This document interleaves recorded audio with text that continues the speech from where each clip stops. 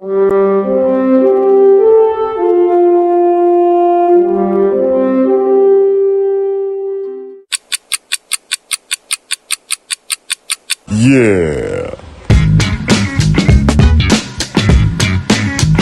War campaign.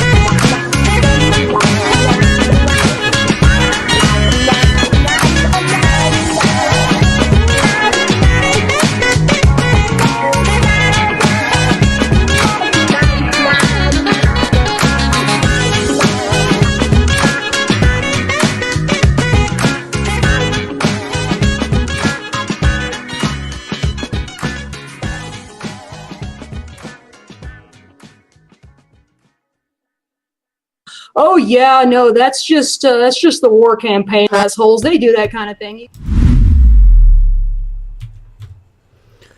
I said, hail the chat, hail brethren, hail all the way, hail. We got hail from Halifax, says Sid Swain. Hail, brother, if you're just waking up like I am and you're freshly showered and freshly shaved down there, then get ready to rock and roll. We got Bozena. She says, hail the chat. Hail, Bozena. Don Boulay, good morning, my fellow Canadians. That's right. We got Dan Marshall all the way from the UK, and he is saying a big hail, brother. That's right. Today we'll be using CPAC. These guys can't seem to run their channel correctly. Okay, if you know what I'm talking about. Yesterday they weren't able to actually get their stream running. Don't explain that one to me, why you can't seem to get your own stream running off your main site, and we got to use other sites to watch the Public Order Emergency Commission, which is what we'll be talking about today. And I've got a couple pieces of news here I want to cover in, as well as I want to say a little bit of an announcement. Next week, the convoy organizers are going to be coming on. Okay, so if you don't know, let me see. I'll show you the list over here. The witnesses for the witness list, Public Order. I've already typed that in before. Here we go. Okay, so the convoy organizers next week. If you're in Ottawa, come down, because it's going to be a lot more interesting. Right now, we've had a lot of Pran talk. Diana Deans, Patricia Ferguson, Craig Abrams. You've seen most of these people over here. I think we still have to go through Thomas Karik, who's a commissioner of the OPP, as well as Peter Slow. That's going to be big. I think he may be Friday. I'm just guessing by what I'm seeing here right now. But next week, we've got all these convoy organizers. So that's going to be very interesting. If you're in Ottawa, I think it's going to look good if we can get people out there right there with us. You know when you see the shot of the whole place and then you see everybody there, I just think it looks good. It looks good to see all that support, to see everybody out there sitting. What do you think, Pat? I think it's kind of motivational. I don't know if you can hear me, brother Pat. Huh. Okay, hold on a second here. Maybe he's... Oh, I think he just rejoined. Okay, let me see here. Hold the line, freedom, says Chair Parker. Absolutely. Because otherwise we get rooms that look like this. Hold on, I'm going to show you what I'm talking about, okay? Imagine this. So here, this is the shot. This is the shot that you get. You want to see this shot over here? Not really. You know, when the convoy organizers are up there, you want to have like an absolute filled up room. That shot where it's like just you and all of your people sitting there. Pan, I'm talking about how, when the convoy organizers come next week, that we want to see this room filled up. Right? Yeah. Good morning, everybody. Yeah, that would be something. It's looking pretty empty, and a little bit sad. What if we turn it into a big party like the convoy? What would they say then? Ooh, yeah. They'd probably kick us all out, wouldn't they? They'd be like, get out of here. And I would love to go down myself. It's not far from me. It's 20 minutes away. The trouble is they won't let you stream from there. They won't let you go live from there. They've got specific rules. They want to be the only ones to broadcast from that room with their own streams. Okay? Don't ask me why, but that's what they want. We got Bring Free Hot Dogs, says Morgan Alexandria. Yeah, that's not a bad idea. Smells like sulfur in there, says Slice Cube. Pan with a pran. Pan with a pran, says Billy D. Can we bring hot tubs and bouncy castles, says Don Boulay. Is there a schedule for who's testifying when? Well, I think we're going to, first of all, we got to finish up today, all right, with Mr. Bernier, Robert Bernier. He's a man with a pran. He started the day basically saying, let me explain to you, people, what a mission statement is. A mission statement is a statement of your mission. It's the encapsulation of your plan. All eventualities, but the very ethos is captured in that singular paragraph, the mission statement. What is a mission statement? And it went on like this for hours.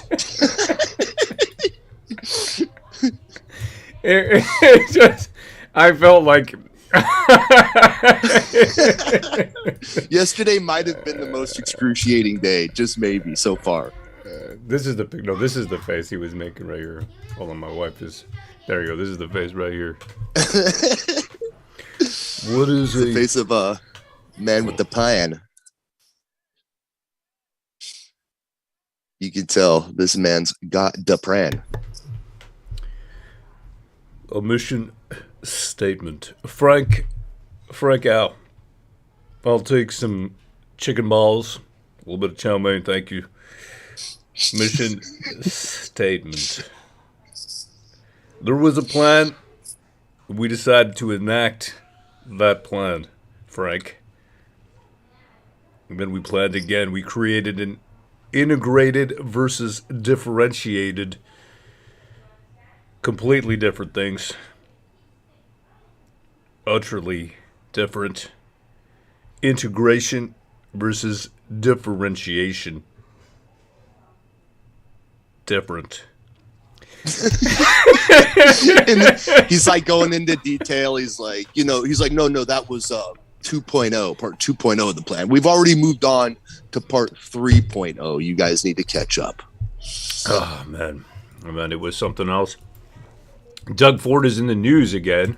All right. And we got a couple things here I'm going to show you here. This is something going on right here, right now. The woke will call me racist for calling this out, except I'm forced to because our politicians and media do not. This happened during Diwali. Okay, you spelled that wrong. I think he was going to write Dollywall. Diwali. You mean Dollywall?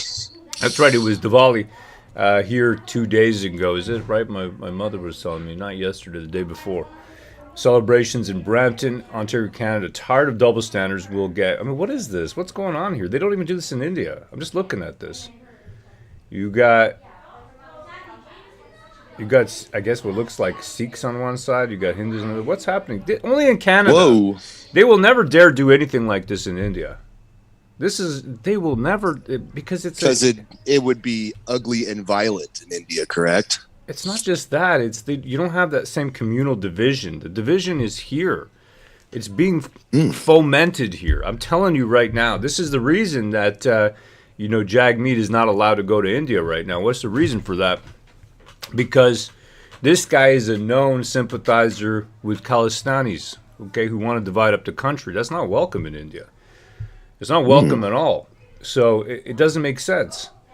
It makes no sense. It's like I grew up going to, Gurdwara as well as Mandir, so I don't understand the difference what these guys are doing. I don't get it at all. So then Jagmeet is the actual extremist here? Oh, yeah. These guys are dividing people up here, and then they're trying to bring that over to India. Indians are not doing that. They don't want to know this stuff. It's not welcome in India at all.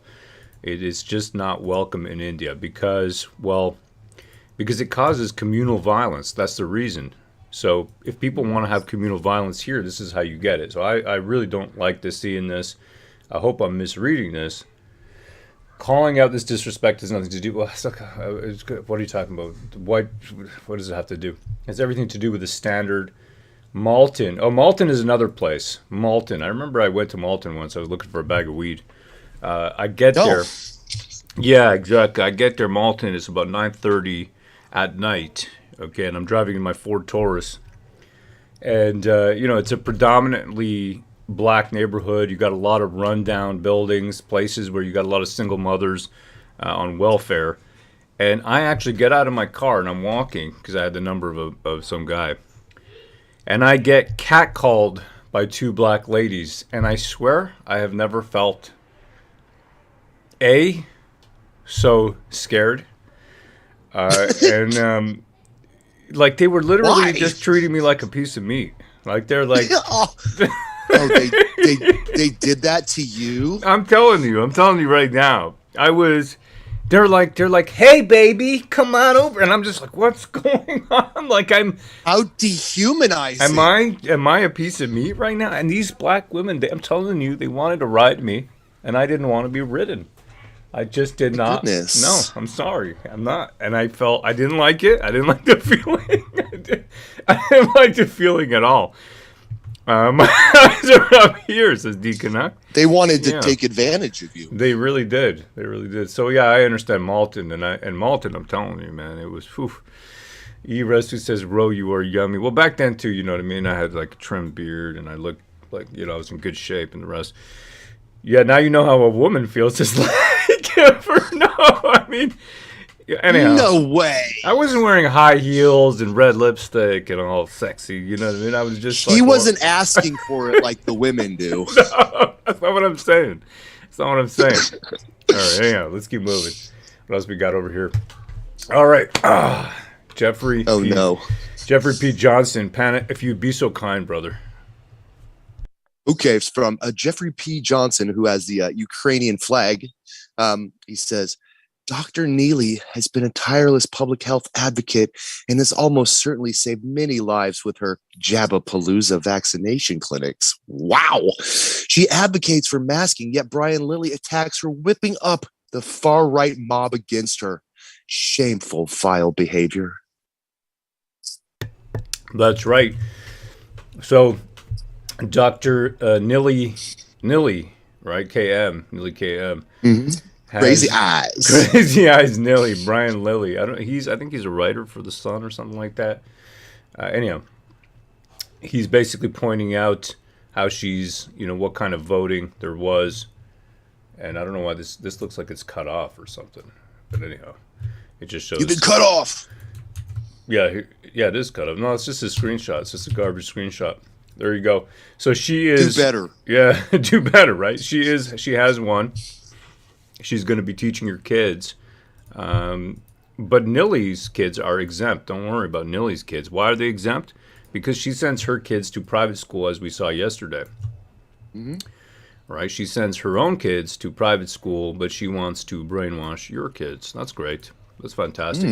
I would have Interesting. I would have no ability to do that. Like, not ability, I wouldn't. The amount of what's the word? You gotta have balls, right, to send your kid to private school and then to get up there and say, I'm going to represent public school. I'm going to be a public school trustee. So I'm sending my kids to private school, but what I'm going to do is I'm going to come here and I'm going to tell your kids what they should be doing, you and your kids, because I know better. And I'm actually interested in the lower classes. I'm interested, and they're not wearing masks, which could affect my private school kid at some point if they cross the street. We got Tara Rayner. She says, feeling fringy, badass, and a bit naughty that I possess contraband. Jerry cans with diesel might need to name this criminal enterprise H2S Mafia. Whoa-ho-ho. Feeling fringy. Hail, sister. And thank you. Appreciate that tip. Feeling fringy? Well, yeah. You're in the right place. You sure are, Tara Rayner. What a beautiful avatar you do possess. All right, let me see over here. What else we got going on? It is Wednesday morning. We got Johnny Boy. Hail, Johnny Boy. He may be in the chat right now. He says, this is laughable. We also want what's on the list and not shadow ban for who you support or don't. As for transparency, Twitter has been about as transparent as a Highland fog in winter. So, okay, so Zach Cantor, take it away, man. Okay, so this guy says, if Elon doesn't meet these demands, there's a real risk of many employees quitting. Some estimates say up to 75% of them.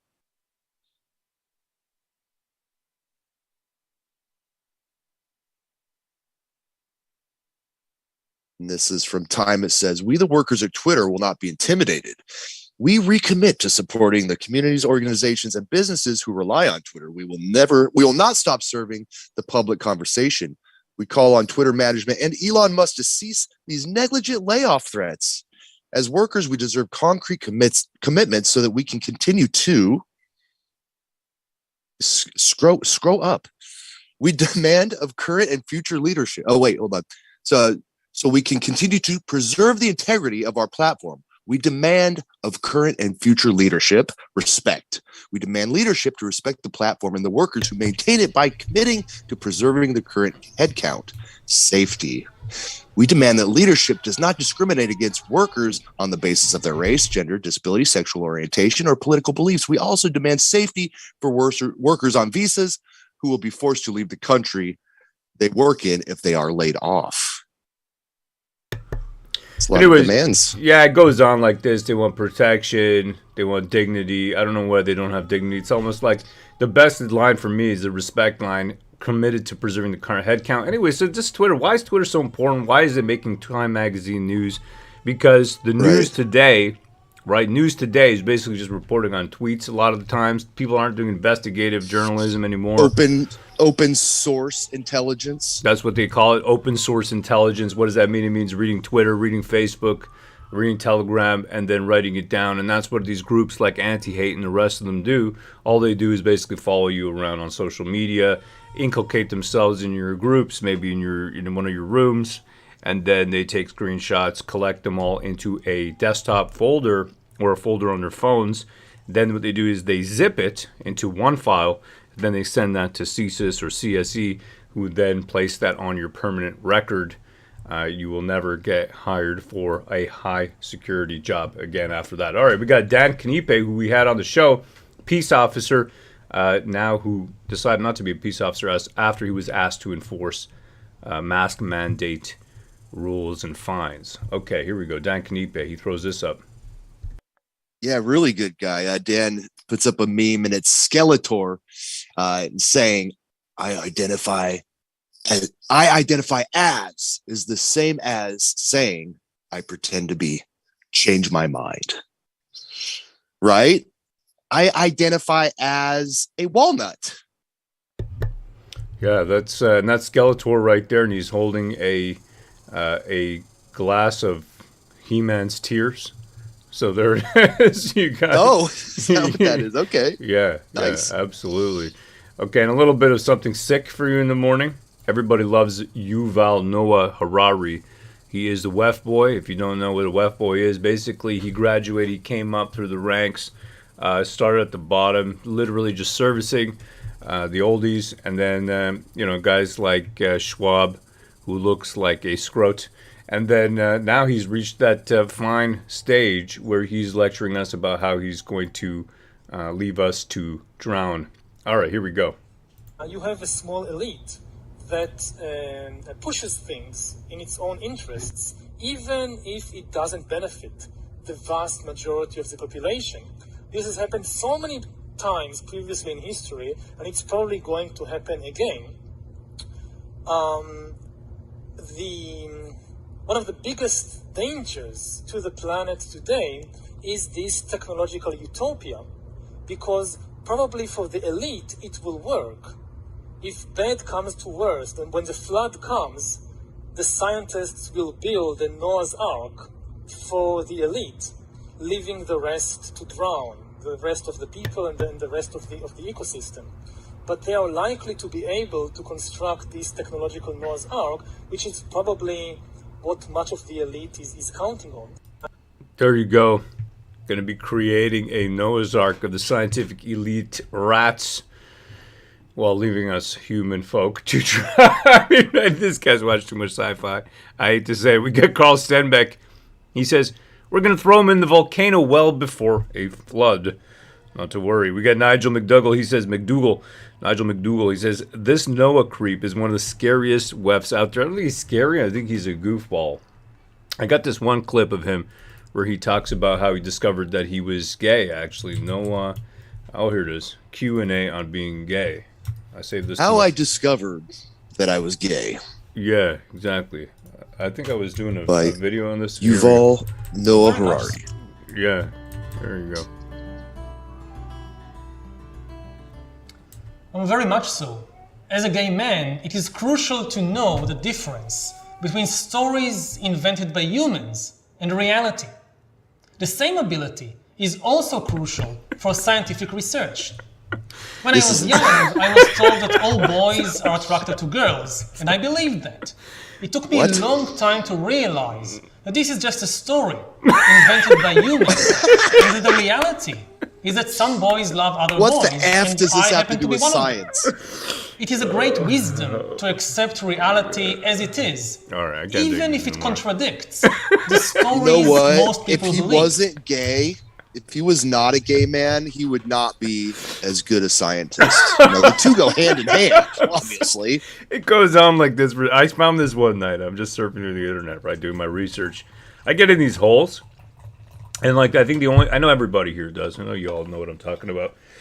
Where you start researching, you click, you keep clicking. Before you know it, you're reading like some theory, like some manifesto somewhere, and you're like, wow, this really makes sense.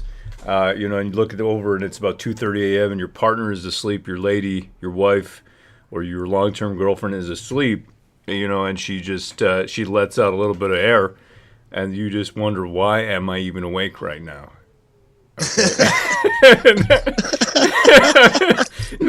You've all been there, right? He says that's what we call the Spurg hole, when you go deep into a topic like that. Exactly. So that's what we're saying over here. And this is a great point. UBEU says, loving boys, not men. Absolutely. I noticed that too. Here, let's hear that. Love other boys, and I happen to be one of them.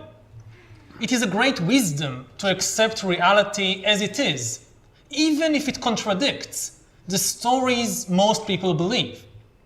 Similarly, many people say that there is a great big man in the sky who gets very angry if two men love one another. But this is just another imaginary story people invented. If two men love one another and they don't harm anyone, what could possibly be wrong with that? No big man in the sky becomes angry about it. The only ones who get angry are all kinds of priests and rabbis. Scientific research is based on exactly the same insight. As a scientist, I constantly ask myself, what is reality? Why am I gay? That's what I ask myself. Yeah, I mean, right now, okay, he's talking about his own experiences against, religion. People invented about the world. As it is best to believe reality. I think this lesson has made me a much better scientist. Did your scientific research affect your sexual Science identity? certainly helped me to accept my sexuality as it is. People often say that it is unnatural to be gay, that nature wanted males to love females and females to love males, and gay people break the laws of nature. Scientific research taught me that this is utter nonsense. He's a very, very angry person. That's all I got to say. This guy is a... He spends way too much time justifying his gayness. I mean, what's up with that? There's like a Borat moment there. He's a great big man in sky. It sounded just like Borat, if you've ever seen that movie. Yeah, he's a big gay egg. My dog might be gay, says Terry. I mean, he's an angry gay. He's a big gay angry egg, That's just what he is. And, Why are they all eggs? I don't... He doesn't believe in God, says Bon Pearl. Well, that's it. He doesn't. They believe that... Man, all I got to say is I hope you never have to get to the point where you got to pray, Noah, because this stuff will break you, man. That's what it is. Very angry. Unnatural behavior. Anything that exists is by definition also natural. Is traffic laws, and then people break the law and say that you cannot move faster than the speed of a galactic traffic policeman. A galactic. I'm sorry. Wow. And he said, by definition, anything that exists is by definition normal. That's not true. That if you drive at twice the speed of light, a galactic traffic policeman will stop you and give you a ticket. I can't take any more of this. A great big gay traffic policeman in the sky will stop you and give you a ticket. Wow. That's what this guy. That's the WEF. That's the WEF for you right there. That is literally the WEF. All right, let's see if these guys have started so that we can cover this. Man, my kids are really going today, huh? I'm telling you, brother. Whew, they are loud today, man. Early morning festivities at Rose House. Yeah, man. Live in a minute. Okay, it says live in a minute. Let's see here. October 26th. There you go. I prefer to use CPACs because these other guys are not able to keep their streams up. I was using the official stream, but they can't seem to keep their streams up. Don't ask me why. Right? Yep. They have technical difficulties. They're supposed to be the efficient, Canadian government, but they're a little bit inefficient. Nobody in the galaxy wants this guy. Nobody, says Snakes and Doggies. Vikram Singh, okay, I will. Oh, I missed that. He scrolled up. Let's say the guy by the lake, the kid has some pipes. Keep shouting, little homie. All right? Yeah. That's I don't know which one is shouting and screaming. This, I'm telling you, man, it's just... My life, my world, the world that I live in it's a chaotic world. It really is. I want to tell my kids, I want to give them that story and be like, there's no great big... See, and also off of CPAC, it's much more high definition too, which is interesting. Nice. Yeah. Okay. Good for CPAC. Yeah, it is much more high definition. And they're not cucks like the CBC. Yeah, well, I mean, CPAC I think it's run by the government, CPAC. So they're probably cucks. Yeah, they're probably cucks. Picture in picture, what is this? What else we got here? I don't know. What these guys can't run their own site. I'm telling you, I can tell the difference in the bitrate. It is definitely better here. All right, let's see here. Full screen, exit full screen. What else we got here? Yeah. All right. You must invite chaos to make change, says Terry. Rowe doesn't last long, and you will cherish these days the older the kids get. I know. You're right, brother. Absolutely. Absolutely, Don. Yeah, I will. No, I'm happy, man. I'm really happy. I really am. Let me see over here. Why does CPAC have two logos in the bottom right corner? Order à l'ordre.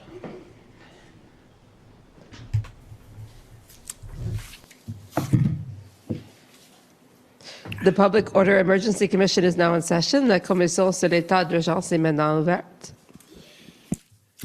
Good morning. Bonjour. Okay, are we ready to proceed? We are. Counsel? Superintendent Bernier, please.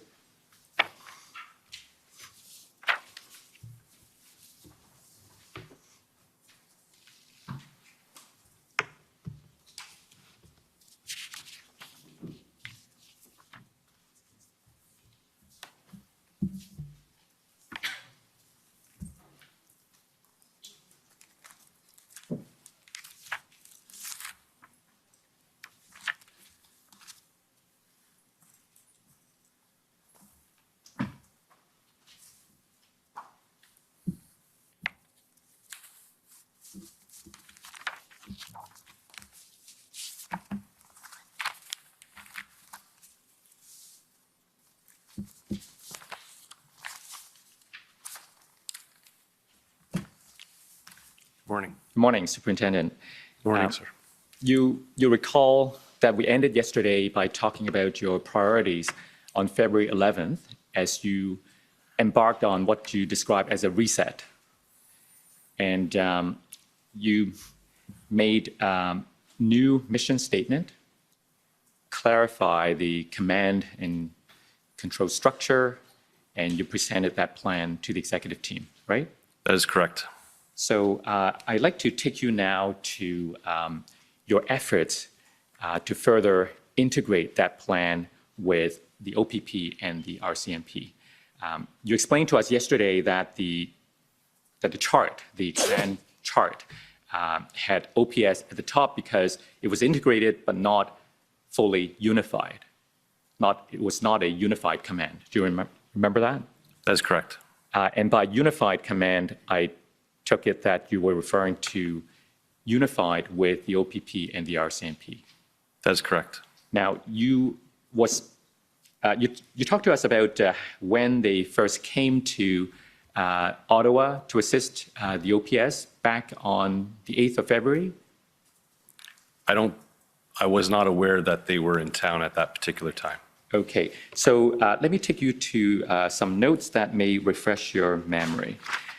Could we go to OPS 408420, please?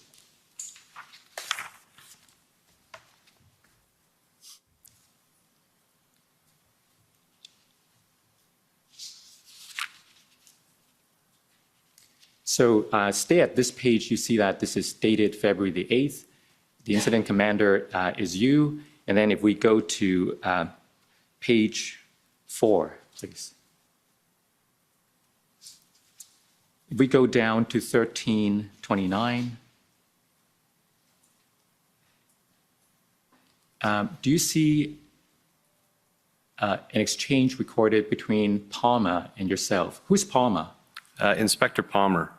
She was the inspector who I was working jointly with in the Service Command Center. Right. So there's a notation from her to you that outside agencies who are attending to assist are requesting to have OPS operational plans ahead of attending. And you spoke a little bit about your involvement in trying to gather all the various plans in order to assist in that process yesterday, right? From my experience, I had an appreciation that if outside agencies were coming, they would be requesting to see the plans. So were you aware that this group, these outside agencies, were coming to Ottawa as of the 8th? Outside agencies refers to all the different police agencies that were already assisting us in town, including the OPP and the RCMP, as well as other municipal services that were in town. I did not know that we were talking about an integrated planning cell. Ah, I see. So if I take you now to your summary, the witness summary. Yes. At page 16, please.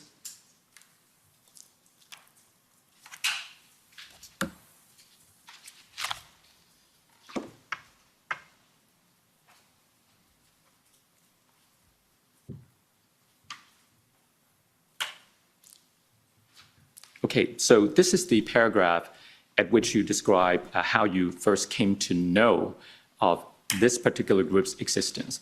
On February 12, OPP Chief Superintendent Carson Pardee and RCMP Superintendent Phil Liu phoned Superintendent Bernier and informed him that an OPP RCMP integrated planning team was in Ottawa to assist. Superintendent Bernier learned from them that the integrated planning team had been in Ottawa since February 8th, was based at RCMP's National Operations Center, and was assisting OPS to develop operational plans.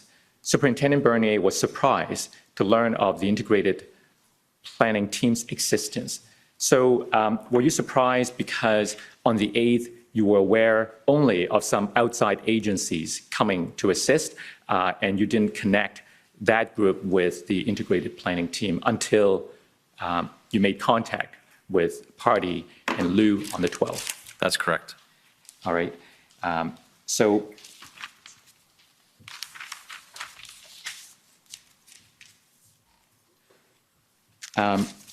if I could take you now to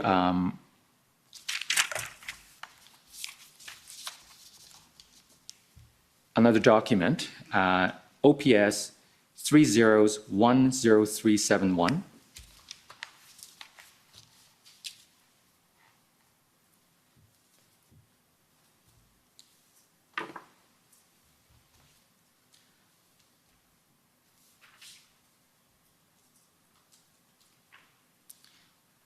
So these are, again, scribe notes, I take it, and you are now the event commander designated with EC. If we go to page 11, please. So this is dated February the 12th. If we go to 11:58, we see it on the screen. There was a call between you and RCMP Officer Liu. Said, slide up prepared by Darwin. Understand NOC stood up.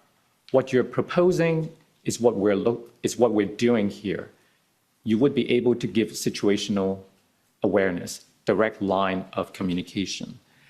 Tell us about this conversation. So during this conversation, I had my first interaction with Superintendent Liu from the RCMP, had an understanding of what their role was here to help us. And based on the conversations that I'd had and gave them a briefing on the new mission statement, the steps that myself and Inspector Springer were taking as part of the command table, and understanding that it was going to take a day or two to get the proper people around the table that we were looking for. Some were coming from other parts of the province. That based on what I was proposing and telling Superintendent Liu that it was aligning with the framework that they were setting up at the RCMP Leakin building, which they're referring to as the NOC.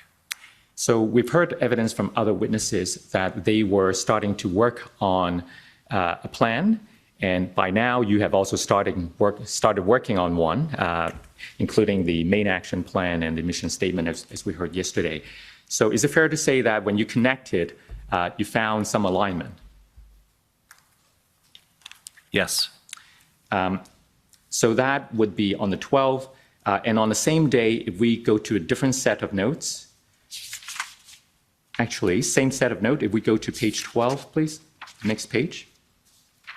At 12:33, we see a notation, 12:35, the next page. Go down. So there was another conversation between you and Liu. This is from you to Liu. Once I have legal approval, we'll send it to you with main action plan and objectives. See how you can fit this into a plan. Tell us what this is all about. So in this particular case, language is very important, and I understand that the word approval is in there.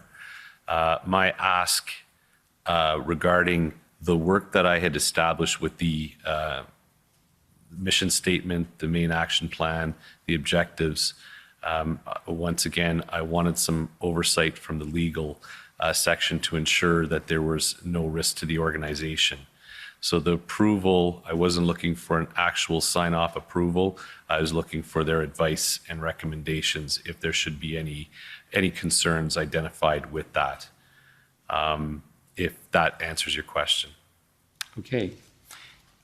Yes, it does. I understand that later that day, at around 3:10 p.m., there was a meeting between the OPS command team, including yourself and the former chief, with other members of the integrated planning group. Am I right? That's correct. So let's talk about that meeting. If we go to your interview summary at page 16.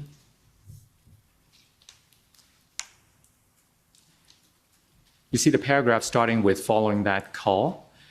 Superintendent Bernier participated in a 3:09 p.m. call with Chief Slowly, Deputy Chief Bell, Acting Deputy Chief Ferguson, OPS General Counsel, Ms. Hunold, and RCMP and OPP members of the integrated planning team. At the start of the call, Chief Slowly discussed the role of PLT.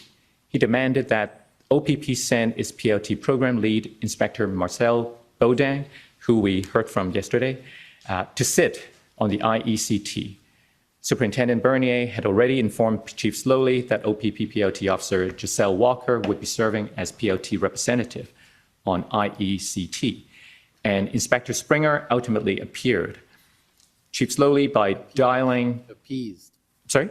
Appeased. Appeased. I'm sorry. Inspector Springer ultimately appeased Chief Slowly by dialing Inspector Bowden into the call. Chief Slowly next asked if OPS had integrated its PLT strategy with public order planning, and Superintendent Bernier reminded him that both POU and PLT were members of the IECT. Now, is that accurate? That is accurate. What is the IECT again? It's the Integrated Event Command Table. Okay. And that represents that organizational chart that represents who's sitting at that table. The one that we saw on the screen yesterday. Correct. So the next paragraph, as the meeting progressed, Superintendent Bernier repeatedly asserted his autonomy as event commander and attempted to limit Chief Slowly's interference with that role. What kind of interference were you getting?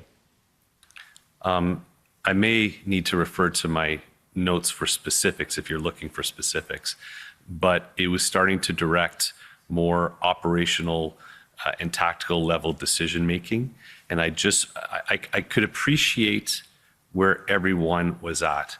We were evolving into this new state. We're trying to do a reset. There's a lot of people who were in a particular frame of mind at that particular time. And I just wanted to reassure and instill confidence in everybody that I did have it at hand, and to trust what I was going to be doing and what I was going to be putting into place. Right. Now, if we keep reading, for instance, when Chief Slowly attempted to establish timelines for immediate action within the next 24 to 48 hours, Superintendent Bernier responded that he was working with Chief Superintendent Party and Superintendent Liu to develop a plan, and that they would implement the plan once it was finalized.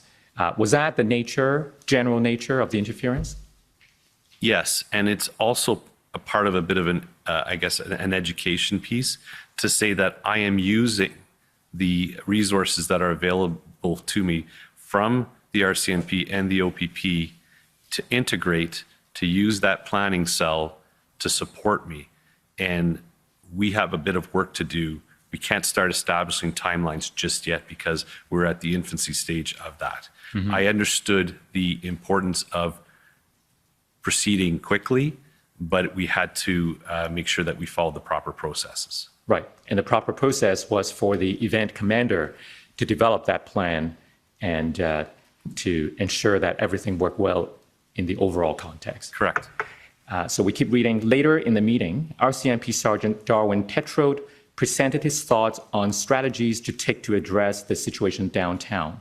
When Chief Slowly asked Sergeant Tetrode to send documentation on his proposal, Superintendent Bernier interjected and informed Chief Slowly that he had created an IECT and had the people he needed to develop a plan. Now, does that accurately reflect what went on at that meeting?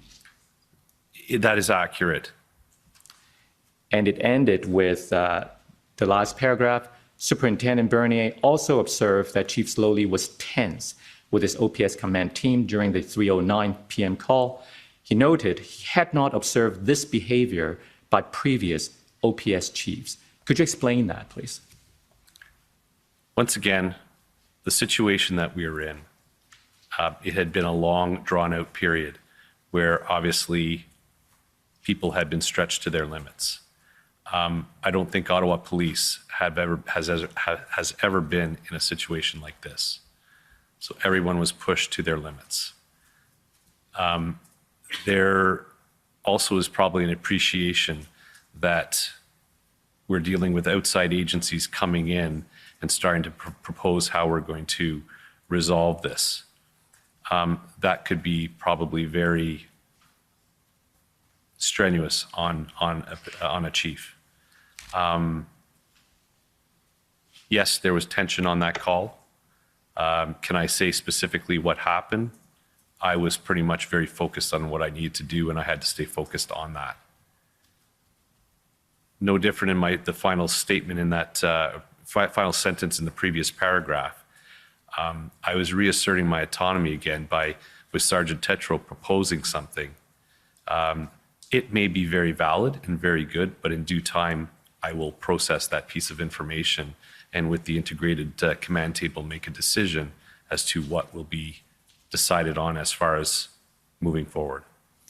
Now, you told us yesterday that you've served over 28 years with the Ottawa Police Service. That's correct. And what you're saying here is that you had not seen this behavior under any previous chiefs. I had not witnessed with any of the previous chiefs that we've had with the Ottawa Police. And by this behavior, what were you referring to? The level of involvement and direction at the lower operational and tactical levels. And I have not witnessed perhaps the intensity or the behaviors that Chief Slowly was showing amongst the command team. Mm-hmm. Now, this was a meeting attended by many, and there were different sets of notes made by different people. And in fairness, I want to put to you another set of notes taken by someone else. This is OPS 3010638. Do you know anyone by the name of Vicky Nelson? Yes. Who is Vicky? She's in legal services at the Ottawa Police. Okay, so it appears that these may be her notes. So if we can call up this document and go to page 6, please. Can we make it larger? I'm looking for, can we go down? Right. So you see that these are notes of that meeting. And do you see the part where it says, it talks about PLT? PLT team is here for you, 100% committed.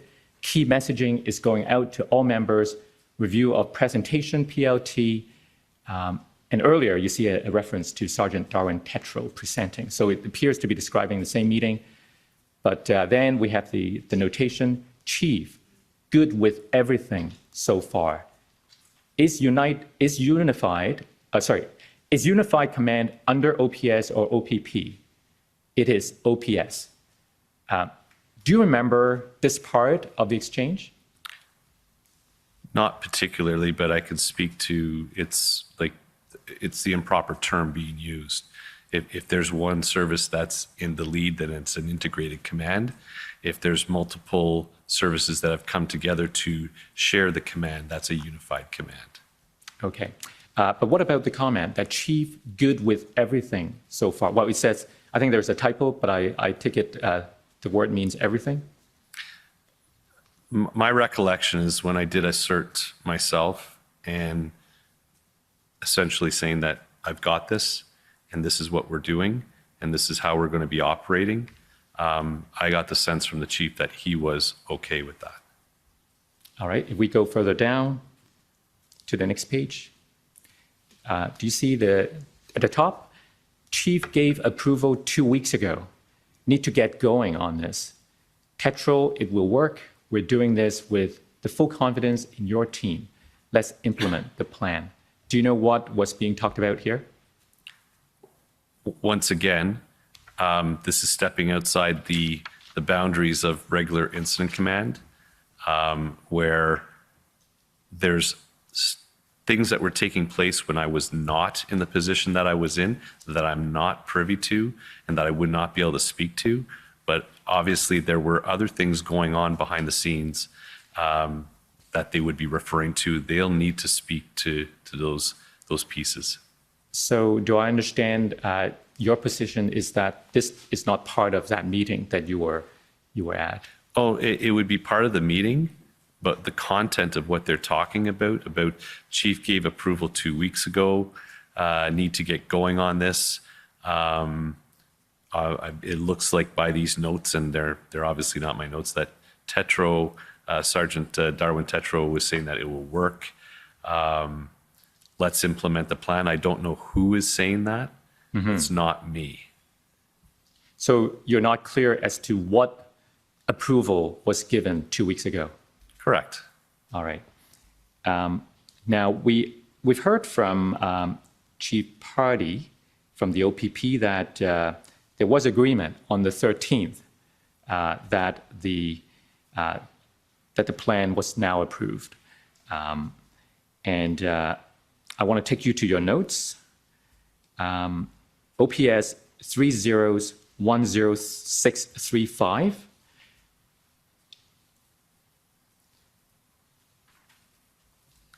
At page 20.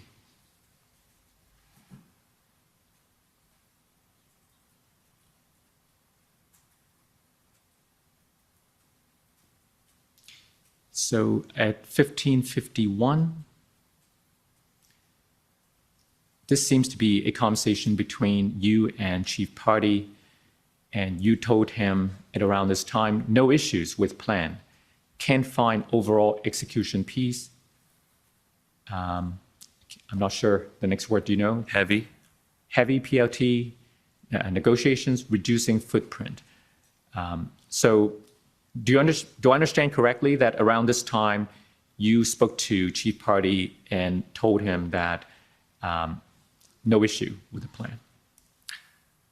So if I can put everything into context with this, the integrated planning cell, based on the information that they had, the conversations that we had with the mission statement, main action plan, and that overall phased approach had been discussed. I was very appreciative that we had that integrated planning cell with some very experienced plan writers to be able to create a document very quickly. But there needs to be an appreciation that although the overall strategy is going to be a heavy PLT, negotiations and communication piece, we have to prepare right now and start putting all the pieces together for a public order action if that was not successful. So in this comment that I make that the overall execution piece is missing, it's a fair statement, and it's not any criticism on Phil Liu or Chief Superintendent Carson Party. Is because we had just put this team together, and there was a lot of discussions that need to take place between all the people at the table, whether it be investigations from an authority standpoint, public order to what they need and propose as possible action plans, what does PLT need to do in the meantime to hopefully negotiate and communicate them out of the area. There's a lot of pieces but I really wanted to work towards a meaningful execution piece that's going to lay out from start to finish how we were going to return Ottawa to a normal state. Right. So if we scroll down a little, after you said that to Party, he said, this is coming next, commander's intent, and you said, good with approving plan with some minor changes. Correct. So was that where it was left? The that afternoon? That is correct. My conversation with Chief Superintendent Party, we were very much aligned. He understood that although there may have been some planning and discussion with Darwin Tetro, that he understood and appreciated that we were taking a pretty larger, wholesome approach to this, and that they will be supporting us moving on to building out that execution. So the plan that we agreed upon is how we are now going to be integrating everything moving forward, and that was going to be the concept of operation and the framework that we were going to be operating under. And just so we're clear which plan we're talking about, can we go to OPP 401851?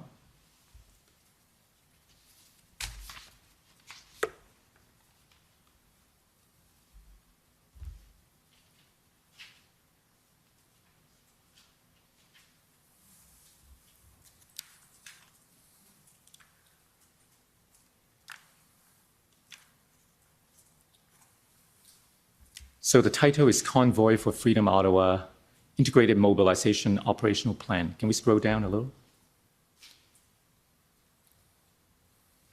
Next page. So it's dated, document version, February 13th, and plan written by, and then there's some, here are the components of the group. It was signed by Chief Party, it appears, on the 12th. Is this the plan that we're talking about? That is correct. Okay. I want to ask you now about the former chief's perspective on this plan as compared to the earlier plan that we saw yesterday, the one labeled 3.0, I believe, dated February the 9th. How did you view these two plans, or if they are different at all? So the main difference between the two, with the 3.0 plan, at the time that was developed under the event commander of command of Superintendent Patterson, I am not aware that there was any sign-off approval on the document that document was adopted. The difference between the two is that this document is under the event commander has the approval on this document as we are adopting this. Right. Now, you told us about the mission statement that you drafted on the 11th. Was that now reflected under this plan? Yes, it was. There are other differences too that we don't have time to get into. But in terms of the former chief's perspective, you told us the following during our interview. Can we go to page 20?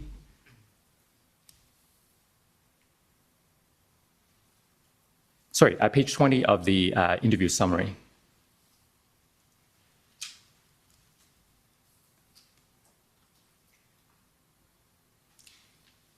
You see this paragraph that starts with on February 14th. We go down to about the sixth line. Sorry, I mean it's at the same paragraph. So do you see the part that starts with, so about the third word in, a few lines from the top, Superintendent Bernier also observed that Chief Slowly was happy with the February 9th plan and that it may have been challenging for him to accept the February 13th plan because it threw the February 9th plan out the window. What did you mean by that? Probably speaking a little bit freely with terms of out the window. The sense is that Chief Slowly gave the direction of building that February 9th plan. So as a chief, I would imagine this was very difficult to have another organization come in and develop a new plan. I am not fully aware of the integrated planning team's use of the February 9th. They may have been aware of it, used it, took portions of it, and adopted it into their plan, which is completely fine. Because at the end of the day, the plan that I approved for the integration piece was that 13th of February plan. But I think the chief was challenged with, why was my plan not used? And that's what I'm referring to. So when we think of the February 9th plan and the February 13th plan, what's the best way to describe them? Should we consider the February 13th plan as an evolved version of the February 9th plan, or would you characterize them as different plans? I would characterize them as different plans. Why? In the structure, the content, what was placed in that SMEAC format that we discussed yesterday, things were aligning a lot more with the proper structure of an operational plan, as well as I indicated that I had identified that we actually had to build out that particular section, the execution, because it was not to my satisfaction at that point. Right. Now, I think we saw when we had the February 13th plan up on the screen that on page 2, I believe, there were signature lines on that page. And do you agree that this plan was signed off, approved on the 13th? Yes. And we've heard from Chief Party that on the 14th, notwithstanding the sign-off and approval on the 13th, that they identified ongoing issues with the integration or the working of the unified command. And he identified 3 issues in particular. I want to ask you about each issue and get your perspective on it. The first one is that Chief Party told us that the key issues dealt with through the day on the 14th related to the OPS need to have their lawyer approve the plan. So we saw earlier an example of legal review. That was on the 12th. But Chief's Party is now speaking of a legal review issue on the 14th. Are you aware of that? Yes, and I think in appreciation of where everybody was at on the 14th and the evolution that was taking place, there was a lot of changes happening, and we are trying to develop the proper model, proper people in the right positions. A lot of transitioning was taking place. So I can appreciate where a team that would be at Leakin, and on this particular day, I was at the RCMP building, which we call the NCRCC, the National Capital Regional Command Center, which is in Orleans, and we were not actually co-located. Things were happening within our own sides, and as well, you have to hopefully also appreciate that we're coming out of a period where there was that insistence on chief and legal approval. Those terms were terms that we were trying to transition out of and change that framework. My full intent, and may not have been fully communicated to Chief Superintendent Party, which no one is to blame, that my reason for asking for legal advice is to get a set of eyes on that, just to ensure that I'm not creating risk for the organization. There were a few things going on that day and in the days prior between a state of emergency in Ottawa, a state of emergency in the province of Ontario, as well as some negotiation and some agreements being made from politicians at the municipal level.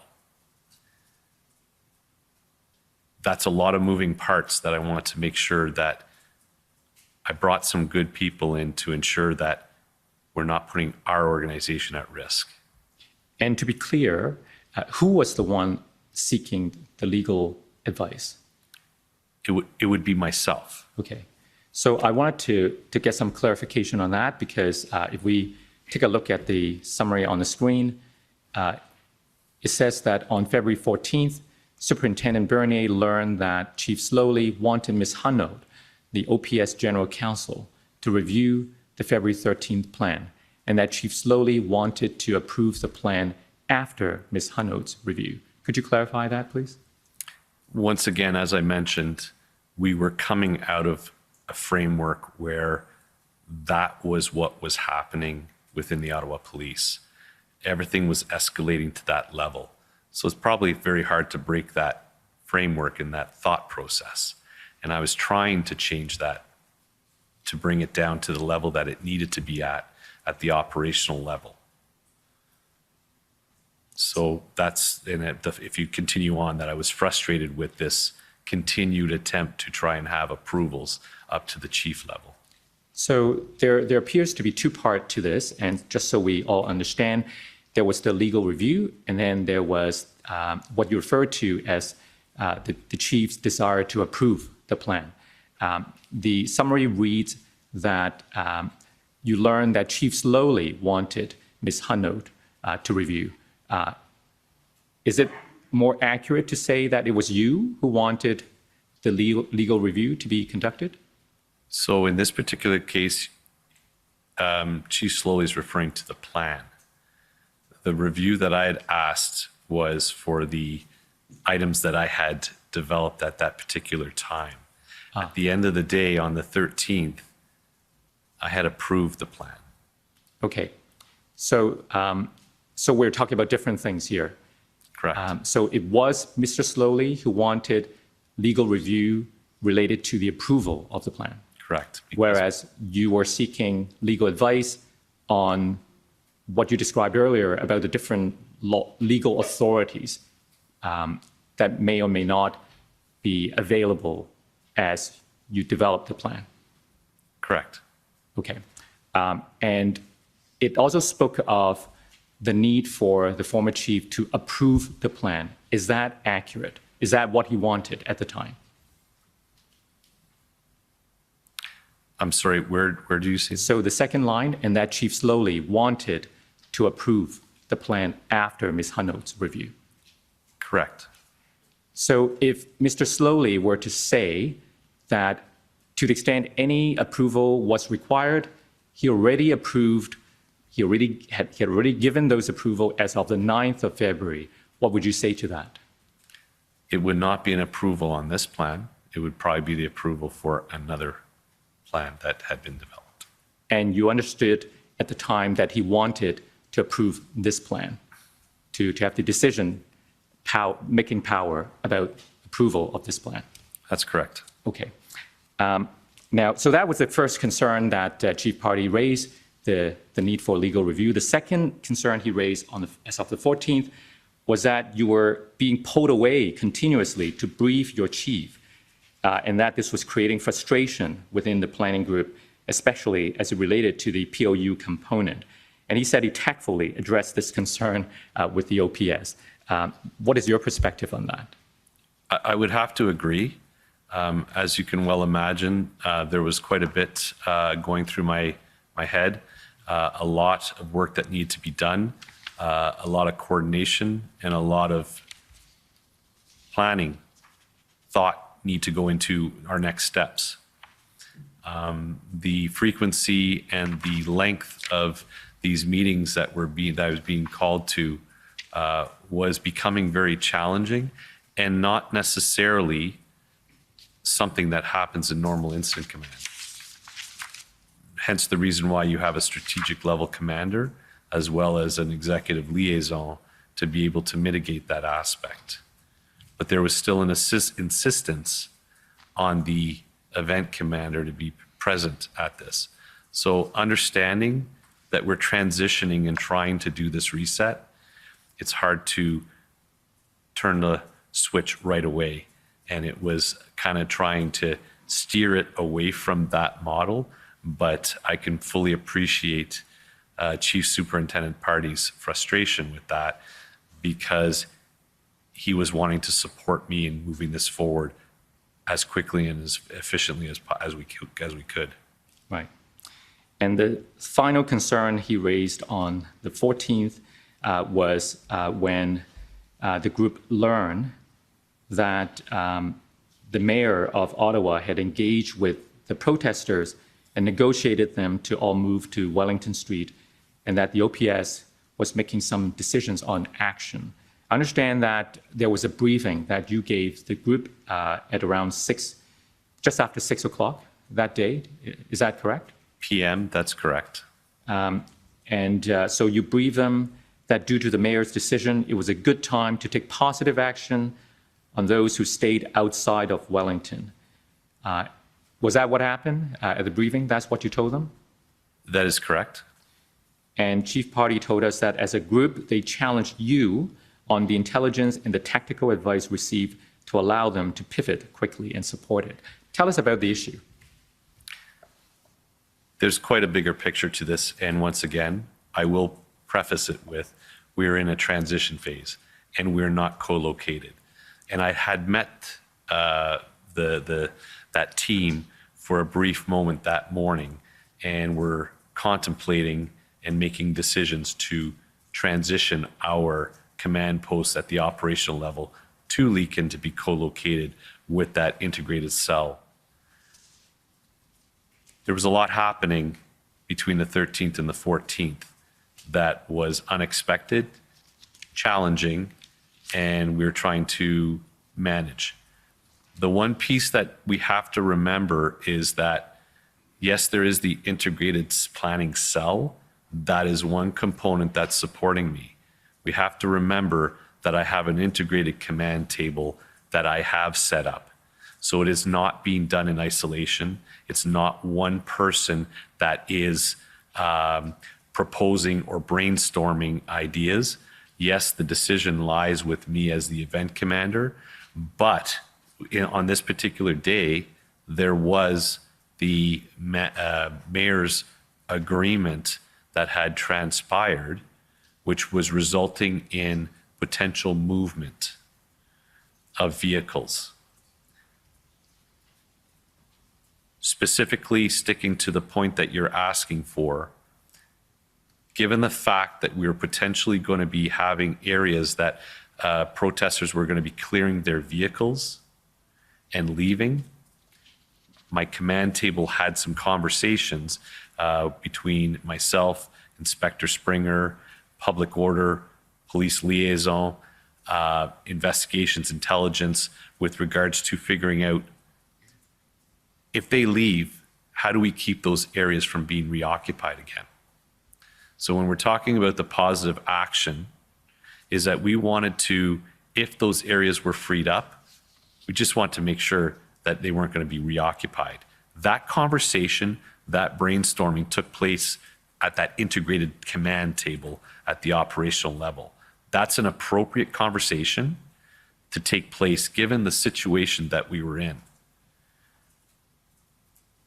Fully utilizing all the resources at hand, we had to come up with a egress plan for any of the vehicles that wanted to leave as a result of that agreement to ensure that it was safe and non-impeded to get those vehicles out of the downtown core.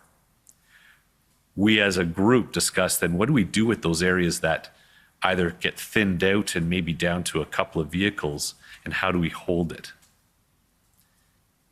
At the time, and based on the infancy of our group, we brainstormed that it would probably be a good idea to try and implement some strategies to hold those areas. That was communicated to Chief Superintendent Party and Superintendent Liu by phone, and I definitely sensed concern on their part. They voiced their opinion, and I took that away. Once that call was completed, we actually somewhat put a pause on that given the advice, recommendations, food for thought. I do have to say that Chief Superintendent Party, regardless of perhaps his strong conviction of maybe this was not a good idea, he still reassured me that I had his full support and that full team support on the decision that I'm going to make, which was very reassuring. But I was utilizing the integrated model appropriately and listened to the people who were talking to me. When we met face-to-face the next day, By the next day, do you mean the 15th? the 15th, where now we've moved our command posts and setting up our command posts, we had a meeting with the strategic level and had a wholesome conversation with this, which resulted in a change in direction. What was the change? The change in direction is that we were perhaps utilizing resources not to the most effective use in order to preserve the right resources to have in place for the bigger picture action plan within the next set of days. Nothing determined at that point, but to refocus ourselves on that maintenance, stabilization phase in order to get the focus on the communication, focus on the PLT action, getting our officers rested, getting other resources in town, and develop the plans we need to if the negotiation communication does not work. Now, let me take you back a day or two to the 13th, because I started by asking you of the events on the 14th, and you started giving us the context and how it developed over the next into the next day. But am I correct that it was on the 13th of February that you first came to know about these negotiations between the mayor and the protesters? That is correct. If I could take you to the document OPS 3010635. Do you recall a meeting at around 1 o'clock or 1:15 on the 13th regarding this issue? So if we could go to page 10, please. The date, as you see, is February 13th. 13:15. I'm looking for the reference where At 13:20. yeah, can we go there? So meeting, city manager, perhaps you're better at than me. Sure. The city manager basically stated that mayor involved in negotiation to someone who has ability to communicate with core organizers. If we keep going, I'm looking for the part where I think there was a comment from you that this actually accelerates what we wanted to do. Yes, Do you remember that discussion? correct. Tell us about that. So essentially, if I can put into context, what I'm being informed at this point is that the mayor is wanting to develop a letter to present to organizers to say, if you leave, and I think there was some concession to remaining on Wellington for a period, that if they were willing to leave, that he would have a meeting with the organizers at a later date. This aligned with what was taking place in other parts of the province and the country at the provincial and the federal level, where the public safety ministers were offering to draft a letter to protest organizers to denounce their protests and to leave.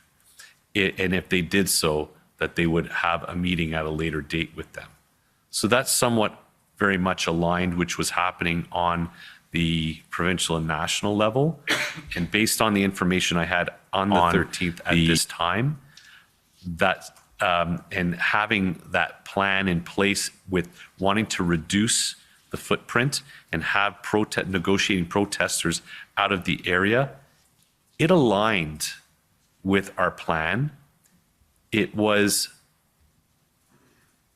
potentially challenges that come along with this when you're talking about political agreements with protesters. However, I can only control what I can control, and if this happens and people leave, then that is a benefit to the operation, and that I would be they're good with it because there's nothing I can do about it. And in your interview summary, you explained that neither the city nor the OPS executive had informed you of negotiation before this. Is that correct? Correct. From this point on, that I was not really aware that of that dynamic going on. Right. And you told Inspector Springer that OPS should stay clear of the negotiation because political influence and political negotiation could adversely impact the police operation that OPS was preparing. The optics of the police involved with politicians in negotiating with other parties, the optics could pose challenges to us. And in the interview summary, you went on and gave several other explanations as to why you were concerned about this. But in the interest of time, I won't take you to all of those. Do you agree that those contents in your summary is accurate? Yes. Okay. So let's move now to an area that I really want to ask you about. And the context is this. You've told us that the plan was signed off on the 13th. That's before the federal government invoked the Emergency Act on the 14th. But when the final operation was launched, as I understand, on the 18th of February, that was after the invocation of the Emergencies Act. So I want to ask you about to what extent the invocation of the Emergencies Act was considered in the process of planning and how it affected the way the operation was carried out. So let's take it step by step. It may be that we can start with what you told us in your summary. If we go to your summary, to page 22. So you remember that during the interview, we asked you about your thoughts on both the provincial emergencies measures, the Emergency Management and Civil Protection Act, as well as the Federal Emergencies Act. So if we look at this paragraph here, Superintendent Bernier stated that the February 13th plan did not rely on powers granted under the EMCPA. That's the provincial act, right? Correct. And that the federal emergency declaration did not significantly impact his planning process. Superintendent Bernier did not know that the federal government was going to declare a public order emergency on February 13th. I take that to mean that on February 13th, you did not know that the federal government was going to declare a public order emergency. And you stated that you would have carried out the police operation whether or not the federal government declared a public order emergency. Explain that to us. The plan that I was developing was based on existing authorities, whether it be under the provincial, federal, or common law authority, to act. This is what takes place on a daily basis on those larger type events. We have to leverage those particular authorities that exist. The plan that I was building with my integrated command table and the advice that I was getting and having the right people from the right backgrounds providing their input, I was satisfied that we were going to have all the authorities we need to take action if the communication and the negotiation piece of our stabilization plan was not successful in having that area cleared and the city returned to a state of normalcy. And in this paragraph, you actually refer to some of those authorities that existed apart from the emergency powers, such as, you said, authorities under common law, municipal bylaws, and provincial and federal statutes. You also noted the criminal code and common law authorize police to control access to an area during an ongoing police operation, and that the Highway Traffic Act permits police to seize and tow vehicles that are abandoned or obstructing roadways. So I wanted to ask you about, first of all, the so-called exclusion zones.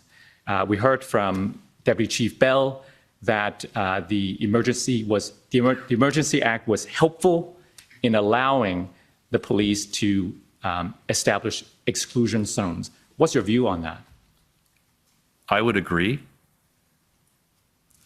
Although that we were planning under the common law authorities to create a zone where we could operate safely for both the police and the public, the secure zone options that were offered through the Emergencies Act was a benefit. It somewhat provided a framework, a legal framework that would be a lot more understandable for our members, for the community, and in fact, the protesters as well, understanding what was taking place when we were going to put that secure zone into effect. So is that why you would consider it helpful to have those measures under the emergency measures regulations? Anything that's going to contribute to mission success is a benefit. Were those measures necessary for the ending this occupation or protest? Hard for me to say. I did not get to do the operation without it.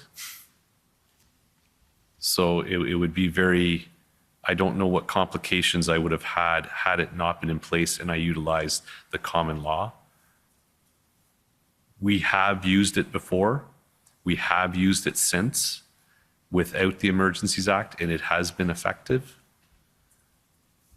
But I cannot speak for this particular date or that weekend operation. Had I not had it in that fashion, what would it look like? Hard for me to say. And the other area I wanted to ask your thoughts on related to the ability to tow trucks. If we go down the page a little bit. So this paragraph that starts with, Superintendent Bernier stated that he did not need to rely on powers granted under the Emergencies Act to compel towing companies to supply trucks or drivers to the police. He stated that this was unnecessary because by February 13th, OPP had assembled 34 tow trucks with willing drivers.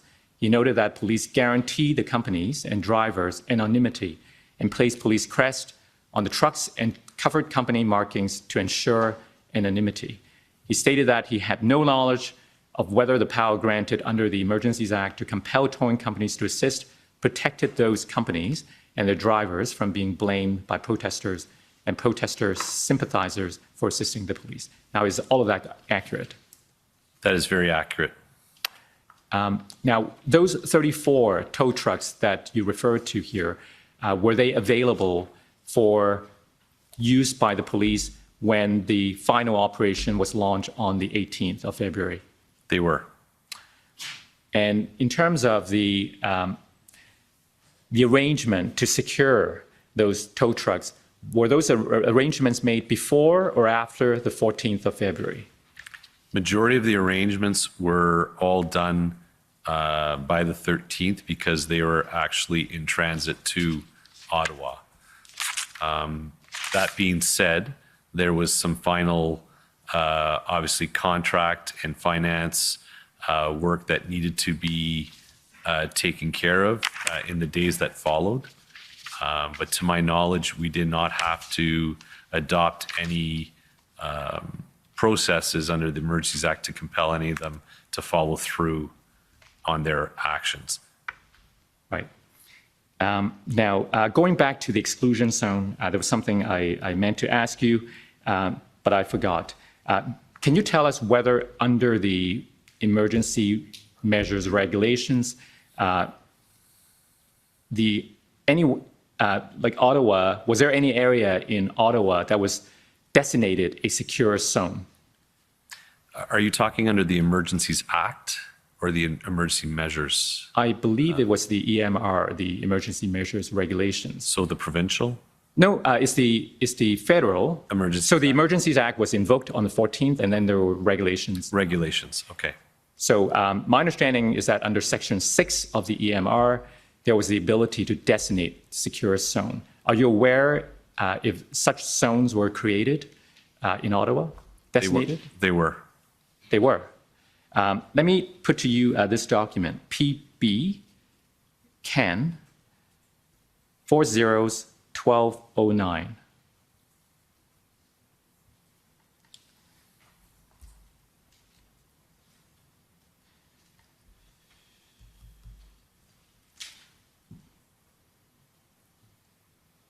So pb.can.401209. So these appears to be speaking notes regarding the emergency measures regulations. I believe there was a date at the top, February the 25th. So if we go down to page 3, please. Under the headings, if pressed on why Ottawa was not designated a secure zone, there was a bullet, a designation was not required in Ottawa because the assembly was already unlawful. As a result, the police were able to establish a perimeter relying on the emergency measures regulations and other existing legal authorities to secure and maintain control of the area. Does that refresh your memory? Well, I'm not quite sure, may not fully understand what a designation, if that means that the public safety minister had to actually sign off on a particular area. We did have some discussions on a particular date. I'm going to say on or about 16th, 17th, 16th probably, where we had a meeting following the understanding of the regulations and the availability of a secure zone and the need to get the public safety minister to sign off on a particular actual area. That may be what the designation means. After further review and discussion with the minister's office and legal, it was determined that the police should have the flexibility to designate, expand, or contract or move based on as the operation goes, as opposed to have a fixed area which is with no flexibility.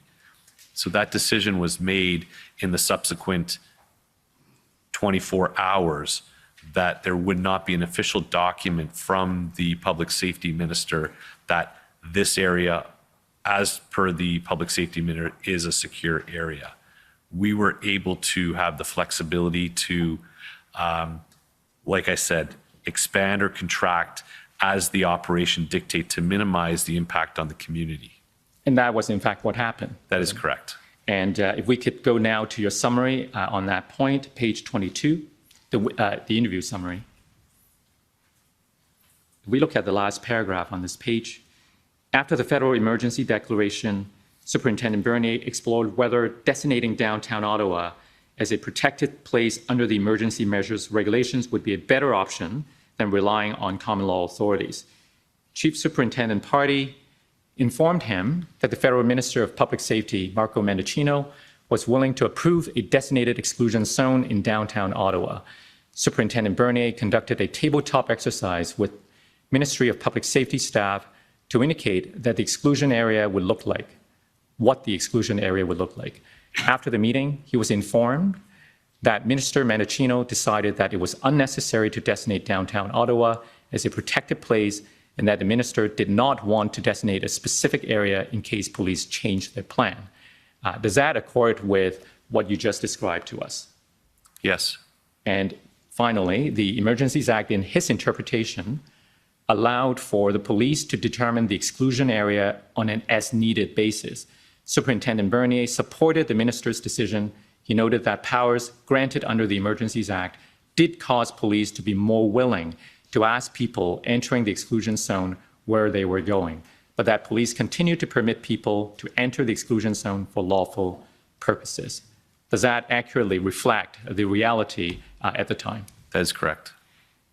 Now, I want to turn finally to how the plan was executed. First of all, the February 13th plan continued to develop over the next few days until a final plan was signed off on or around the 17th. Am I right? That is correct. And just so we are all clear what plan there was, I want to show you. Do you have the document number? February 17th.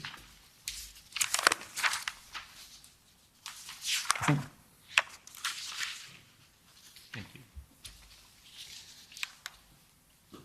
So if I can take you to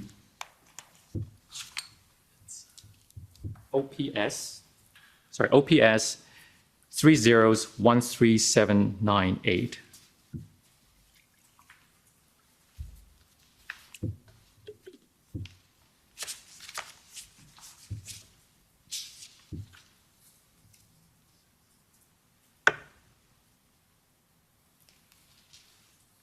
So you see the date on this page says February 15th till to be determined, but if we go to the next page,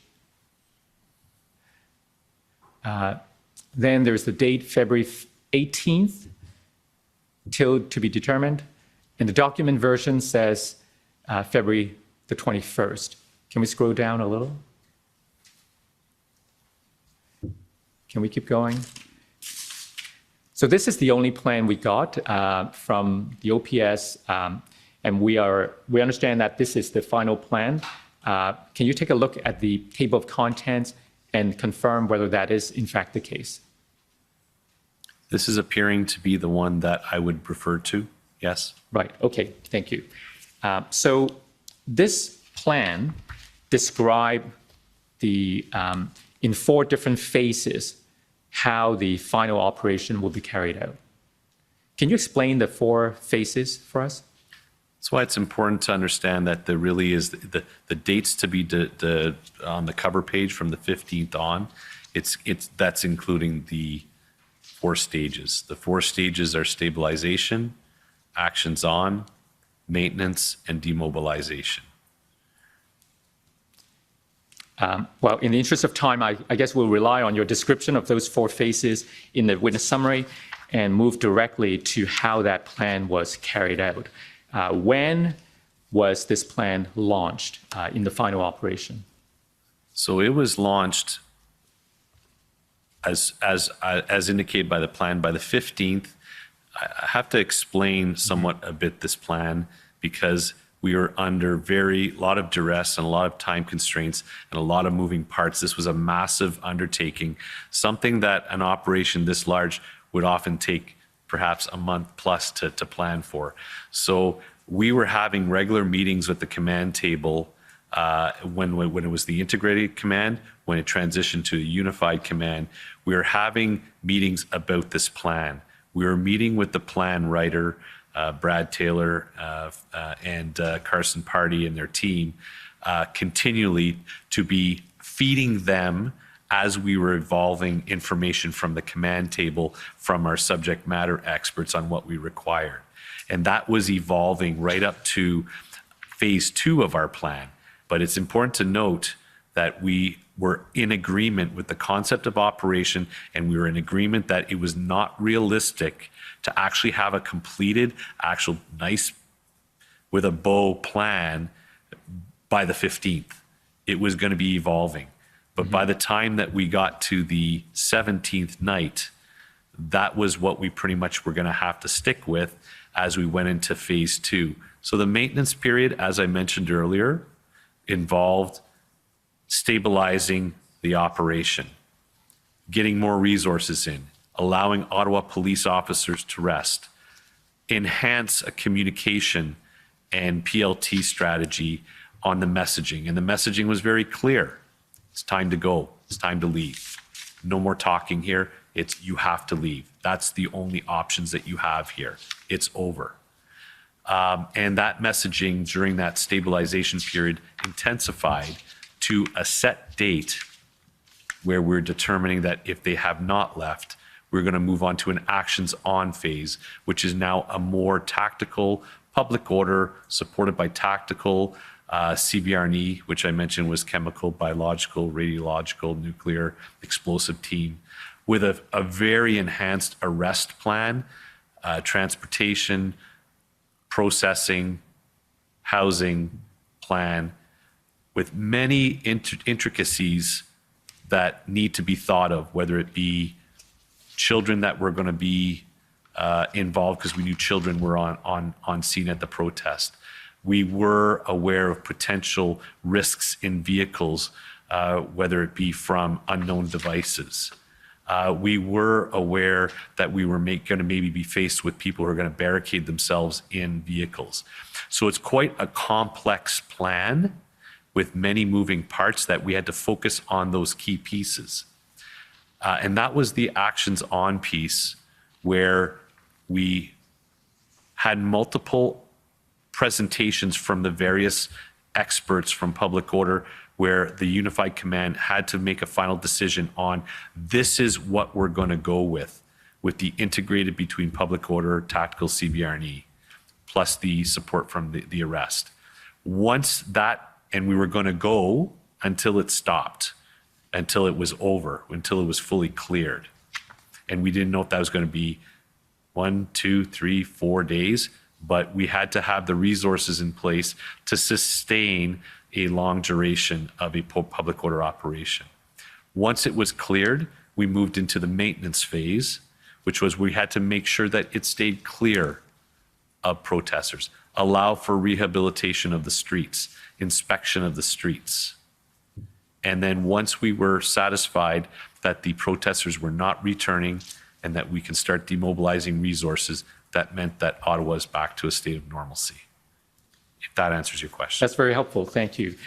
So I understand that all of the resources that would enable the OPS and the Integrated Planning Group, the help that you were getting from elsewhere, were ready by the evening of the 17th. Am I right? That is correct. And so tell us what happened on the 18th. At what time did the action start? Following probably one of the biggest snowstorms that we got in a while.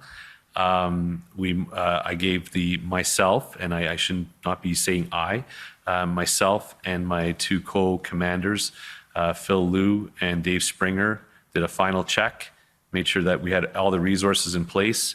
And my hat's off to all the officers that stood up that day after very long days, long weeks, to put their best foot forward from all the elements. We launched the initial, if I can say, phase again within a phase of the clearing of the demonstration.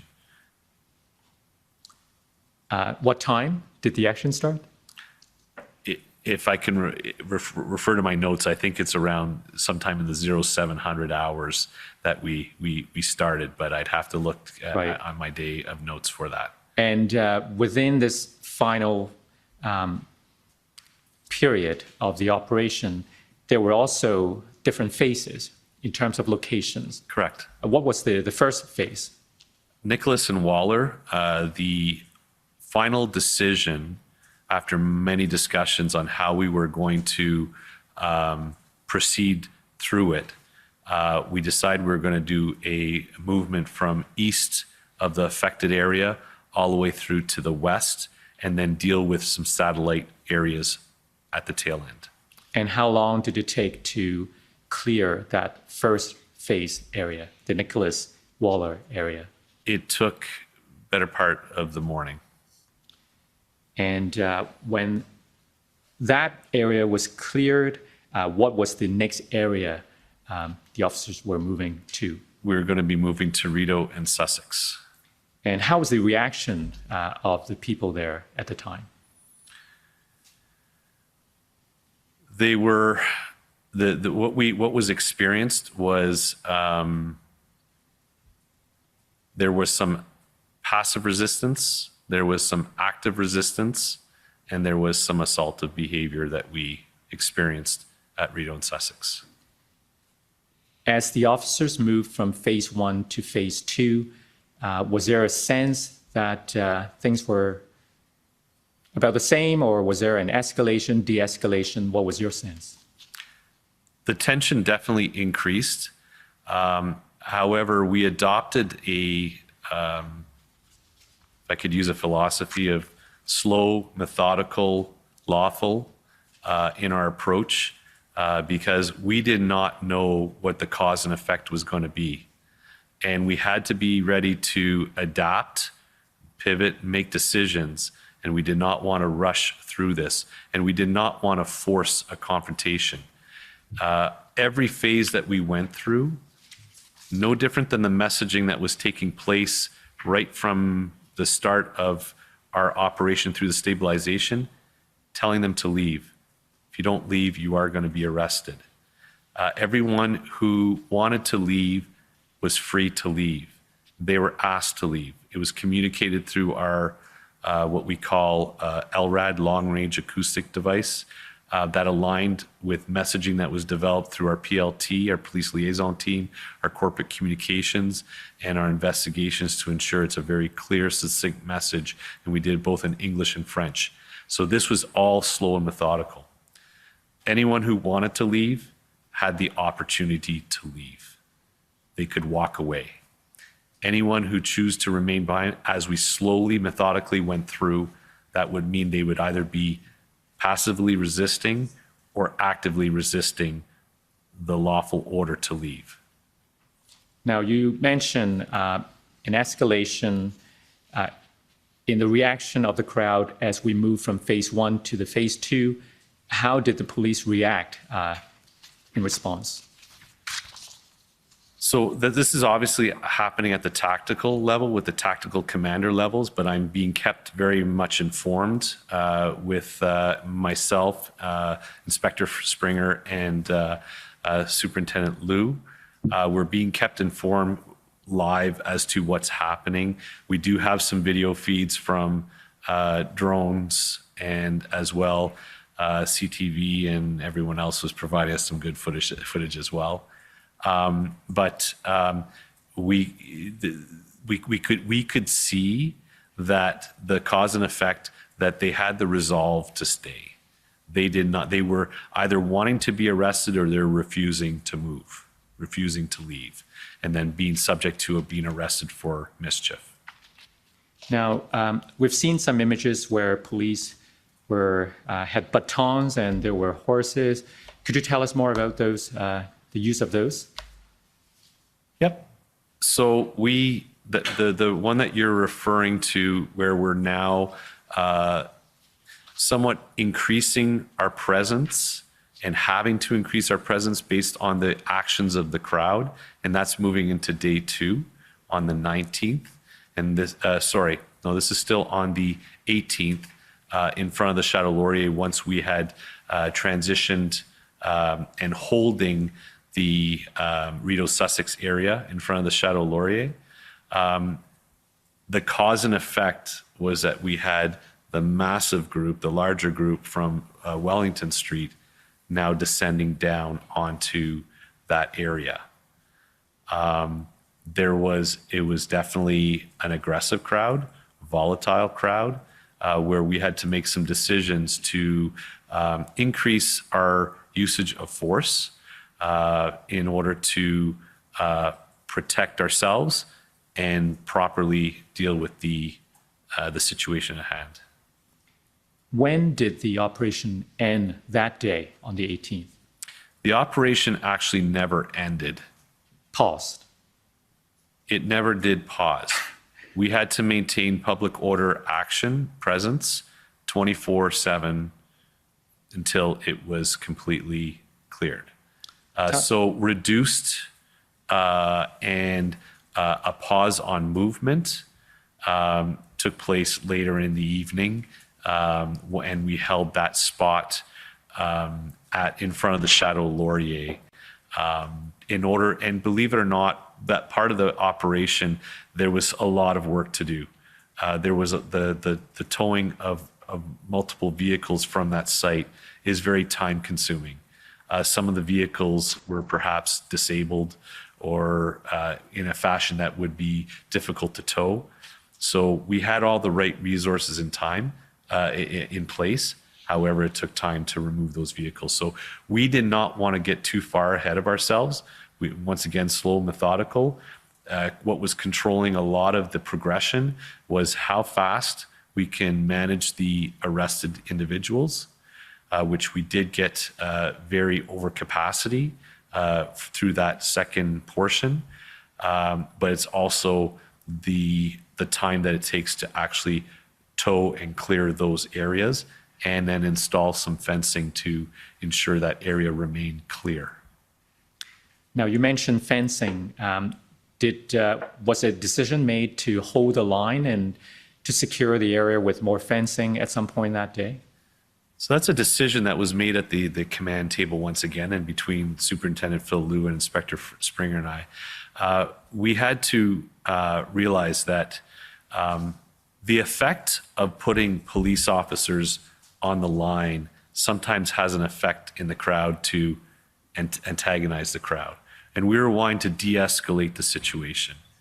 If we can have the same effect with fencing to keep them out of that area, with minimal police presence to ensure and have reserves on hand, that will more than likely de-escalate the situation. And that's what, in fact, what took place. We replaced the officers with fencing, reduced the footprint of officers, and it actually de-escalated the crowd, and a lot of the crowd returned back up into the Wellington Street area. At roughly what time on that day did that occur? It would have been probably in the midnight time frame, give or take. At that point, if you can appreciate that I would not be able to, neither could Superintendent Liu and Inspector Springer operate for 24 hours a day for 3 days. We implemented a reserve event command to supplement a day and a night shift to have a sustained command and a functional command team during that period. So that part of the operation, which I am fully briefed on and know about, was under the command of 3 other commanders during the night period. But my understanding was around midnight. And what happened during the night? We held those areas secure and they were not taken over, and there was no major incidents to report. The execution of the mission continued the next morning? Correct. At about what time? Given the usage of, at that point we had 14 public order units, and we had to utilize every single member. It was a little bit of a later start. Once again, I'd have to refer to my notes for exact times, but it was in the neighborhood of the 0900 time period where we progressed with moving on to our next phase of starting to clear Wellington. You referred to these POU units, the public order units. In what direction are they moving now? Continuing with the east to west. And there's a bit of a south movement too through on Elgin Street. So what area, like what street would they be on now? Wellington. Okay. Tell us what happened that morning. Once again, after checking with the 3 commanders and verifying that everyone was ready to go, made some adjustments on lesson learned from the day before. We progressed with, and further based on what we had experienced and seen, that the level of aggression towards the police, we increased our protective level to move on with that operation that day. And when everyone was in place, ready to go with the full arrest, tactical CBR&E support, public order was ready. We moved and progressed westbound on Wellington, slow and methodically to clear the protesters. Once again, full messaging, leave. Anyone who got caught there by chance or came to visit, they were clearly informed it's time to leave, and anyone who wanted to leave was free to leave. There was no one boxed in during any of the operations. How was the reaction of the people that morning?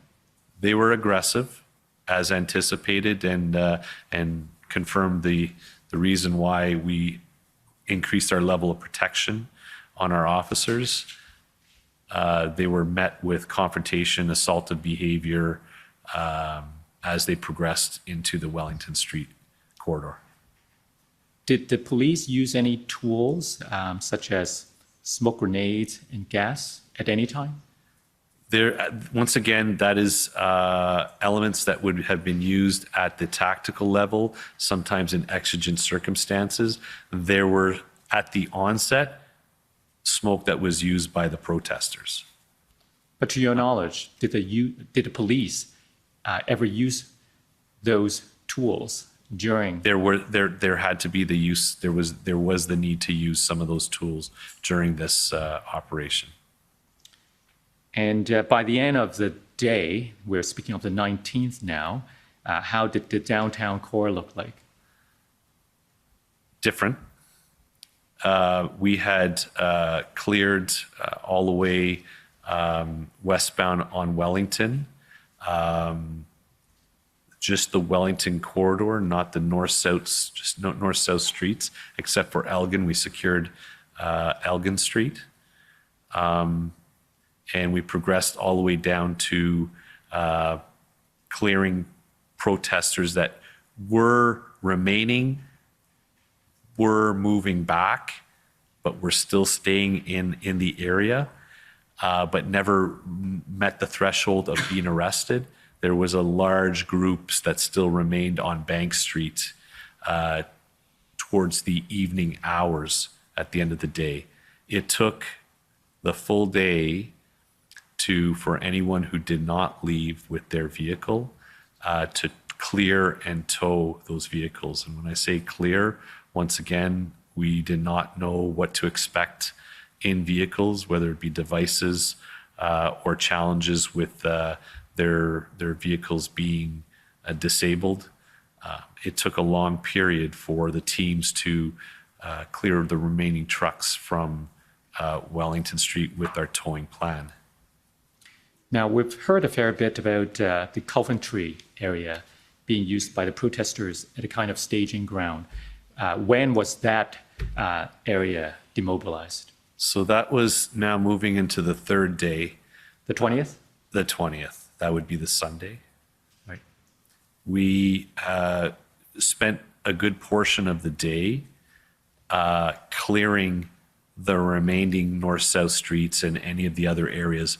But the actions of both the Friday and the Saturday, the 18th and the 19th, had the effect of clearing of those areas.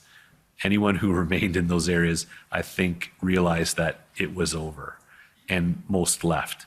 We were just doing some various cleaning up of abandoned vehicles that may have been left there, that were protest vehicles or illegally parked vehicles, to ensure that that was, once again, the vehicles are properly cleared, and if they were disabled, that they were rendered able to be towed. Later in that afternoon, we were satisfied that we were prepared to go to the final phase of clearing Coventry Road, which is a large parking lot adjacent to a baseball field and a couple of hotels, where was somewhat of a base camp for the protesters. When did the OPS and its partners enter the third and fourth final phases, the maintenance and demobilization phases?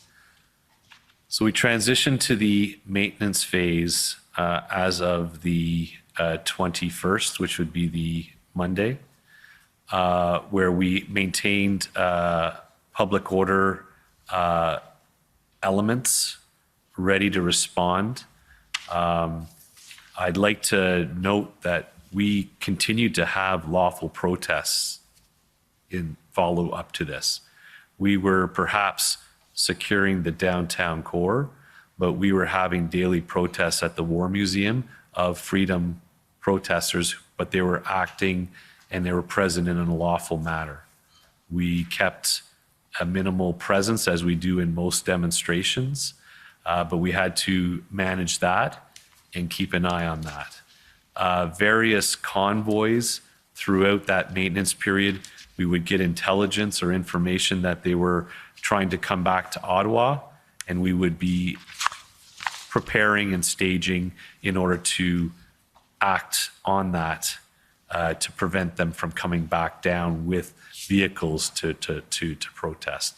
So that following week, as we progressed out of the Emergencies Act, out of all the states of emergency, which once again moved us into a phase of trying to assess what does this mean, what has changed, that by the end of that week, the Sunday, I was satisfied to go to a demobilization phase and turned over operations to regular Ottawa Police operations, and all external agencies had been demobilized. Well, we're quickly running out of time. My final question to you is if there's anything else that you'd like to tell the Commissioner that we haven't yet covered. Be happy to answer any of your questions, sir. I don't usually ask questions till the end, and usually it's well covered by everyone, but I may. Thank you, Commissioner. Okay, so we're going to move to the cross-examination phase. If I could ask Counsel for former Chief Slowly to go first.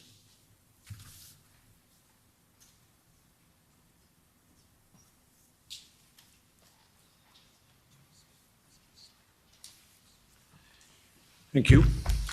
Superintendent, I'm Tom Curry. Sir. Couple of things, if I can get your help, please, for the Commissioner. That prior to these events, you told us that you were an inspector, first of all. You had a promotion between then and now. Is that right? Not officially yet. Okay, so we'll have our fingers crossed for you. You were an inspector in the communications branch within the information directorate, yeah? Correct. Reporting through what we learned were the three eyes, you're one of the eyes, to Deputy Chief Bell at the time. Correct. And just assist us, if you can, with the chain of command in your regular work, not incident command now.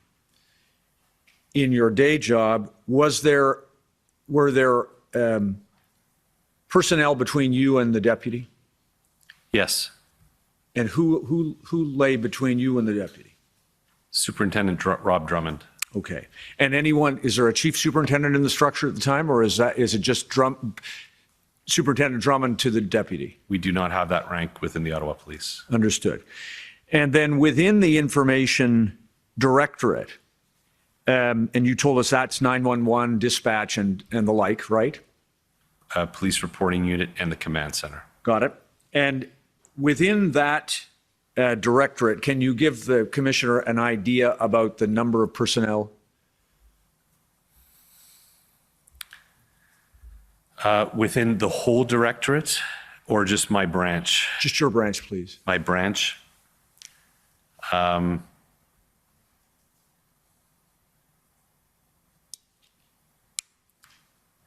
I would have to say in the neighborhood of slightly under 200 officers. Thank you. And does that include civilians? Yes, large portion civilians. Understood.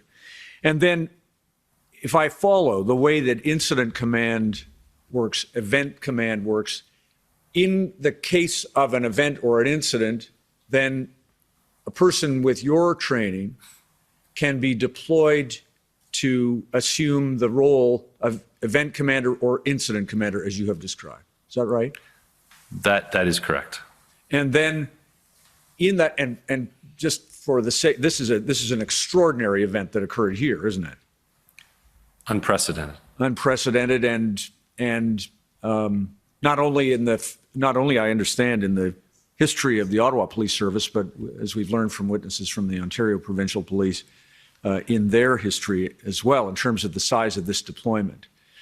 But you told us, you gave us an example of another kind of event, a shooting here in Ottawa on Parliament Hill. That was an event that you ran, is that right? I did not run, so I would have been a tactical ground commander for that. Okay. If you're understanding the, as I explained, the tactical operational end, I was an actual tactical level commander on the ground running hundreds of men and women who are on contact teams. Understood. Reporting to an incident commander who reported to an event commander? Correct. Who reported to? Would be, so in this, and on that particular day, the strategic level would have been reporting up to the chief. Understood. So in every case of an event, there is an executive level or a superior officer ending with the chief. Is that fair? The chief, at the end of the day, is in command of all policing. Right. And so when we come to speak about incident command and incident command models, and you've explained the various forms of those, all roads lead to the chief, or in the case of the Ontario Provincial Police or the RCMP, to a commissioner. Is that fair? That is very fair. Because when we speak about, when you've told the commissioner about autonomy and the wisdom of autonomy, autonomy should be understood to fit into a framework that has ultimate authority in the chief. Fair? So autonomy in incident command at a certain level exists at all levels. So there is a certain level of autonomy at the tactical level that is bestowed by the event commander down, or the incident commander down to the tactical level, that they have the authorities to act and decide and do certain things. They also have limits as to what they can do, where they may have to pause and go up to seek authorization. So that level of autonomy exists at each level. And as an event commander, the autonomy that I was referring to is I wanted to ensure that I was given the autonomy of the decision-making that is appropriate and in line with most incident command models. Right. In other words, do I have it that within the role, the execution of the role, you wanted the autonomy that is bestowed under those models to an event commander? Correct. That does not mean, and we should not understand it to mean, that you are completely autonomous. That is correct. Okay.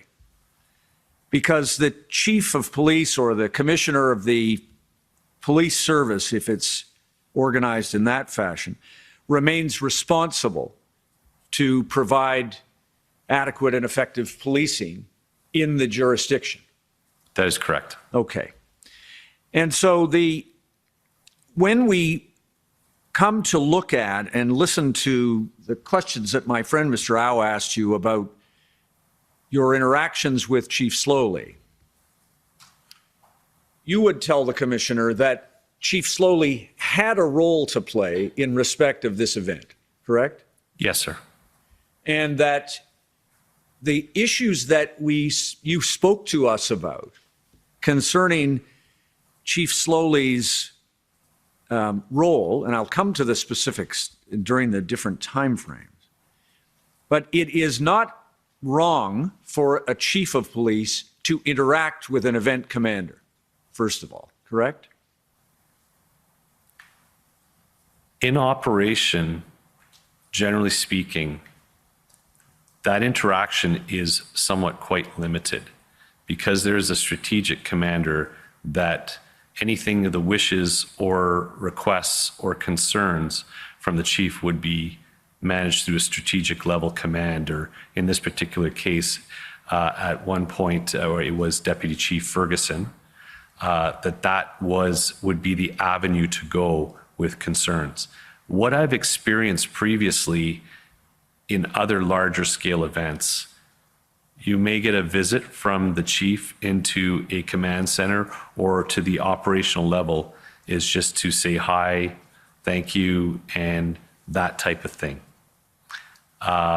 Keeping in mind that there is a particular avenue for the chief to exercise his authorities through that proper chain. Yeah, but we're not talking about, we should not understand that the limit of the authority of the chief of police, whether in this police service or when Commissioner Carrique shows up tomorrow, is limited to saying, hi, how's it going? How are you? We're not talking about that, are we? It is not, go back to my question, please, if you don't mind. It is not wrong for a chief of police or a commissioner of a police service to interact with an event commander. Correct? He can, yes. Yes, and not only that, they have a responsibility to set strategic direction, correct? Yes.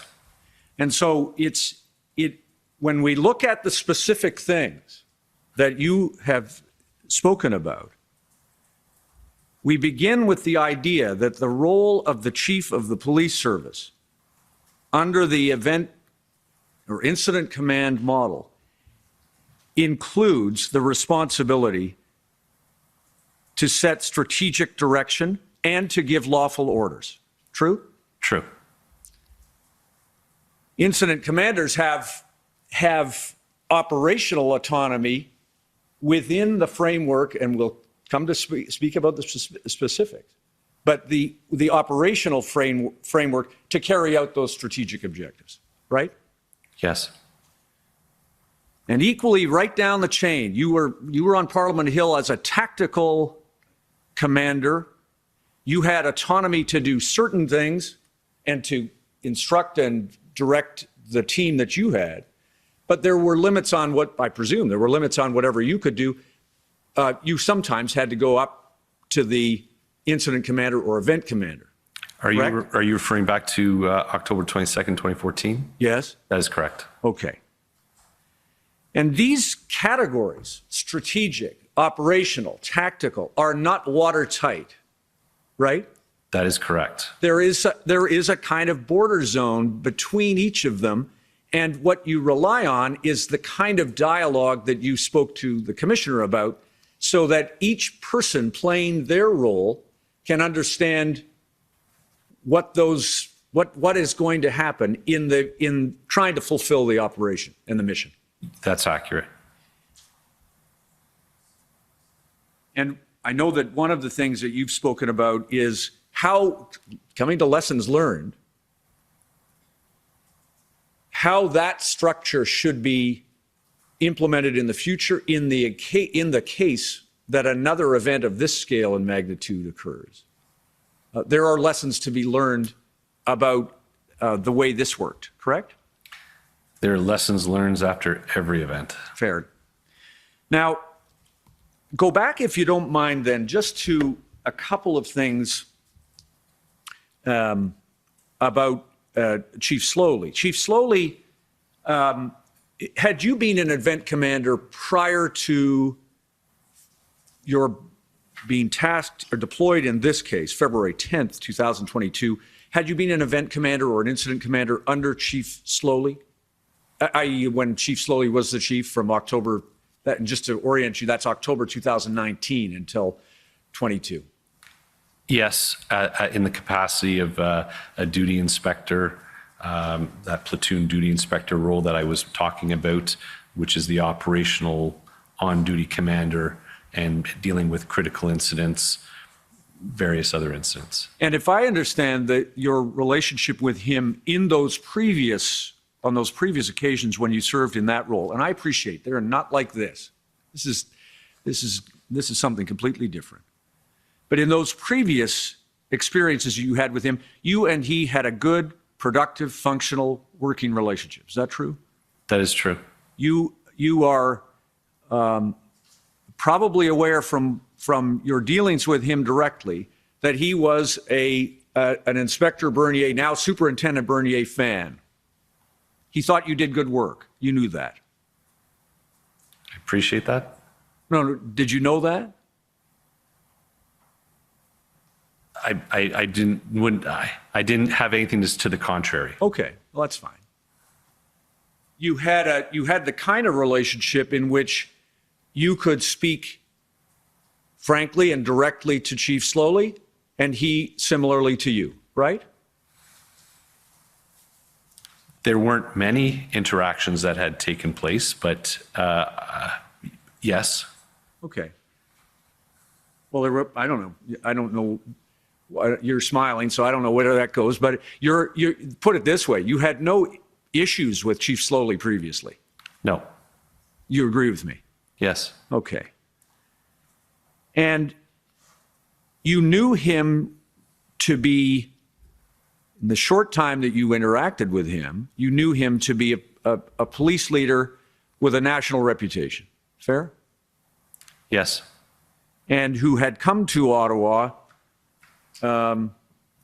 to deliver on the vision that the Police Services Board had set to embrace certain kinds of changes in the way policing services were delivered here in Ottawa. Is that fair? Yes. Now, I'm going to come to the period of time when you came back to Ottawa, I think you said January 31, and you came back to your regular duties, and you spoke with Superintendent Drummond about whether and how you could help, correct? Correct. And you had no assignments other than your regular duties until February 3rd. Correct. Right? And on February 3rd, you get deployed to the Service Command Center. Correct. And between the 3rd and the 10th of February, am I right that you did not have any direct dealings with Chief Slowly?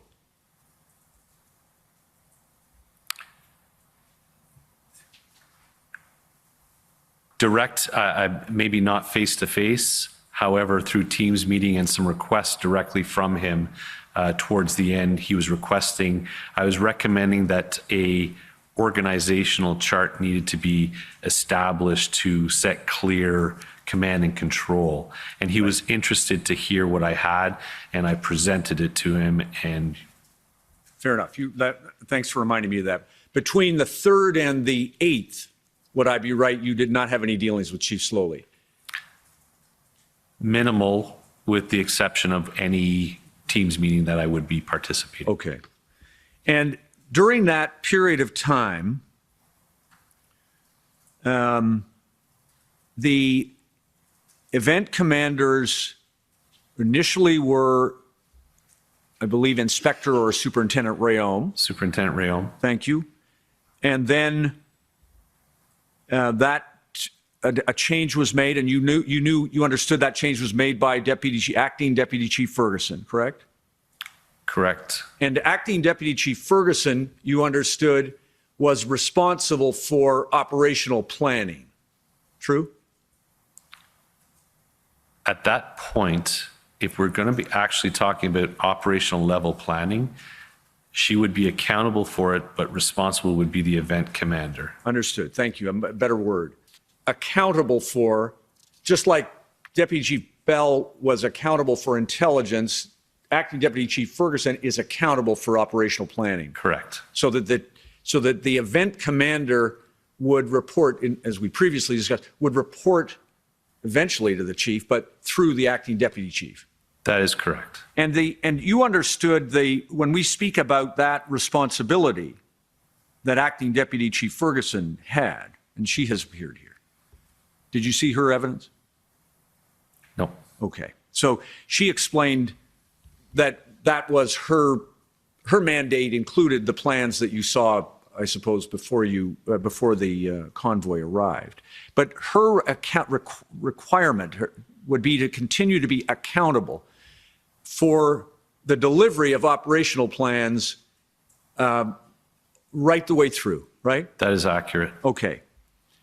And she makes the change from Superintendent Rayum, and by the time you came on the 10th, and that was at the direction of Acting Deputy Chief Ferguson, correct? That is who I got the phone call from, yes. And you knew that she had made the decision to replace Inspector Patterson, right? I don't know who made the decision to have Superintendent Patterson removed, but okay. If you say so. Fair enough. Well, did you know that that change arose as a consequence of an interaction between Inspector Patterson and Acting Deputy Chief Ferguson? I've heard. All right. I have no direct knowledge of that. Okay, fair enough. and that acting Deputy Chief Ferguson had placed Inspector Patterson into the role in place of Inspector Dunlop. You knew that. That is correct. That's the right sequence. Superintendent Dunlop and Superintendent Patterson. Thank you for the correction. And during that time, each of those event commanders would have responsibility within the structure of acting Deputy Chief Ferguson for operational planning, correct? That is correct. And as you did when you came on to the scene and drew a plan, so too was it their responsibility for planning. That is correct. And although you were not involved directly between the 3rd and the 10th, other than in the way that you described, just thinking about your direct involvement now for a moment, you were not requested to be involved by those event commanders in drawing or writing plans, operational plans, correct? That is correct. And would it be right to say that if operational planning was not being done effectively by those event commanders, that acting Deputy Chief Ferguson and ultimately Chief Slowly would have a responsibility to ensure that some attention was paid to operational planning, right? That's accurate. And I think you told us that Chief Slowly took the step of requesting plan writers write an operational plan. I think you said maybe on the 8th, right? Correct. And in the absence of an operational plan to the 8th of February, you agree with me that it would be the responsibility of the chief to ensure, or acting deputy chief, to ensure that that was being done. Correct. Now, when you looked at when you came on, you received a plan. I think you told us it's the plan of the 9th, 3.0, I think it's called. Am I right? I was aware of it, but in my role was just somewhat as a conduit to ensure it gets to whoever it needed to get to, in this particular case, the event commander. Got it. And the plan, the 3.0 plan, the February 9th plan, you were asked by my friend Mr.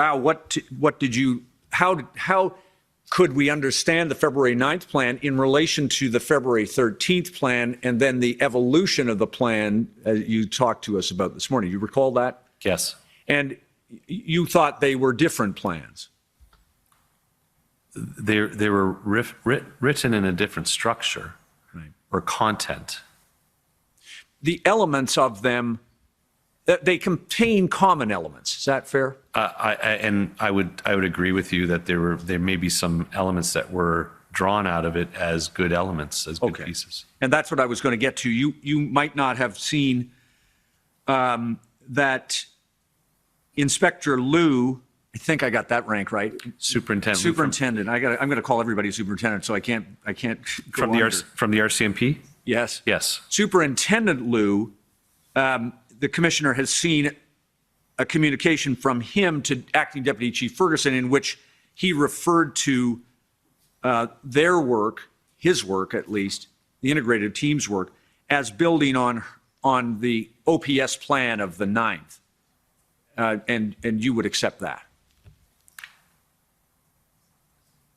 I was not privy to that conversation, but I would expect that that integrated planning team would not discount existing elements in order to build the most effective plan. Right.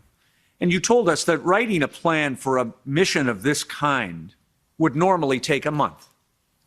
Mm-hmm. Yes? This complexity, we're talking that if we had the opportunity to know, we had to compress a lot of work into a very short period of time, and in order to it would be nice to have had a month to know that we were going to have something similar to a presidential visit that's going to result in disorder, a G20 visit that we know that there's going to be protests and disorder. We would have that time to plan and have the resources in place. And you did not have that luxury here. We did not. It nonetheless evolved. By the time you came on to your role on the 10th, you had a final plan. It was probably still evolving right up until game time, but you took from the 10th to about the 17th or 18th. Is that fair? So the 10th, let's have to say that I was put in place the 10th at night. I slept through the night. The 11th, I had to get myself organized and establish that foundation piece with those points that I had outlined.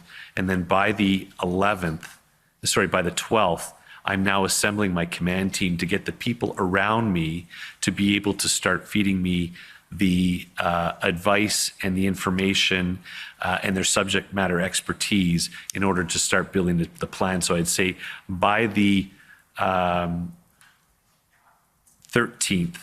we would be now in that plan building mode. Understood. And the plan of the 9th had its own history that preceded your work, correct? Could you clarify your question? Yeah, sure. The plan of February 9th, the 3.0 plan. Right. You were not involved in writing that plan. Correct.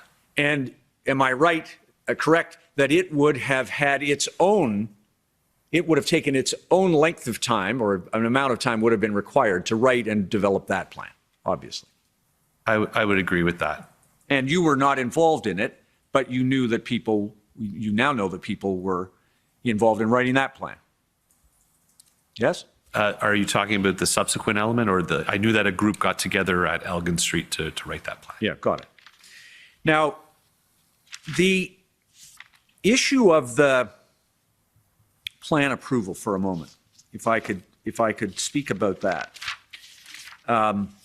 You clarified for my friend, Mr. H.A.I.L, that sometimes the word approval appears in your notes, but it means we should understand it to mean review or briefing, right?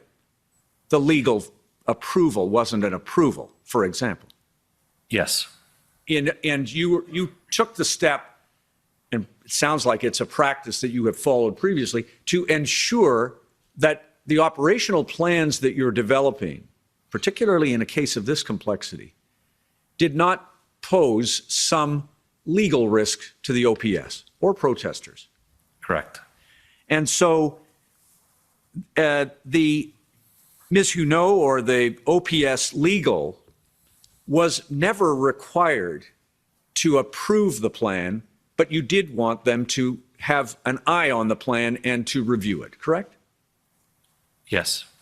And in the same way, am I right that in regards to what Chief Slowly had requested in terms of briefings from you to the executive team or otherwise, that what he was requesting was the same kind of review? He wanted to be informed about what the plan was so that he was in the know, but was not seeking to formally approve it in the fashion that you described. Is that fair? That was not my take on what was transpiring. Right. Well, can we put it this way, that Chief Slowly did not ever impede the approval of the plan that you developed with your integrated planning cell colleagues?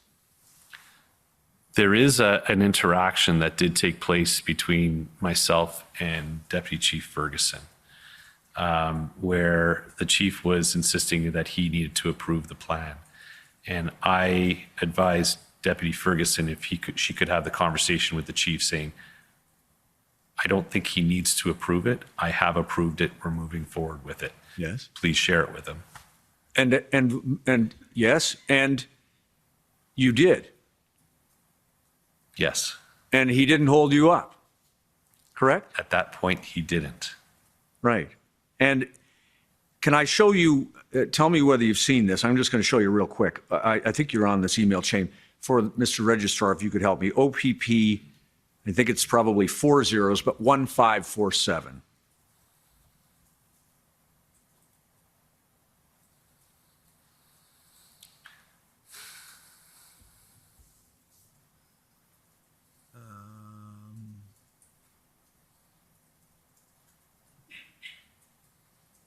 So could you go to the bottom, please, for me?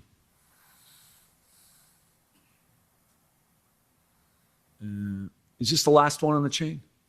Thank you. So, thank you. So do you see this? This is from Chief Slowly, Feb 13 to Deputy Ferguson, you and others? So this is referring to his February 9th plan that he approved? Yes. Please send me the latest version of the operations plan I approved on Wednesday. Scroll down, please.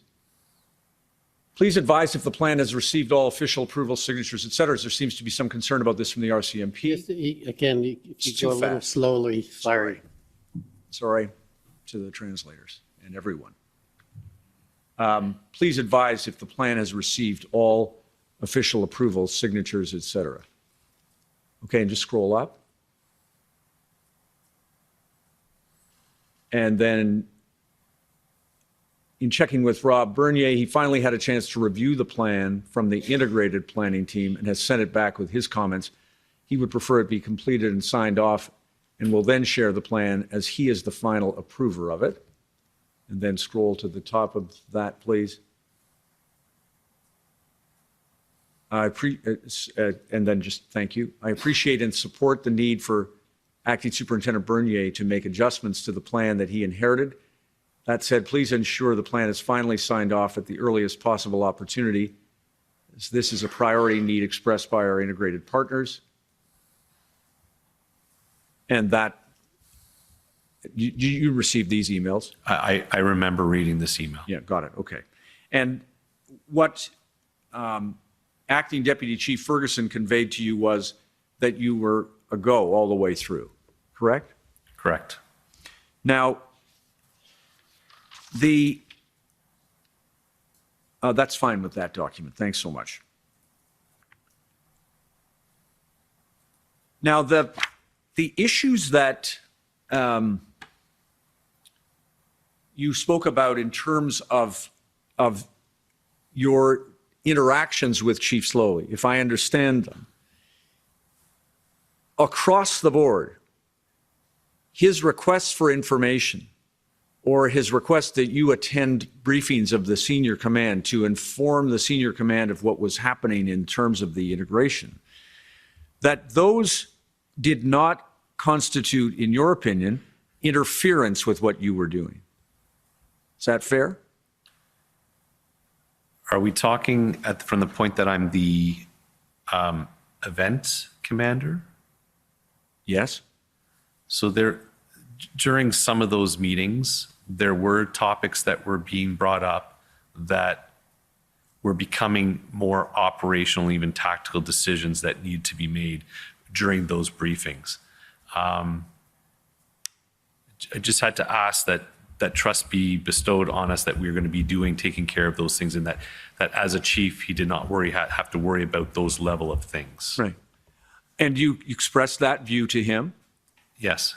And he accepted it, correct? Yes, yes. And you expressed to my friend Mr. H.A.I.L that what you observed was an adjustment as between the two of you. Yes. Because, and I can't recall exactly how you described it, maybe as a reset, but you were trying to assure Chief Slowly that you had this. Yes. And I'm correct, am I not, that he accepted that? Yes. And the discussions that you had were around that concept of that border zone, strategy, operations, tactics. You said when you felt that he was raising an issue that was within your authority, you told him so, and he moved back to his authority. True? I would agree. And do you agree with me also that throughout this, your experience with him, your direct experience, I'm not talking about what you heard from some guy in the parade room. I'm talking about what you had directly with him, that during the time you worked with Chief Slowly, he worked in good faith and to the best of his abilities on behalf of this police service and the community? I would say yes. And that when you were listening to his wish to express his view about what you should consider or should not consider, that what you were observing was a person who was passionately trying to do the right thing for this community and the police service. I would agree. And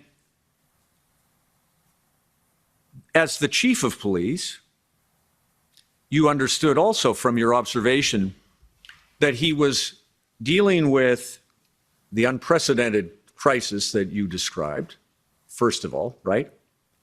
Yes? Yes. So that when my friend Mr. Howe says to you that you gave a comment that you hadn't seen a chief do this or hadn't seen a chief do that, you'd never seen a chief in this situation before, right?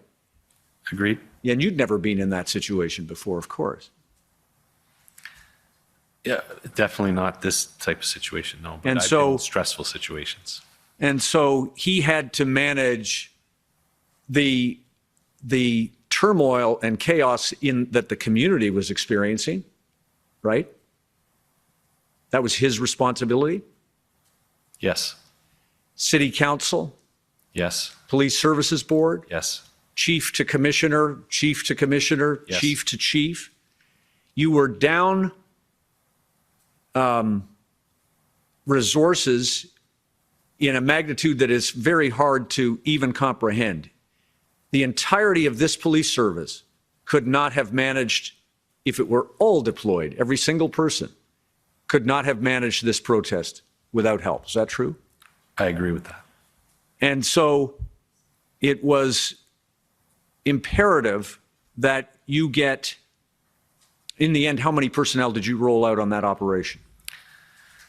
I think the numbers were in the neighborhood of in the 2,200 officers. Right. And that's going to be give and take because I'm sure there may be some inaccuracies with forgetting this little element, that element. Now, a couple of other things, if I can, very briefly. You talked to us about what you observed when you saw the operational plan and you got introduced to Hendon, which I understand you didn't know anything about previously. Correct. Now, I have looked, and I may be wrong, so I have not seen a note that you made during that period of time, 26th, say, to the time that you returned from your weekend away, in which you expressed any of your concerns in writing to anyone or made a note of them. Would I be right about that? It would have been verbal. Verbal. And so could the commissioner understand that whatever your concern was about what was coming, and you used strong language, you said it was a bizarre disconnect between what you read on the operation plans that the OPS had prepared, your colleagues had prepared, and what you thought was coming. If I can maybe just correct that, the operational plans were not out yet. There were no plans out yet when that reflection was. That was on the 27th of January, after I was exposed to the Hendon call, the Hendon report, and a meeting with the intelligence, special events, and the information group. That's when that observations made. The plans only came out late on the 28th. Okay. Once the truckers had arrived. Fair enough. But either which way, you would now say to the commissioner that you thought that the plans weren't adequate, that was the disconnect. I didn't see all the plans. So the plans that we received, they spoke to appendix plans, which I never saw and can't speak to if it was something that was going to be adequate to to manage that. Okay, got it. So then maybe I misunderstood your evidence then.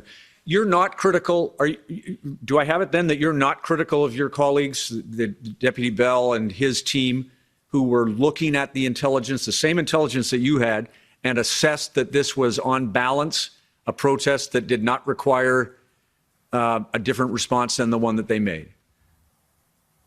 So the disconnect is I've never seen the level of engagement of intelligence units, especially with the OPP, on previous events to this magnitude. So that's where it seemed we don't have the plan out yet. And what I was understanding that we're planning to have from the briefings that we had on the 27th was that there was going to be a 2-day, and that there's nothing to indicate necessarily that they're going to stay, but there may be some that's going to stay. That's where I was kind of wondering. They've ramped up a lot of resources from an intelligence piece across the province and at a national level for how things were seeming to be developing in Ottawa, if that answers your question. So I'm sure it's my poor question. What I'm trying to understand is whether you thought that the Ottawa Police Service had missed the mark. Before you went away, did you think that they were going down the wrong path in terms of their response to this? Not being privy to all the information, all the plans, because not only is there Hendon, I'm sure that the teams were access to a lot of other to inform their decision making. I can tell you the right people from the right sections were engaged, because I knew that Mark Patterson was part of the intelligence team with his team, and the special events team were all engaged. And these are people who've been put in those positions for a reason. So the right people in the right sections were engaged to plan for this. I'm not privy to everything. So I think I even said in my statement that the right people are engaged that need to be engaged to plan for this. And I had to leave it at that. Got it. And therefore, can I put it this way? You would not have gone away on the weekend on a short ski break if you thought that they had missed the mark. You deferred to their superior position in assessing the intelligence in the aggregate. Is that fair? I was away skiing, but I was not far. I was only about 45 minutes away, so I would be able to come back if I had to. No, but slightly different point. You didn't record anything in writing that said that you thought that the intelligence or the operational plan was inadequate, and you went away for the weekend. I can only assume that you did both of those things because you were content to, under the leadership of Deputy Chief Bell, to defer to their judgment about the planning for this weekend event. I believe it would have been under Deputy Chief Ferguson. Sorry, the intelligence. Oh, the intelligence. The intelligence assessment. Yes. Okay.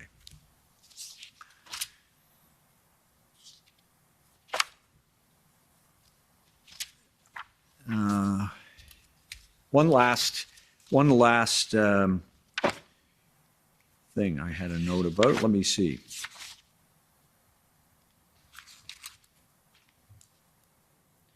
The statement, February 2nd. February 2nd, Chief Slowly made a statement in a presentation to City Council and the Police Services Board that there may not be a policing solution alone to this problem. To the extent that he was describing the need for additional resources, you would agree with him? It is a policing solution. Not a policing solution that the Ottawa Police Service alone could provide, correct? Well, it wasn't saying it's not Ottawa Police solution alone. It was a policing solution. So when I see policing, there's many times that a lot of our operations currently going on even this weekend where multiple agencies need to come together to do that. That's a policing solution. In addition to that, and you told my friend this, of course, you've spoken about the Emergencies Act and 2 other levels of government declaring emergencies. Those are not policing. Police use those tools, but those are not policing solutions, correct?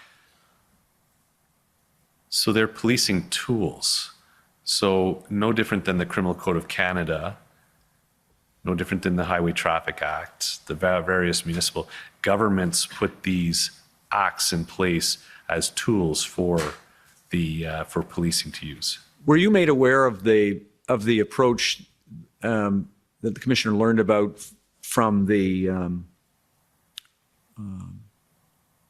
government of Canada to the OPP to possibly engage in a dialogue with protesters and arrange a meeting on certain terms? I think, are you referring to the letters that the public safety ministers were wanting to draft? Yes.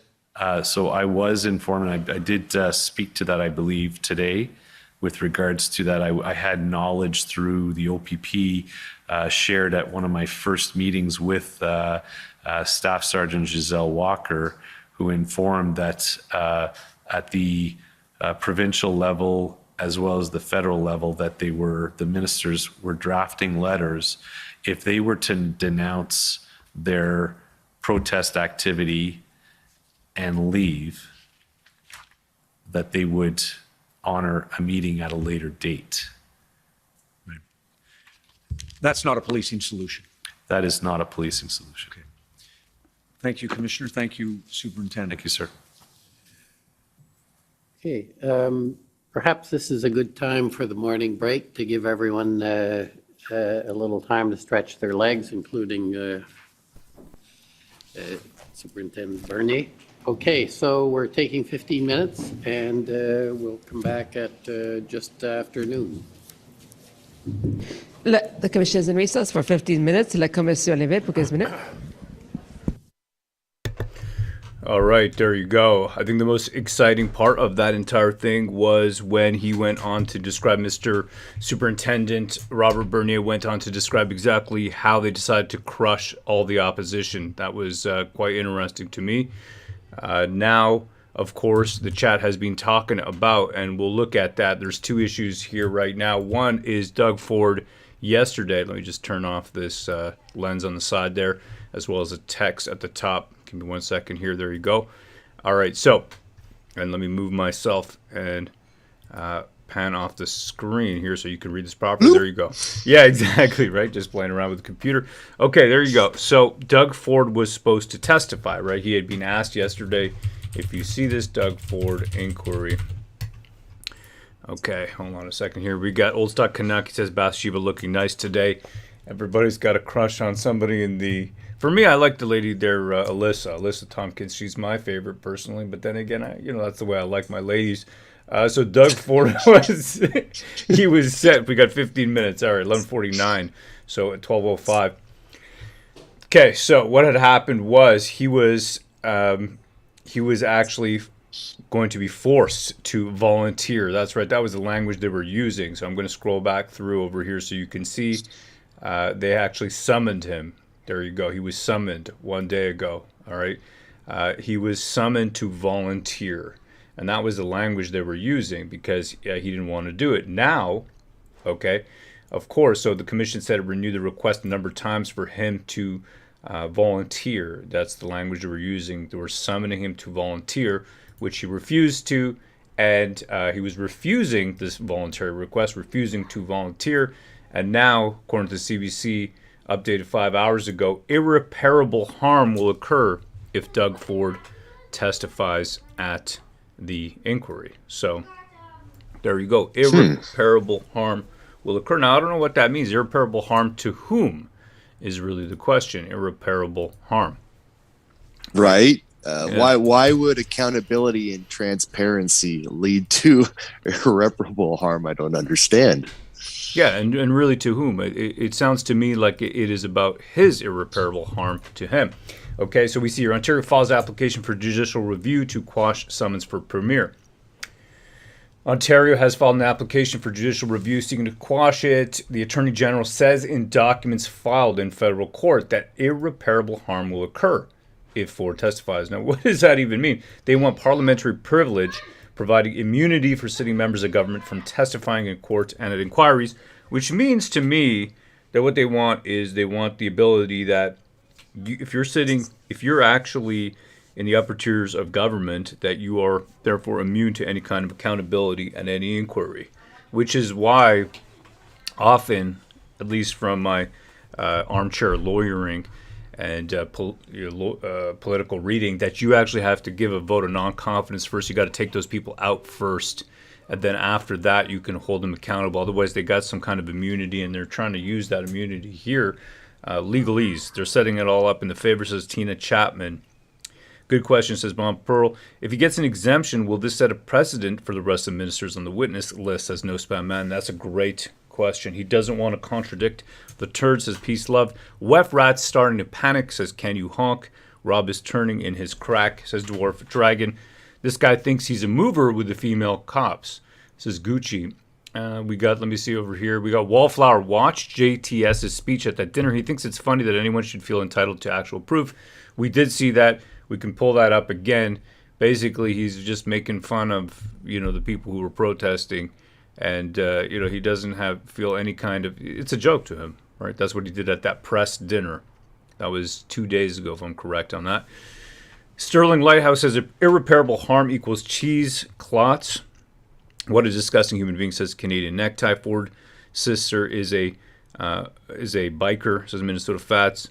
Let me see what else we got here. Greg Knight says he posted on Twitter at 7:30 a.m. We got Mandy McMahon saying Attorney General doesn't want Ford to testify because it will destroy the reset plan. That's right. There you go. Ford says he can't come up. He has to clean up after Dear Wally, says Dwarf Dragon. Honking geese, he said. That's right, Tio. You want to hear that one more time? Should we play that? You want to play that? That's a great... Sure. Yeah, comparing the protesters to geese and loons. Yeah, why not, right? Let's play it back. Okay, here it is. Hold on a second here. Just going to pull it open.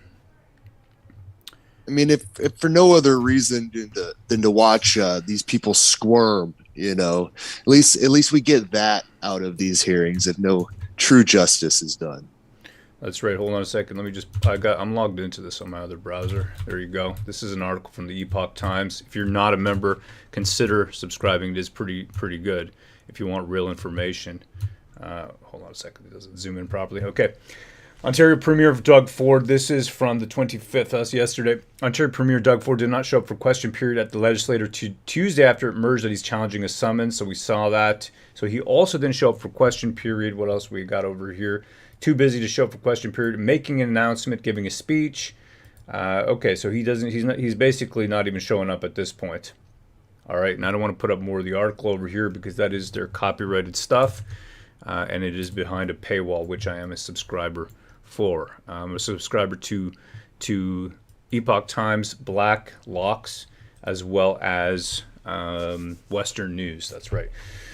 Okay, so that was Carl Harrison. Carl Harrison, he posted that up. By the way, if you don't know, him and Sean Rickard are the fellows who actually started the first challenge to the travel ban mandate, which travel mandate ban that did not allow you to travel via plane, train, all that kind of stuff that Trudeau was going on about in late September 2021, and which then took effect.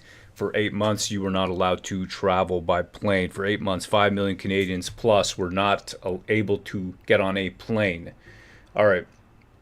We saw that one yesterday. The one I wanted to look at was this one over here. Is that him? No, not that one. Yeah, I think this is the one right over here. Okay, here it is. At the Ottawa occupation, they thought, this is an expression of righteous anger, and we must support them. But Liberals, we looked at a group of people with a written agreement to overthrow the government, and we said, great idea, get Jagmeet on the phone. Look, it's not an easy job being leader. I myself spent a lot of time this year surrounded by honking and wailing.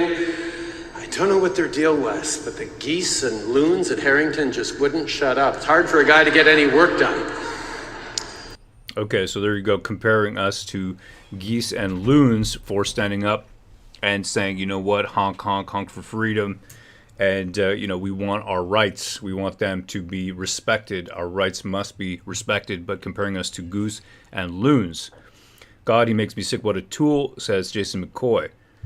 There goes my blood temperature again, says Canada RV Life. My blood is boiling, says 68 HK. He's not a leader, he's a piece of SHIT, says Leanne Christensen. So inappropriate, says A. Ray. Work equals surfing. He used 2 equal signs. Must be a computer programmer, says No Spam Man.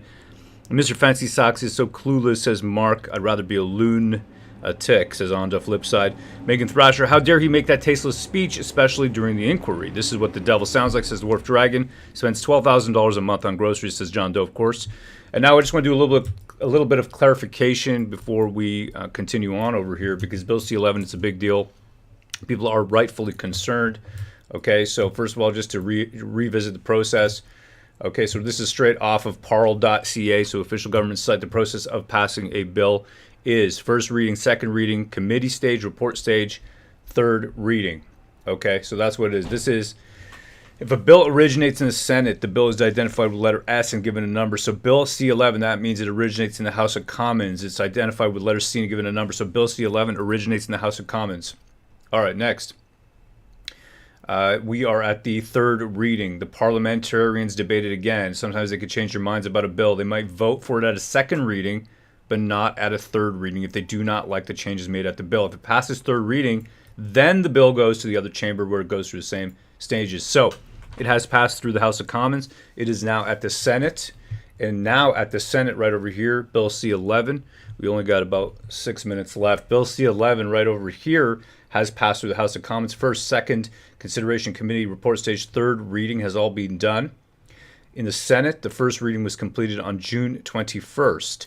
And I want to show you something here that's interesting. Remember, the first reading of Bill C-11 in the House of Commons was done on February 2nd, 2022, which is during the Freedom Convoy. Freedom Convoy, if you remember, started on the weekend before that, which is January 28th and 29th, if I'm not wrong about that. I'd have to double check here with the calendar, but I think it's the 28th and 29th, and then February 2nd. So this is during, everybody's parked outside on Wellington Street, outside of Parliament, and yet they are reading through Bill C-11. What does that tell you? What does that tell you? What does it tell you that the biggest concern for them is to pass through this bill? What does that tell you? That tells me, what do you think, Pan? What's your opinion? Well, that they see growing support for this thing that was so fluid that it just scared the pants off of them. Right, so Bill C-11 is a great way then to get out there and stop people from broadcasting, or at least to regulate user-generated content, user-generated broadcasting. Of course, people were streaming it. We were streaming it, Pat and I, every day out there. Many other people as well. Big hail and thank you to all the other patriots out there who have been doing their work on every platform out there. All right, let's keep going through. Senate, June 21st, 2022, first reading. Second reading is not completed. They got more meetings. You can see the meetings all here if you want to see them. Okay, I'm not sure what it takes you to. Is it a text file it takes you to, or is it it is a transcription? You can get the transcript right over here. You can actually watch a video. There it is. So here's the September 20th, 2022 meeting. Okay, this takes a second to load. There it is. Developing these are the people who are... which gets implicated in negotiations, which is the case in Canada, but we're talking about foreign companies here. Okay, anyway, so there it is. What they are specifically doing is discussing, making changes. Yesterday, October 25th, 2022, we got about 2-3 minutes left before they go back live. Here are the Hansard. Hansard is basically the notes about the meeting. Okay, here it is. If I'll just scroll to the top first so you can see what I'm talking about. There it is, debates of the Senate, Tuesday, October 25th, 2022. Scroll down, and here we go. Online streaming bill, second reading. Okay, that was yesterday. That passed through second reading, not passed through the third, and not given royal assent yet. Here it is. Acting Deputy Leader of the Opposition, okay, Honorable Leo Housakos. Okay, so basically talking about the Broadcasting Act is needed modernization, and then talk about the regulatory framework. They do bring up the spectrum because they had talked about the scarcity of spectrum, but this is not the same kind of thing. There's no spectrum scarcity online. It's not the same thing, so different rules going to apply. And then they do talk about user-generated content. Right over here, Senator Wallen said to the CRTC chair, I think we're going to have to revisit the issue of user-generated content one more time. I know that you, the minister, and other officials insist that you're not regulating user-generated content, but I think there's a bit of parsing the words. you will regulate the platforms, and then the platforms will impose your rulings and directives as you said. You won't manipulate the algorithms. You will make the platforms do it. That is regulation by another name. You're either regulating either directly and explicitly or indirectly, but you are regulating content. Mr. Scott's response, which is the CRTC chair, Mr. Scott, his response to Senator Wallen's question was, "You're right." Okay, so there it is. So they're discussing this. Now, what's going to happen here? Great question. We're going to see, and maybe, you know what, I'll do a video on this and read up on this. And what exactly they were saying in this, because there's a lot over here, right? So that hasn't passed, just so you know. So don't. I don't want to contribute to fear, right? And we don't want to just jump to feeling that fear and then everybody loses their minds. You got to. The sky is not falling. There's patriots everywhere, and I've never seen so many patriots as I have during, the Freedom Convoy, and now what has happened after the Freedom Convoy. Even though we've seen people who put this devilish smile on their face, the grin as they mock us for the loss of our freedoms, and how they discuss at length how they use their powers to crush any kind of dissent and any kind of lawful, legal, peaceful, and also sensible protest. All right, let me take a look at the chat over here. We go Lynn Moreau. What site is that? That's the Hansard. Okay, here it is. I'll drop the link right over here. There it is. That is the transcription of the meeting in the Senate. All right, what else we got here? We get to feel better. I have a room with the view for a flag that says F. Trudeau, says Maria. See you. There you go. Smirky Smirkison says Mr. Peach. Oh, you're the best, bro. Well, thank you, A. Ray, and thank you, and a big hail to the chat. Thank you so much. Let's see here. Kimberly Jane, Don't Talk TV on YouTube explains this. Genius Ontario criminal lawyer. There you go. My personal site that I go to read any of this kind of stuff and understand what's going on is Michael Geist. He is a U Ottawa law professor for ages. Let me see if you're here. Yeah, I did pull up his page. This guy has been a professor and fighting this for years and years and years. Bill C-18 is another one that they're trying to pass. Bill C-18, where is Bill C-18 right now in the process? I'll tell you. Bill C-18 basically wants the government to fund all the different media platforms, CBC, CTV, all the rest. Okay, so here it is. I'll give you the list right now. We only got about 3 minutes left before they come back. Here it is. Okay, so what they want to do is, we know that already they're getting tax breaks. The media, the mainstream media, is getting huge amounts of money from the federal government, $595 million were given to them in one specific program that's put on by the Canadian Minister of Heritage, Pablo Rodriguez. Okay, Canadian Ministry of Truth is basically the Ministry of Heritage. Just remember that. Whenever you hear Canadian Heritage Ministry, just translate that to the Ministry of Truth, because that's what they are. That's everything they're concerned with. It is information, misinformation, disinformation. Okay, there's also many other tax breaks that they got. There's many other ways that the media has been getting from the government. You can refer to other videos on this channel as well as doing research online, and you will see there's many others. But Bill C-18 is a new way for them to get funding. It's a funding specifically to get money for what they call lost income from having Google, Facebook, the rest, Apple, Twitter, TikTok, anybody who shows their articles, right? So say you show a CTV article and there's like a couple paragraphs that are excerpted out and they're put into the search engines. Well, they believe they want money from those major companies. Okay, so that's what they're saying here, which is then going to, it's argued by people who are for free speech and who are for a level playing field and the rest, that this is going to allow these companies to grow to huge amounts through being, imagine what's going to happen, right? So then you're going to have these major corporations, global multinationals that are now going to be funding our selected, specific, chosen organization. CTV is going to get a huge chunk of change from Google. What's that going to do to anybody trying to come up? Well, they already get tax breaks. Now they also, if you are a QCJO, there's a term, Qualified Canadian Journalistic Organization. If you are a QCJO, which is not given to all organizations.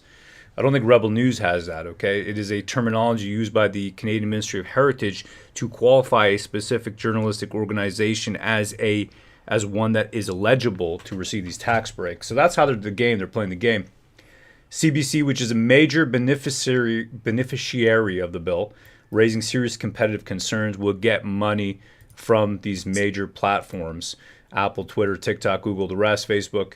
And then that money would then be sent to the CBC. What else? Bell, Rogers, Chorus, and Shaw, and other broadcasters who stand to be the biggest beneficiaries, I can't say the word, from the bill. So that's what's going on. Those are the bills in progress. Let's see where Bill C-18 is currently. It is currently has just passed the second reading, and there has been meetings about that in the House of Commons. So that's not even close to the Senate. Well, I guess it is. It's the second reading. And that's what's happening. There's the update, okay? I hope I wasn't too fast there. What do you think, Pan? I mean, you hear all this stuff. How does it make you feel, brother? What are you thinking? No, that was very informative.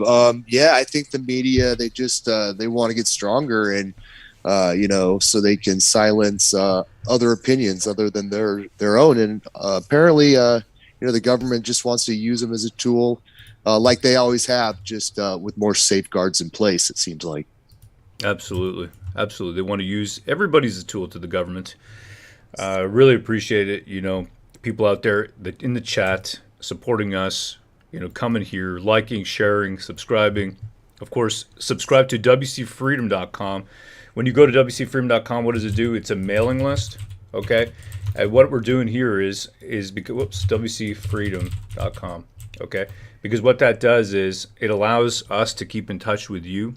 And that is important because, of course, who knows where we're going to be in terms of the future. We don't know what's going to happen. So we need to be in touch. We need to stay together and allow us to put up more information and send that. There was an update I sent recently about the, what's going on over here. Media wrong, not Russia, not American influence. Okay, hail Patriots. I'm full now. I felt really good. It was the evening time. Full of vigor, having seen truth spoken finally at the Public Order Emergency Committee at the inquiry that seeks to ascertain the veracity of having called the Emergency Act. And we've seen a man stand up finally. A truth lozenge for my weary throat soul, and today I have received. Patrick Morris, head of Ontario Provincial Police's Operations Intelligence Bureau, POIB, stood up and told the truth. It wasn't Russia, it wasn't American influence, it wasn't Trump, it was the Canadians. I'll play it right now just so we feel good. I was concerned by comments made publicly by public figures and in the media that I believed were not premised in fact. I would be just another person with a subjective perspective in this case, except for the fact that from my perspective, I was leading the criminal intelligence collection of information and the production of criminal intelligence in relation to these events. So I believed I was in a unique situation to understand what was transpiring. So when I read accounts that the state of Russia had something to do with it, or that this was a result of American influence, either financially or ideologically, or that Donald Trump was behind it, or that it was un-Canadian, or that the people participating were un-Canadian, and that they were not Canadian views and they were extremists, I found it to be problematic because what I ascertained from my role, which is not all-knowing, and certainly there may be information that is presented to this committee that illustrates the error of my ways, but I did not see validation for those assertions. Found it to be problematic, and the media was part of the problem. Is that right? I hesitate to, I don't want to say that necessarily because the media has an important role, and I'm not trying to skirt the question. The media can provide editorials, and editorial boards can have stances. I believe that a lot of people were making assertions that weren't accurate, and if they were based in investigation and in fact, then there was information that I was not privy to, and I wondered why. And I accept that I might not be privy to it. If the Communications Security Establishment of Canada or the Canadian Security Intelligence Service or the Integrated National Security Enforcement Team has received information at a classification above my level, I accept that, and that's fine. I'm just saying that from my perspective, as operational command of Hendon and that joint force operation, I did not see information that substantiated what was being said publicly and via the media. And I found that the subjective assertions sensationalized, yes, and exacerbated conflict.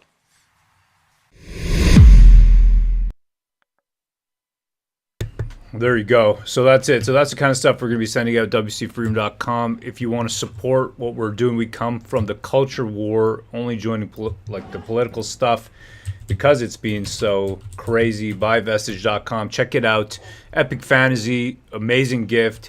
If you want to get a gift for the young and old immediately, then there's some ready to ship orders right over here. It is What If the Relics of History Carry Their Own Powers and the Spirit of Those Who Had Wielded Them. If you want to see what we did before Canada started to go down the tubes, there it is right over there. Check that out. Real comic books, fantastic stuff. Truly, in love with the art form and a business. This is my business apart from computer programming, which is really how I put my daily bread on the table. But Vestige series, check it out. That's a Black Dragon cover right there. That's the War Campaign logo right there, if you can see that right there. So that's it. This is what we're doing. Check that out. It's a great way to support us, and it is absolutely appreciated. Thank you so much. The link's right there at the top, wcfreedom.com to get on the mailing list, and buyvestige.com if you want to support us with that. And that's how we keep doing what we're doing, taking the time off to bring this information to you because it's so important. But regardless, we're going to do it. We do appreciate it, and it does help us. Okay, there it is. I want to show you something else over here. This is Ryan Gerritsen. If you don't know him, he is a really good Twitter fellow, right? He puts out a lot of information out there. He says, Pan, take it away, brother. Okay, he says, not a single Canadian mainstream media news outlet reported on the Supreme Court decision for New York City to reinstate unvied employees. People are actively telling these companies at CTV News, at P24, at CBC News, at Global News to withhold information like this from Canadians.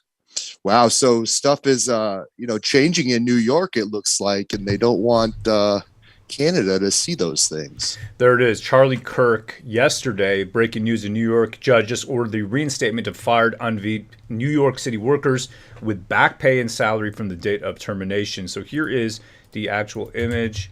Okay, and I'm going to show you down. We looked at this yesterday, but it's good to look at it again because it shows the world is changing. It's turning. This is, I can see a time, and I honestly, I know it's going to happen. Just like right now, we look back in time and we say, hey, it was wrong to put those Japanese people in those internment camps. Okay, it's just unfortunately you got to live through history. To be a part of history, you got to live through history. And that's where we are. We're living through history. And everybody here in the chat, you're going to look back. You're going to tell your children, I was there. That's what I did. I stood up. Okay, that's what I did because I believe in my country and I believe in my countrymen and women. All right, here it is. So this is the orders right over here. Ordered that this court finds a Commissioner of Health and Mental Hygiene's order dated October 20th, 2021 arbitrary and capricious. Okay. Finds their orders arbitrary and capricious, two of them right there in a row, because they in New York State was putting out, or New York City was putting out, I think this is New York State, was putting out these orders, these health mandates orders on October 20th, 2021 up to December 13th, 2021. They were arbitrary and capricious. Okay, next, ordered that the petitioner's claim for breach of contract is denied. Ordered that the terminated petitioners are hereby reinstated to their full employment status effective October 25th, 2022, and they are entitled to back pay and salary from the date of termination. So right there, you tell me what that means. That is incredible news. That is really good news. That's how I see it. These guys are not back yet. What's happening here? I'm going to refresh this, okay? Yeah, they're running late. I don't know what's happening. This there we go. would have reported to me directly. Okay. With regards to the as the incident commander in the NCRCC. Right.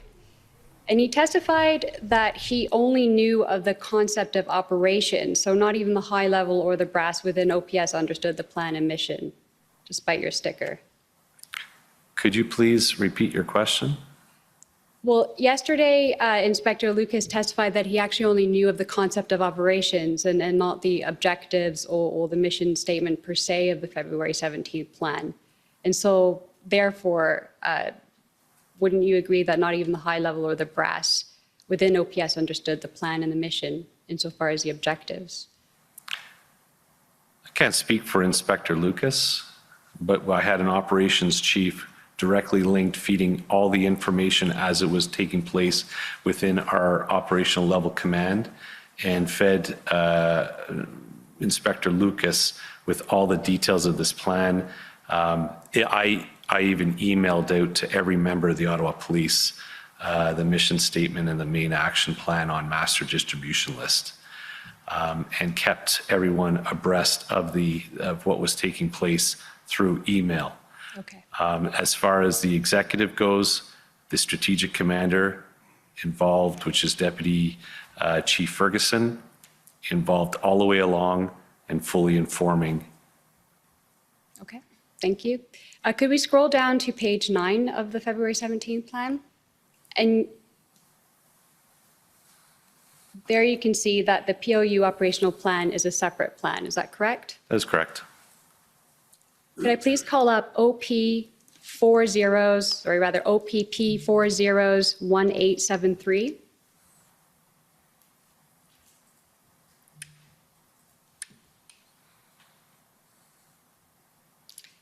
You agree that this POU tactical operations plan is a tactical operations plan for the integrated public order units responding to the protest in Ottawa, right? Can you scroll down a bit, please? Some more?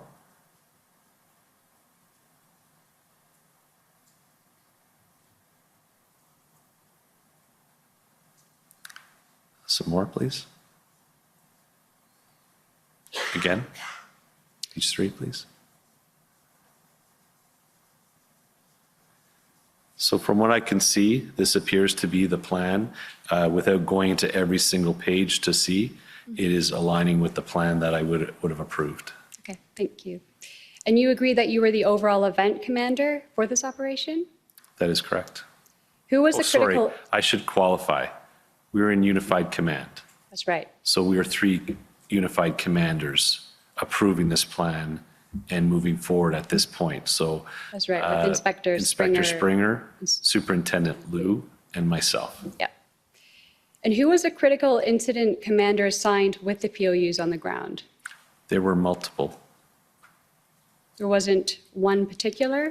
No, because of the magnitude of the event, we had to have the ability to manage multiple situations, critical incidents at the same time. And who were the 3 reserve event commanders that you mentioned earlier? So I would have to refer back to my notes if I could, but could I go back to my notes? Please, on the 18th, probably. I'm going to continue with the questions for lack of time. But if you can remember a name off the top of your head, one of the names. Superintendent Mike Francis, at the time he was Superintendent Mike Francis, OPP. Okay, thank you. I would like to take you down to paragraph 34, the mission statement.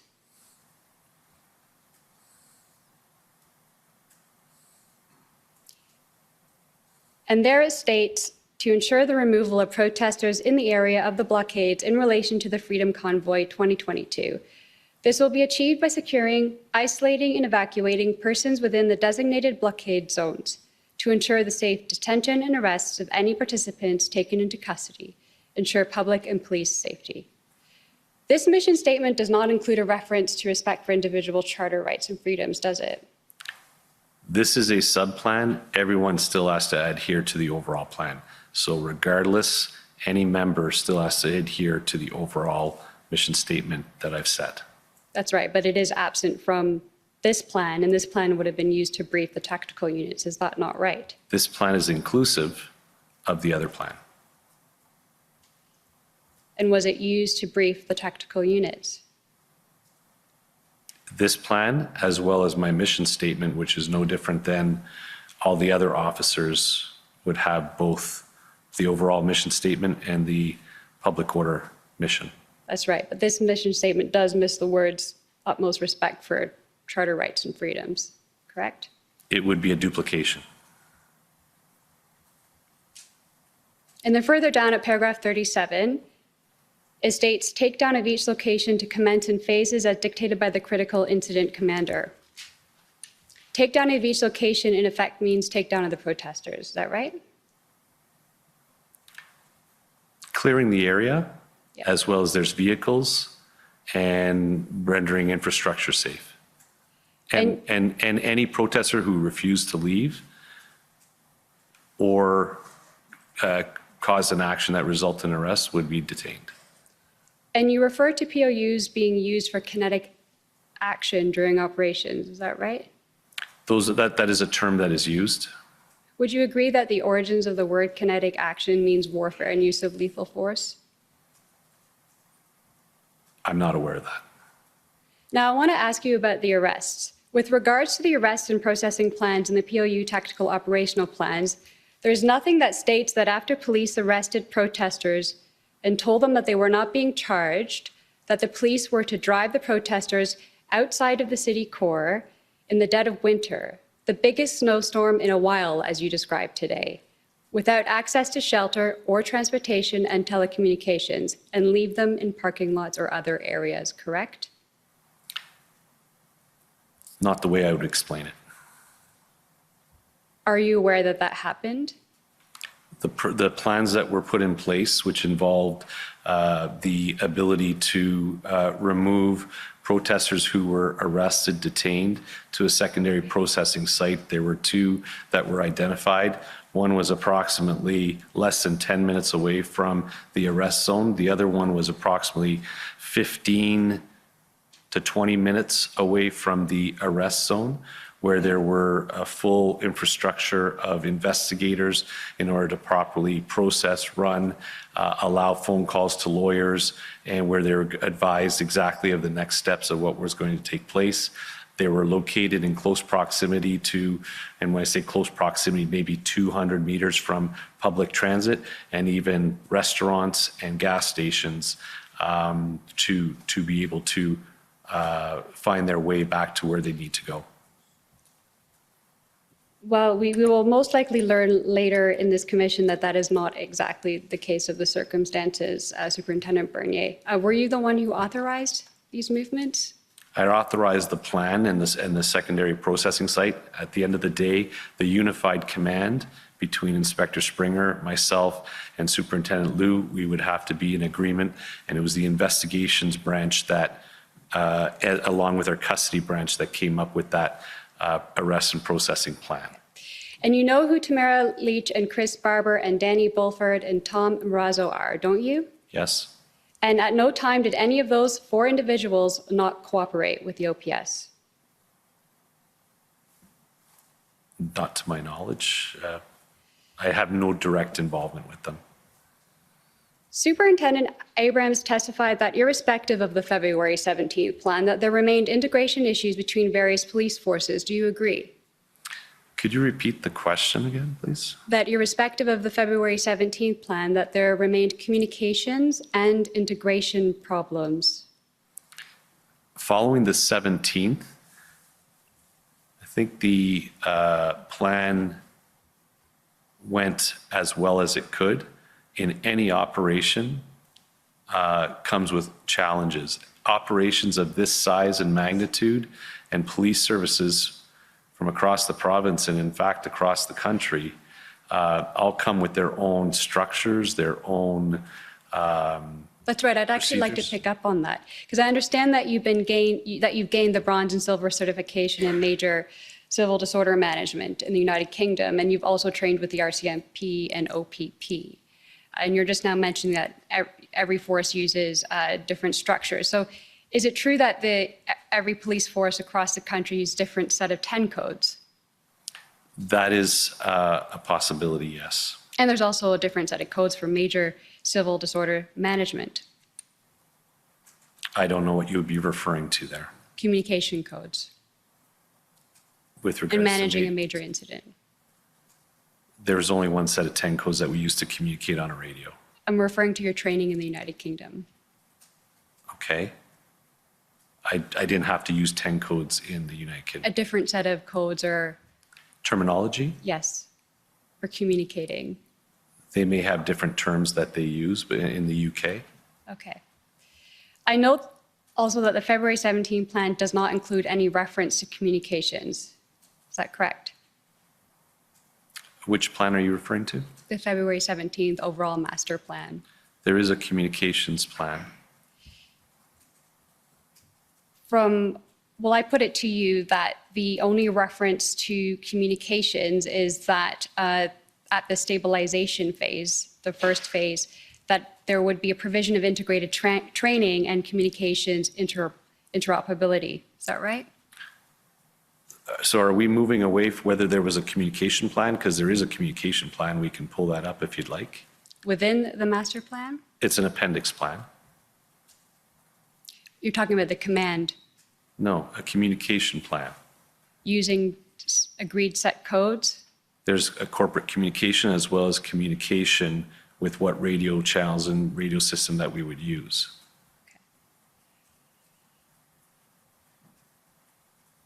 I'd like to move on to asking you some questions with regards to the POU tactical operational plan. So I'd like to pull up OPP 401873.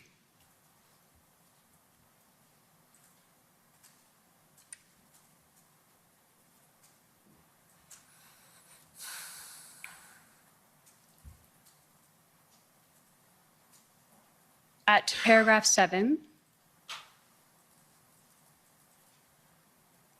the rules of engagement decision matrix there superseded all other police forces' policies and SOPs. Is that right? Correct. Could we call up document OPS 3012550?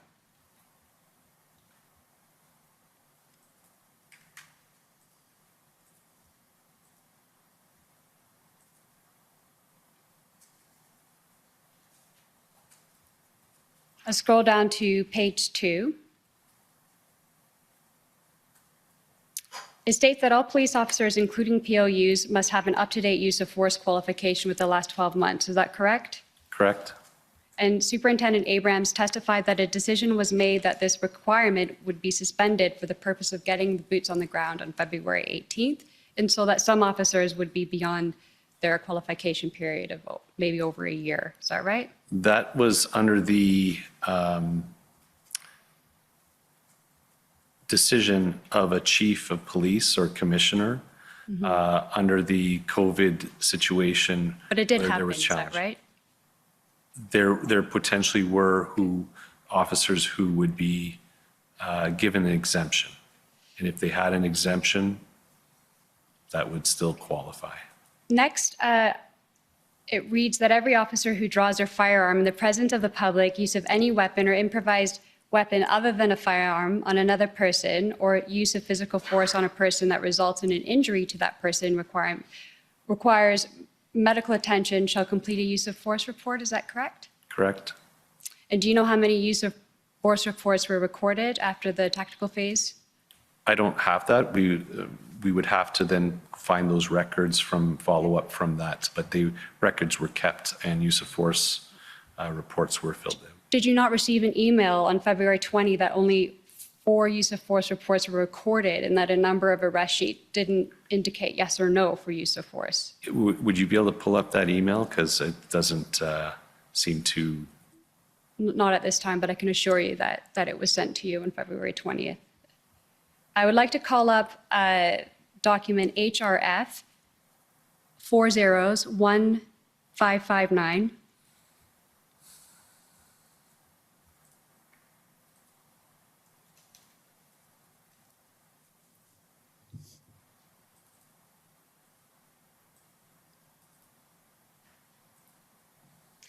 In the far left, do you agree that the person in green is carrying what looks like a 5.56 millimeter caliber carabine carbine rifle with 30-round magazine capacity.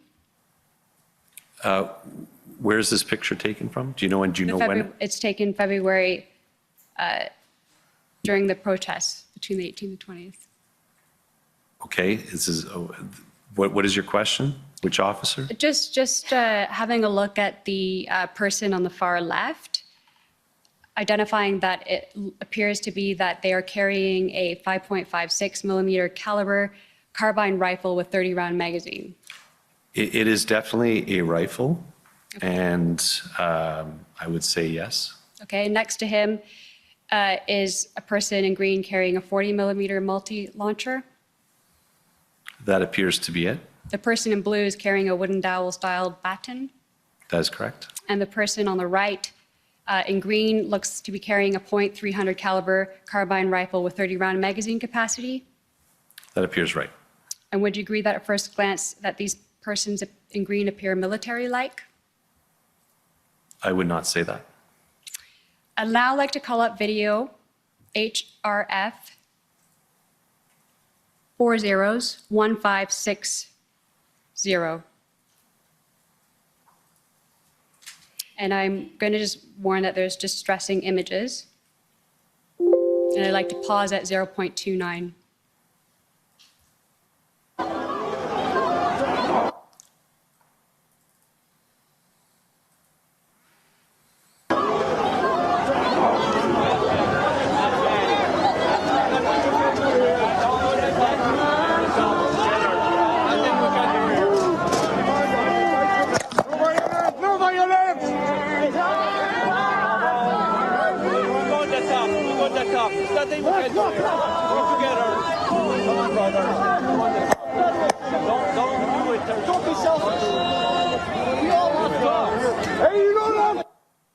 All right, so do you agree that the OPS officer in this video in the back behind the ranks, the line, is using what is actually the muzzle and not the butt of what looks like a 40 millimeter chemical munition launched to beat a protester with? Not enough for me to see what exactly is going on.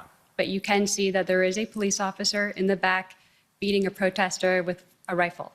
There is not enough for me to see what is actually happening behind We continue bodies. playing the video, please. Please, please. You guys are beating him. What the fuck?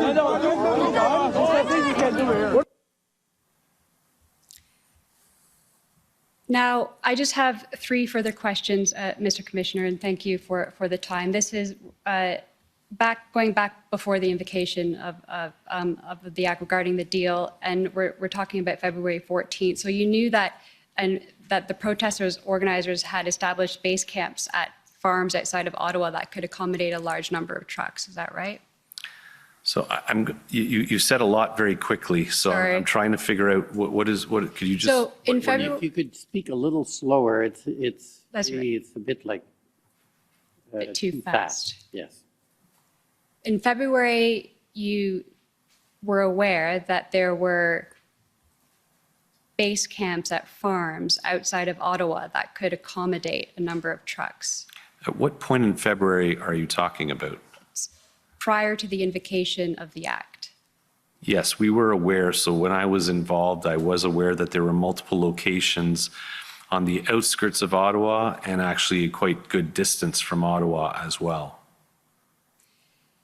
And that on February 14th, approximately 100 trucks and protest vehicles left the downtown under the mayor's deal, and only 23 trucks moved up to Wellington, and then the remainder left Ottawa, right? I actually have no records of vehicles leaving. The footprint did not change all that much. There was movement up onto the hill, onto Wellington. But from the information that I was receiving on would have been whichever day the movement would have taken place, February 14th. 14th, there was very minimal departure of vehicles. Right, but there was some, and this is my final question is but for the lack of the OPS cooperation in implementing that deal and obstruction of movement of vehicles out of the downtown residential areas at the rate that the truckers were actually moving and the vehicles moving outside on February 14th, most of the downtown, but for Wellington, would have been cleared by Wednesday, February 16th, correct? We developed a quite robust, highly staffed with both our police liaison and our traffic unit and cleared egress routes that were going to be very well communicated with all the protesters as to if they wanted to leave for a 24-hour period. We had those routes clearly open and facilitating the departure of vehicles. They were not leaving. Some of them did move, though. You did say that on February 14th. And had they had a bit more time, they would have fully cleared out the area. But for Wellington. Thank you. Thank you for your service, Superintendent Bernier. And thank you, Mr. Commissioner, for the additional time. I appreciate it. Next is the Government of Canada.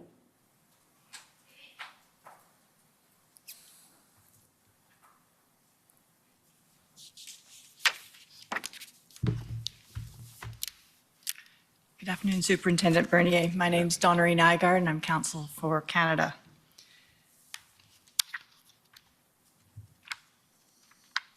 I just have a few questions that I would like to ask you. First, starting with the time period in which you were moving into the integrated command with the OPP and the OPS, you are the OPS, sorry, and the RCMP, and developing the plan that was eventually implemented. Can you tell us a little bit about what the situation on the ground was at that time?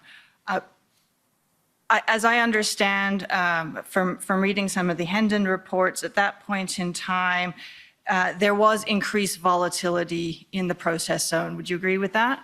I agree, yes. That was the reports that I was getting. And that the protesters were becoming more adversarial and confrontational with police? They were. And that there were violent elements within the crowd? Yes. And there was, as a result of all of this, increasing concern for the possibility of violence within the protest the longer it continued on. Is that correct? That is obviously a possibility, yes. And there was also some concern about firearms and other weapons within the crowd, correct? That is something that was continually monitored, assessed, and leveraging our intelligence teams with various information or intelligence that was coming in, that there were possibilities of that. And in fact, if I can have OPP 403427, please. This is the February 14th Hendon report. Did you see that? On the 14th, I would have had an intelligence officer at my command table with the responsibility of reviewing and briefing the group on this information. So although I'm not reading it, I should be getting key information from it. And if we can go to page 5, please. Just scroll down just a little, just right there is good. Just beyond the bolded section there, you can see there's a reference to represent potential volatile elements. They both espouse sovereign citizen ideals, and in the case of redacted, early information suggests he may have brought firearms. His interaction with police were notable when approached by redaction as to openly wearing a sheathed but sizable knife on his person. He rejected the idea of moving it. Were you aware of situations, of that situation in particular and other situations like that? Yes. Thank you.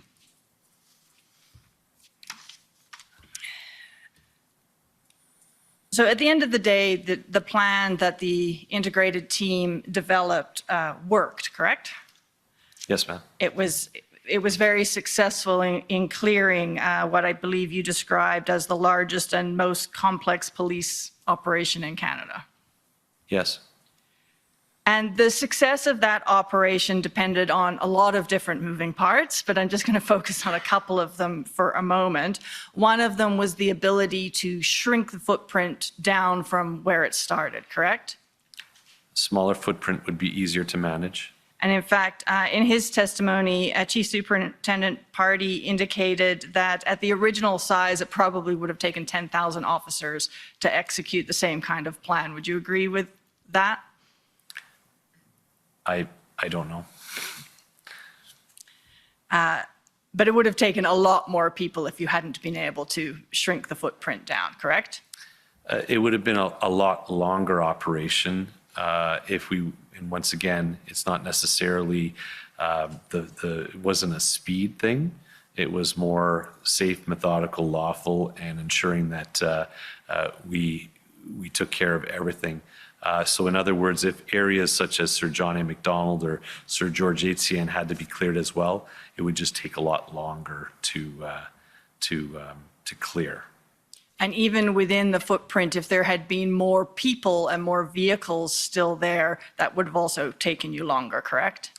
Exactly. And it would have been a more volatile situation. Potentially, yes. And that increases the risk of violence or riots or people getting hurt, correct? I would agree. And the other thing that this plan was dependent on was the ability to move the large trucks, which were parked all over the downtown core, correct? Correct. And that required heavy tow capacity. Correct. And going back to the shrinking footprint for a moment, you described the phases of your plan, and the first one I think you described as stabilizing, and that included consistent messaging to the protesters that now was the time to leave, correct? That is correct.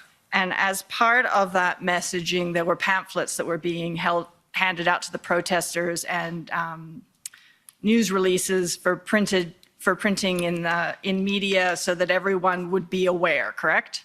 Yes, as well as putting flyers on every vehicle. And if we can have OPS 40-13798. This is the plan that has the February 15th date on the front cover. I know there's a number of iterations of the plans. One of my friends took you to this earlier. And if we can go to page 5, please. And scroll down to the bottom of the page. And yeah, that's good. You'll agree with me that the plan, in fact, reproduced the content of the messaging that was being given out to the protesters. You can see it there just after the start of it there, just after the bolding. Correct. And if we go on to the next page, there's a number of these items, and I'm going to go through a few of them, but that were powers that were provided to the police services under the Federal Emergency Act and the regulations associated with it, correct? That is correct. And even the powers that were given to you under the provincial legislation, such as the ability to suspend certificates, that required the towing of the vehicle first, correct? Correct. So you had to be able to tow before you could do that suspension. I'm not 100% sure on that.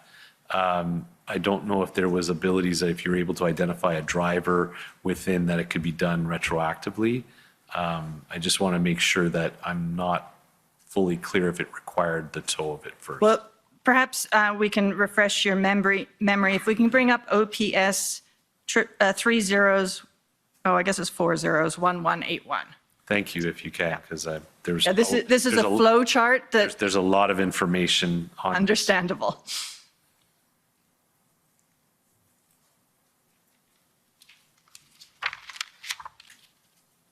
Oh, I'm sorry, I gave you the wrong number. It is 30-11801. And this is an OPP flow chart that was produced for the suspension. And you can see if you go down to the third box, it's remove vehicle from the highway. and then after that is the administrative action, correct? If I can just take a minute to Yeah, read through absolutely. it.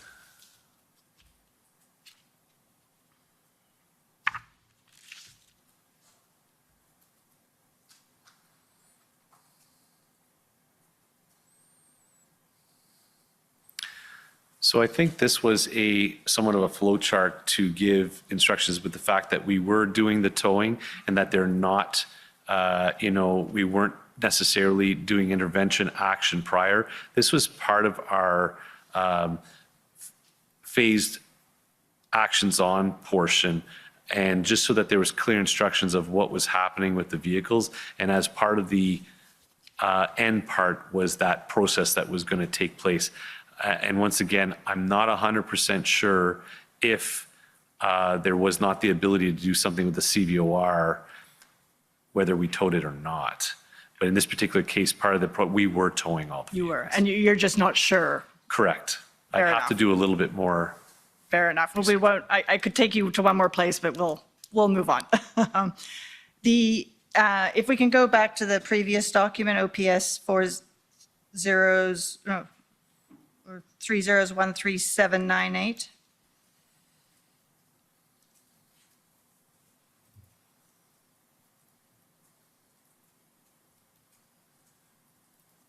And back to page 6, please. So just going through some more of these bullet points, one of the things that was pointed out was the ability to have personal bank accounts subject to examination and restriction. That was a power that was provided under the federal EA, correct? Yes. And then the next one about bringing minors to protests, that was also an EA power. And that was something that if children could be removed from the scene would make enforcement safer, correct? It would hopefully discourage people to bring their children to this protest, yes. And the other thing, just the second last bullet that I wanted to highlight there is persons traveling to the unlawful protest site could be charged. And that helps to shrink the footprint in that it stops more people from arriving. Well, I guess it helps to stop the footprint from increasing because people are not continuing to arrive, correct? That would be the intended effect.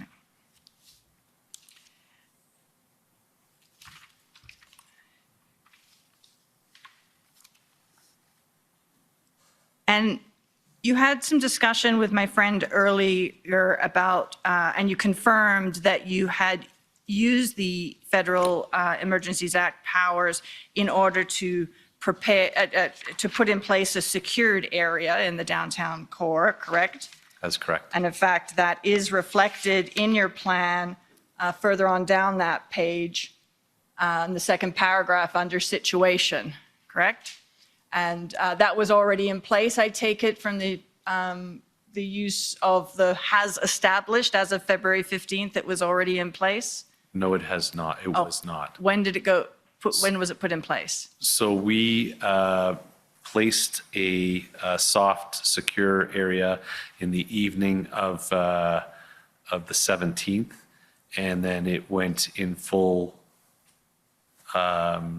operation at midnight from the 17th into the 18th. So, and I understand there was a news release that was put out announcing the secured area. I think that went out at 4:40 on the 17th, is that Correct. correct? Yes.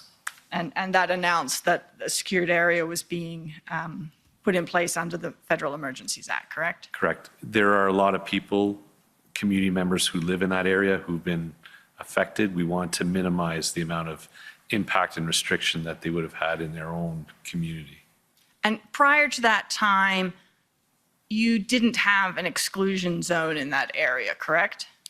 There nothing under used under common law or any other form of how would you say it, authority to shut down an area. So sorry, I just want to make sure I'm understanding your answer. Are you saying there wasn't anything that would have allowed you to do that, or you didn't use No, anything? there were, if we needed to apply under common law, we could have, but it was nothing that we actually utilized because we didn't go into a police operation and maintaining public safety and restricting access to an area under the common law authority. So that there was nothing in place until the 17th into the 18th at midnight. And how long did you have that secure area in place? So the secure area, as the operation progressed and was met with success, we shrunk that area gradually over the days, and we maintained a very shrunken small footprint of restriction secure area to the Wellington area until the Emergencies Act was lifted. And you spoke about the common law ability to have an exclusion zone, and you also spoke earlier about how the Emergencies Act made it very clear what you were allowed to do, correct? Absolutely, yes. And that's because the common law authority for exclusion zones lacks a certain amount of clarity. Would you agree with that? I don't necessarily say it lacks clarity. It just comes down to the articulation of why and what you're doing and for how long. So the ancillary powers that exist, needs to be certain things that exist and needs to stop as soon as that does no longer exist. And I think I mentioned sometimes may be hard to understand or to explain to the various groups whether our own officers, the community, or protesters. Right. So, and that's what I meant by it lacks a certain amount of clarity. Yes. And you can never know for sure, in fact, whether your use of an exclusion zone will hold up in court until after the fact. Correct. Under the common law. Correct.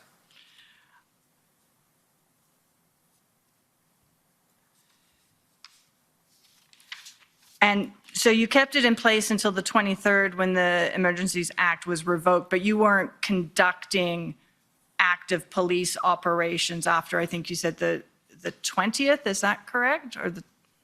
So there was a heavy police presence still. There was still police operation going, but not necessarily that action on phase.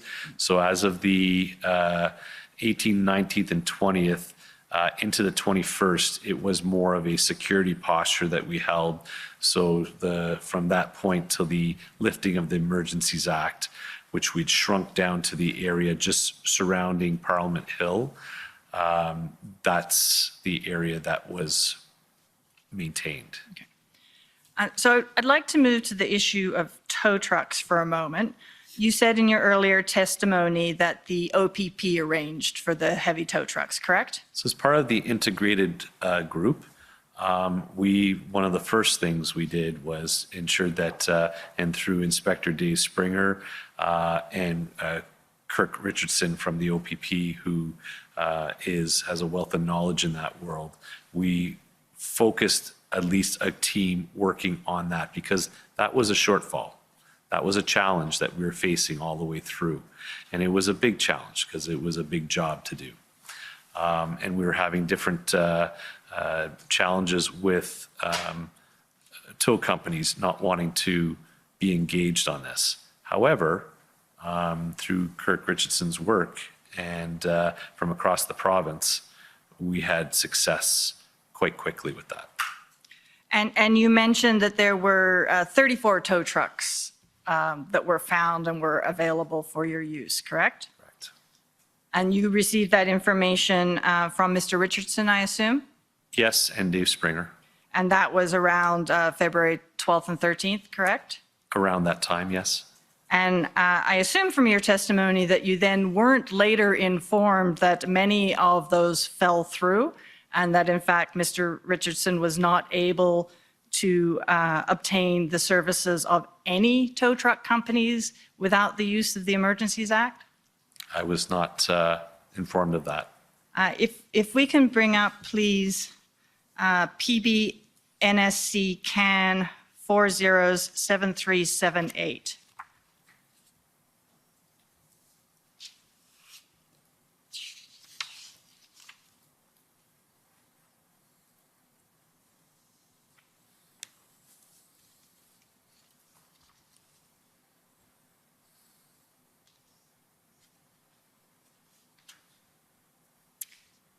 And if we could just start on page 4, please.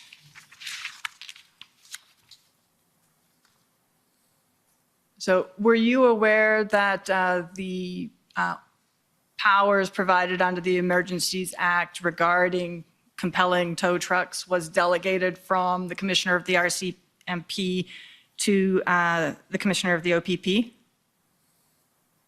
I was not. Okay. And then if we can go to page 5. So you've obviously not seen this before, so I'm going to give you a chance to have a look at it.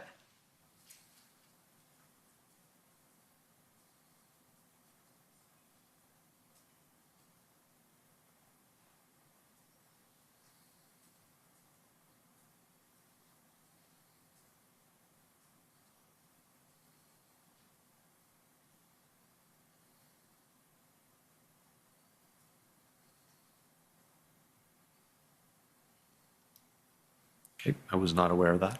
But you would agree with me, having seen this now, that in fact, the Emergencies Act was used to compel tow trucks? I don't know what the process, I understand that there was a process that need to be actually utilized with, I know that the tow trucks were working with our legal services and our financial services for contracts and that type of thing. But you weren't, is it fair to say that after the 12th or 13th, you left the tow truck details to other people?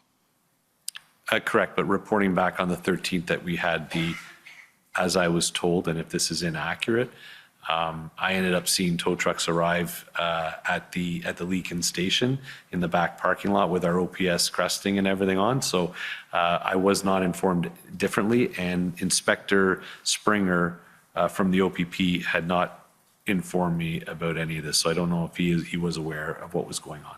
But you just weren't informed of any of it? Correct. But you don't agree that it this is occurred? new to me. Yes, fair enough.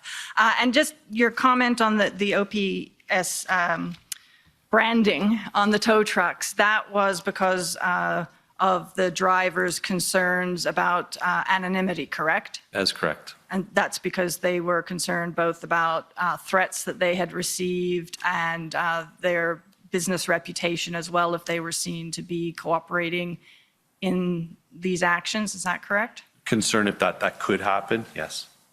Okay. Those are all my questions. Thank you very much.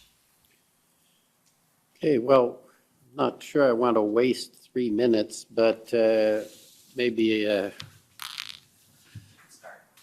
I'll Commissioner, I have 20 minutes, I believe. I'm wondering, it's Anne Tardif, pardon me, for the record, for the City of Ottawa. You're looking at me because I think I'm nuts. I'm not sure it'll make much sense to do 2 minutes and then 18.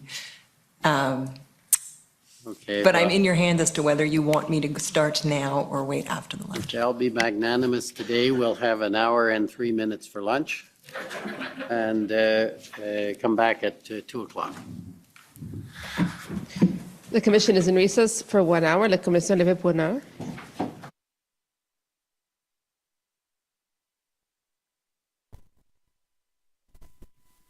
Oh, that Anne Tardif gave him a little smile on his face. Just a little smile on his face, that Anne Tardif. When you get seeing Anne Tardif, he's just like, ooh la la la la. I want to get my googly eyes into that. That's what he's saying. Look at that. What a good guy. I really like that, what she just did to him, though. That was my favorite. Oh, yeah. That was interesting, what just went down between the last two people asking questions, Bathsheba and this person. Right? Absolutely, man. Robert Bernier. He is And next up, we got some government lawyers. We got Paul Chump might get in on that. You know what I mean? It's not going to be much going on, but I want to watch a little bit, if you don't mind. If you don't mind, I just want to relive the magic. You know what I mean? I want to relive. You're waiting for Alyssa Tompkins to get in there. Yeah, I am. But I want to relive the magic for just a moment, if that's okay with everybody. I want to relive the magic of Bathsheba, what she just did. Okay, here we go. This is gonna be good. Who's ready for it? I'm ready for it. Not military-like. Oh, yeah. The question is this military-like? Is this a military? And he's like, I can't quite see. I can't tell. Were they beating protesters? I can't see. I can't tell. Right. Oh, yeah, man. That was great. All right, let me see. Take a look at the chat panel while I just get this ready, if you don't mind, brother. And I am going to get this one going. Yeah, we have Future Now in the chat says, Yahoo! Extra Bathshebas.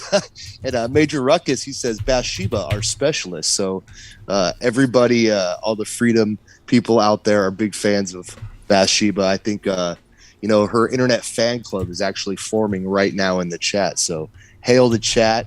That was good. She got him by the boo-boo, I would have to say. Oh, she sure did. She sure did. It was, it's in a quiet librarian style. You know what I mean? It's a very quiet librarian style. It's that style where you just hit him, but in a way, like, put it this way, it's the Dewey Decimal System of pinning them to the wall. By the gonads, says Jacob Durant. Just ignore the whole horse thingy. Why not? Why not ignore the whole horse thingy, right? What is a horse thingy? Well, yeah, I mean, maybe when if the RCMP has to give any testimony, maybe they'll bring up the trampling then, hopefully. That's right. I would expect. That's right. I'm going to name this one. I'm going to make a little clip here, and I'm going to call this one Bathsheba Pins. What should we call it? Bathsheba pegs a man. Bathsheba. I don't want to use. I'm going to say angry. No, I'm going to say serious librarian. That's what I'm going to call this one. Bathsheba, serious librarian. I think that's a good name for a video. What do you think? Bathsheba, serious librarian. I'm serious. Yeah, that could be like the name of the folder. Yeah, exactly. Bathsheba, serious librarian. Okay, and we're going to put together all those clips. We go Canada RV Van Life. He says he's off the market because he is now in love. Frank Scroll skipped all over to beating and horse trampling. That's right. Let's see if we can pull this up in just a second here. Bathsheba roasts the pig, says Margot P. No, we can't use that P word over here, says flush the toilet. Officer Stompy should be called to testify, says the ferryman's toll. Officer Stompy. Which one? You mean the one on the horse? Yeah. Did they know exactly which guy that was? Because he should definitely be put up there. That's right, man. Absolutely. We got A+, says GB802 at A+. Queen Sheba, says Bozena. Lori says the Kraken and the pig. I don't have a uterus, but Bathsheba got me pregnant, says Can You Honk. Okay. Yeah, you don't necessarily need a uterus these days, brother, to get pregnant. I think that's the word. That's what they say. Yeah, that's what they say. Yeah, that's the word on the street, brother. Hold on a second. Here she is. Okay, so I think really the point is where she gets put up. Okay, let me just reduce the volume here on this thing so that it's not so loud. Okay, here we go. So it's about where let me see here. She's just pinning him to the wall. She shows the videos. I think that's the key part. No, she shows the videos. Oh yeah, that was good stuff. We have the ferryman's toll in the chat. He says, "No, the horse." He means put the horse on the stand. Oh, Stompy the horse. Oh, this is a good one though. I like this. She goes. In green is carrying what looks like a 5.56 millimeter caliber carbine rifle with 30 round magazine capacity. Where's this picture taken from? Do you know when? It's taken February during the protests between the 18th and 20th. Okay, this is What is your question? Which officer? Just having a look at the person on the far left, identifying that it appears to be that they are carrying a 5.56 millimeter caliber carbine rifle with 30 round magazine. It is definitely a rifle. It's like he's like it is definitely a rifle. It's definitely a rifle. Yeah, I'm just gonna scratch my a rifle. There you go. Bathsheba War Campaign Queen. There you go. And I would say yes. Okay, next to him is a person in green carrying a 40 millimeter multi-launcher. That appears to be it. The person in blue is carrying a wooden dowel-styled baton. That is correct. And the person on the right in green looks to be carrying a .300 caliber carbine rifle with 30 round magazine capacity. That appears right. And would you agree that at first glance that these persons in green appear military-like? Military-like. And then she does that. You're late on your fines and your books. He's got to think about it. He's got to think about it. Would you agree that you should have returned your books on October the 21st and it's now October the 26th and now you owe us 86 cents? Yep. Yes, ma'am. I would not say that. I'd now like to call up video HRF 401560. And I'm going to just warn that there's distressing images. So I'd like to pause at 0.29. Look at his face. I love his face. He's like, "Oh yeah, I'm gonna relive the moment. This was fun."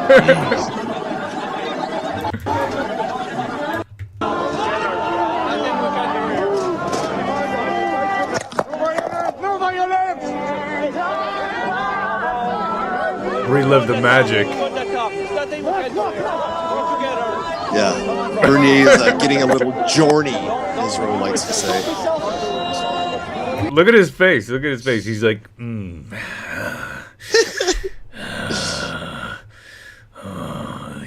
You can almost taste it again.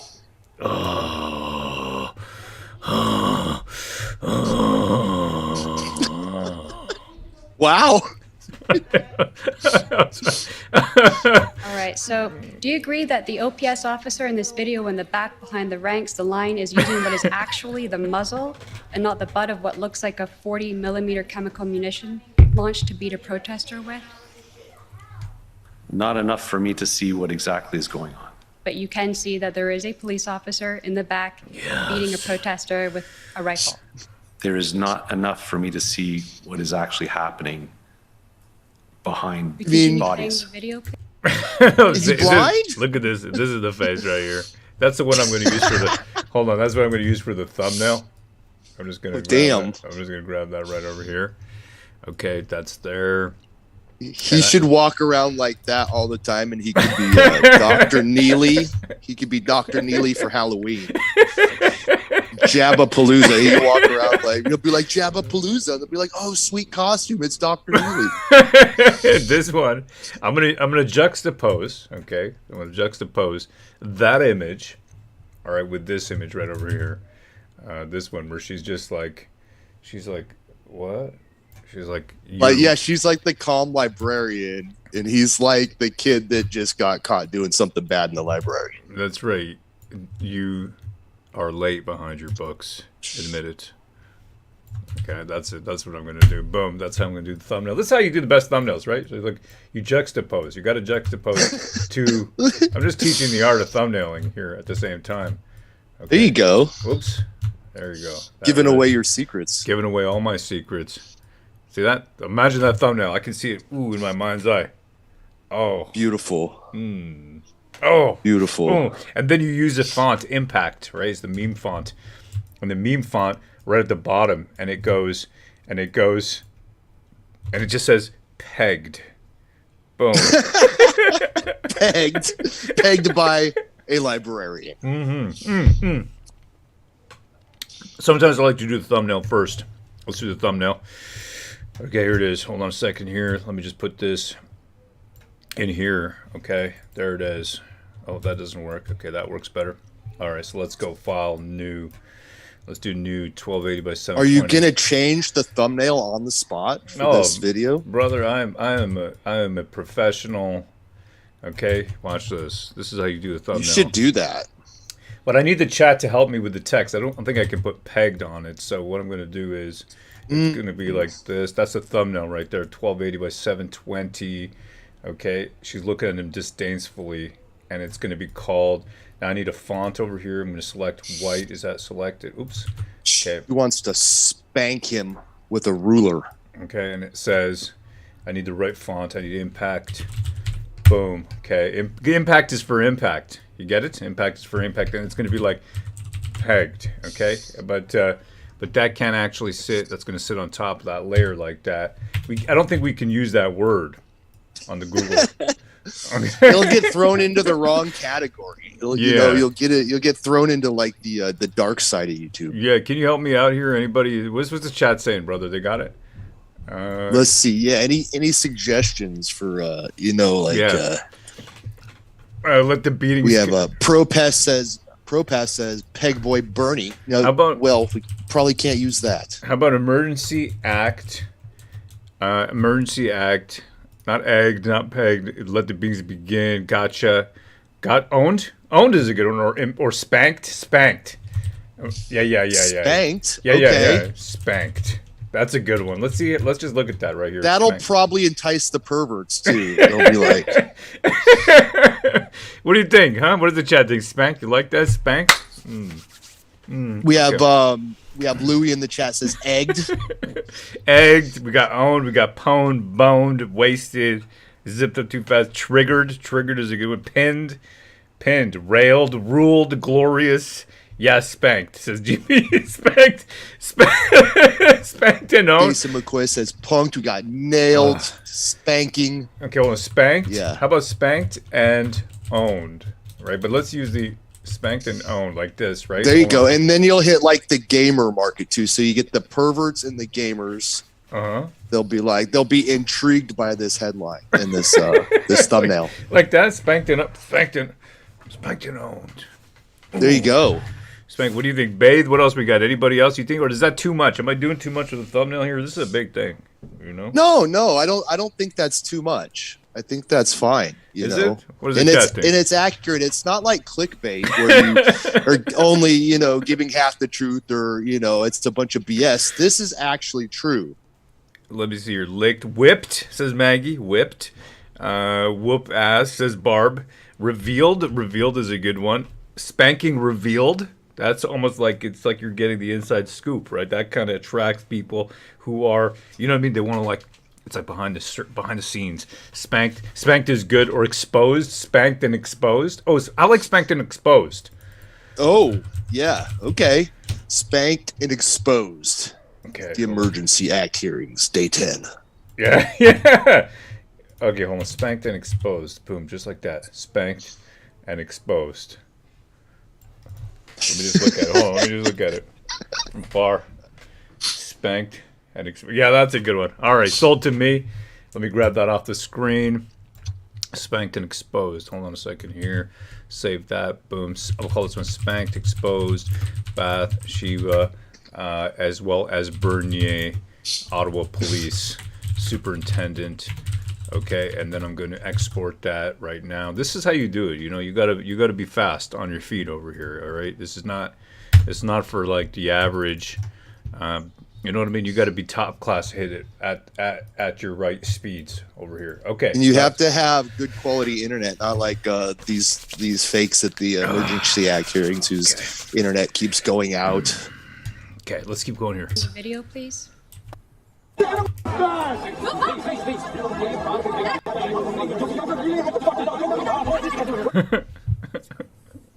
I just have 3 further questions, Mr. Commissioner. Thank you for the time. This is going back before the invocation of the act regarding the deal, and we're talking about February 14th. So you knew that the protesters, organizers had established base camps at farms. Okay, we're just going to stop it right here. I think we don't want to overdo. You don't want to overdo it with the clips because nobody pays attention. And not looks like a 40mm chemical munition launched to beat a protester with.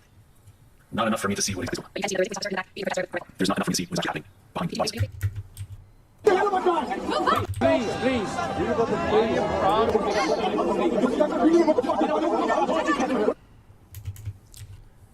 Now, I just have I think we just keep it like that. Boom. And then he does his face. Okay, put a marker right there. The face is right before this, right? Then he does his face, his spanked, exposed face. Yeah, spanking exposed. All right, let's review this clip, but I think this is it. Okay, we'll call spank the clip. Boom. Let's play back the clip and see if it really captures the moment. All right, here, 3 minutes and 29 seconds. Let's see if this plays. In green is carrying what looks like a 5.56 millimeter caliber carbine rifle with 30 round magazine capacity. Where is this picture taken from? Do you know when? Do you know when? It's taken February during the protests between the 18th and 20th. Okay, what is your question? Which officer? Just having a look at the person on the far left, identifying that it appears to be that they are carrying a 5.56 millimeter caliber carbine rifle with 30 round magazine. It is definitely a rifle, and I would say yes. Okay, next to him is a person in green carrying a 40 millimeter multi-launcher. That appears to be it. The person in blue is carrying a wooden dowel-style baton. That is correct. And the person on the right in green looks to be carrying a .300 caliber carbine rifle with 30 round magazine capacity. It's a beauty. Right. And would you agree that at first glance that these persons in green appear military-like? I would not say that. I'd now like to call up video HRF 401560. And I'm going to just warn that there's distressing images. And I'd like to pause at 0.29. Trigger warning.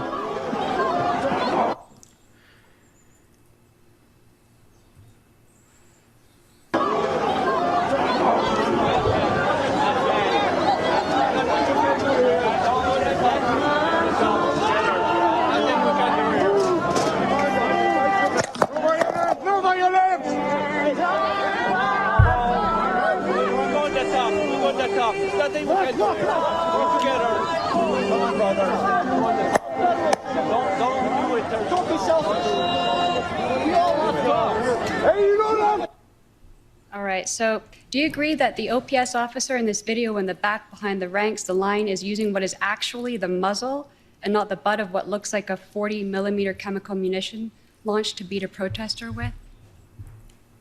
Not enough for me to see what exactly is going on. But you can see that there is a police officer in the back beating a protester with a rifle.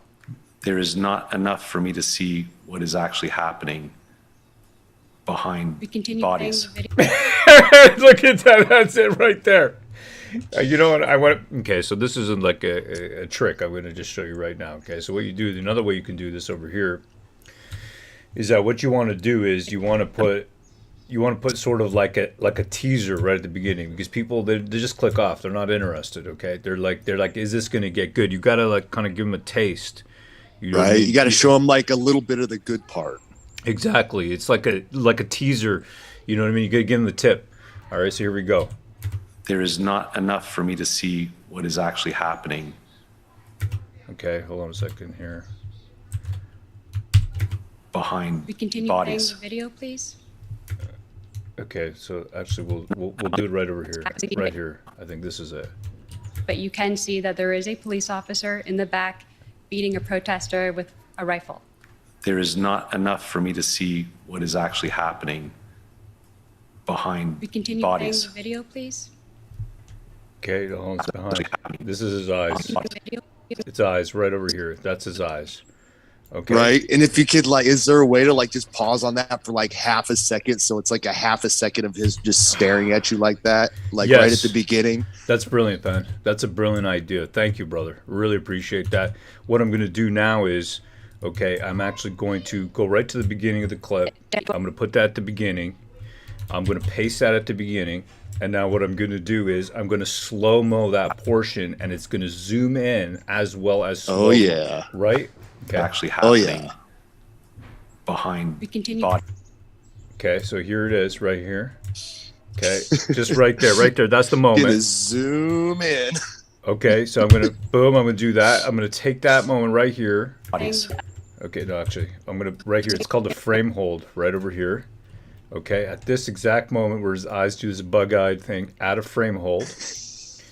Where he goes full Neely Kaplan. Right, my 13-year-old kid, he taught me how to do this. And then at this point right over here, I want to first of all push all that down, and I want to frame hold this for like an extra second while zooming in. Okay, on this over here, that's going to go like this. I'm going to add in an effect. Okay, I'm going to set in a position, scale, and I'm going to go right up until this over here, and it's going to zoom in on this. Watch closely as I really show the world how much of a cuckold this man is. It goes just like that right there. Boom. Okay, so this is the watch closely, but you can't watch as closely as this guy because look at his eyes. Okay, here it is. Here it is. Behind continue bodies. Right. Okay. All right. Here, one more time. Just this is how it's going to play out now. This is going to play out here. But you can see that there is a police officer in the back beating a protester with a rifle. There is not enough for me to see what is actually happening behind bodies. In green is carrying what looks like a fire. That's it right there. All right. I think we're good. I think all we got to do now is behind we continue bodies. playing the video, please. Yeah, I think this is it, and then I'm just gonna add our outro.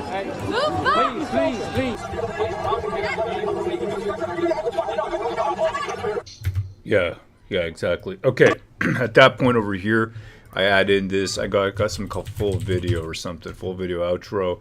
I paste that at the end. Tells people to subscribe to the. Okay, take this. Just do this. Oh, hold on a second. My kids are acting up. Let me just see here. Let me go. How do I do this again? Why won't this work here? Come on, you. Ah, there we go. Okay, perfect. That's it. Just right here. I'm going to put that here instead of the full video because this is the full video. So I'm just going to, this is just a little trick here. Boom, right here. And I'll play that out. It'll go like this. Boom. Perfection. Now that's a clip right there. That's a clip right there. That's a clip. You're really using your time wisely because you don't want to have to do this after the 10-hour stream. That would be. Oh man. We don't have time for that. We're gonna call this clip spanked. Oh, hold on. I gotta go deal with my kids here. 1 second here. Wow. It's time for lunch. So we have Lynn Moreau in the chat said, "Girl power busted Bernier." Yeah, she did get him. That was nice. So we have GB802 says, "That's a wrap." That's right. All right. Hail the chat. Okay, we got Jeff White says, "Raw, I want to know why these people aren't being shown the video of the violence that was brought upon Canadian citizens. This is an absolute must and need to explain these actions. Trudeau needs to be shown." Trudeau, he's seen it. He doesn't care. Lisa says, "Your finger wagging is the best part." Ezra is near tears, says Wallflowers. Rickwood Runch today says, "Angry atheist." Wow, okay. All right, so let me see here. Yeah, don't drink too much, please. You know what I mean? I know we've all been there. And definitely don't play the drinking game where you drink every time they say Dupran because you're going to be drunk in like 45 minutes. Beating a protester with a rifle. There is not enough for me to see what is actually happening behind bodies. There you go. That's it. Boom. Got it. Perfect. That goes up right now. Upload that everywhere. I'm going to post that on our Twitter, War Campaign Twitter. I've also got my own RK Paul, and I'm going to put that up on right here on TikTok. Actually, TikTok has a... Yeah, they won't like the brutality. They don't like the it. Video, I don't think, like right? It at all. No, they don't like it at all. So what we do is, hold on a second here. This is acting up. Do a refresh here. Sometimes this acts up. Upload new image. Throw that in there. Call it spanked. Boom. Throw up this image here. Title spanked. Ottawa police spanked and exposed at emergency Emergency Act inquiry. All right, boom. And then I think that's pretty much it, you know. And we call this one, we just put in the name, Bathsheba Vanderberg at Public Order Emergency Commission. And you always want the date in there. This is going to be October 26, 2022. Boom. Simple, nice, to the point.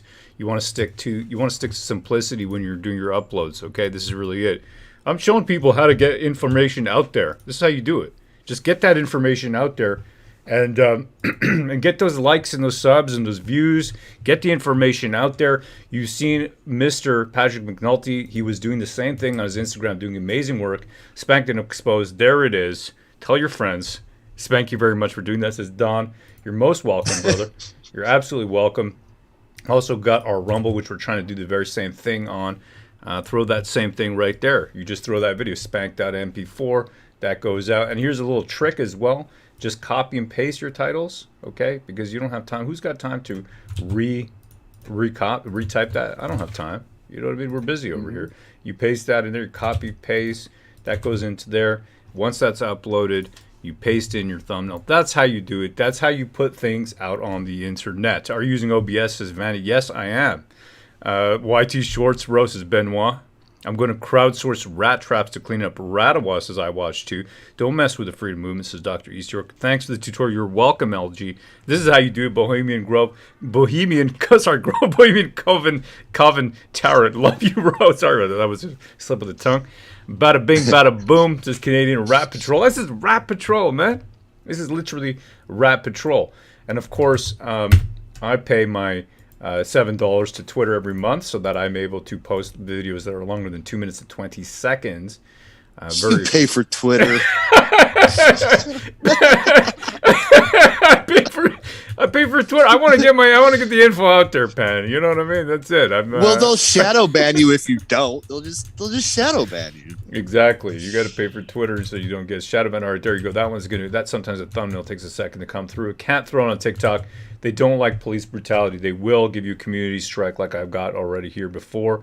I put Alex Jones up there. TikTok will take you down for that. They don't like it. Some of these are behind, what are they called, like age barriers or whatever. They'll do that as well. You got to be careful on TikTok, right? Because it's owned by China. So it's not, you can't just, you got to be a little careful. There's a couple rules there that are different. Each platform has a different set of rules that you got to abide by. And you got to learn those rules so that you can keep your voice as much as you can while at the same time, you know, fighting back for what's going on in the world. So I'm going to do the same thing here. I'm going to copy paste that into Telegram. I'm just showing you how you do it, okay? This is how I get people are like, Ro, how do you get all this info out there? What are you doing? And I'm like, look, alt tab, alt tab, alt tab, alt tab, coffee, coffee, coffee. Okay, that's how you do it. Boom. Okay. Right? Gotta have coffee. There you go. Ottawa Police spanked exposed emergency ag inquiry. Bathsheba Vanderberg, a public order emergency commission, misspelled. Oops, that's too bad. There you go. Commission, October 26th. Send. That goes out there. Everybody gets that video. This is how you do it. All right. Maggie Burnett.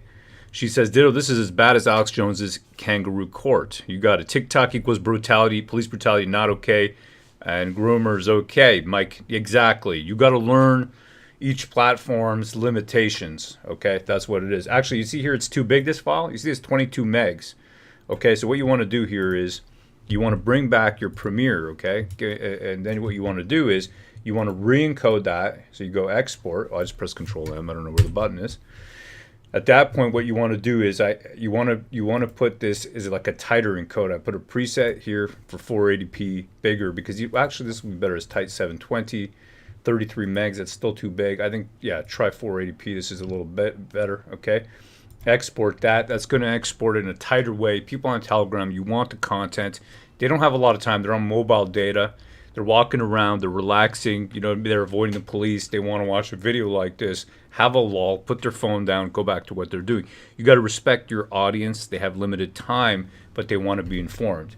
So that's the mentality in my head, right? That's what I'm thinking. This is how we do. This is Bohemian Coven Tarot. So, and I suggest everybody get that out there. You know, put up all your stuff, whatever you got, because we are replacing the old mainstream media who is asking for government handout after government handout because they're not doing their jobs. So we got to do it, and that's just where we're at. This is how you do it, says Gucci. I mean, we ate in the sewers eating red zone pizza. Yeah, says Man Command. That's right. Don't see your new vid on YouTube, says Kitchener Leslie. No, I have Kitchener Leslie. I haven't put it up yet on YouTube. I put it everywhere else. I'll do YouTube last. Let me see here. Okay, so that is done. I can take that down. And then I go back here. Okay, paste that in there. Here's the same text. Fix this as well. Again, the same spelling mistake. Press enter once right there. Now this is a much smaller file, and that's going to be great for people out there who just don't want to use a lot of mobile data bandwidth. I love this shared information, says Dr. East. Yeah, absolutely, and you should go out there and build that your presence and get that information out there so that everybody knows what's happening in the world. Right, that's what we're trying to achieve over here. So this is going to be uploaded in a second, and then that's it. There you go. It's done. That one's up there. Okay, so there we go. Last one, last but not least. How do you do this on YouTube? Okay, so what you do is you pick up this. Hold on a second here. I think I'm just going to do that one off screen because I don't know if that's going to give me. Let's see here. What it do? Actually, no, I can do it on screen. Here it is. Okay, so you just drop that into here. Hold on a second. Throw that video in there. Spanked, boom, that goes up. Also name your files easy way so that you can find them again. Okay, so now we go, actually we'll paste that in here, spanked and exposed at Emergency Act inquiry, just like that. Upload thumbnail, and then that goes into here. And that's pretty much it. Monetization, I want to turn it off because this will pause a lot of people, right? Like especially when the info is something I really want to get out there, I just turn this off. Most of the videos are off because people will get stopped with an ad and you're trying to get information out. It's not really something you want to, you don't want to make them sit through an ad to get the information to them. It doesn't really make sense if you're trying to get information out to as many people as possible. So that's pretty much it. And there's just not, for this kind of content, there's just no monetization in it. There's no money because the YouTube advertisers will turn off monetization anyways on content that goes contrary to, let's say, most advertisers' interests. That's just the reality of the game. So that we're not really into it for all that. And, okay, this is going to take time. I'm on some kind of list for the YouTube. It takes like 10, 20, 30 minutes to check the video before it goes live. So that's just wow. So they have to run their bots through it to see if there's any keywords that it picks up that are against the terms of service, maybe. Exactly. You got it, brother. That's really what it is. Let me see what else we got. And that's the issue, right? That's what Bill C-11 starts to come into play, because that is going to become more of a concern for people as we get into the issues of the day, which is how they're going to stop people from being able to say, it's called user-generated content. Here it is. This is from the Hansard user-generated. There you go.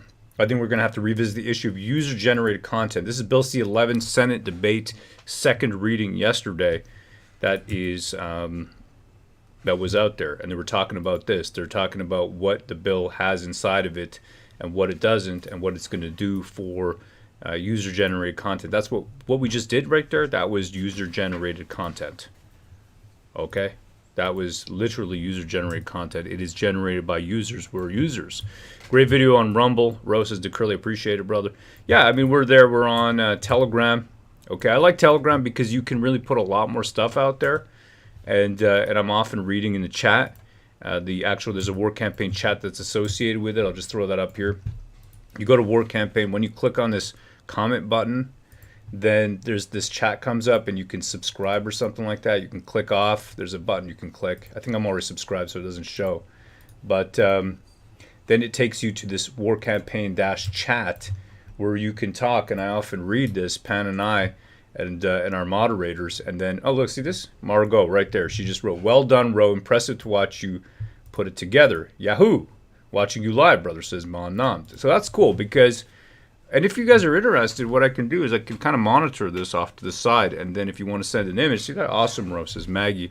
Then I'm able to put up what you posted, because you can put pictures and videos and also get information to all of us out there. So that's a great way. Okay, Bill C-11. passed. Well, that's not exactly correct. It's passed in second reading of. Okay, he did put it in the title. There you go. Clive did put it. Bill C-11 passed second reading. Yeah, I just want to be clear a lot of times with stuff like that, and he's doing great work. Okay, I love what Clive's doing out there, and we're going to be doing some streams together. I just like to be very clear because I don't want people to feel too afraid. Oh, we got to see this. Ignore Canada's writing. Boom. That's how it works. Nice and easy. That's how you can communicate. That's the best way we like to communicate. And there you go. It's up. I guess the video is up. Let me see here. What do you think, Pat? That's how you do it, no? Yeah, no, that was informative and very unselfish of you to give away a lot of your secrets there on how to get information out there, and it is important, so good on you, bro. Yeah, absolutely, man. Absolutely. We got Lisa D. She says, save the title Irreparable Harm for a future clip. Seems like that's going to be a good one. Vanya says, yes, good stuff. Save thumbnail in my watch later. Well, thank you, man. I really appreciate that. Share it out. Like I said, there's really no money in this in terms of monetization with YouTube because, see, how-to videos, and that's kind of getting into this user-generated content and Bill C-11 and all that, is user-generated content if you are doing how-tos. So say like I'm teaching people some programming stuff that I know, or I want to talk about comic book stuff, and then the advertisers can wrap around advertising around that niche. So say I'm talking about auto parts, then they can wrap ads for car repair places near me or car part places near me. That is the kind of content that is very easily monetizable. Excuse me, freedom, political stuff, it's not really, because advertisers don't want to be, unless it's, BLM or the rainbow stuff, they don't want to be associated with it. That's just the world we live in. So that's the issue, which is why we are exceedingly careful. But we're not just careful, we're careful in the sense of careful to stay on these platforms. But which is why I say medical procedure instead of other words that I could use. That's the game that you're in, because we're in a post open speech, free speech world. We're in a post. Pan, how would you explain this, brother?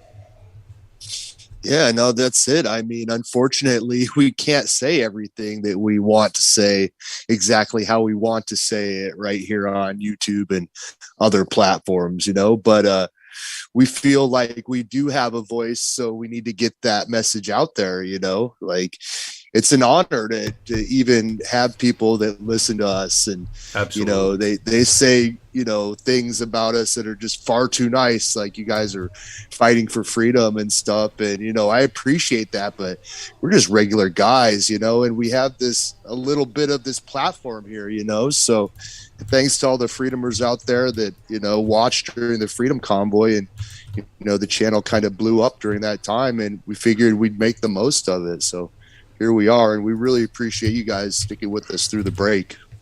Absolutely, brother. It's an honor for us to be able to do this, and it's important for us because this is what we want to do, right? We want to get the word out. We want to do that. Like I said, and I don't want to ask for donations or e-transfer, and we're fine, okay? That's not what we're about. I don't like that because I feel like it's not a business, and it's not about, I don't want to beg. I just want to work. You know what I mean? I want to run my business, and I want to run my two businesses. We got Dana Lee. See that? I like Dana Lee. He's a good dude. He's the peace man, by the way, if you don't know. If you remember the fellow who was right, I remember him from the convoy. Exactly. That's him, man. And he was doing, I would say, kind of like work, like spirit work almost. It was getting everybody, keeping everybody, what's the word, man? Keeping everybody even keeled. Good spirits, just peaceful. They're having a good time, posing for pictures, waving the flags. Just being a good Canadian patriot, having that patriotic spirit. That's right. Absolutely. Okay, I'm going to edit this tweet. This is what I love. Okay, I want to just fix this up. I got to put this guy's name in here. Bernier. What's his name now? His name is Bernier. Okay. So Robert Bernier. Yeah, I can. OPS superintendent. Yeah, I'm going to just edit that right here. Robert Bernier. That's his name. Who's on the screen? It is Robert Bernier. You got to put all this information in. There you go. Boom. Okay, that's it. Perfect. Put that out and bombs away. That's how you do it. Get the word out. Check it out. Yeah, I'm RK Paul. Pan is Pan Soychild, at Pan Soychild.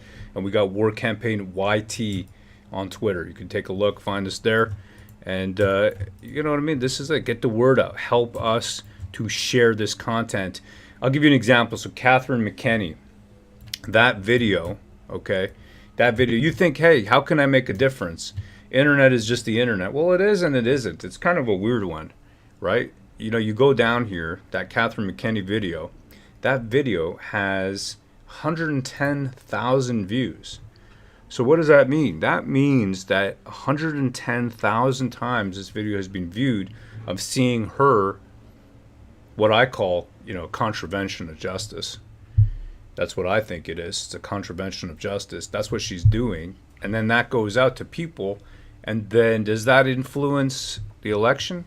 I think maybe to some degree. Would I take credit? No, of course not. But does it help? Yes. And I think that's what everybody's doing. It's everybody's doing their bit. Like that guy Ryan Gerritsen I was talking about. Really big Twitter account and really interesting stuff the guy posts out there. 58 minutes ago, here you go. Noah Chartier, another really good journalist. This guy, I know this dude. He lives in Montreal. Works at the Epoch Times. That's actually why I subscribe, because of him.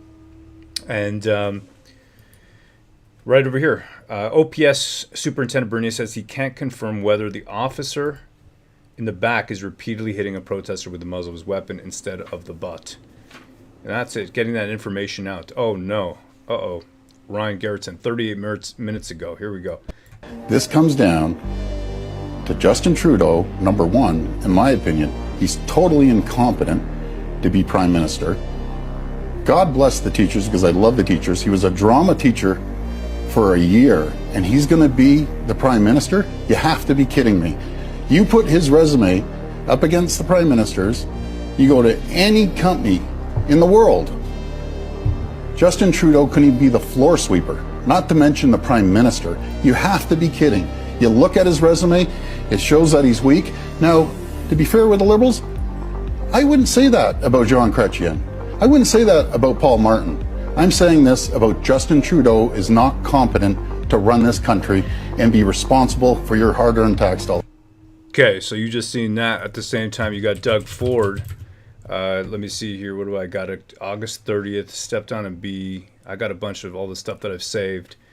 Stepped on a bee. Stepped on a bee. Yeah, that's yeah, that's not the one. But he just stood shoulder to shoulder, right? He said that just recently, a few days ago. Let me see if maybe Ryan's posted that up or somebody's got it in here. We could do a quick search.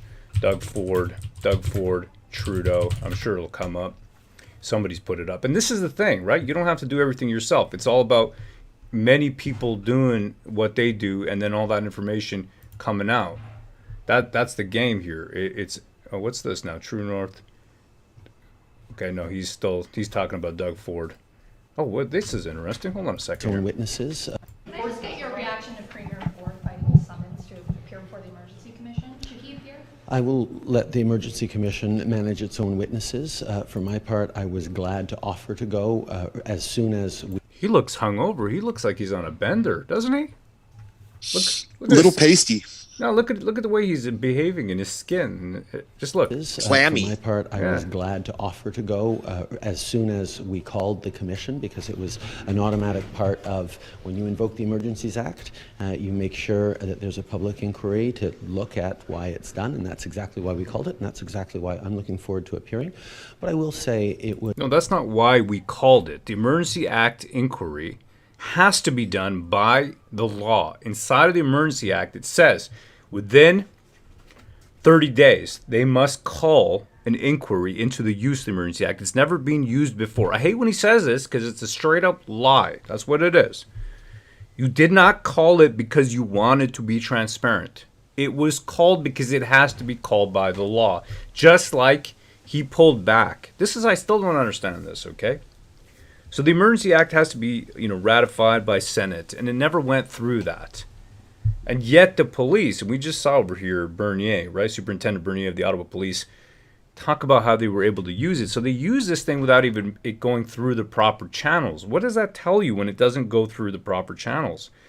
It tells me that they just can say, hey, we're going to call Emergency Act. Vote is going through. It's not even gone through. And let's refresh our memory for a second here, okay? I know this is probably boring for people who've already... Emergency Act, Senate vote. All right. Senate vote. Where is it? Now, the Google, I'm sorry, I don't trust Google at all anymore, because I see things, I can't find what I want, and I know it's there, but I cannot find it anymore. And that, I'm telling you. Okay, here it is. Let's see.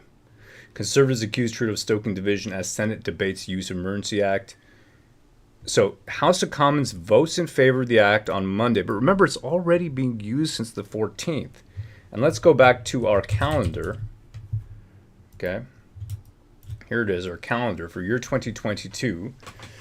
February the 14th is Monday. They call it and they start using it. On the 22nd... right? This gets posted about Monday it being approved through the House of Commons, which is Monday the 14th, because and it never goes through the Senate vote. Senate could vote down state of emergency. Senators are debating the federal government's decision to invoke the Emergency Act ahead of a vote on whether to affirm the declaration of a national state of emergency. If the Senate votes against the decision, the state of emergency will be revoked, but he pulled it before they could vote on it.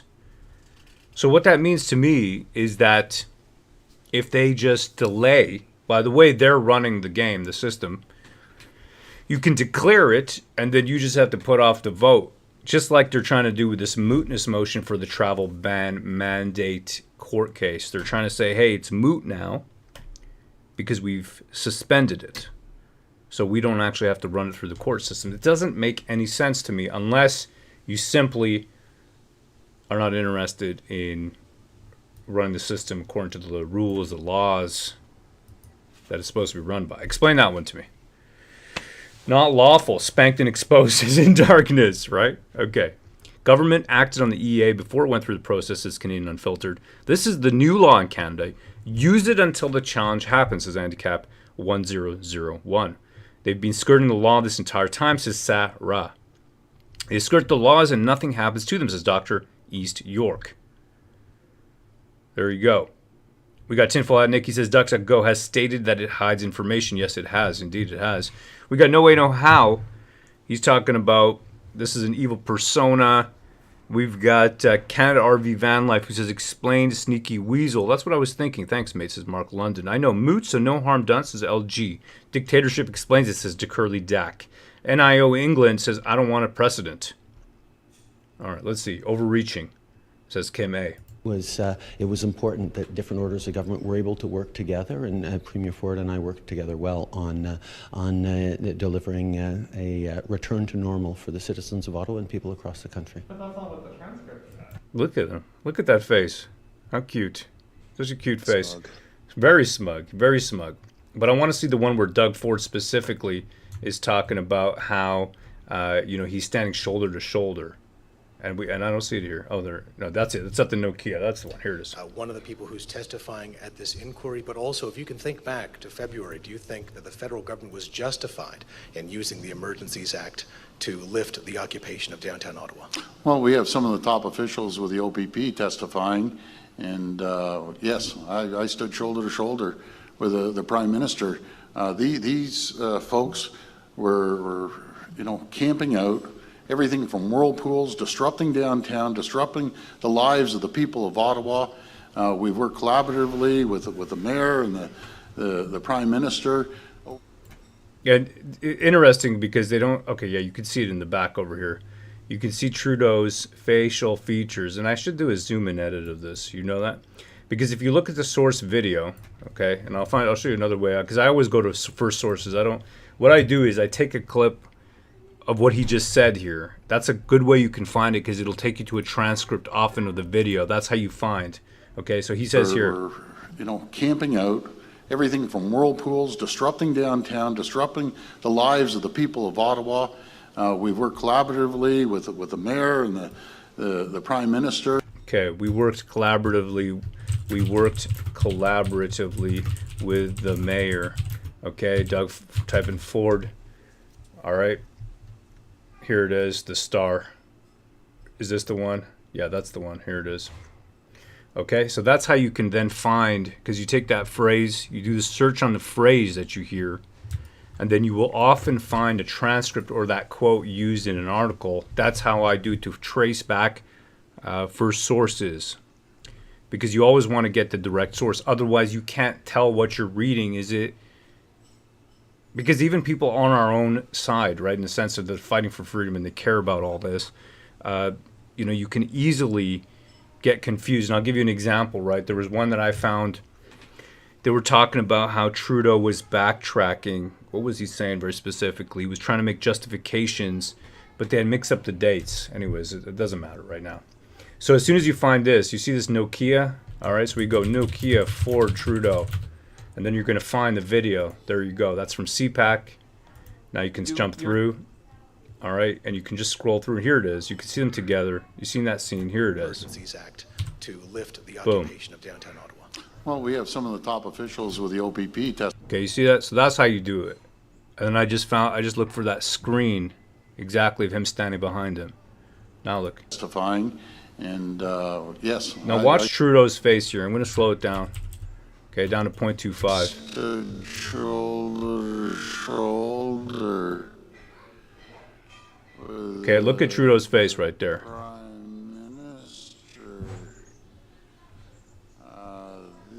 He's like, yes, he's sticking to Dupran. Exactly.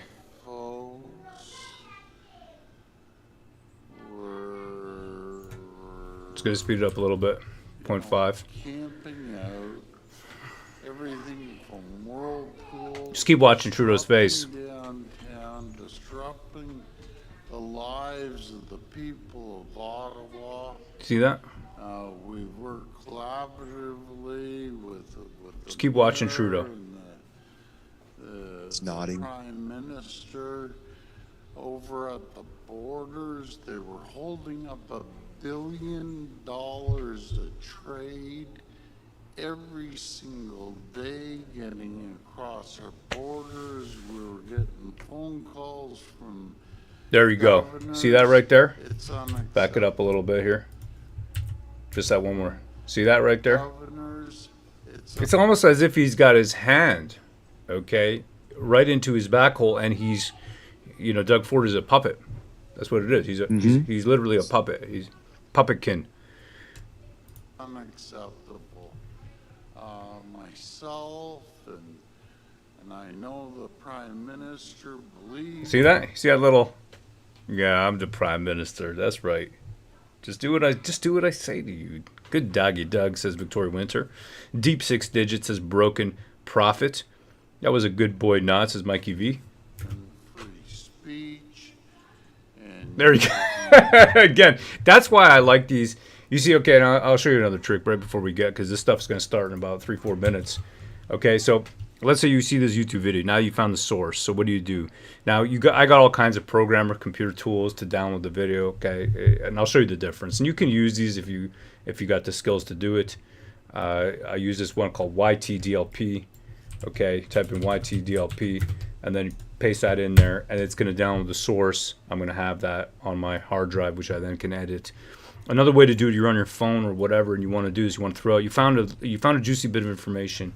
Okay, you can go to Y2Mate. Okay, go to that site, paste it in over here. It will then you can download and you can select your size. We don't need a huge size. You can hit 360 or 480. Those are good enough instead of the big one. Once you've got that pulled down, you can throw it into your video editing tool of choice. You know, scrub through, find that clip, and then you can throw that into a zoom. And that zoom right there will help you to help others to show, you know, Trudeau. And so imagine right now, right? I can already see it in my mind's eye. Trudeau, just that face he's got right there, and it zooms in on him, and he's like, yeah. You see that? Tim Burns says, I use XDM on Linux. Yeah, you can use, there's all kinds of tools. I'm a Linux guy myself. I'm a computer programmer. I've been using Linux, been compiling kernels on my 486 in my kitchen table in the late 90s. So I mean, I'm a computer guy. That's my job, right? Of course, I got fired as chief technical officer for going on the Freedom Convoy, which is another story entirely. But anyways, that's how you do it, okay? That's how you do that, and then you show the world. Trudeau doing that. Yeah, it's fun, says Tim Burns. You got it, man. Yeah, Slice Cube says, what version do you use these days? Look at that right there, Trudeau. Yeah. There you go. These days on desktop machine, I use, what is it now? I use Mint, but what's the version? XFCE. I'm an old school dude. I'm old. I use XFCE. That's my desktop edition of choice. And actually, I've been playing with FreeBSD lately. I got a box over here. I've been playing with the BSD stuff. I like all that. But anyways, that's all computer talk. There you go. So, yeah, I'm a computer guy. You know what I mean? I'm thinking maybe I do some tech stuff if people are interested, because I know a lot about this. Used to get into, used to do security stuff like in my late 90s when I first entered university in 98. For anybody who's a computer guy, and there's a couple guys I could see in the chat, they had actually put the etc folder world, they had tarballed it, and they had put it world writable and readable on an AIX machine. So full root passwords were exposed on day 0 when I entered into university in 1998. But anyways, another story entirely. Just something of note. If you're a computer guy, you'll know what I'm talking about. So that's how things. That was at U Ottawa, by the way. That's where I met my wife in computer science. I was a frosh boss. I said, "Hey, baby, how you doing?" She said, "I'm doing great." And that was we had a romance from there. Good old days, you know what I mean, Pan? Reliving it, brother. Right? Yeah, you know, you're showing off all your secrets. You know, your programming tools of the trade, and Yeah. good stuff. Yeah, exactly, man. We got Dreadly Rush. I'm just waiting for this to restart. Because it should be starting within 2-3 minutes. I don't want to miss it. Dreadly Rush. Where did he say it? Where is it now? Dreadly Rush. I can't. There. My first computer was a 486DX with turbo. My first was an XT. My father was an engineer, actually, who worked for like defense. You know, building all the stuff for the Defense Department in Canada, and so that's where I learned what I learned. No Spam Man says, "Damn, Ro, you're old school." What do you think? My beard is white, my chest hair is white, I got 4 white hairs down there. We got Amiga. Wow. I'm telling you, man, I would go back to all this computer stuff. If you look around here, all my books, apart from comic books, right? You know what?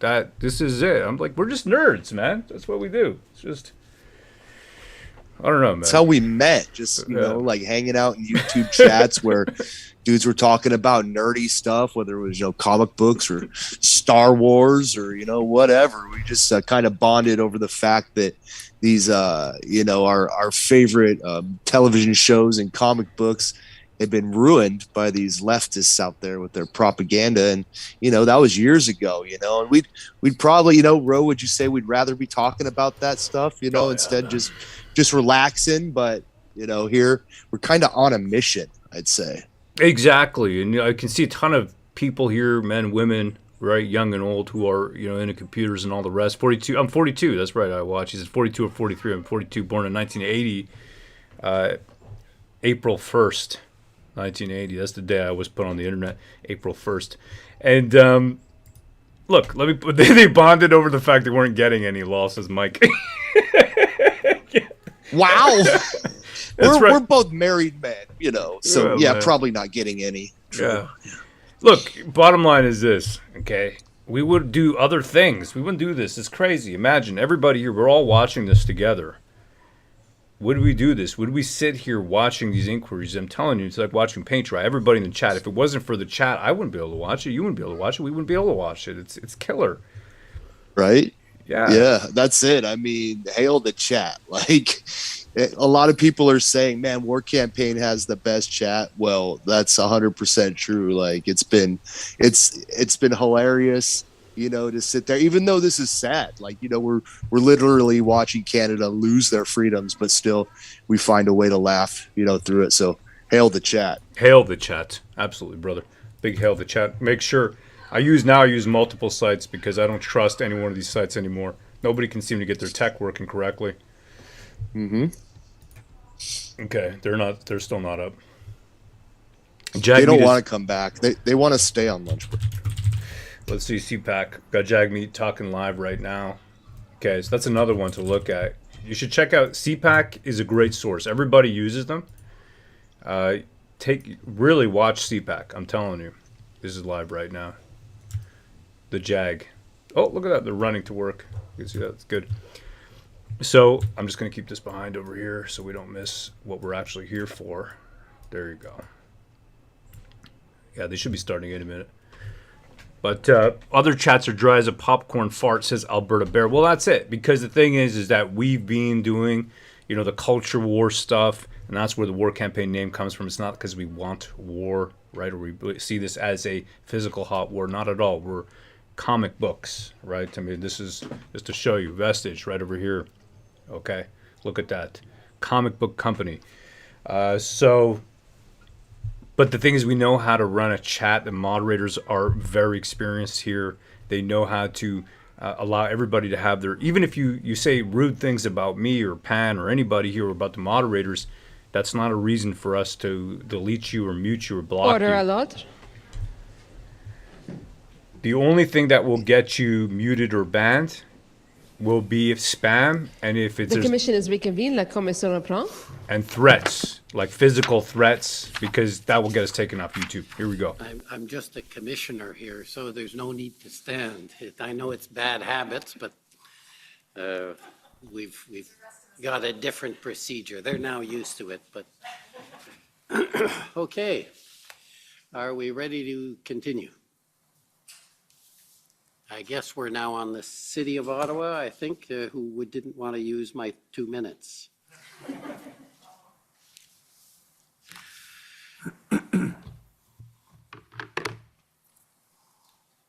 Good afternoon, Superintendent. My name's Anne Tardif, and I represent the City of Ottawa. So I'd like to ask the clerk to pull up OPS 30149932.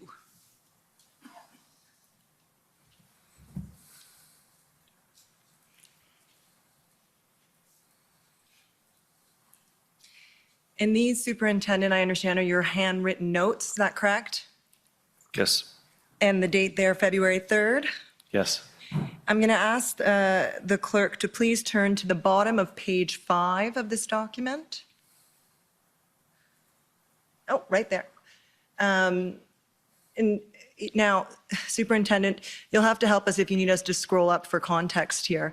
But the words or the passage I want to draw your attention to is lost confidence of the community, have to take it back. Do you see that? Yes. And is that an accurate assessment of the situation at that point in time, February 3rd? That was the sentiment that I think within OPS that those were big concerns. Thank you. Now, you told us that there was no operational plan with complete supporting plans in place between February 3rd and February 10th. Is that correct? During that time period, the service did not have a complete operational plan with supporting plans. Is that correct? That is correct.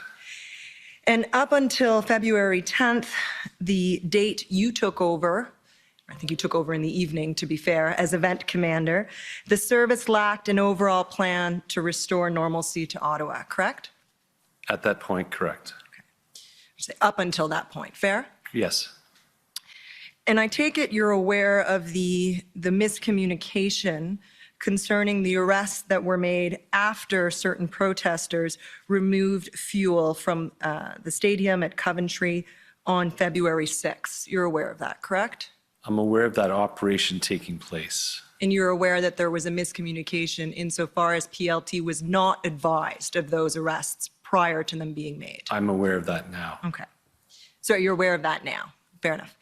And you knew, obviously, by the time you took over as event commander, that PLT was demoralized and, to a certain extent, ready to leave. Is that fair? That is correct. Okay. Now, can I ask, actually, sorry, not yet. We can take that down, Mr. Clerk. By February 7th, and to help you out, that's a Monday, if that helps. I think of it in terms of weekdays. You knew that PLT was attempting to work with leaders of the Rideau-Sussex group, protest leaders at the Rideau-Sussex intersection. You know what I mean by that, right? Yes. To convince them to move to Wellington Street. Is that correct? In my role at that time, I was not involved with operations either at a tactical or operational level. On February 7th, I would have been in the service command center and pretty much removed from what daily operations were going on. But you mentioning that, I had heard of that. Okay, and I actually took that, I'm looking at my notes from your witness summary. So you knew whatever capacity you were in. I know you weren't Right. event commander, but you knew that PLT was attempting to work with the group at Rideau-Sussex to remove vehicles from that intersection, right, up onto Wellington Street. You knew that. I was aware of that operation was in works. Okay. And I take it the benefit of that would be twofold. One, that it would allow the service and the city to open up that intersection again, right? It's a very important intersection. It was impacting the Rideau Center being closed and a lot of businesses that were affected in that area. So I would have to agree that shrinking the footprint and allowing some of the area to be able to open, yes. Yeah, so two benefits there. One, shrinking the footprint, and two, the benefits that you've described to the community. Is that fair? Correct, yes. Okay. Now, I'd like to ask the clerk to pull up, please, OPS 30-10549.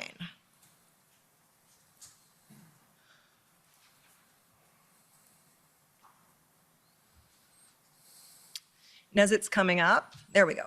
This is an email that was sent February 12th to you, correct, Superintendent? That is correct. And it was sent by Sergeant Ferguson, who I understand is a crisis negotiator, but who was leading the OPS PLT at this point in time. Is that fair? Yes. And if we could scroll down so we can see the body. Yeah, that's perfect. Thank you, Clerk, Mr. Clerk.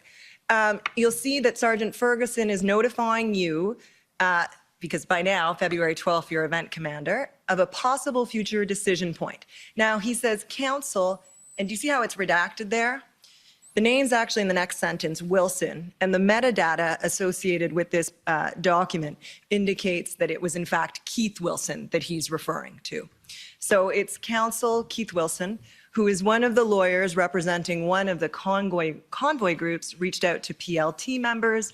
Wilson indicated that he was working with the convoy leadership in an effort to get buy-in from the truckers for a proposal to relocate the trucks from all residential streets in the downtown core and to consolidate them on Wellington Street and Elgin starting Monday. And Monday, of course, was February 14th, right? Sorry, it's a verbal transcript. We actually need a yes, even though it's obvious. Yes. Thanks. He indicated that the balance of the trucks would potentially camp out of town and the drivers could be shuttle bused down to Wellington Street. Wilson said he would update PLT on progress later today and a potential meeting is scheduled to be determined. And then it goes on from there. Now, the commission has heard evidence that Keith Wilson was actually involved on behalf of protesters in the negotiation with the mayor's office. I don't know if you were aware of that at the time, but that's the evidence that's been heard by the commission to date. Are you aware of that now? No, well, until you've just told me. That's fair enough, and I'm just asking that. But this would appear to be, and you can just correct me if I'm wrong, but the description of the potential deal is what you actually found out the city had negotiated on February 13th at some point in the day, correct? Correct. And the substance of that deal was communicated to you as event commander on Saturday, February 12th, correct? Through this email? Through this email. Correct. I will have to say that the flow of emails were quite abundant, and I really did count on my command table around me to be feeding that. But on the 12th, to be fair, I was somewhat in that transition phase where trying to get things set up. So there were some emails that were perhaps not fully digested, but I acknowledge that this did come to me. Okay. And you won't get, a number of the lawyers in this room will feel your pain about the number of emails that we've been receiving. So you've got lots of sympathy on that. But the only point I wanted to draw to your attention was that at the very least, PLT was aware on February 12th that the substance of the negotiation that was ongoing. Is that fair? Yes. Okay. Thank you.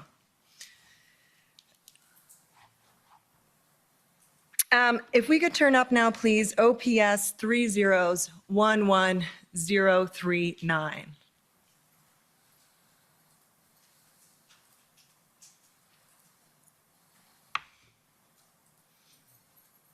Now, according to the title of this document, Superintendent, these are the scribe notes for Chief Slowly. And if you scroll down to the bottom, very bottom, Mr. Clerk, just out of fairness to the witness, it actually might be on the bottom of every page. Do you see they're prepared by Vicki Nelson? And I think you told us earlier she's in the legal services group at the service. That's correct. Okay. So if I could ask you to go back up to the top, Mr. Clerk, I apologize for the gymnastics. These are Ms. Nelson's notes of February 13th, 2022. You see that, Superintendent? Yes. And I'm going to ask you to turn to page 6, Mr. Clerk, if you will. Okay, right there. So this is the meeting that occurred shortly after 1 p.m. on Sunday, February 13th. And you'll see there it says negotiating update meeting, right? Yes. And now, notwithstanding the February 12th email that I just took you to, you told us that the first time you were advised by the executive command that these negotiations were taking place with the mayor's office was on February 13th, correct? Correct. And I believe it was during this meeting. Is that correct? We would have to probably scroll down through to read to see if I am, of course. because it doesn't show who's in attendance. So Sorry, there you are, Yeah. where it says Bernier. Yes. Okay, perfect. If we could just come back up a little bit, that's perfect. Now, I take it you weren't aware at the time that the chief and at the time Deputy Chief Bell had information about ongoing negotiations the day before, on Saturday, the 12th? No. Okay. Now, you'll see here there's a comment attributed to you, and can we scroll down just a little bit, Mr. Clerk? Thank you. And I think to put it in context, I would start with Trish, and that refers to Acting Deputy Chief Trish Ferguson, correct? That is correct. And she says in relation to the negotiations, this does not change the operations. We can make this work to our advantage. There's a next bullet. Those remaining behind will be there of their own choice. And then jumping down to you, Bernier, the plan aligns with what we planned and accelerates it, no concerns. You see Correct. that? Yes. And the chief continues and says there was an expression that there were no trust confidence in PLT. They want a senior member to be involved in the next movement. Do you see that? Yes. And that turned out to be Superintendent Drummond, correct? Correct. And then you say, and I think in fairness to you, Superintendent, you explain, victim of circumstance over the last 2 weeks, meeting this AM gave them a clear focus of where we are going. And do I understand your statement there to basically be saying, look, to the extent there's a lack of trust or confidence in PLT, it's unfair to put that on PLT. They're a victim of the circumstances over the last 2 weeks. Is that a fair interpretation of that remark? Yes. Okay, thank you. Now, can we turn, Mr. Clerk, to OPS 3010635?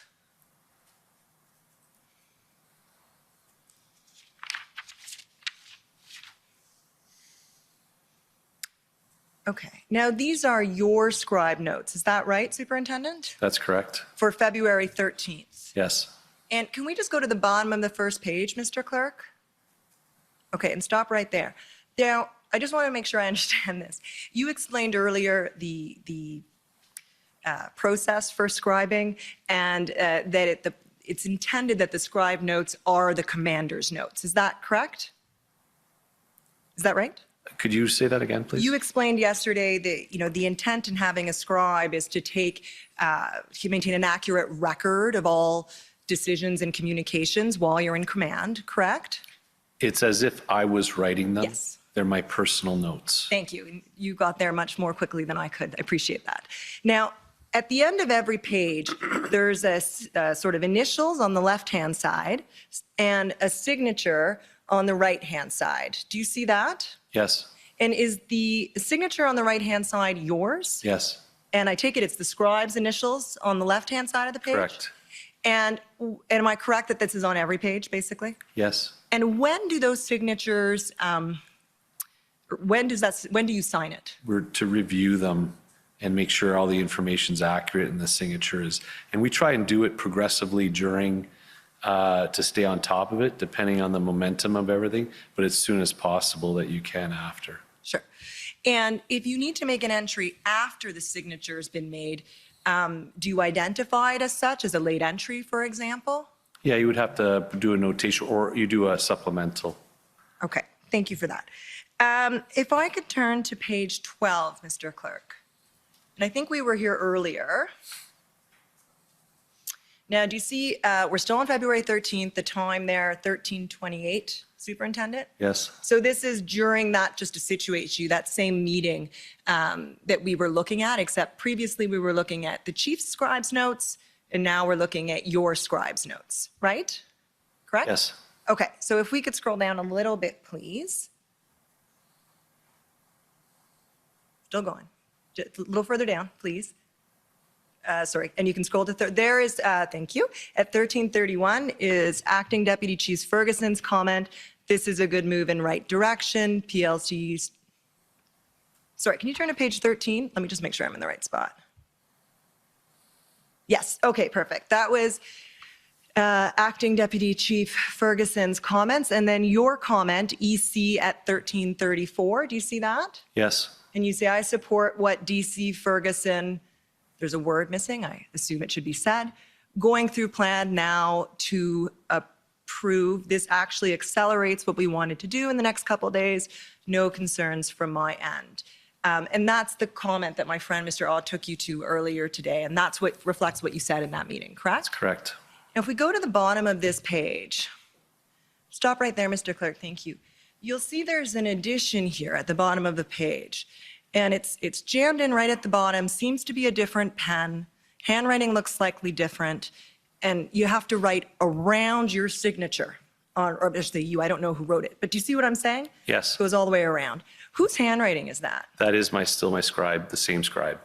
And can you explain why it appears to be a different pen and appears to be writing around the signature and it's crammed right at the bottom of this page? Yeah, so upon review, when we're reviewing it, I'm initialing it and realizing, so I get to that page, I go to the next, and it doesn't have the part that I'm looking for with regards to that comment.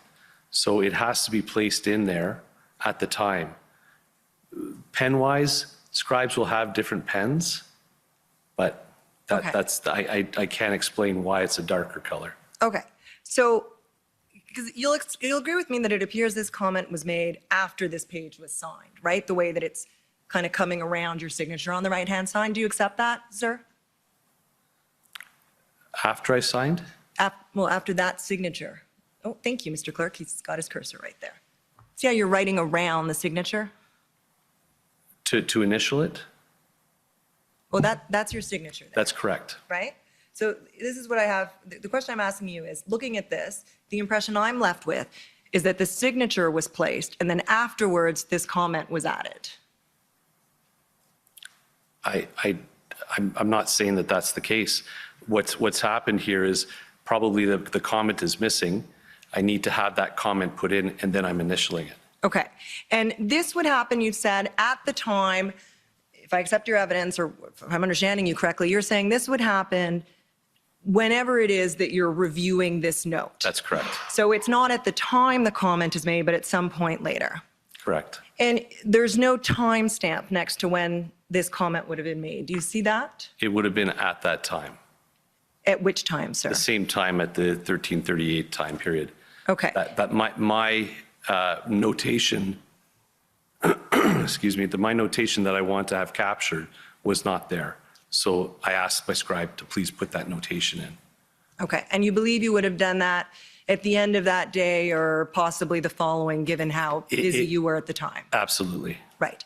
And this comment here does not appear in the chief's scribe's notes. So will you accept that this was not a comment made in the meeting with the chief and the deputy chiefs? It's my comment. It's my notation. It's not a verbal comment. It's a note that I'm making and an action that I would have taken. Keeping in mind, I'm not in the same room with them. We're having a Teams meeting, I believe, with that particular situation.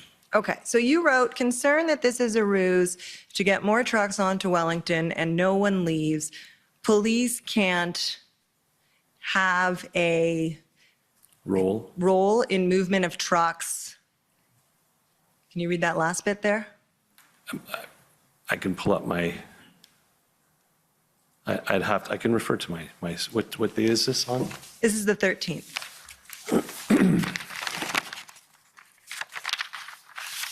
And Mr. Clerk, can you just scroll down a bit and go to the left, like go that way? And scroll back up. Sometimes there's page numbers, but there aren't on this one. So it's the 13th and it's the time on page 13 of 38, if I'm looking at the bottom there. Police can only be present for safety. Okay. So obviously here you're identifying a concern that you had articulated to yourself that this might be a ruse and that police should not be involved. No, this is actually witnessed and can be confirmed by my whole command table who's present, including Inspector Dave Springer. Well, Inspector Dave Springer, okay, is not being called to testify, and we don't have his evidence in this proceeding. So unfortunately, I'm not able to do that. But what I meant, okay, so you said this is not something that happened in the meeting with the chief. That's what I was getting at. Correct. So this happened at a separate meeting. Is that right? No, this is at that same time, but it's a notation that we're having a conversation between Dave Springer and myself.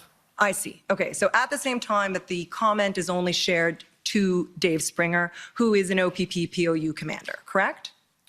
Yes, but he is now the deputy event commander in the position that he's in. Okay, perfect. I just wanted to make sure I had the right person in mind.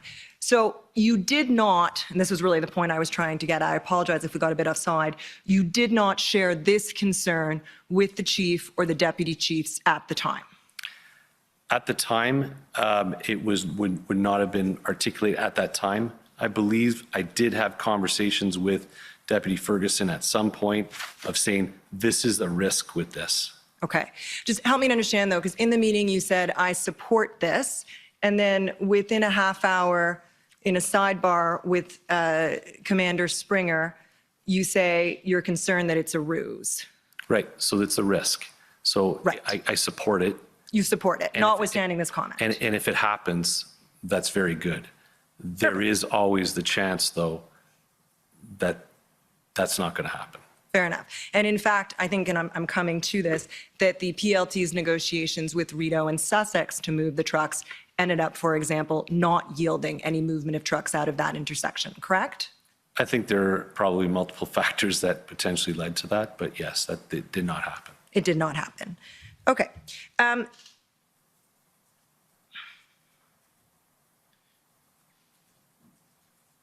Could we go to page 21 of this document, please?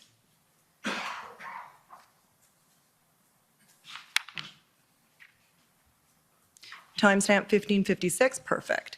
This is a conversation between you and Chief Superintendent Party. I know, I just have a few minutes indulgence, Commissioner, my apologies. I just want to take you, you're explaining to Chief Superintendent Party that you want increased PLT and negotiation on this date, correct? On February 13th?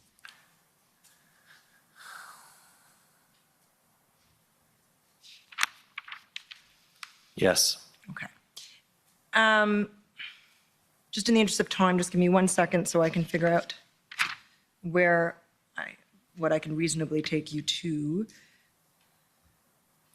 Let me put it this way. Is it fair to say that your primary concern about the mayor's negotiation was that the plan the negotiation and the operational plan required to support it were developed outside of your purview as event commander.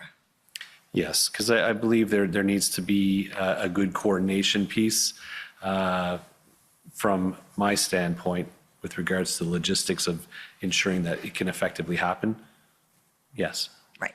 And so that there were issues internally with communications to the service. Is that fair? At this point in time, respecting this. Right. And having full appreciation of everything that is going on and the transition that I'm just coming into this new role, trying to get things set up, there were some challenges, yes. Okay. Thank you very much. Thank you, Commissioner. Okay, thank you. Those 2 minutes would have been useful. The Ottawa Coalition.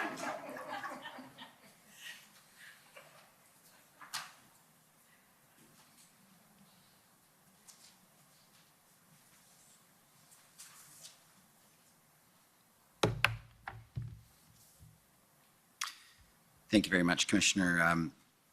Superintendent Bernier, my name is Paul Champ. I'm a lawyer for the Ottawa Coalition of Residents and Businesses, and I just have some questions for you further to your testimony.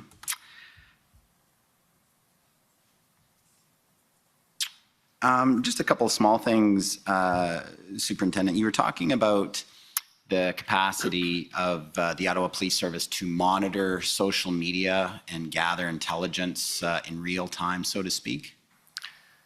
So from social media, we may be talking about gathering information at that point. But yes, I just wanted to clarify that it doesn't necessarily mean it's intelligence through social media. Intelligence is a broad term. You're gathering information. Yes. And that's done through generally the OPS Command Center at Greenbank. That's where you guys do that? At the time, that was one of our only options to be able to gather that information is through the command center. They had some capabilities to do that. We have evolved since then. At that time, you had like a number of screens on the wall and people were monitoring social media? No, I'm talking about how we look at social media within the Ottawa Police. So how do you do it now? How do you monitor live what's happening? If there's something on Twitter or some other social media channel that could have important information for the Ottawa Police to respond to events or monitor events, how do you do that? Post-convoy, we've stood up a team of investigators who are assigned to that open source tasking. So at the time of the Freedom Convoy, the practice of the Ottawa Police was maybe not up to the event. Is that fair to say? Yes, sir. Now, I want to ask you just a couple questions about how the people of downtown Ottawa are feeling. You, I think, suggested that the public sentiment throughout much of the convoy demonstration was that the Ottawa Police Service was not doing enough to address community concerns. Would you agree with that? That was what it seemed to be the public feeling? I would say that's fair. And you would have understand, I gather, Superintendent, that residents and businesses were feeling a great deal of frustration during that convoy demonstration? Yes. And those frustrations were completely understandable? Yes. Now, around the enforcement messaging, the Ottawa Police for a period of time was putting out messaging like, oh, you know, this many tickets this day, this many tickets. You disagreed, it's my understanding, with that enforcement messaging because you felt it was counterproductive, because it really, the enforcement really wasn't having an effect on the convoy demonstration. Is that right? That's correct. So what kind of messaging to the community would have been appropriate in the circumstances during that period? Like, I don't know, hold on tight, we'll see what we can do, or what would have been the proper messaging to the public who are experiencing those daily stresses and horns and trucks and threats and harassment? What was the proper messaging from the Ottawa Police to the community they serve? So my comments with regards to that surrounds the approach that I was taking when I came in at that time, that because we're going to be transitioning away from that type of messaging and being very clear on it's time for you to leave, and focusing the messaging around that this is over. And obviously that combined with our PLT approach, that is because it aligned with the plan that I was bringing into place. Unfortunately, prior, there was no plan to end it. Right. So that would potentially lead to some frustrations within the community. For sure. I've got a few questions for you, but I'll just maybe ask the hearing clerk to get a video ready for me. I'll ask a question about 3 or 4 questions. If you could just pull it up and have it ready. It's HRF 000274. So during the final operation, the final plan that was finally started being executed on February 16th, 17th through to the 20th, Superintendent, it started out with messaging. That was the first phase of messaging to the protesters that it's time to leave. Messaging and PLT outreach. Right. There was a notice to demonstrators that you started circulating. Is that right? That is correct. Advising them that they're going to be arrested at some point in the near future if they didn't depart? Yes, that was potentially an option. There was also language in that notice to demonstrators about, I think the wording is this, the Federal Emergencies Act allows for the regulation or prohibition of travel to, from, or within any specified areas. This means that anyone coming to Ottawa for the purpose of joining the ongoing demonstration is breaking the law. So I gather that the purpose of that messaging was also to advise others, because I think that was like the Wednesday, if I recall, or the Thursday, don't come into Ottawa this weekend, the party's over. Correct. And that if people did come in, they very likely would be arrested. Yes. Now, as you moved closer to that final week into the Saturday when the major enforcement action began, was the Ottawa Police sort of monitoring social media to follow what the protesters were doing or how they were responding to the Ottawa Police messaging, the notices and so forth that they should be leaving the city? We unfortunately at that time didn't have a maturity level of that capability of open source monitoring. And that's hence the reason why I said that we have made some adjustments since. Right.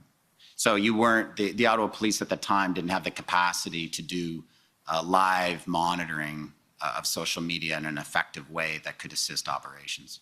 We were probably doing it in a very relatively immature level. It was not a great capacity to do that. Fair enough.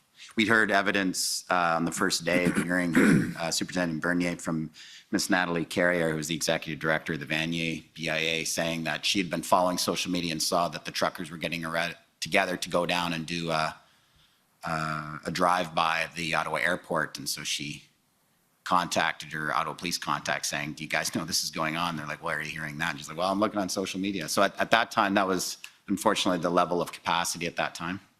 Yes. Mind you, the information, whether it came from the citizen or another avenue, did get to us. I was aware of that. So okay. We were able to, excuse me. No worries.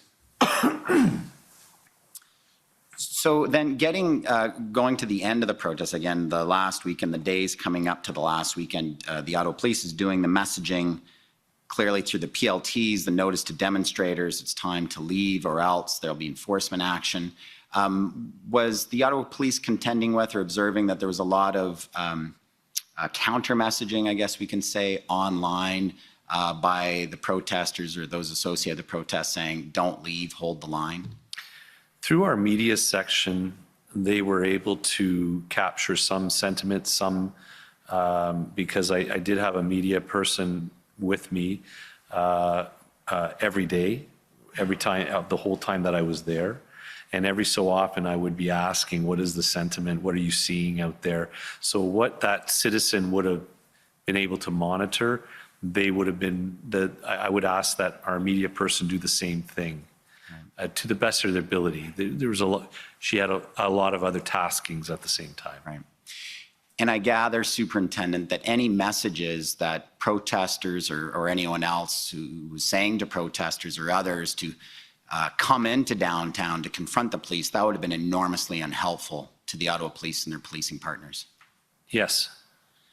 I was wondering if we could put up HRF 000274. So this is a TikTok video that was put out late February 16th after the notice of demonstrators. It was a message sent out on social media to the demonstrators by Mr. Barber, who's one of the individuals I believe we'll be hearing from in his counsel, Mr. Wilson. If we could just Keith, play that. this is our legal representation out here. He's got a little bit of info for you for the letters that have been being left on everybody's doorsteps by Ottawa City Police today. This is important information. Everybody needs to get this out. Keith? Hi there. I'm legal counsel to the not-for-profit Freedom Convoy. The federal government released a new proclamation last night under the Emergencies Act, and the legal wording of it is clear. It doesn't say what the police are telling you it says.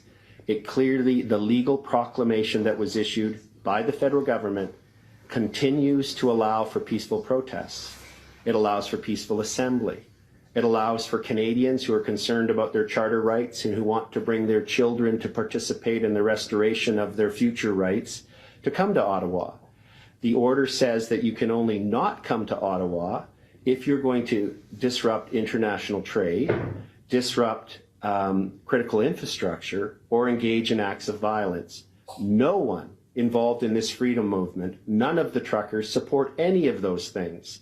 So if you're thinking about doing those things, don't come and give your head a shake. Yep. We're about peaceful protest. This emergency order from the federal government does not restrict Canadians' rights of peaceful assembly. However, what we can see on the ground here is the police look to be gearing up. It looks like the federal government is going to tell the police to go and use violence against lawful protesters. And one way to stop that from happening is Canadians who are concerned about their rights and government overreach to come to Ottawa as soon as you can get here and stand with the truckers. We believe the police are reluctant to follow this. If they follow what the federal government's telling the police to do, it will be an illegal order. It will be unlawful. So if you come and stand with the protesters, it will make it harder for the police to act on what they're being told to do. And it's really important that freedom-loving Canadians get to Ottawa as soon as possible to stand with the truckers and exercise their legal charter rights of peaceful assembly. That's fine. We'll be here, guys. Remember, peace is the only way. So, Superintendent Bernier, messages like that telling people to come downtown to confront the police, stand with the protesters, to make it harder for the police to do their jobs. I gather that kind of messaging was making it much more difficult for the police to do their job. I don't know what impact this had. I don't think there was necessarily a surge of influx of people in lead up to our the 18th, but our investigative teams would be reviewing all this stuff now and doing a thorough investigation to find out if there are any follow-up action that can be taken on such. But at the time, it may have been nice to be able to track that information. We may have. I can't say one way or another. Okay, thank you very much, Superintendent Bernier. Thank you. Next, call on the Ontario Provincial Police. You'll be the questions. Thank you. Okay. Next, call on the JCCF and Democracy Fund Group.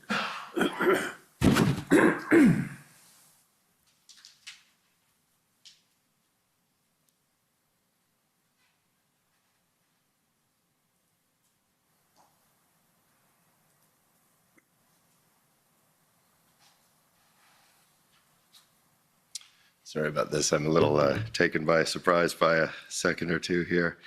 And just trying to pull up my questions, which is taking its time. Maybe I'll just grab my laptop.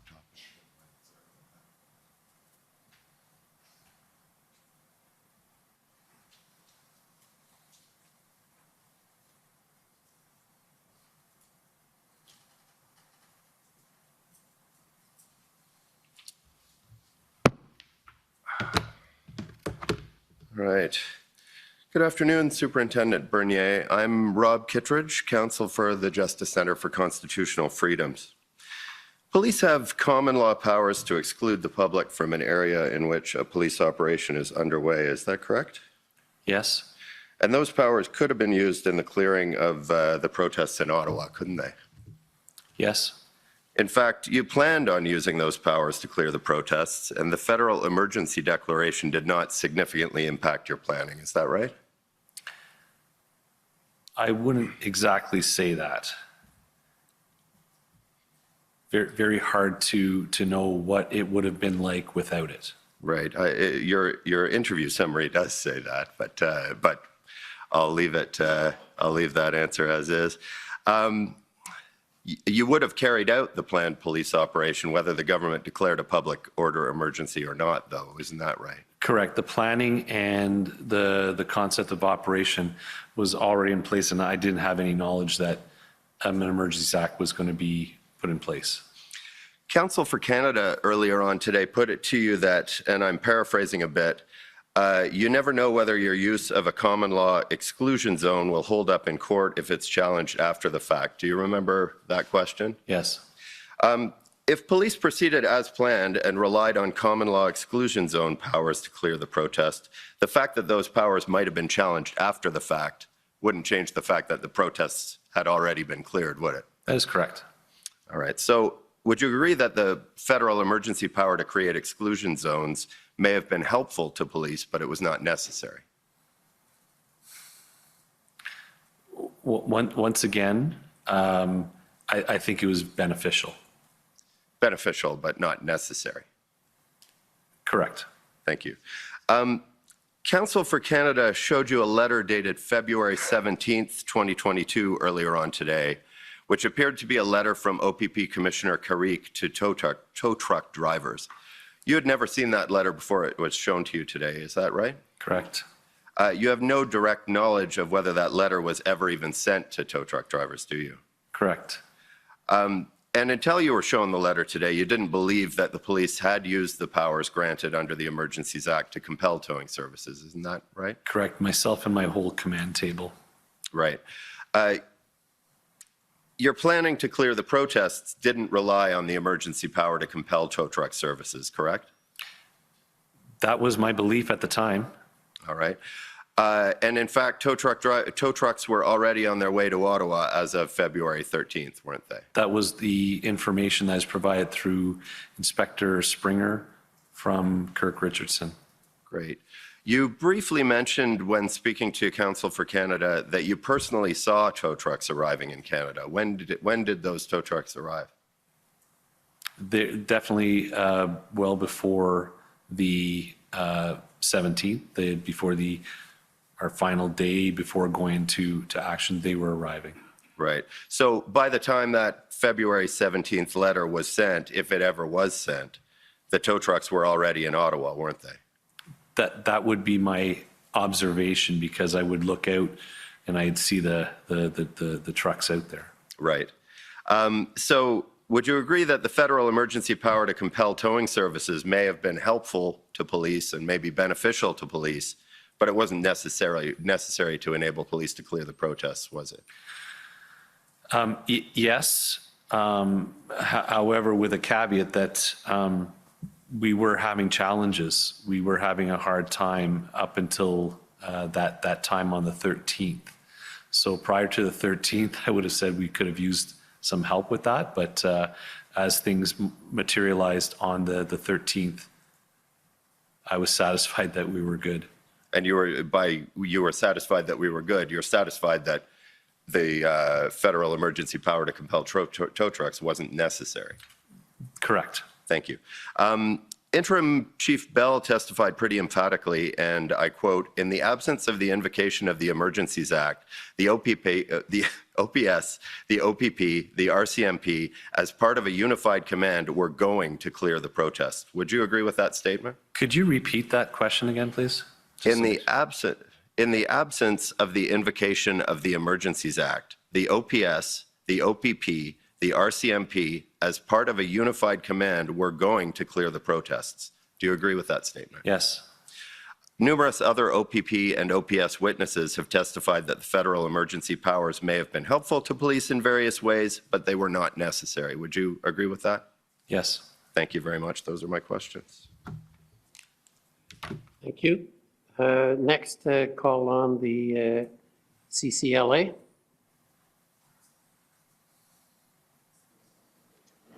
Yes, good afternoon, Commissioner.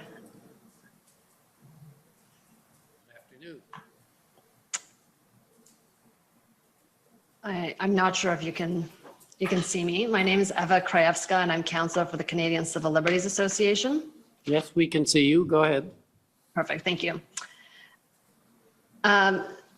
Superintendent, when you took over as event commander on February 10th, that's what I understand from your evidence today, Yes.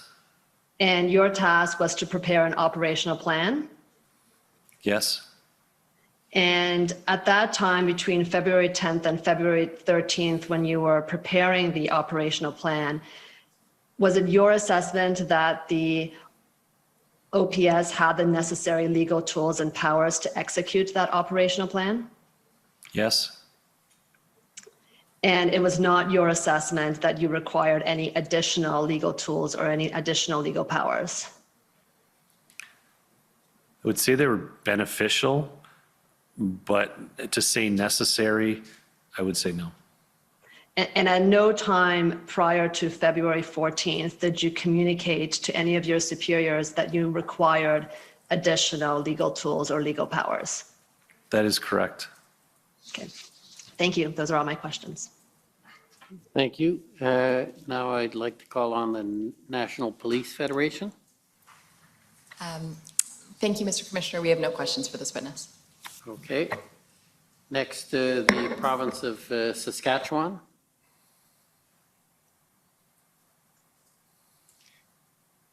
Good afternoon, Commissioner. My name is Mitch McAdam, and I'm one of the lawyers for the government of Saskatchewan. The areas that we were going to question this witness about have already been covered by others, so we have no questions. Thank you. Province of Alberta. Good afternoon, Commissioner. Good afternoon, Superintendent Bernier. My name is Stephanie Bowes for the province of Alberta. One of the consequences of being later on the list is that all my questions have been asked and answered. Thank you.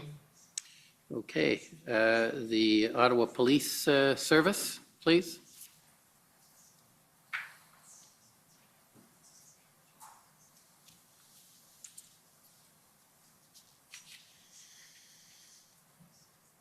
Good afternoon, Superintendent. Good afternoon. For the record, my name is Jessica Barrow, and I am counsel for the Ottawa Police Service. We heard evidence yesterday from you, Superintendent, about your extensive background in incident command. Does that background involve planning for large-scale events? As part of the command training, yes. Okay. And we've heard testimony from both you, I believe, and others that gathering intelligence is an important part of that planning process. Do I have that correct? Yes. Is there more than one source of intelligence that would be relevant to the planning process? Yes. Could you tell us a little bit about what those sources might be? So once again, there's a difference between information and intelligence. A lot of information can be gathered from multiple sources, from human sources, open source social media, other police techniques of gaining information. And it's the processing and analyzing of that information that will turn it into intelligence. And once again, intelligence can be gathered from multiple agencies and then all brought together to provide hopefully the most wholesome picture of what you're going to be faced with risks and challenges and threats that could help you in your planning appropriately. Great. We've also heard considerable evidence about the use of PLTs as well. What is your understanding with respect to their role in assisting planners leading up to an event? So PLT is especially often used proactively as early as possible to connect with groups that would be involved, organizers, to open the dialogue and share information from our side to ensure that they're well informed as to what is lawful, what's not lawful, and as well as hopefully garnish some information to facilitate those lawful event, a protest or demonstration that they would like to hold. And it stands true to demonstrations as well as events. Because not every event downtown Ottawa or in Ottawa is a protest or a demonstration. There's a very big benefit to engaging PLT to develop that relationship. Okay. I want to take you through a couple of the concerns that you've identified both in your witness statement as well as during your testimony, specifically as it relates to the planning process leading up to the convoy's arrival. I believe you indicated, and obviously correct me if I'm incorrect, that you developed those concerns about the scope of the event after reading the January 27th Hendon report, attending the January 27th Hendon call, as well as the internal OPS meeting that occurred on that date as well. Is that right? That's correct. Prior to the convoy's arrival, did you read any of the other Hendon reports? Prior to the convoy arrival, not on the weekend. And upon the return back to work, I would be having a look at them when they came in. As of the date of the 27th, when you expressed the concerns that we noted earlier in your testimony, had you read any other Hendon reports besides the one on the 27th? No, it's the first one that I'd received. And once again, it was something new. I did not know that this existed. So. Right. And had you attended any previous Hendon calls prior to the 27th? No. Did you have any involvement in discussions with PLT at that time? No, not in my role. What is your understanding about the level of information Inspector Lucas would have had at that time as compared to the level of information you had at that time in relation to the convoy's arrival? I would imagine it would be relatively the same because on the call that you referenced on that 27th of the afternoon, the whole intelligence team was on that call with Inspector Lucas and Staff Sergeant Kennedy. So my sentiment was, or my feeling was, that they more than likely are sharing all that information. Were you privy to the information that they were discussing specifically? No. Okay. You indicated in your witness statement that there appeared to be a disconnect between the intelligence and the planning, and that the intelligence may have been in fact impacted by the fact that intelligence is not usually involved in gathering intelligence on protests. Is that right? From my involvement and my experience within the Ottawa Police, our intelligence unit has been more focused on that higher level terrorist threat, national security level of threat assessment versus a risk assessment.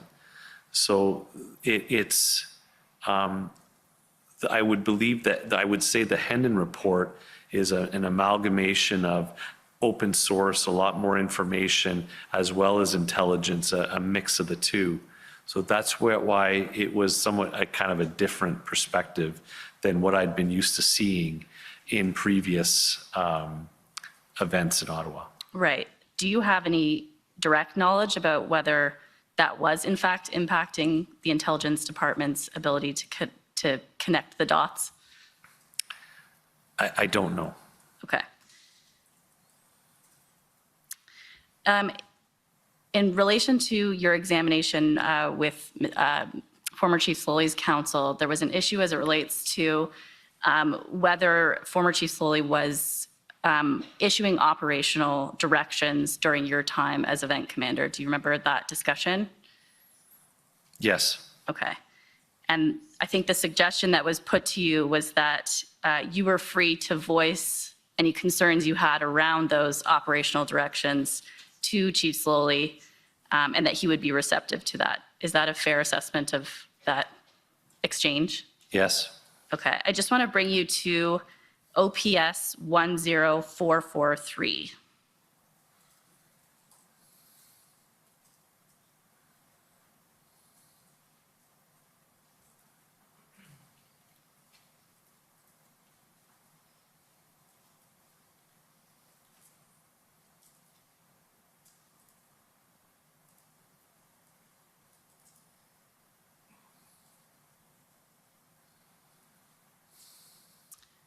just want to situate you.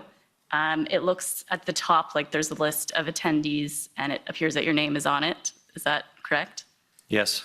And I know it doesn't have a date on it, so perhaps if we just scroll down a little bit and we look, yeah, that's great, where you're under at NCRCC now, there's a statement, an update from you. Does that situate you in terms of around what time frame this would have been? So I'm going to think this is around the 12th, 13th. So were you the event commander then at the time of this meeting?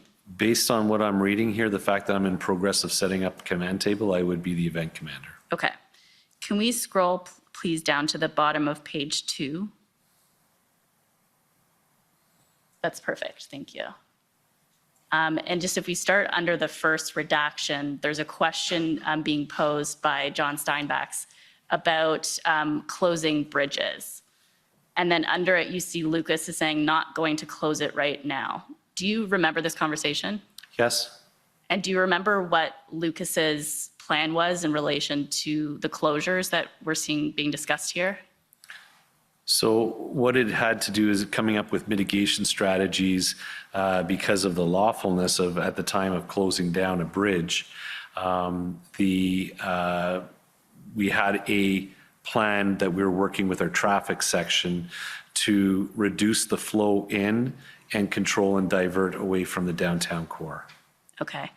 And if you look under that, we see a comment. There's one by Bell, and then under that, we have slowly, it says, bridge closed, wants it done, close everything, not debating.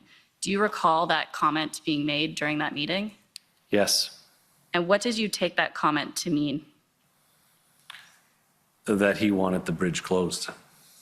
Irrespective of Lucas's plan? Okay. Correct.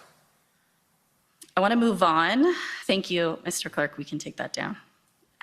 We heard in your earlier examination about the steps that you took to set up an integrated command table. I wonder if you could just explain to us a little bit about how you selected each of the experts, I think you called them, at that table. In terms of the qualifications that you were looking for to select that person.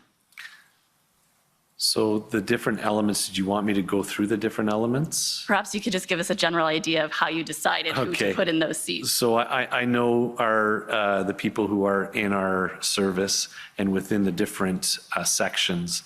And when I'm talking about the intelligence, when I'm looking at investigations, when I'm looking at public order, when I'm looking at media, I know people in the organization that are very effective and good in their job and have the ability either in a position or through their own personal abilities to carry out what I'm going to be expecting from them. Some of it may require rank, and some others require just the KSAs and the abilities to do it. Perhaps you could just explain what KSAs are, just in case. Knowledge, skills, and abilities. Great, thank you. Were all of the officers you selected from OPS? No. So why did you select officers from other services as well, if at this time there was no unified command? I was trying to get the best to be around. And at the end of the day, a police officer is a police officer, and we were doing an integrated model.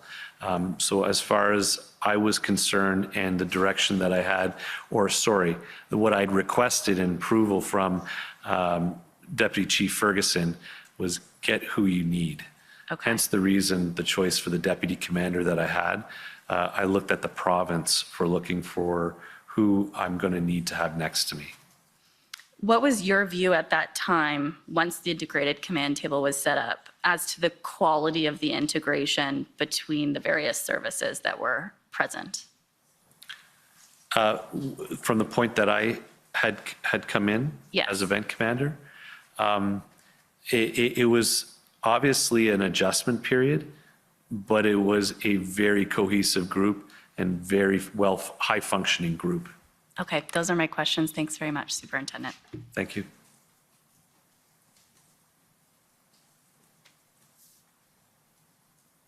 Okay, any re-examination? I have a few, if I may. Okay, go ahead. Superintendent, My friend, counsel from the Acting for Canada, asked you about the availability of tow trucks after you made the initial arrangement on or around the 13th of February. There's a document I want to show you and ask if you can tell us what it is. It's OPS 30-14453.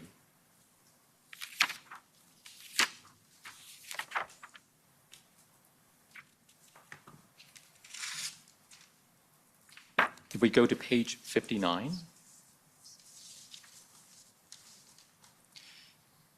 so could you take a look at this document? And if we go, first of all, if we go down to the bottom of the page, do you see 3 signatures? That is correct. Do you recognize these signatures? Yes. So if we go back to the top of the page, what is this document? It's the concept of operation of the tow.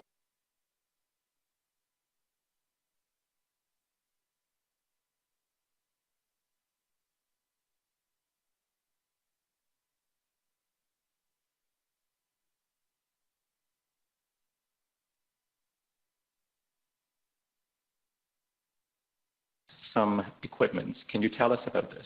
Yes. Listed towing resource equipment, 12 heavy wreckers, ability to remove highway tractors, 2 tilt and load, ability to remove farm tractors, utility trailers, equipment materials, 2 highway tractors, bobtails. Can we go further down? Equipment prep truck contains equipment necessary for tow and recovery. 3 front-end loaders. This will assist with the movement and positioning of trucks for tow. Ability to assist with loader equipment and materials. Sorry, go ahead. No, sorry. What is your understanding of the availability of these equipments listed for the action starting on the 18th? We're ready to go. Now, did you understand those vehicles were drawn from the 34 vehicles that you told us about earlier? That was my understanding. This was all prepared with Kirk Richardson and our Ottawa Police Traffic. All right. Now, in cross-examination by counsel for the former chief, Mr. Curry asked you why, aside from your verbal conversations with Inspector Lucas and Superintendent Drummond, that you did not take further steps to escalate your concerns about the bizarre disconnect. Remember being asked those questions? Is this having to do with the tow No, trucks? sorry, I'm moving on to a different topic. Okay, then So rephrase the question then, please. So I'm now asking you about questions put to you by counsel for the former chief. Mr. Curry asked you why, apart from your conversations with Inspector Lucas and Superintendent Drummond, you did not take further steps to escalate your concerns about the bizarre disconnect between the intelligence and planning. You recall being asked those questions? Yes. And you said... Sorry, go ahead. And you said that you didn't have complete access to intelligence and you deferred to those who did have access and were assigned to respond. Correct. You also said that Deputies Ferguson and Bell were accountable to the former chief. Now, is that what you said? Is this when I was testifying with counsel from former Chief Slowly? That's right. So, yes. So I want to ask you, in the context of responding to a major event, why did you think it was appropriate for officers who were not assigned specific duties to defer to those who were assigned? I'm not quite sure I understand what your question is. Could you? Okay, let me try again. I understand your response to Mr. Curry's question to be that you defer to those who were assigned specific duties to respond, those who had access to complete intelligence. Those are the sections that are responsible for doing those duties within the Ottawa Police. That did not fall within my purview at the time. So I believe in previous testimony, I may have spoken to this, that we have sections within the Ottawa Police that have the responsibility for these events, and I deferred to those sections trusting that they have all the information, intelligence, and all the right people are in those sections for that. Thank you. Those are my questions. Okay, well, thank you. I just have a couple of short questions that some of it is just clarification. In response to questions of the Ottawa Police Service, you talked about the intelligence teams being more concerned about certain kinds of threats than other kinds of threats. I just want to make sure I've got that correct. It would probably be best articulated by an intelligence officer from the section, but traditionally our intelligence unit is at the higher level of matters that they would be looking into. National security, organized crime, threats of that nature. It aligns with H.A.I.L and that type of thing. And that your observation was with the reviewing the Hendon report, you saw that it was broader and covered areas of, and I don't know if I got my note right, more public order problems. Is that what you were saying? No, so I think what I was referring to is that it seemed to be a combination of open source. And I think maybe if I can qualify your previous question as well, is traditionally our intelligence unit was not necessarily very much into the open source world. Whereas now we've learned a lot, and we are moving more into that to ensure that we have that aspect. I found that the Hendon report was a more broader source of information and intelligence. Okay, and then another question I had, this was in answer, I think, to the JCCF, and you were talking about, you were asked about whether a common law powers, it was in respect to the common law powers being less well defined, and even if a court found after the fact that you exceeded your powers, you still would have dealt with the occupation. Do you remember that answer? Yes, I do. And I guess, what's your concern about having exceeded your powers? Is that a concern to you if the courts, after the fact, find you've exceeded your powers? What does that mean to you? So what I would be saying is that based on all the information and the situation at hand, that we would be operating in good faith, and I would not have done it if it exceeded our powers. If we were doing it is because I felt that we were well within our powers to do it. I guess the conversation with regards to courts is that after the fact, it may come under scrutiny to determine if it was lawful to do based on all the circumstances. I would have a very big responsibility, and I would need to be accountable for articulating all the reasons why, so it could withstand review in court afterwards. And I take it you wouldn't have been happy if you had a court found you had exceeded your powers. It would defeat the purpose and bring us to disrepute. Yes. One of the things, again, at the beginning of your testimony, and this goes back to your position you held, or the function you held before you were the incident commander. You talked about processing or cataloging the plans. Yes. Did you, and I think you answered this, but did you ever find a plan or an element of a plan that would encompass the possibility of protesters overstaying the weekend? No, I did not. And we heard a testimony earlier from another witness about whether there was an opportunity after the weekend to, I believe it was reduce the footprint that was missed. Do you have any knowledge or comment about that, or do you agree or disagree? I'm not quite sure what they're referring to, if it's the week following the actual weekend event, initial weekend event. And it was a reference. I'm not familiar with the window that would have happened. I think it referred to ability to reduce the footprint if they had acted then. You don't have any knowledge of that? I do not. Okay, thank you very much. It's very helpful.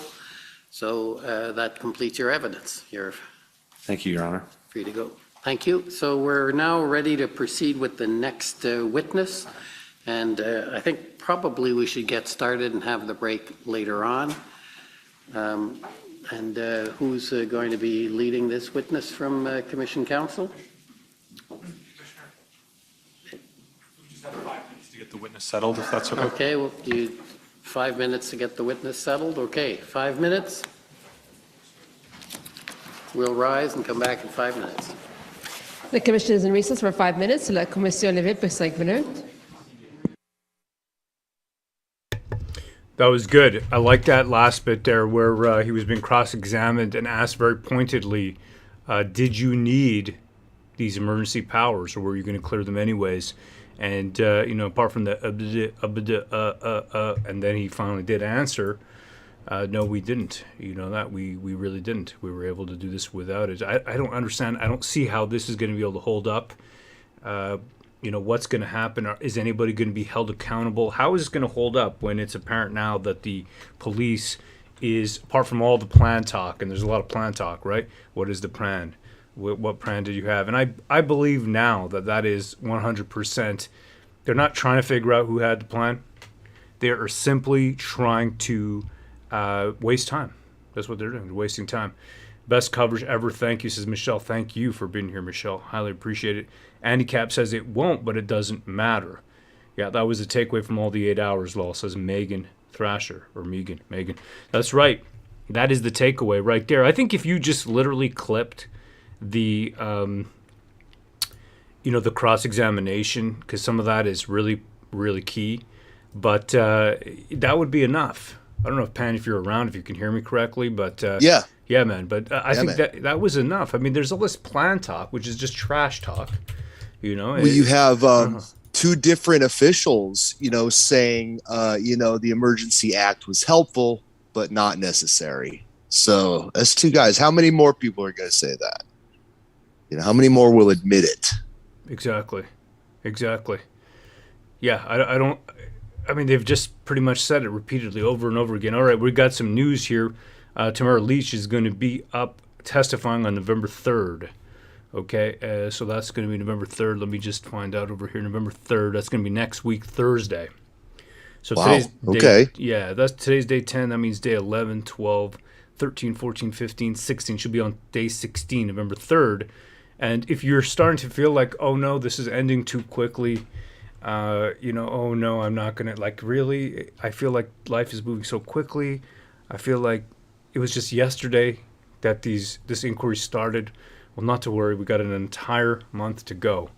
So please don't worry if you're feeling kind of sad about it, Blue, that what am I going to do after this inquiry's over? I don't think people are really thinking that. I think they would hope it would be over tomorrow and there'd be some justice served. But there may not be any justice served, so we're going to watch them squirm for an entire month. Only 2,500 hours or so. So don't worry about anything, okay? If you feel like it's ending too quick, trust me, there's more to come. Next week is going to be hot. This was sort of the warm up. A lot of nobodies. Excuse me, right? Diane Deans, I know you're city council woman.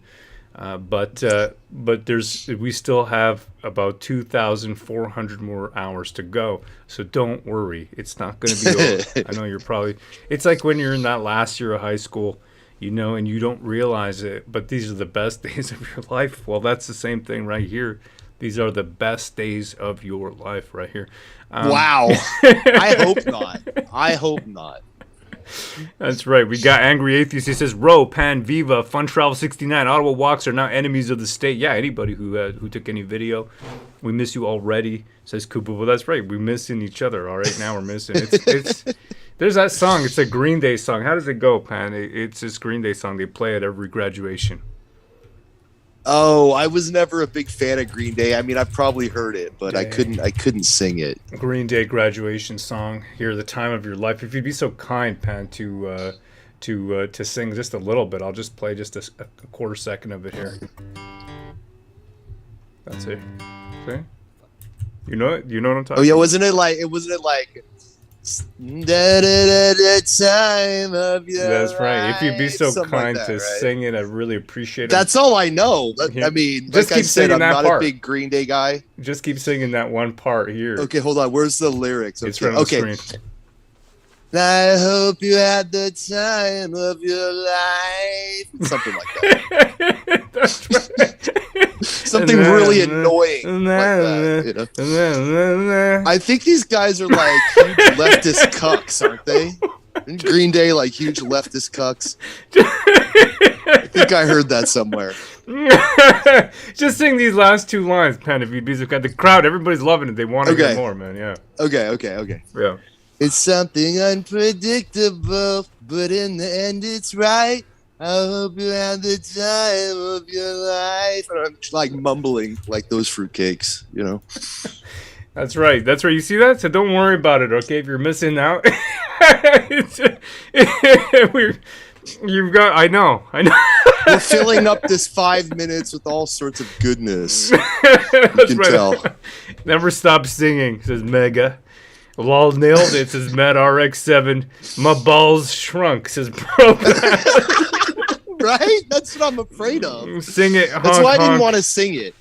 In That's why I darkness. didn't want to sing it. Pitch Perfect says Patty O'Lantern. Canada RV Van Life. Pan, you're worse than me. Rorarian. I like Pan for hating Green Day. That's right. You're just as good as Green Day, says Robert Showers. Absolutely. You know, you got to enjoy the time that you have. So that's going to be good. Next week, tomorrow released November 3rd. Next week, Thursday. And Chris Barber, that's right. He'll be on 2 days before that. So that means Tuesday. Okay, so next week, Tuesday. So everybody here, Tom is going to be up, Tom Marazzo. He's in town up until November 25th. I'm trying to make plans with him to set up some kind of, dinner, drink and talk and the rest. We've been planning kind of back and forth. Pranning. He's a great guy. I like that guy, man. Tom, I really like. He is, he's a guy. Order allowed? Oh, there we go. Oh. All right. The commission is reconvened. La commission reprend.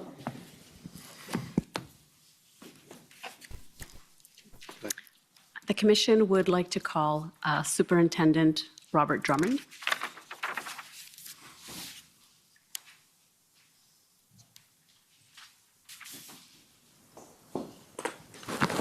Good afternoon.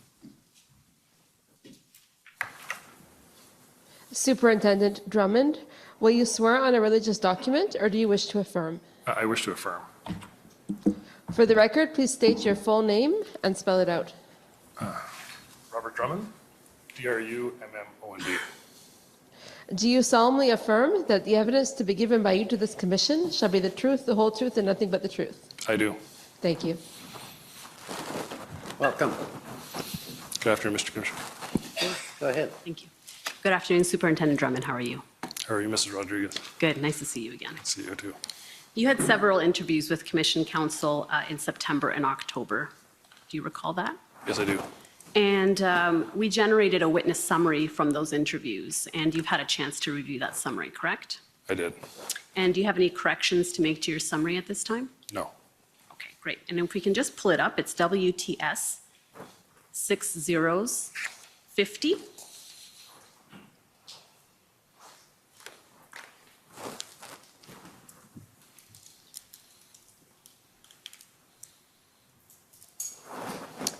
And can you confirm that is your witness summary?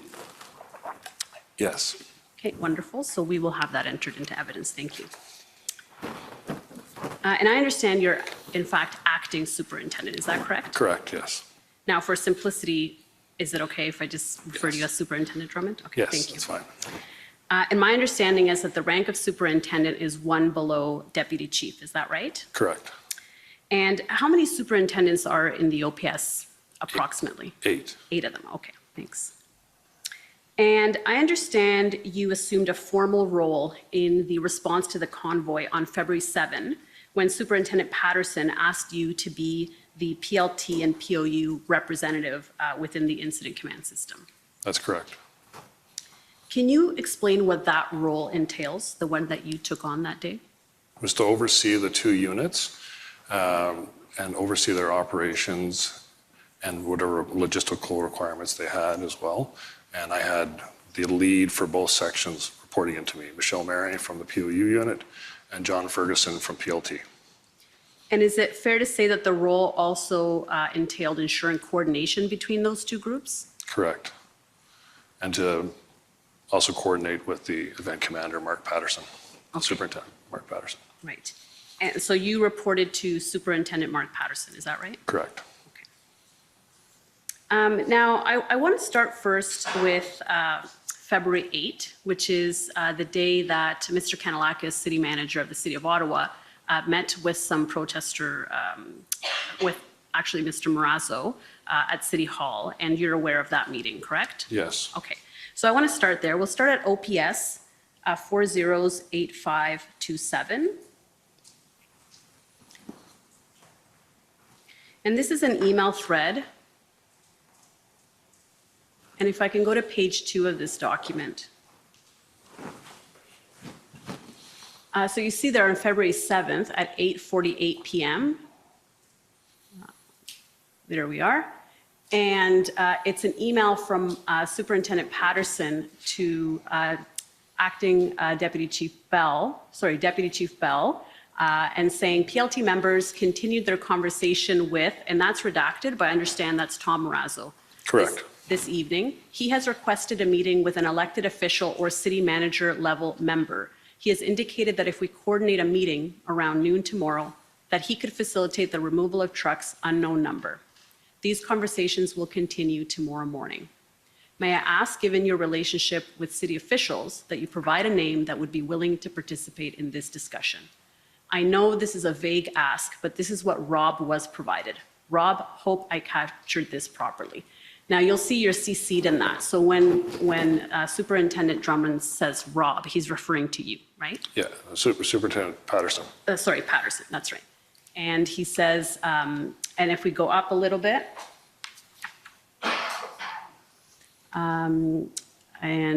right, so then Deputy Chief Bell responds, I will contact the city first thing this morning to see if they will sit down with the group. So you were provided this information.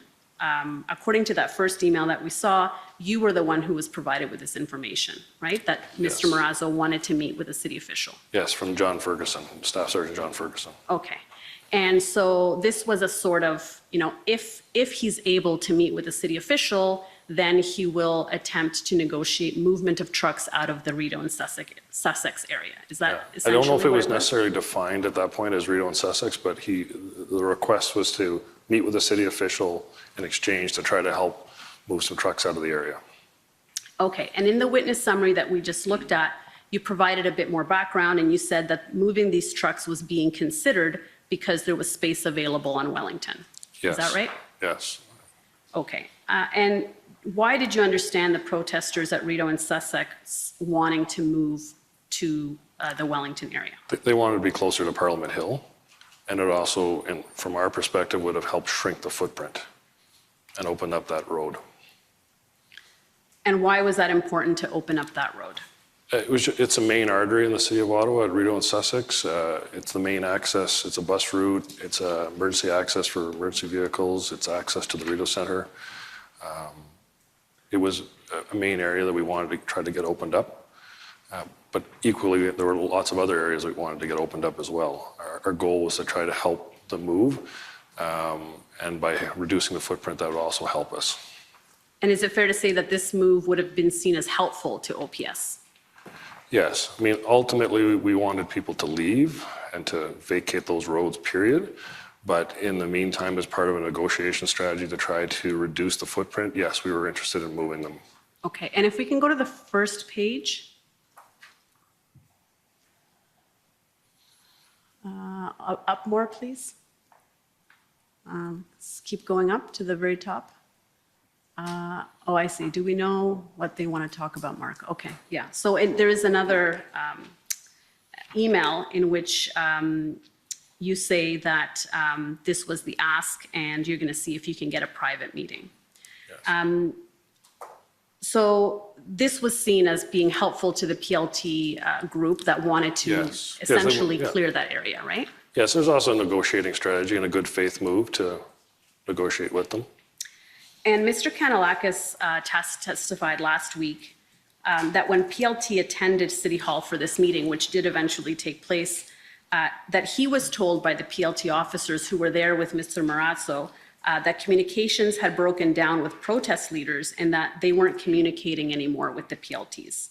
And he said that this was a significant issue in their ability to continue to try to negotiate on the grounds in terms of the things that they needed to do, and that they had asked to meet with someone from the city as a show of good faith. Were you aware that communications between PLT and protest groups had broken down at this point in time? No, we were continuously communicating. They might have been referring to the group specifically at Rideau and Sussex. There were challenges with that group, but the PLT group still went daily to talk to them. Okay. And we talked to as many groups as we possibly could during that time period. Okay. But this was still seen as something positive for PLT to kind of build trust with the protest group. Okay, and I want to take you to Staff Sergeant John Ferguson's notes. And you were saying he was the head of the PLT at the time and he reported into you. Is that right? Correct. Okay, so if I can take you to OPS 30-14568.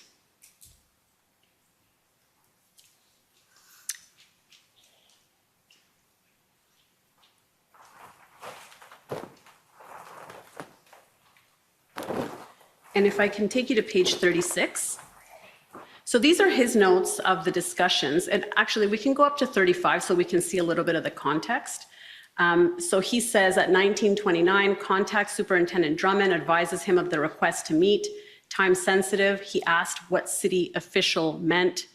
And then if we see at 1933, contact Superintendent Drummond. If we go down a little bit more, I clarified the request with Sergeant Lee. Marazzo wanted the city manager or an elected official. So that's the context in which now the notation at 2044 happens. At 2044, it says contacted by Dr. Collins. And who did you understand Dr. Collins to be? He's a doctor works in the OPP Behavioral Science Unit. So he's with the OPP? Yes. Okay. I believe he has a private practice as well, but he does work with the OPP. Okay, so he works with the OPP. Okay. And it says update provided, discussions about city official strategy, agreement that this was win-win, also face saving. Do you know, do you recall Staff Sergeant Ferguson conveying to you that he saw the city's involvement as a win-win? I think it was a win in the sense that we were acting good faith to move forward with negotiations. So if we didn't assist them with negotiations, it wasn't a win for either side. Like PLT is to try to bring both sides together to come to a solution. And that's what we were working on there. I don't know the specifics. I didn't speak to Dr. Collins at that point myself. Right. I did run into Dr. Collins during the protest, but not specifically about this. Right, but you were in contact with Staff Sergeant Ferguson, right? Yes. And so he's saying that there's agreement that this was win-win between him and Dr. Collins. Yes. So did he share those views with you as well? I don't recall Staff Sergeant Ferguson telling me at that point about Dr. Collins. He may have, I just don't recall. And did he ever convey to you that he saw the city's involvement as face-saving for the OPS? I think it was a positive thing, yes. It was a positive thing to move forward with the negotiations, yes. Okay, and do you have any sense for what he means by that? Well, I think prior to that, there had been a number of scenarios with PLT where they had not been able to move forward due to various reasons. And I think this was something they wanted to show good faith and move forward on an agreement with the protesters. Okay, and at the bottom of page 38, if we can go to page 38, it says meeting occurring. So this is now, the meeting is taking place and Staff Sergeant Ferguson is making notes that the meeting is happening. Meeting occurring, group looking for a possible exit strategy. Is that what you understood the purpose of the meeting with Mr. Kanellakis to be on February 8? I don't know if I would refer to it as a exit strategy. It was a meeting to discuss options for them to move out of certain areas. Okay. And specifically, when you say certain areas, we're talking about the Rideau and Sussex area here, right? Yes. Okay. Because we heard Mr. Kanellakis say last week that the meeting was about trying to see if the protesters could get a meeting with the mayor. That's what he understood the meeting to be. Yes. Okay. But for OPS, the meeting was in exchange for facilitating a meeting with the city manager. Mr. Marazzo would agree to try and get those areas cleared and move to Wellington. Is that right? Correct. Okay.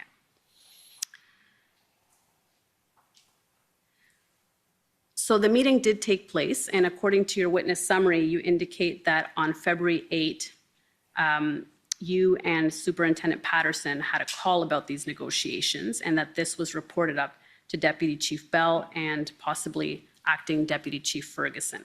Correct. And in your witness statement, you also say that you do not recall whether at the time PPS was notified of these negotiations, although it may have been brought up at the NCRCC where the PPS had representation. Correct. I personally didn't contact PPS at that point, but we did have a PPS representative at the NCRCC. Okay. And did you receive any correspondence about any concerns that PPS might have had at this time, February 8, about moving vehicles to Wellington? The 8th, no. Later that week, yes. Okay. So, well, maybe I can refresh your memory.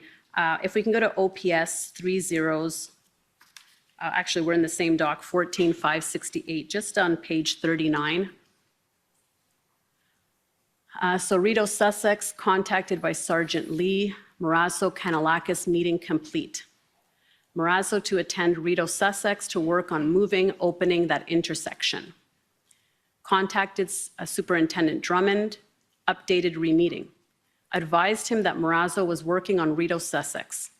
He asked if we were going to get other roadways, Wellington. I indicated that I understood the priority was Rideau, Sussex. Will, if city, promised anything. And then if we go to 1538, 1554, email received from Superintendent Drummond re PPS response to Wellington Street vehicle relocation plan. Do you see that there? I do see that. Do you recall receiving an email from PPS regarding the response to the Wellington strategy vehicle relocation plan? There were a lot of email during that time period. I don't remember that specific one, but if there is an email, I don't doubt it may have occurred. I just remember it being later with Superintendent Larry Brookson reaching out and speaking to us closer to the day that we did the moving, but there may have been an email at that point. Like I said, it may have come through the NCRCC and then come back by email. Okay. And Is there an email? I haven't seen an email. There probably is, but in the thousands of documents, it may be hard to pinpoint the email, but it's very possible. And if we just go down a little bit more, 1606, Staff Sergeant Ferguson says, contact Inspector Lucas re PPS email to discuss their concerns. So this seems to suggest that the email that was sent to you had concerns from PPS. Do you recall any concerns being expressed by PPS at this time? The ones I do remember were about more vehicles being on Wellington closer to Parliament Hill. They were not in favor of that. But I'll be honest, I remember that happening later in the week. I don't remember it that day, but I could be wrong about that. Maybe it was that day. Okay. So if there were any concerns, it was about the trucks being on Wellington. Yes. And what was the concern specifically about trucks being on Wellington that you recall? I don't think they wanted more of them there. They were concerned about having more vehicles close up to Parliament Hill. Okay. They were not interested in having more protesters closer to the hill Okay, and why was that? because they've been there for a period of time. We were trying to shrink the footprint. That may not have met up with their goals at that point. Okay, so they didn't raise any specific security concerns about that arrangement? I don't remember this email that you're referring to, so I'd have to look at the email to know what was written in it. But you know that eventually PPS did express Yes, concerns, yes, right? yeah. And so did those concerns include any safety concerns? Well, they had concerns about protesters, period, being close to the hill. All of those issues were security concerns for them. Okay. Now, in your witness summary, you indicate that OPS facilitated but did not attend the meeting with Mr. Kanellakis and Mr. Marazzo. Correct. What's the basis for that understanding? That's what I was told by John Ferguson. Okay. So Mr. Kanellakis testified that he initially met one-on-one with Mr. Marazzo, and then afterwards the PLT members joined that meeting, and there was a meeting with everybody together. I have no information that occurred, and I know from the PLT members that I spoke to, we don't know who he's referring to. Okay. So, but you don't have any specific information to the contrary? No, I know that Sergeant Lee Fung didn't participate in that meeting, so I don't know who Steve Kanellakis is referring to. Okay. I believe it includes Sergeant Lee and Yeah, others. I think there may be a mistake on that part. Okay. I'm not sure, but So the understanding is that this meeting between Mr. Marazzo and Mr. Kanellakis took place. It was facilitated by OPS, and in return, Mr. Marazzo was to speak to the Rideau and Sussex group to get them to Wellington. correct. Now, in your witness statement, you say that you were advised that Mr. Marazzo left the meeting to go to the intersection of Rideau and Sussex to move the trucks at that location pursuant to this agreement, but that he was not successful. Correct. And what's the basis for that understanding? And that's what was reported back to me by John Ferguson, and we ultimately didn't see any movement at the intersection either. Okay, and what was the reason why there was no movement at that time? It sounds like That particular group didn't want to move, ultimately. I don't think that Mr. Marazzo was successful in negotiating with them to leave. And is that your understanding for why the Rideau and Sussex group didn't relocate to Wellington as had been anticipated from this deal? That group was maybe not aligned with all of the other convoy protesters. I think there were differences in their goals or their values. I know that Tom Marazzo went there to speak to them. I think he was hopeful that he could get them to move, and unfortunately, he wasn't successful. Okay, so that's your understanding for why that move didn't happen. He wasn't able to get them to move, essentially. Correct. Okay. And what about the fact that the move was not approved higher up in the chain of command within OPS? Well, at that point, we had been negotiating to do that, but ultimately, if he had been able to get to the move, at that point, I think we would try to see if we could get them to move. And we hoped that some of them would leave, not just move to Wellington, but some of them would leave. So there were groups sort of behind or east of that location that we believed wanted to leave, but were effectively boxed in. But the move was not approved higher up, is that right? If he had been able to get permission, if they had agreed to move, we would have had a discussion about getting them to, seeing if we could have gotten them to move. Okay, but at that time, there wasn't approval. Correct. Okay. And my understanding is that there was some sort of miscommunication between you and Staff Sergeant Ferguson about allowing them to move to Wellington. Do you recall that? On that particular day? Yes. I think we felt that they could move, and then I followed up with command later, and they weren't in agreement. Okay. So we can stay on this document at page 40, just at the bottom. This might refresh your memory as well at 1739. And this is again Staff Sergeant Ferguson's notes. And he says, contact Superintendent Drummond, vehicle relocation to Wellington. He indicated that there had been a miscommunication. When I said clear Rideau Sussex, he was under the impression, and we can keep going, that they meant they were leaving.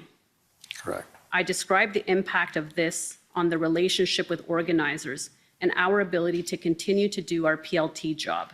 he said that the plan to relocate the trucks to Wellington had not been approved.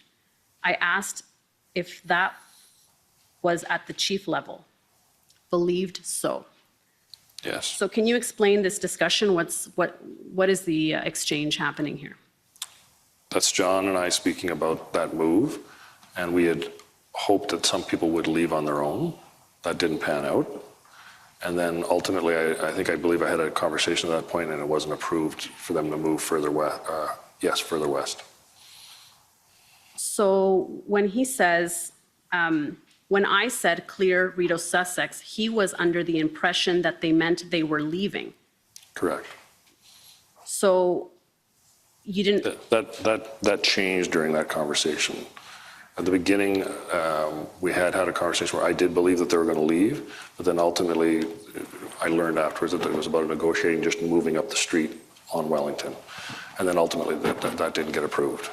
Okay. Sorry, I should have clarified that changed during that conversation. I see. So your understanding at the beginning was that if the meeting was facilitated with Mr. Kanellakis, the Rideau and Sussex group would leave. Is that right? In the beginning, yes, but then that changed, and then we didn't have approval for that.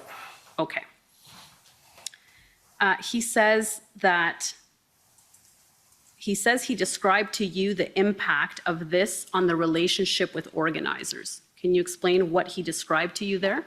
Well, this is the ongoing PLT relationship with working with both sides, trying to come to a mutual agreement. And this was one of the areas where we were, I think this was also a communication gap as well about what was understood.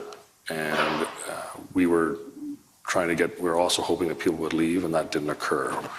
And there may have been a miscommunication between us and Tom Mraz about what we understood was happening.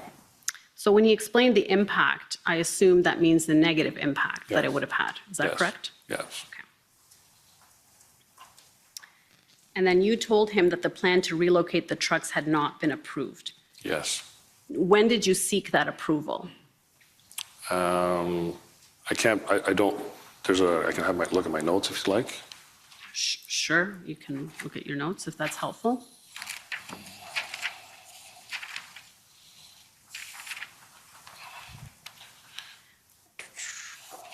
Perhaps if you can try to recall whether it was before or after the meeting took place.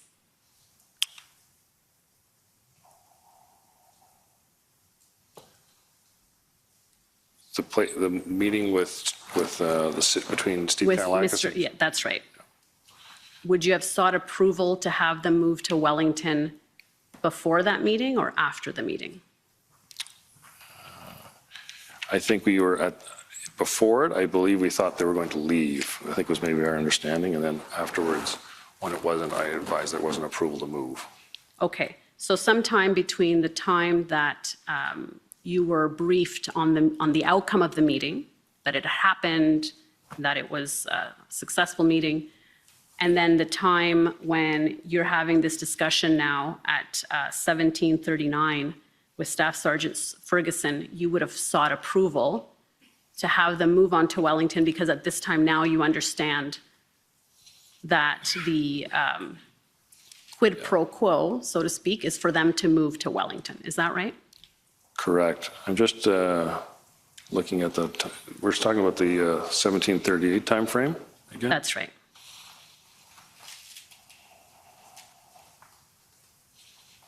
Yes, that's when John asked for approval to move west, and I advised that there was not approval at this time. And I did know that earlier. Okay. Because we'd had that conversation earlier, I believe, with probably on the 7th. Okay, and who would have denied the request? That would have come through Superintendent Patterson. Also, the chief would have been involved in that decision.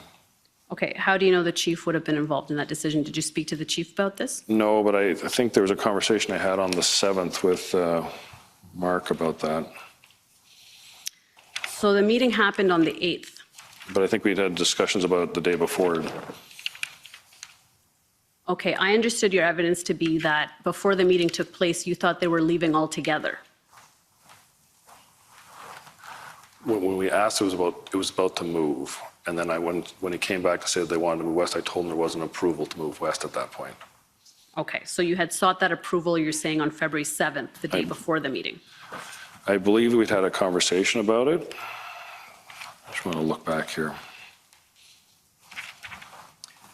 Mr. Commissioner, excuse me, I wonder if we could just confirm for the record that the notes Superintendent Drummond is referring to are his notes at OPS 30144455 on the record? Yes. Thank you. Thank you. Okay, so maybe you can try to refresh your memory at a break. We'll keep going. Okay. So if we just go down a bit further, Staff Sergeant Ferguson then writes, I indicated that we were just continuing with the relocation plan from before, and that if we were aware that it was not approved, we wouldn't have moved forward. Miscommunication/misinterpretation. So what was your understanding what was the relocation plan from before? What was your understanding of that? I think John's referring to moving west onto Wellington. Okay. And then he says, this provides us the ability to open that intersection without force. Do you understand what he means by that? Yeah, we're not using POU actions to move them. Okay. And then at 1814, updates Superintendent Drummond that we have shelved the Rideau Sussex plan or put it on hold due to darkness. Correct. And at that point, I assume it had gotten too dark and there was no approval in any event. Is that right? Correct. And if we go to the next page, 41, he said that he would reopen the discussion with the exec about the move to Wellington. Correct. Okay. So the plan to move the vehicles from Rideau and Sussex to Wellington on February 8 was shelved because there wasn't approval and because it got dark afterwards. Is that right? Correct. And the exec never approved this move. Ultimately, the move was never carried out. Correct. Right.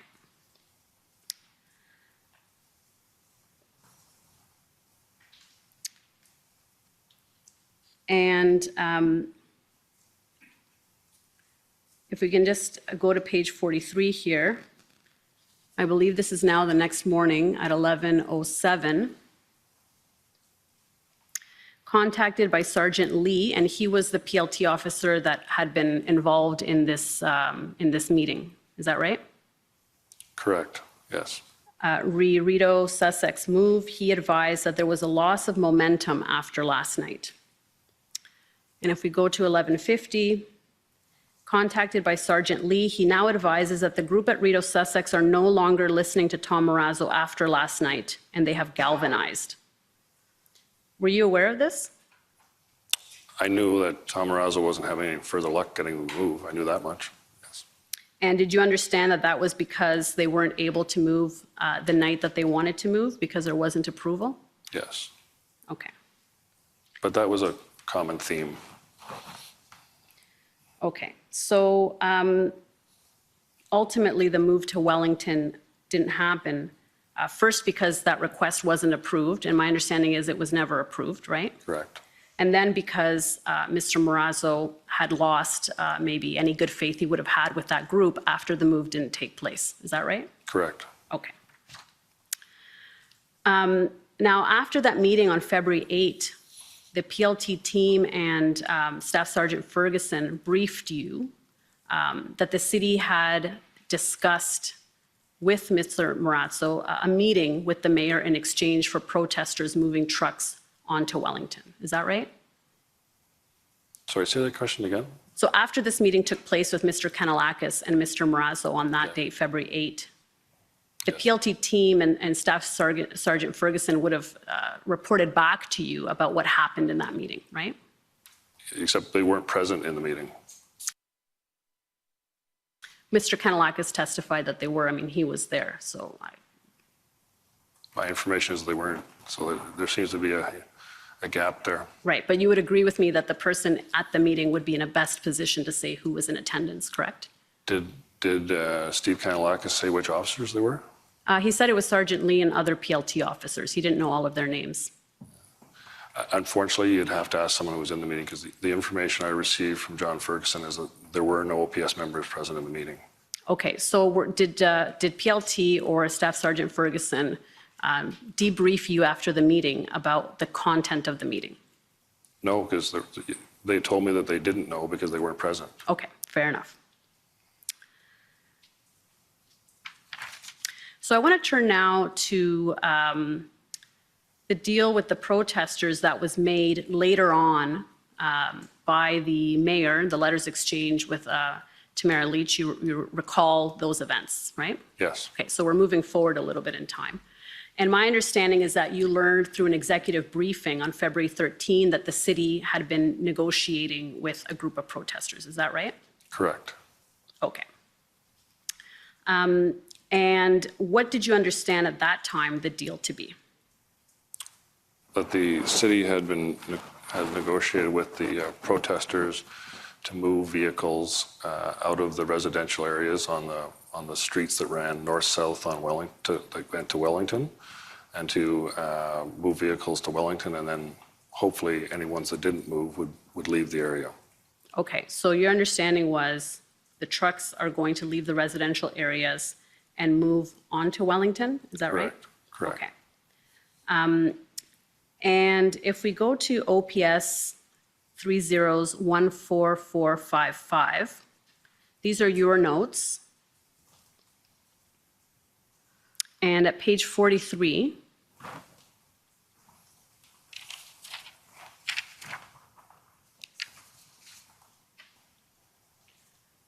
yeah, if we can go to, let's see, okay, if we can keep going down. There we go. So at 13:15, you see that's the exec meeting where you're informed about these negotiations, right? Correct. Okay.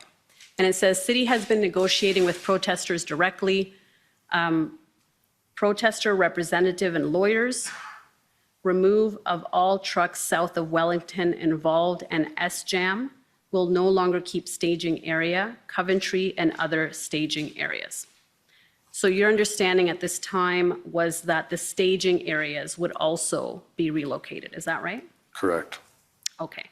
And was it understood at this time that the trucks would be relocating onto Wellington Street? Maybe not in that meeting, but once I met with them in person, that was the understanding. Okay. So you're saying at this point in time, 1:15 on February 13, it was not understood that the trucks would be relocating onto Wellington? That was always my understanding. I may not have written into these notes, and I may have just be from my memory when I met with them a few hours later. But certainly when I went to the meeting with them in person, with the city, with Kim Ayat and Steve Kanalakis, it was about consolidating vehicles onto Wellington. Okay, so at this meeting, what would have been the discussion? They're going to leave the residential areas, and where are they going?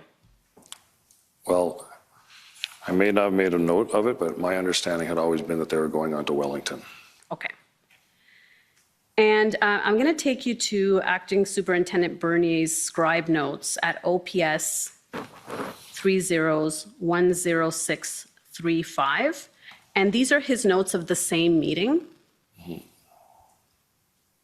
So sometimes when we see different people's notes, we get a clear picture of what was said in the meeting, because everybody seems to think different things are important to write down.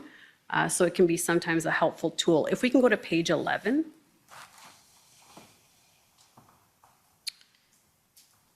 Yeah, keep going. Okay, we'll have to go up a bit because it's somewhere in here. Yeah, we'll keep going up. Yeah, there we go. So the second part of that, so we'll just go up to see the timestamp. Oh, okay, we'll go up to the other page. So it's around 3:20, it's between 3:20 and 3:35. So let's go, keep going down. Sorry, 1:35, keep going down. Okay, right there.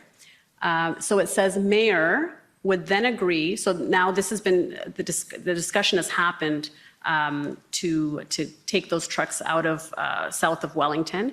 And then it says mayor would then agree, prepare to meet and listen to their concerns and pass them along further up in, I think that says government.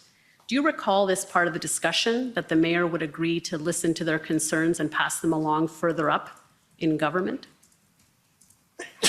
I believe that was the case, yes. Okay. Now, if we go back to your notes, OPS 3014455, and if we go to page 44,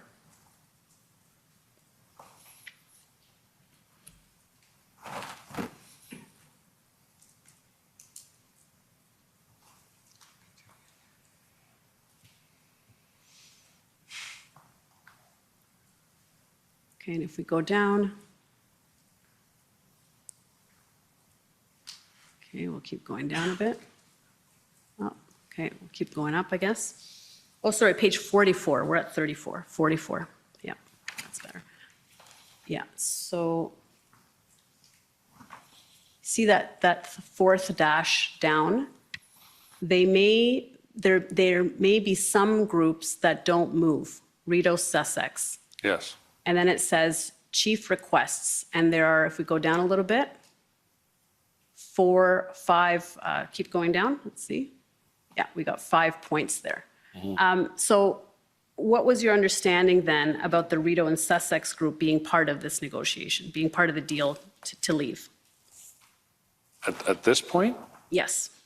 I just made that there may be some groups that don't move, because we'd already dealt with Rideau and Sussex a number of times, and they hadn't moved before.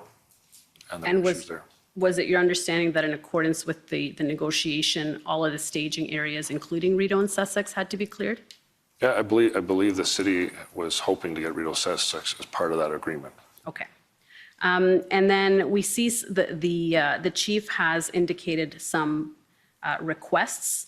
And what was he saying here with respect to the negotiations? What were his concerns at this time?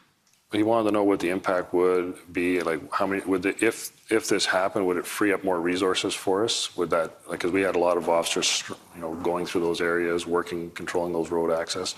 Would that shrink the footprint? How many things would that free up? Can we plan to deal with the groups that don't move? And Rideau Sussex was one of those groups that we were concerned about. And we need a traffic plan to facilitate that.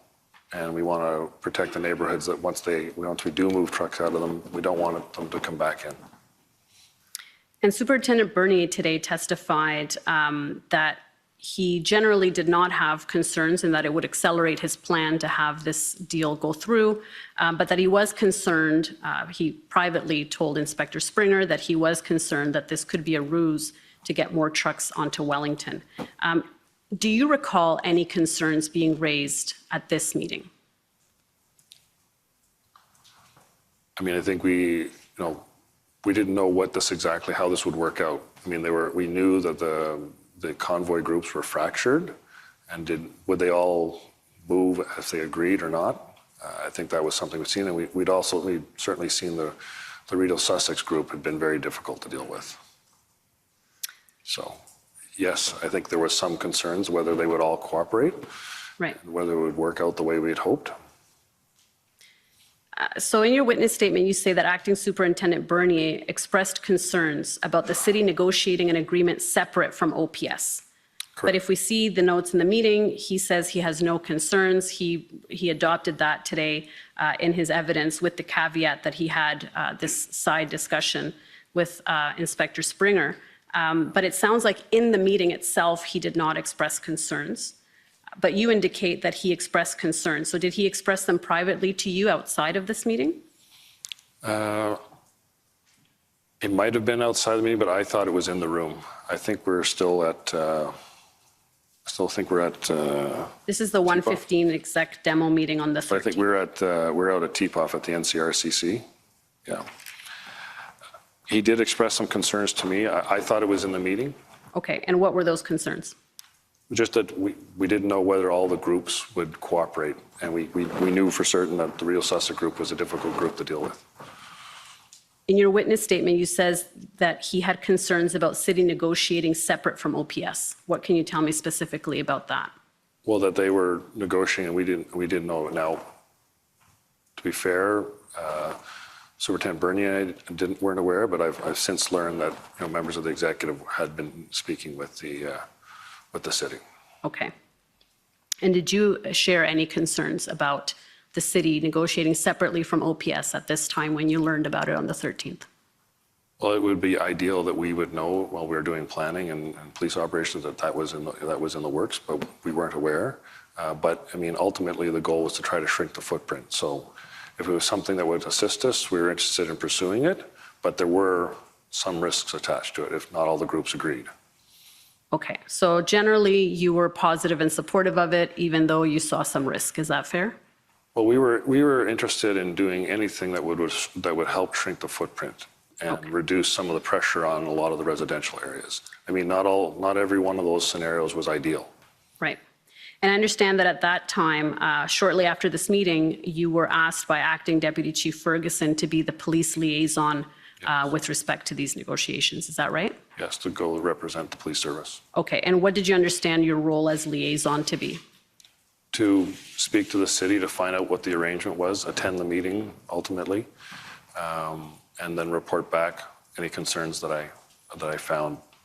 So attend the meeting and report back with any concerns? Yes. Did your role include ensuring that the deal was in accordance with OPS's overall strategic plan at that time?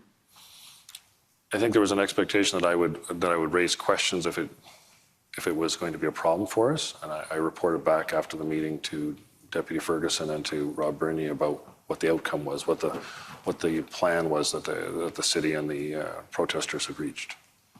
Right, and at this time, though, the deal was kind of a little bit high level. Is that fair? Yes. So at this time, 2 letters had been exchanged, I believe, at 3 p.m. on that day, on the 13th, it was made public. Yes.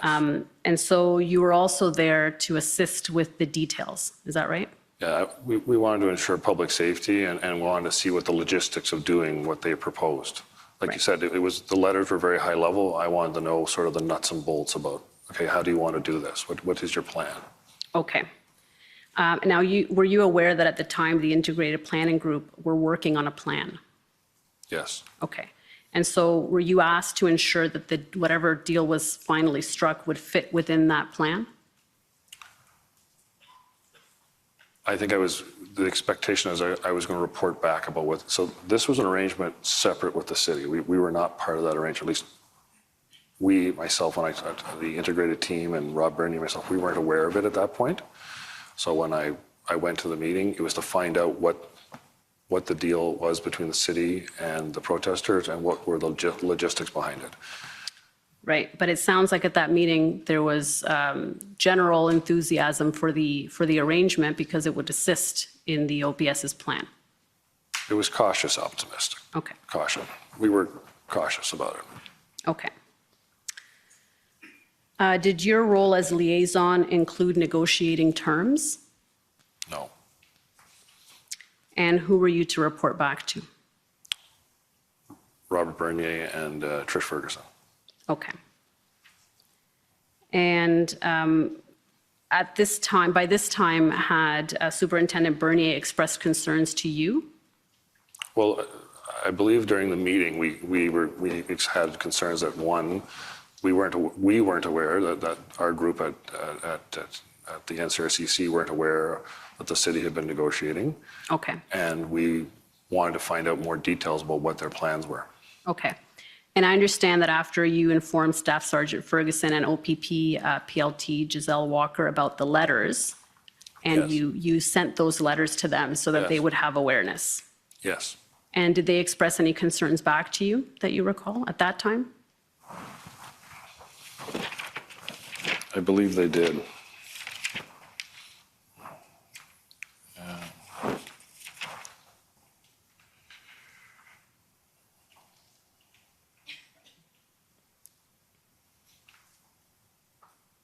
No, it would have been, I think it was the next day that they expressed concerns. It wasn't that day. Okay.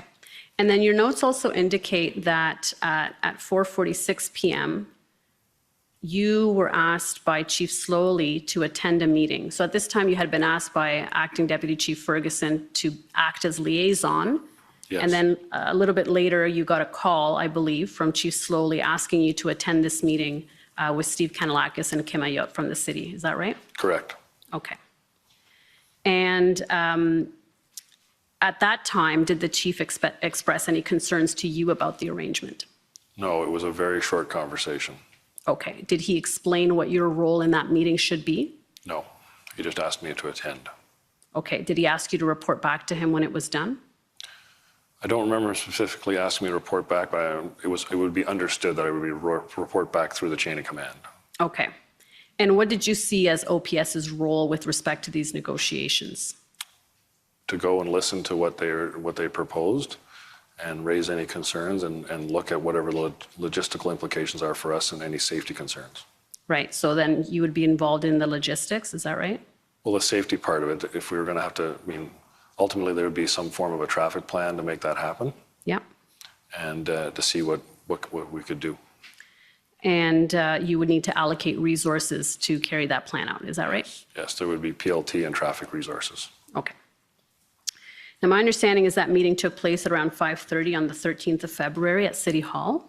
Correct. Is that right? Correct, yes. And according to your summary, in attendance were Steve Kanalakis, Kim Ayut, Tom Marazzo, Chris Barber, Joe Jansen, Eva Chipiuk, and Ryan Olson. Is that right? Correct. Okay.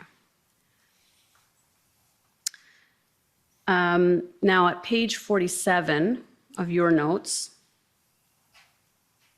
you say, yeah, right there, they stated that their plan was to move all the trucks onto Wellington. So was this the first time that this move to Wellington was raised? I realize that's the first time it's in my notes, but that was my understanding the whole time. Right. And was this because the letters talk about leaving the residential areas and maintaining only onto Wellington Yes. Street? Okay. So based on the letters, it was your understanding that they would be relocating? Yes. Okay. Yes. And then if we... I can help you there. My writing's not the best. Sorry? I can help you if you have I can help you. I think I got it. Group explained that they didn't control the Coventry location, that Yes, that was controlled by Mike Clark. Is that right? correct. They didn't feel that they had any control there. They also didn't control Rideau Sussex Group, Farfada. You see that? Correct, yes. Okay. So then it sounds like those were now being excluded from the locations that were going to be moved. Is that right? Well, the protesters advised that they didn't have any control over those areas. They didn't have influence on them. Okay. And then I asked what happens to the trucks that don't fit on Wellington. And then it says, agreed to west limit is Bay Street and east limit as south lane of Elgin. See that? Correct. Okay. So first of all, what was the answer to what happens to the trucks that don't fit on Wellington? That they would leave. Okay. And where would they go? I believe they talked about vehicles leaving the city going out to either a location out in the east end or a location in the west, like Arnprior. There was a place down in Richmond. There was sort of out by Herb's Trucking out in the east end, going toward Van Leek Hill. There was a location a lot of vehicles went to too. But they Right. were agreeing to leave the core. Okay. But you knew that they wanted to, a lot of them wanted to be closer to Yes, Parliament Hill to have that kind yes. of photo and to be kind of in that area, right? Yes, Okay. But it was thought that maybe some people would go to Arnprior. Is that right? Yes. Okay.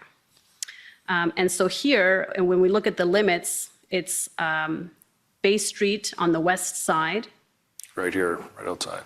just out here, correct? And South Lane of Elgin on the east side. Is that right? Correct. And the letters actually state that the western limit would be SJAM. Isn't that right? Correct. So why was it restricted to Bay? We, in the room, when we had a discussion, I think we looked at a map and we had a discussion about going to Bay, so it would open up more lanes west of that location.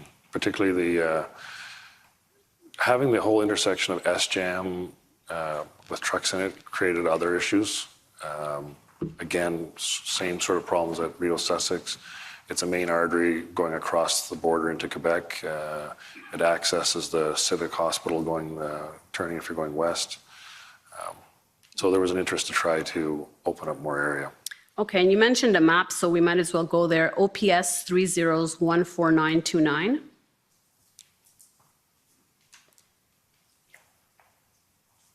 And I believe this might be the map that you're referring to. If we can zoom out a bit. Yeah, okay, let's maybe zoom in a little bit now. Yeah, okay, so does that map look familiar? Yes, it does. And is this the map that you took to the meeting with you? I believe Kimayut had the maps there. Okay. I think there were maps on the table, if I remember. I don't quote me on that. Okay. I don't remember bringing maps. I think the maps were there on the table. Okay, and if we look closely at the map, we can see there's some markings in pen at around Bay Street and Elgin. Do you see that? I do.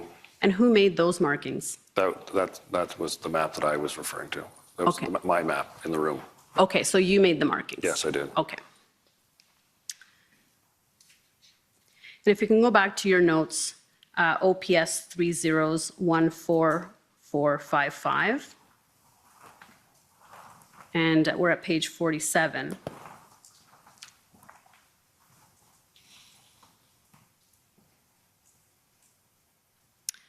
We go down. And then it says Freedom Convoy Group needs to sort out who is staying on Wellington and who is leaving. Now, is this because it was understood that not everybody could be on Wellington? Well, I certainly understood they wouldn't all fit on Wellington, and I kept highlighting that with them. Okay, and what was the group's response? I think they truly believed they could try to fit in as many trucks as possible, and that the trucks that didn't fit would leave. But I wanted to get sort of a clear response about how that was going to work. And you said that your understanding was that some people wanted to leave but were blocked in by other trucks. Can you explain that? So during the course of the the first couple of weeks there, we had PLT had met groups that wanted to leave, but unfortunately were effectively blocked in. And some of them felt intimidated that they couldn't leave. And we'd seen some of that activity particularly at Rideau Sussex. There were groups that were blocked in. I can think of, there were groups that I think had come from the Maritimes that were sort of trapped in there and they wanted to get out and they couldn't get past the group that was holding the intersection. Okay.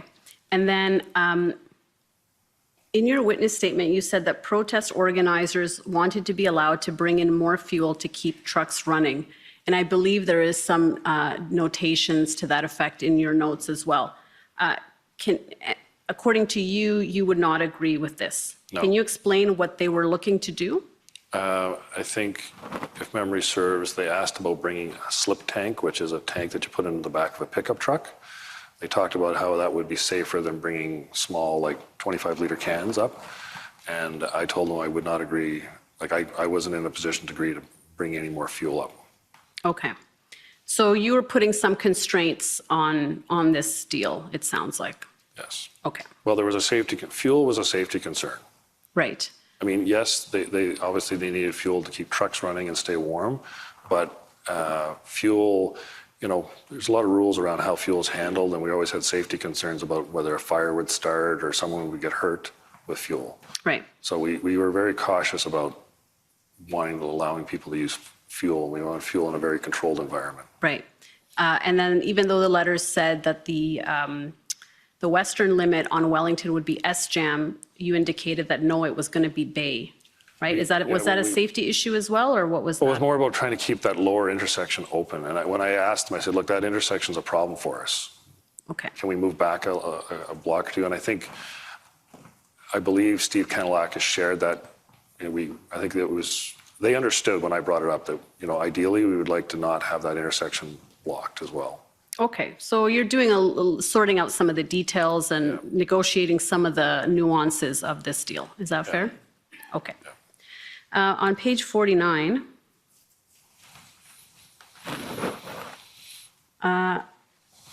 keep going down. I asked the group what the exit strategy for them to leave Ottawa and open up all streets.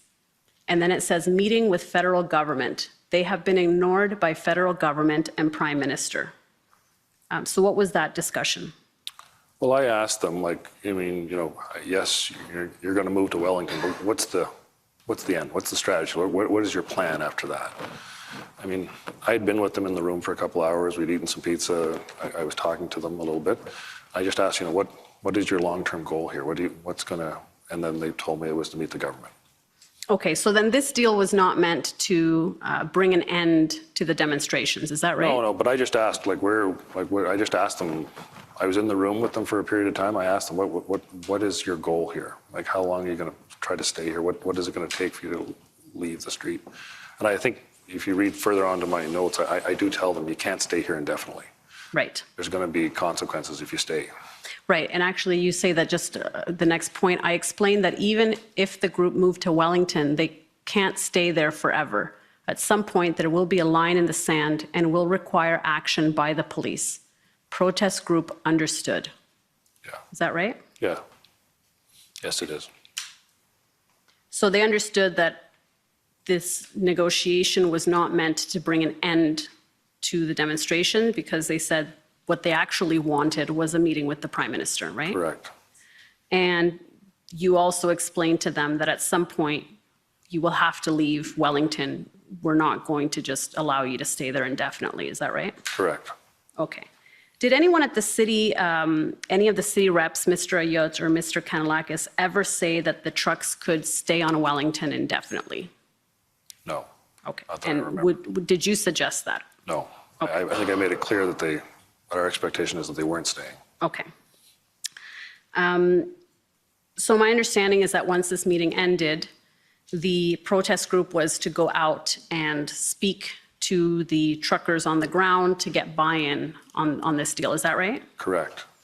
Okay. And what's your understanding of those discussions? Were they successful? Was there resistance? Was there acceptance? Do you have a sense for? There was some resistance. We learned in the morning that not all the groups had agreed, that there were groups that weren't moving. Okay. And I understand also that after the meeting, you called Acting Superintendent Bernier and Acting Deputy Chief Ferguson to update them about the meeting that had just transpired, right? I did, yes. Okay. And what was their response at that time? I briefed them on what had occurred. We had more discussions later that night. They were cautious. Same thing as, let's see what they can do. Can they really do this? I don't remember there being any, I explained what the concerns were and that they couldn't all fit onto Wellington. And I also had concerns about whether would the trucks actually leave? Because we already knew that there was fractures within those groups. Right. So you think that your understanding was that some groups would nevertheless stay. Is that right? Well, we already knew about, the Coventry Road situation, and they were upfront with us to tell us that, they didn't have influence over Coventry Road. They didn't have influence over Sussex and Rideau, and we suspected there would be other areas that they wouldn't necessarily have. But we were interested in seeing if it would help shrink the footprint. And now Chief Slowly had been the one to ask you to attend this meeting. Did you also report back to him? No, I reported to Trish Ferguson and Rob Bernier. I was following the chain of command, and I expected that Deputy Ferguson would have then notified the chief. Okay. Now we expect Chief Slowly to say that he did not know at the time that trucks would be moving into the red zone. Rather, he thought they would go to areas south of Wellington, go home, or to areas outside of the city. What's your response to that? I read the letters, and I went to the meeting. It was pretty clear to me what the arrangement was, that they were going to stack vehicles up onto Wellington and then try to clear the residential streets from the balance. And we also expect him to say that he was not aware that any trucks moved onto Wellington in front of Parliament, and that would have been contrary to his understanding of the negotiations. We expect him to say that relieving pressure in the residential areas was beneficial, but adding additional trucks to the red zone could have increased public safety issues. Did he express anything along those lines to you? No, I didn't speak to him directly about that, but he was in the meeting the next day in the morning. There was a briefing in the morning where we discussed what was going on. Okay. And so is it your understanding then that he would have understood that that was the arrangement? I believe so. I don't know how you would have. That was my understanding. I think it was pretty clear from the letters, and I think it was pretty clear from what I reported back up through the chain of command, what we were doing. And then the next morning, it physically was happening. Okay. And he said that moving trucks to Wellington could, or we expect him to say, could increase public safety issues. Did you share in any of those concerns? Well, it was lesser of two evils. Yes, more vehicles on Welling would create a problem later, but we were trying to relieve pressure on the residential areas and try to reduce the footprint. Now, earlier we saw that the Parliamentary Protective Service on February 8, when they learned about a possible move from Rideau and Sussex to Wellington, had expressed some concerns.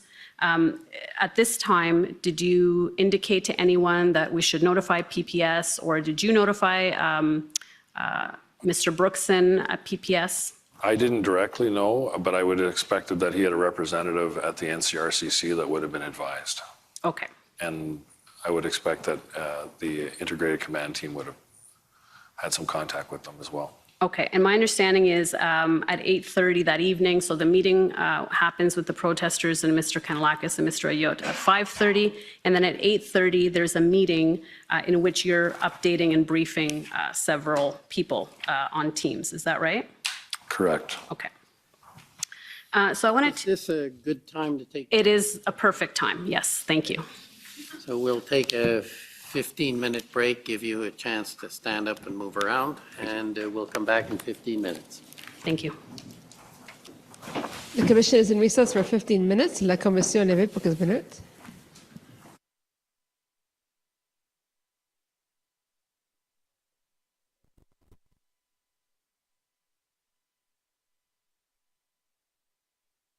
There you go. That's a gorgeous photo right there. Look at that. Ooh, la, la, la. Beautiful.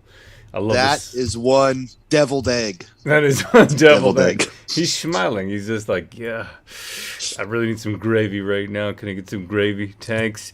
Fear is your friend, not your enemy, says Canada RV Van Life. We got, that's everyone's favorite break time, says no way, no how. You got it. 15-minute Kinder Eggs is Banana Puss. There you go. We got Limp Bizkit, says Lori Fitzgerald. Fine. He's fine, says Angry Atheist. Break heart peace sign, says Bozena. What adult, says on the flip side. You can make soap out of this guy's sweat, says Minnesota Fats. All right, here we go. Mark London. So blocking highways so people could not get into Ottawa to see family. WTF was that from the Crown paid goofs? Yeah, well, that was it. I mean, the ramps, you couldn't get off inside Ottawa for all, there's maybe at least 5, 6. Because I remember on the 18th when I had to get in there, let me pull that that footage up. I'll show you what I did there. So this is, I mean, we don't have too much time, but I'll show you a little bit here. Actually, we probably don't have a lot of time for this, but I'll see if I can show you the sneaking in. I mean, Pan, you can describe it while I dig it up, if you don't mind.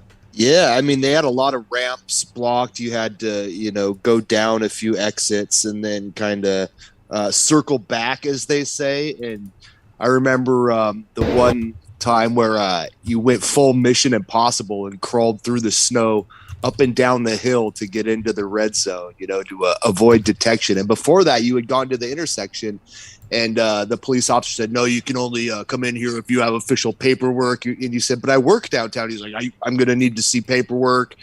And it was a whole rigmarole. And you ended up going Tom Cruise and, Mission Impossible style. Exactly. I don't know if it's in this. No, it's not probably in this footage. It's probably earlier on. I got a folder called GoPro Dump, and I got a folder called GoPro Dump 2.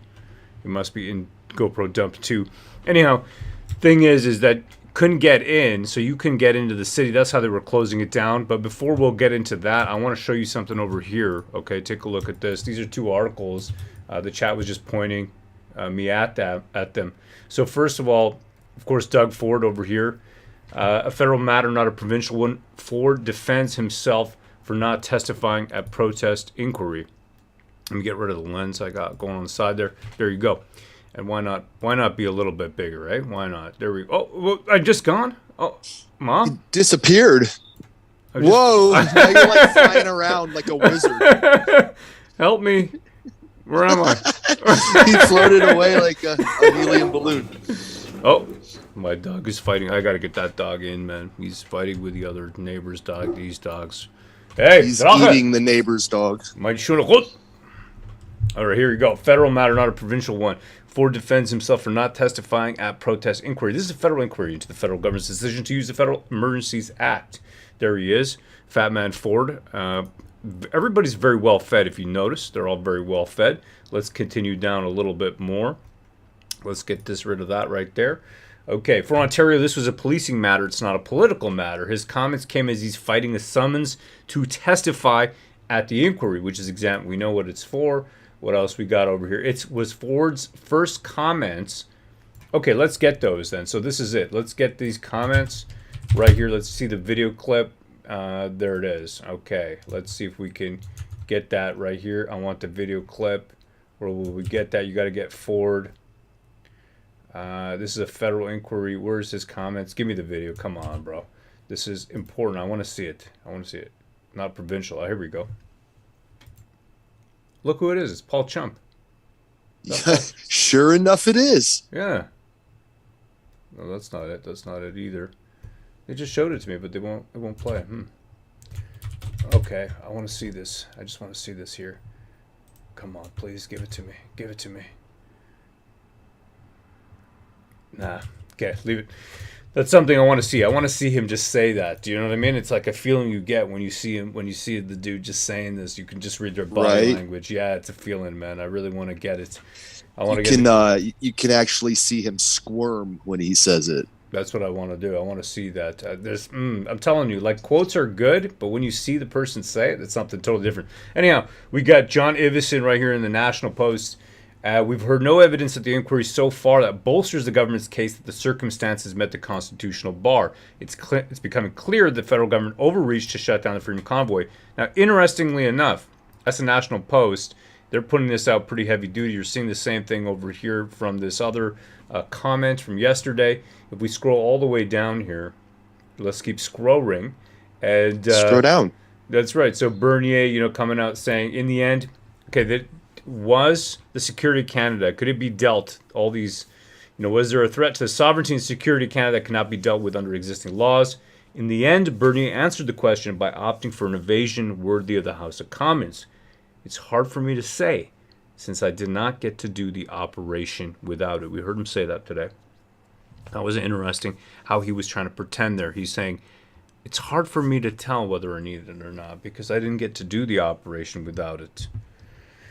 Yet it is clear from much of the testimony we've heard so far that while useful, the events in Ottawa did not constitute a national emergency that required the use of legislation designed to address the most urgent and critical situations. So far, there's nothing here. We had a plan. We were going to execute the plan regardless, said Steve Bell. We heard him say that. They had a very stable platform for the execution of the police plan. All right. There he is. That's another photo of him. They must have other photographers there because that is a photo I haven't seen today, and I've seen from most angles. That's an interesting one right there. Okay, what else we got here? We know that there were already 34 tow trucks lined up, right? So this whole line about the tow trucks, we need tow trucks for the Emergency Act.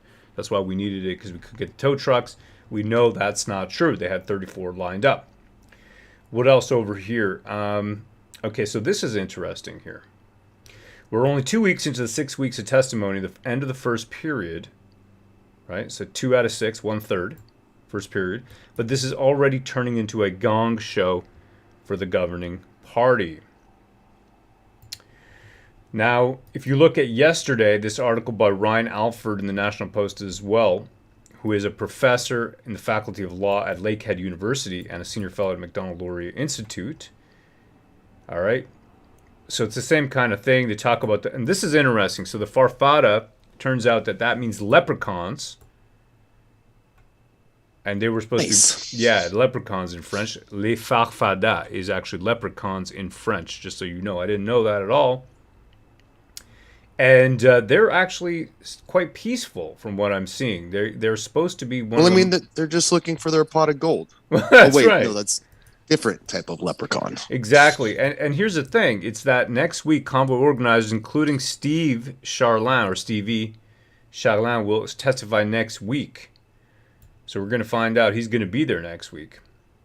Right? When Morris said there was a very low connection, we witnessed the very first mention of a shadowy group of extremists named Diagolon. not by the witness testifying, by the government's own lawyers. Morris brushed off the suggestion they were involved in the Ottawa protest and pointed instead to the presence of les farfadas, in English, the leprechauns, at the intersection of Rideau and Sussex. We keep hearing about Rideau and Sussex, the hard-boiled leprechauns, right? These are like the leprechauns from hell. They are serious business. Okay, don't screw around with these leprechauns. And the thing is, the Quebecers... Bad leprechauns. That's right. Or looking for their lucky charms, says Don Boulet. And you got to remember, too, the French, if you know the Quebecers, they got a funny sense of humor as well. They got a little bit of a different sense of humor than the English. Okay? There was a French teacher, my math teacher, he used to say this line always, tigidoo lai lai, right? And that's how you would talk. You'd just be like, da-da-da-da-da-da, tigidoo lai lai. And I would just sit there and I'd be like, okay. And he would do this all math class. He'd just be saying, tigidoo lai lai, tigidoo lai lai. And that's how Quebecers are. That's what they are. They're kind of the French leprechauns. So that's what we're seeing here. And looking for their pot of gold, which is freedom, by the way. By the way. Okay, so check this out. This is interesting here. Thankfully, it appears to keen observers that an official finding against the government is approaching. Hear this carefully. This is a professor of law at Lakehead University. Thankfully, it appears to keen observers that an official finding against the government is approaching. This is what likely explains Jagmeet Singh's public musings, of which there's a link, about whether in that event his party would withdraw its confidence and bring down Justin Trudeau's government.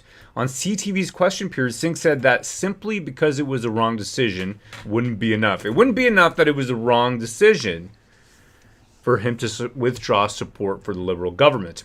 If misleading the country into supporting the most unconstitutional abuse of power imaginable is not sufficient, it is unclear what would be. Canada appears close to crossing an event horizon into a place where information about corruption, dishonesty, or even illegality becomes simply irrelevant. Accordingly, in the event that the government is found wanting, it is up to the people of Canada to provide the necessary accountability. Thanks to Singh, that may not be hastened by the Commission's findings, but a reckoning will surely come. It is in the national interest that this takes place at the ballot box, and soon. Wow. Imagine that, being published in one of the main two. Let's make sure we're not missing a second of this right over here. Refresh. These guys seem to have problems sometimes. No, that's not back yet. That is incredible to read inside of the two main newspapers. You got Globe and Mail and you got National Post. I used to work for the Globe and Mail on Front Street, by the way, in like 2005. I worked for them. I was a computer programmer. Oh, wow. Yeah, man. What did I do there exactly? I worked, they had a report on business TV, which turned to business news TV, and I did, what was it we did? The auto show. We did some kind of, anyways, we did all kinds of stuff over there. All right. So let's see. So long ago now, I can't even remember. It's like 20 years ago. So the speculation here is that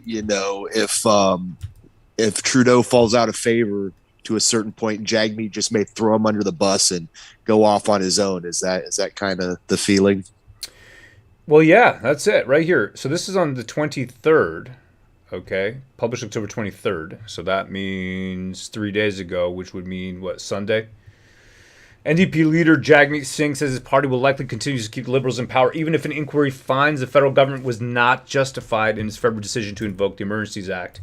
Mr. Singh said on CTV's question period Sunday that then they will reserve their judgment, but that simply because it was a wrong decision wouldn't be enough for us to break or to force the country into an election. Okay, I really need to hear this.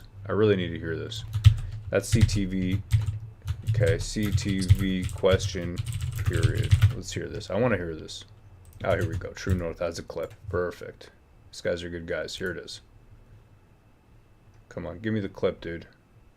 No, that's not the clip. That's not the clip. No, that's not the clip. Yeah, see what I mean? We need the clip. Hard to find the clip. No, it pisses me off. I need the clip. Okay? CTV question period. Jagmeet. We need Singh. to see him squirm. Yeah, no, I got a serious. I need the clip. Give me the clip. Give me the clip. I'm not. Brian Mulrooney. Come on, this is all Brian Mulrooney all the way down through. Give me the clip. Give me the clip. Give me the clip. Give me the clip. Yeah. Anyways, we're gonna have to find that. We need that clip. We need that clip.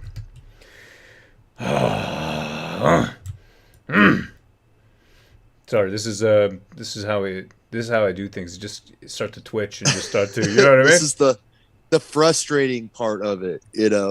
Not being able to find the clip. No, you get it. You got to get it. You always get. We always get our man. We always get our man. That's it. We always get the clip. We always get the clip. That's the thing. The main thing in life. Okay, you want to get the clip. You get the clip by never quitting. You never quit. You go all the way. Okay. So we go CTV. You're gonna find that freaking clip. Exactly. Oh yeah, man. Oh yeah, for sure. Okay, 2022 view all. Give me that clip. CBC question period. This is 22, so we can go order by. Oh no, these guys are coming back. I hate being frustrated. Feels totally sexually frustrated right now. Okay, I will have to do that after. Big shout out to our buddy Lou. On that note, our buddy Lou in the chat. Haven't seen you for a while, brother. Good to see you. Hail, Lou. Absolutely, hail, brother. Yeah, to clip or not to clip. Okay, they're just getting ready. I think I got another second or two. Question period. Okay, where would it be? It's going to be on CTV videos. So we go to CTV videos. Sometimes you have to cool down. You got to think for a second here. You know what I mean? They're just yapping over here. Oh, check it out. Interest rate hike. That's right. Interest rate hike right now. Interest rate hike. We have been raising interest rates Order rapidly to achieve. I think it's happening right now. We're getting an interest rate hike. The commission is reconvened. La commission. Worlds colliding.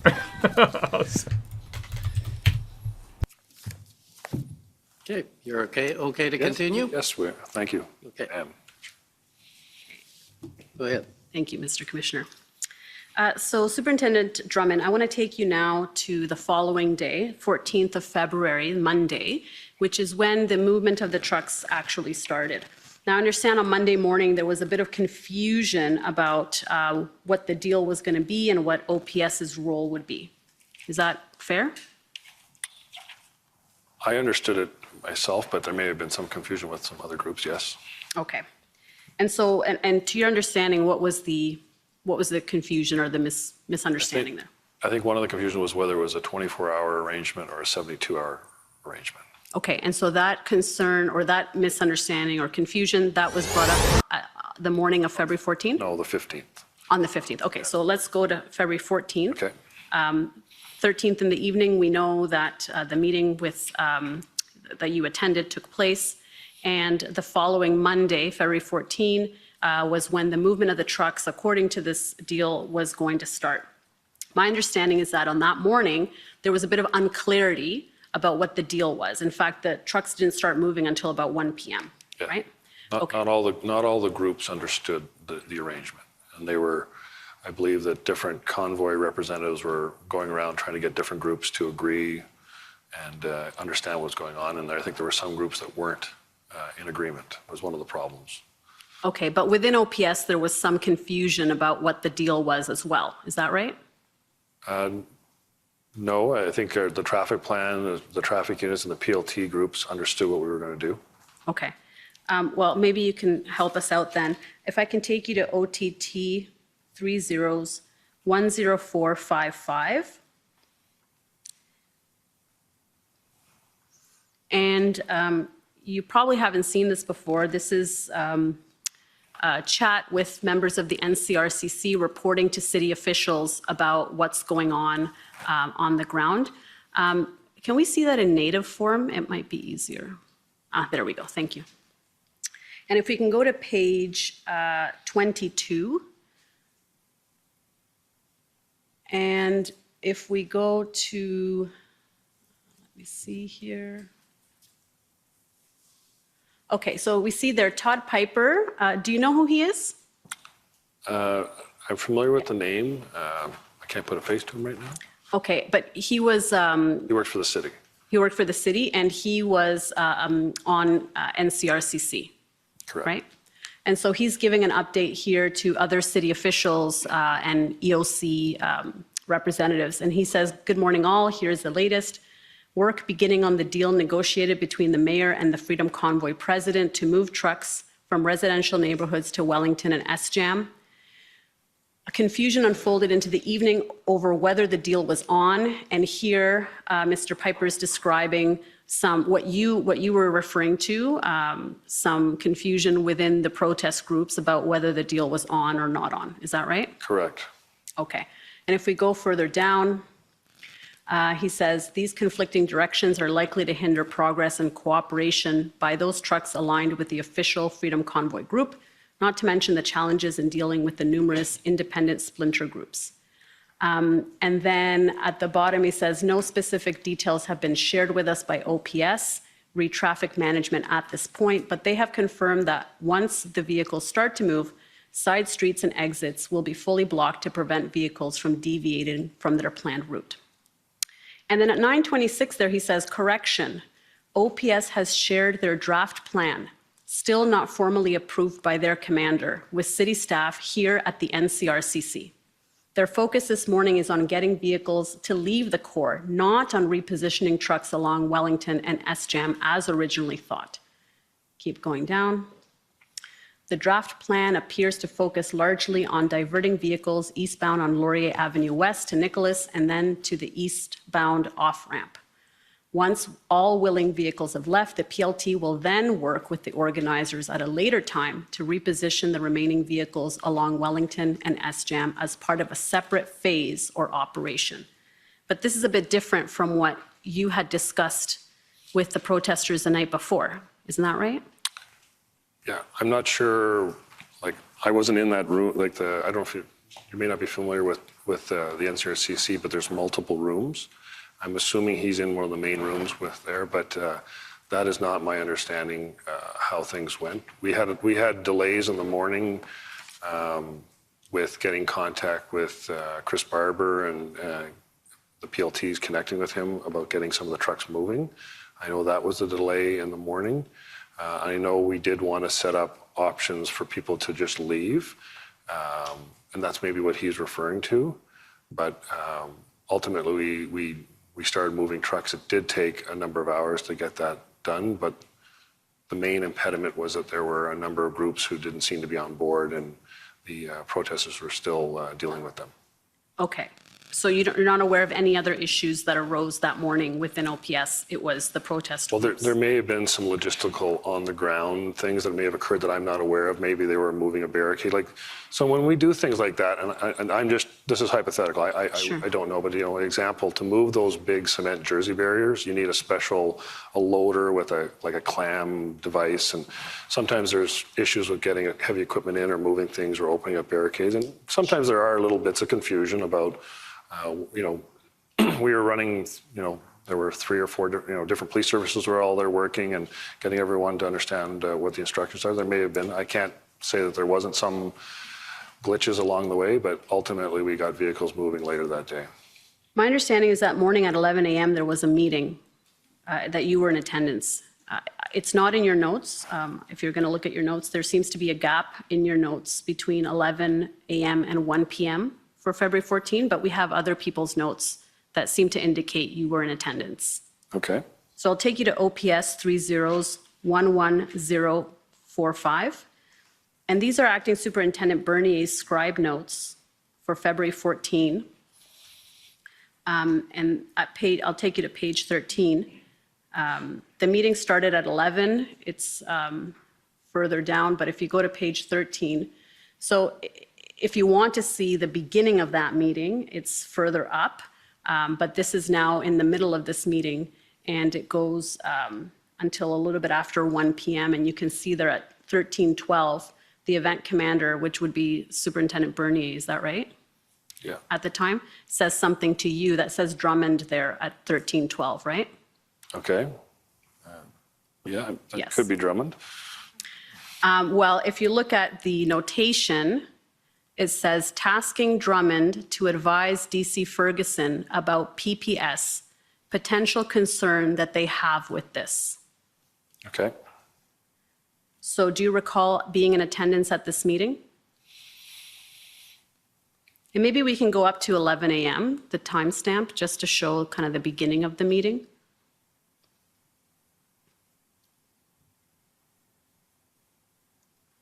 Seems like it was a long meeting, a lot happened there.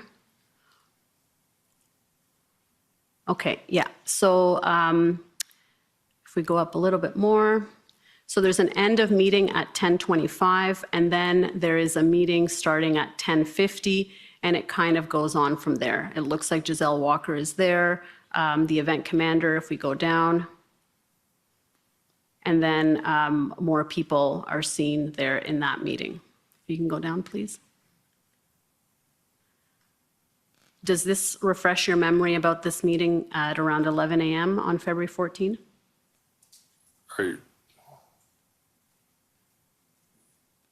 Does it actually title a meeting at the top of it, or is it just ongoing conversation? It's an ongoing, it looks like it's an ongoing meeting, but it looks like they're speaking about this issue, and you do seem to be in the room since that is attributed to you, that the event commander says to you that he's tasking you to advise DC Ferguson about PPS and potential concerns. I don't have notes of it being a meeting, so it may have been an ongoing conversation in the room.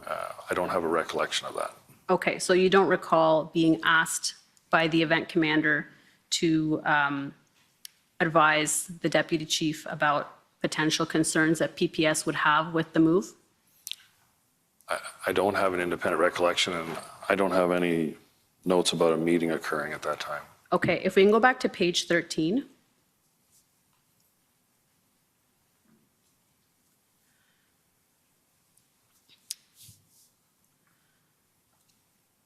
So it looks like they're making arrangements there. And if you go down to 1327, right there, it says, it looks like you're saying to the event commander, Prime Minister is considering an emergency act. You see that? Okay, yes, I see that. Okay, so this was something that would have been discussed with this group?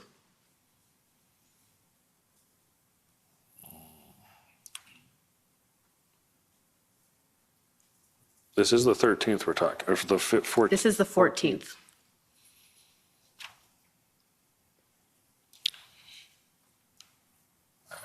If you don't recall. No, and I think you've seen a pattern with my notes about meetings, so I'm not sure that this is a meeting. I'm wondering if this is just being captured with the scribe and Rob Bernier. Well, there's certainly discussions that seem to be happening, correct? Correct. Okay. And, you know, if you have a chance. I know the Emergency Act was coming out, yes. Yes. And so do you recall having this discussion with the event commander on the 14th about the Emergency Act potentially being invoked? I don't remember if it was the 15th that it actually gets invoked, correct? The next day? On the 14th. The 15th it gets invoked, though? I believe it was the 14th. 14th, okay, so it got invoked that day? Yeah. Yes. Okay. Okay, and do you know who told you this? How you got this information? No. Okay. And so did that indicate that there was likely some significant POU action that would be commencing shortly thereafter? Is that what you understood from this? From the Emergency Act being invoked? Yes. No, but there was POU planning going on, but I don't know that one followed the other. Okay. So I'll take you back to your notes, OPS 30s14455. And we'll go to page 55. And by this time, this is 3:40 p.m., the movement of trucks has started. Your notes indicate it started at around 1 p.m. Correct. So this is a few hours in. So if we go to page 55, yeah, update meeting with integrated command team at NCRCC. And you say 26 trucks moved to Wellington from O'Connor.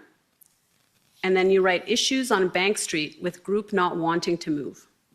Traffic/PLT on Kent tried to move to Wellington.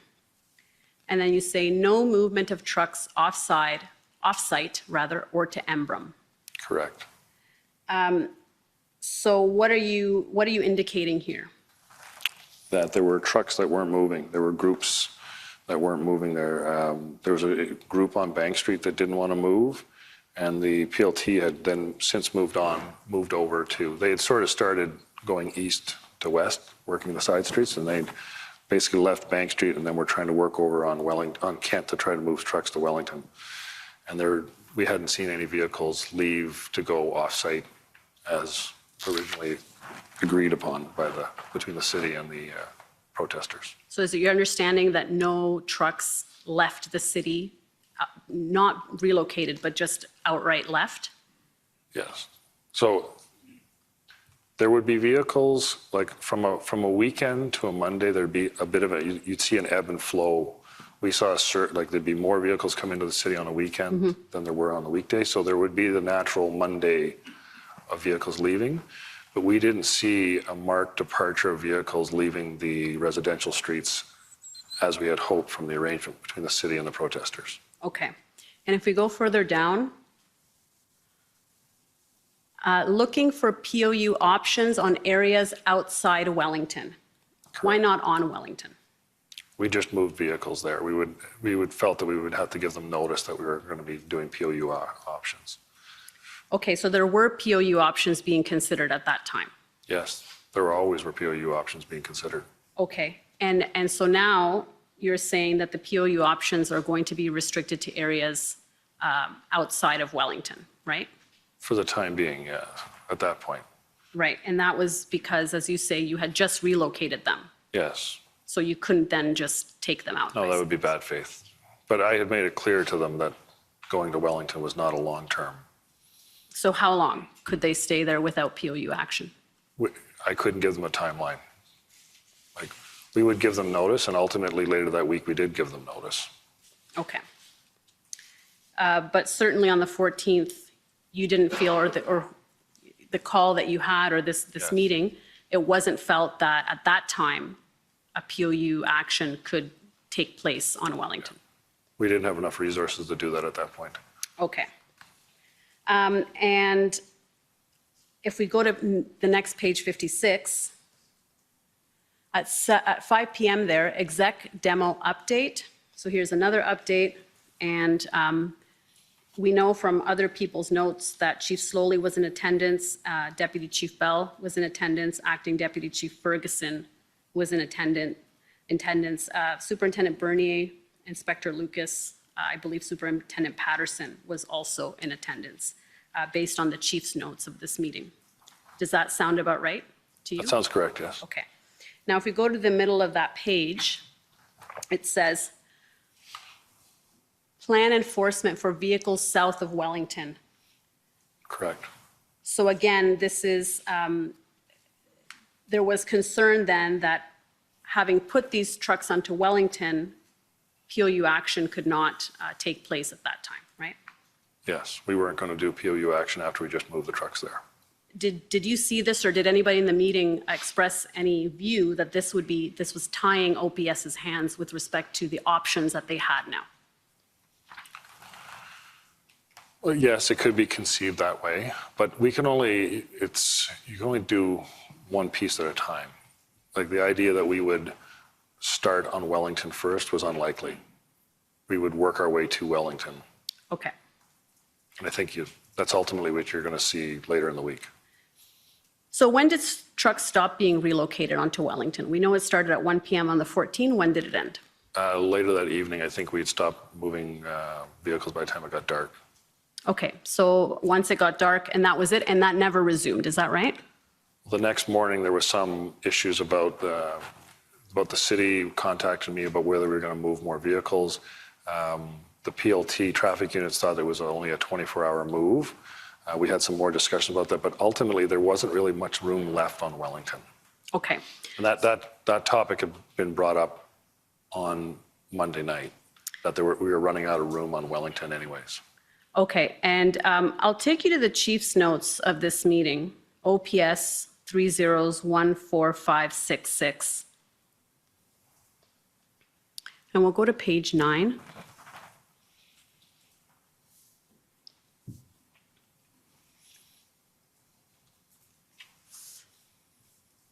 Okay, so we actually just go up a little bit to show that what this is. Oh, sorry, page 9 at the bottom. Sorry, let's keep going down, yeah. All right, there it is. So 1701, demo F22 briefing. So this is the same meeting that we saw your notes about. Correct. Okay. And if we look at the second bullet point, it says Trish, and I assume that's acting Deputy Chief Ferguson, Yes. says PPS not happy with trucks on Wellington. You see that? Yes. Okay, do you recall that being part of the discussion in that meeting? There was I don't know if it was that, if it's there, it would have happened. I mean, but yes, I know Larry Brookson reached out to us while we were doing the truck movements. Wasn't happy about it, yes. And I understand why. Okay, yes, and actually he reached out to the chief about half an hour before this meeting started. Did the chief relay that in this meeting? Well, I believe Trish brought it up and brought it to our attention. I don't believe I made an independent note about that, No, I don't think so. but that I would agree that would be one of their concerns. Okay, and if I look at the last bullet point there, had to pivot due to new, and unfortunately it's cut off there. Do you have any sense for what that may be referring to? It might be referring to the Emergencies Act being invoked that day. Okay, was that part of the discussion in that meeting? Well, it was sort of going into the next day. We had discussions about that going into the 15th, where we were concerned about, we didn't have I think the proper term is orders coming from the Emergency Act. I wanted to see what the outcomes would be. And if we go to page 10 of this document, on the third bullet, it says, we are drawing on the resources given to us. So was this an expression, it seems to me, maybe I'm reading this incorrectly, but somebody reading this, it seems to suggest that implementing this deal is taking up resources. Is that how you read that as well? In the short term, yes, it would require us to use PLT and traffic resources to make those moves. But the hopes is that we would shrink the footprint and then require less officers to hold the footprint. But ultimately, the footprint did not shrink Right. as much as we had hoped. And the next bullet says, we need some significant legal advice regarding the mayor's position that they can be on Wellington. Now, this wasn't just the mayor's position, was it?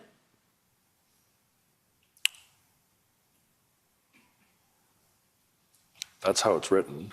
Right. But you would agree with me that OPS seemed to support this plan and certainly gave a lot of resources to make that happen, right? We helped creating the traffic plan and facilitating moving the vehicles. And in this meeting, why was it felt that legal advice was needed? What was the issue?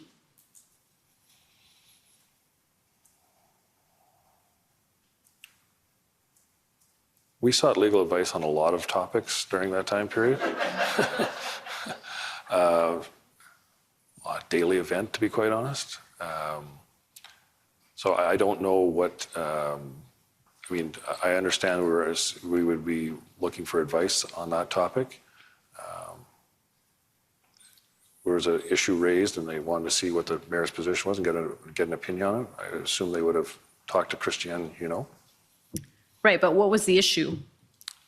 It doesn't say at that point, and I don't have independent notes about the legal issue. Okay. So in this meeting, it sounds like the issues that PPS had raised were discussed, correct? Correct. And did the chief indicate at all that he had had a call with Steve Kanalakis right before this meeting? And it's in these notes, but I won't take you to it, where he told Steve Kanalakis that it was over.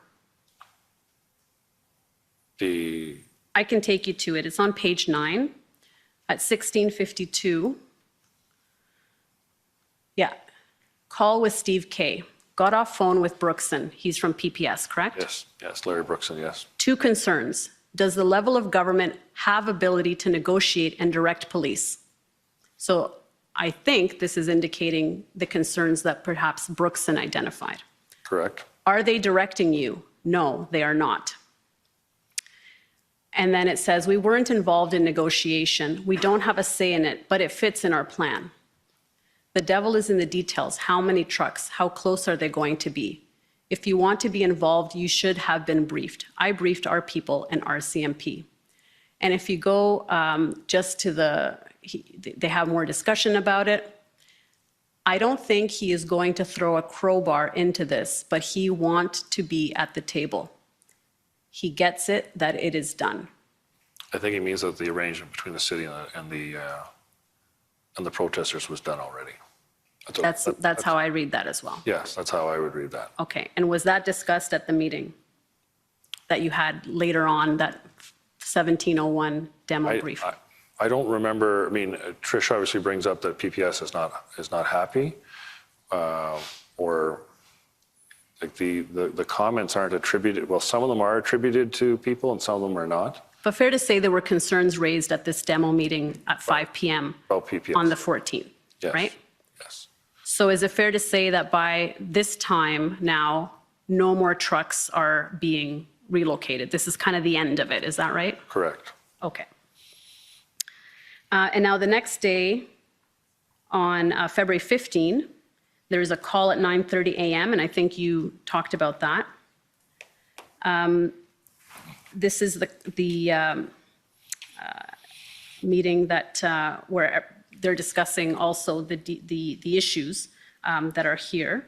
And if we go to your notes, OPS 30s14455.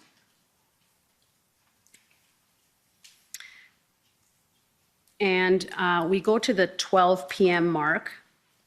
There's a meeting on 9:30. Then there's another meeting at noon with the integrated command table. Correct. And it's page 59. Okay, let's keep going down. Let's keep going to 12. There it is. Meeting with integrated command table. And it lists people that are there. Representatives from the RCMP, OPP, and OPS, correct? Correct. And some of the members of the integrated command table, the integrated planning group rather, Inspector Springer is there too, right? Correct. Dave Radu is an RCMP officer. Okay, perfect. And if we go to the next page, page 60, and the last bullet point there. So now these are discussions that are being had. If we go down. Okay. So if we go up a little bit more, just to the one before to get some context, PLT need to clarify what OPS is doing with the providing safe movement of trucks to Wellington as per the city agreement with Protester Freedom Convoy, not facilitating. Agreement is with city, only to provide safe movement. Correct. And then it says, problem is the change with Emergency Act and not orders yet. Moving trucks to area that we may want to do enforcement on later. Can you explain that note? Well, that obviously, that was an issue we faced the whole time is, ultimately it goes into the conversation I had with them at the meeting on the 13th that they couldn't stay there forever, that the police would at some point be coming to deal with that issue if they didn't want to leave. And we brought up the same issue there, that we were concerned about what the orders were going to be from the Emergency Act, and would we be then going there at some point to enforce them. And with order, you mean the regulations that would come with the invocation of the act, is that right? Correct, yes. I know I refer to it as orders, but regulations might be the proper term. Okay, so the invocation of the act then seemed to imply some POU action enforcement, which is what is noted there, and that moving the trucks to that area may not be a good idea if you're looking to do enforcement now that the act has been invoked. Is that fair? Yeah, we weren't going to be doing enforcement immediately, but at some point we thought we probably would go there if they wouldn't move. We were still very hopeful about resolving it using PLT or other means at that point. Okay, so we can agree then that the reason the relocation of the trucks from residential areas to Wellington, the reason that stopped was because the invocation of the act changed OPS's priorities and objectives. There were many things. There was the act. There wasn't a lot of real estate left on Wellington, and not all the groups were prepared to move, and a lot of them weren't moving as per the agreement. Right, but there was room on Wellington. It was not full at that time. Wasn't full, but we were going to run out of room sooner or later. Like whether there was room for 5 more trucks or 10 more trucks, it didn't really change the outcome. There wasn't enough room for all those vehicles. Okay. Now, your witness statement indicates that Wellington was full in your witness statement. So I'm just trying to marry that with your evidence right now. Okay, so I had told them that it was full, but whether there was room for a few more vehicles, I can't say. I wasn't on the ground to see it myself, but from the view, from some of the camera systems and some of the information I was receiving from officers on the ground, that we were running out of space there. Okay, so I'm going to take you to Superintendent Bernier's scribe notes from that noon meeting on February 15, OPS 30-11410. And so this is the same meeting at noon on February 15. And if we go to page 19 of those notes, at 12:38, see there it says Drummond. Do we even still have room left on Wellington, Elgin Bay? And then Inspector Lucas says, I think there is, but we'll check cameras and assess. And then who's Hodgkins? Tim Hodgins. Says, are we complicating the problem on Wellington? No more room on Wellington, go home. No room, stay here, not helping us. So what's the discussion there? It's about that we don't think there's enough room left.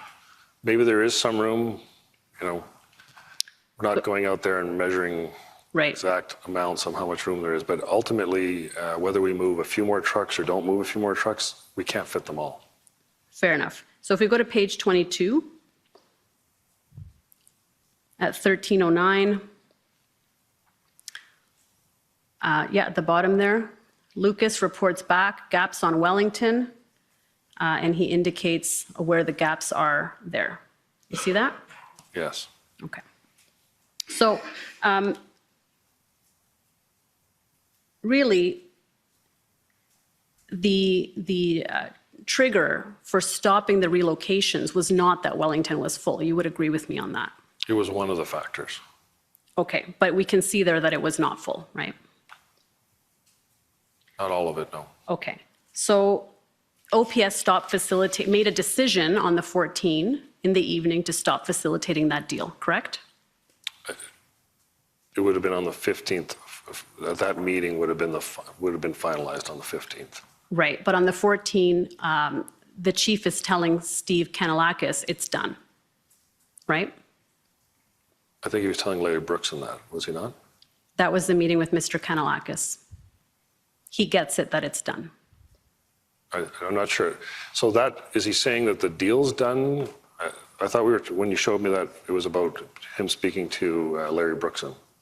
That was earlier, he had spoken to Larry Brookson. But in any event, in that meeting on the 14 in the evening, where there was that discussion, it was essentially decided that OPS was no longer going to facilitate the movement of trucks onto Wellington.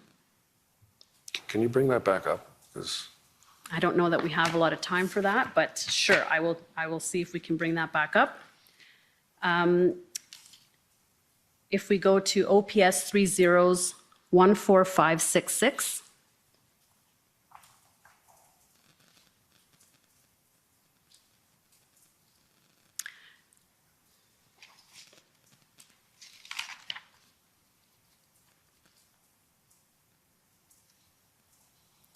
So if we go to page 9.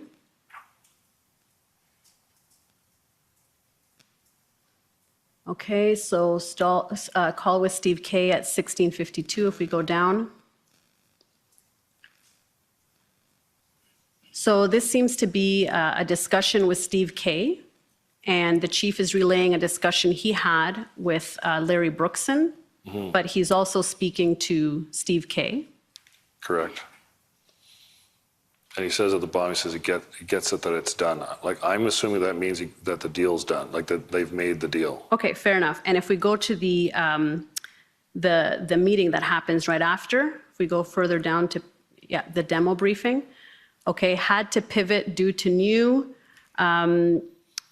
and we know at this time PPS is not happy with the trucks on Wellington, according to what Deputy Chief Ferguson is saying on the second bullet point. And if we go further down, if we go further down, okay, let's go further down. Yeah. And before that point was where they wanting to get legal advice about the mayor's deal. If we just go up a little bit. Yeah, there we go. Now I lost it, but there was a point about seeking legal advice. Yeah, I know the point. You showed it to me before. Yeah, exactly.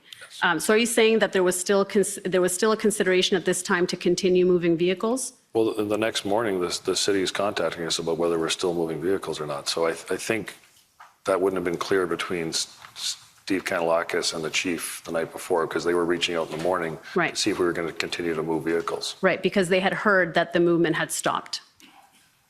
Yeah, but it wouldn't have, I don't think that they would have gotten that from that meeting with the chief, because I think that was in the morning with the PLT and the traffic units. I guess I'm asking about your understanding of this meeting that happened at 5 p.m. on the 14th. Was it decided at that time that OPS would no longer be facilitating the movement of the trucks? We know they didn't move after that. No, we didn't move any more trucks of that, but I think it was in the morning when we weren't going to move anymore. After the totality of all the events, the space, the invocation of the act, the fact that a number of the groups weren't moving, and they hadn't left, and other groups we didn't see a marked departure. So it was a totality of all those issues coming up on the morning of the 15th. Okay, so it was on the 15th, it was decided that that would be the end of it. Yes. Now, I communicated that with Kimayut. so I think we agree that there was room on Wellington, but eventually it would have run out. Is that right? Correct. Okay.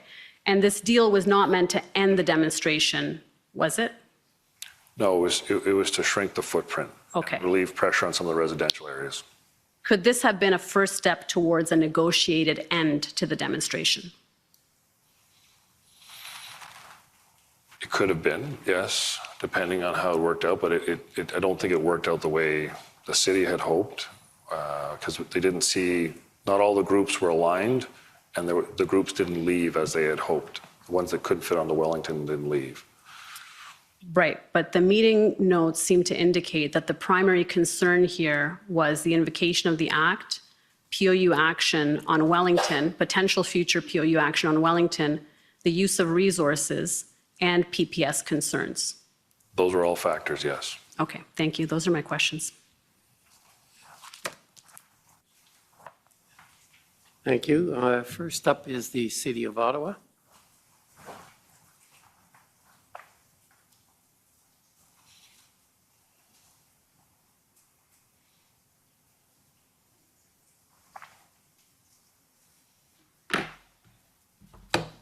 Good afternoon, Superintendent. My name is, there we go, a little taller than Ms. Rodriguez. My name is Anne Tardif, and I represent the City of Ottawa. So you were tasked on February 7th with overseeing PLT and POU, correct? Correct. And at the time, event commander was Superintendent Patterson, right? Correct. And February 7th, that's the date after the events that this commission has heard a fair bit about at Coventry involving PLT, correct? Correct. And just to close the loop on that, I'm going to ask Mr. Clerk to bring up OPS 408055. I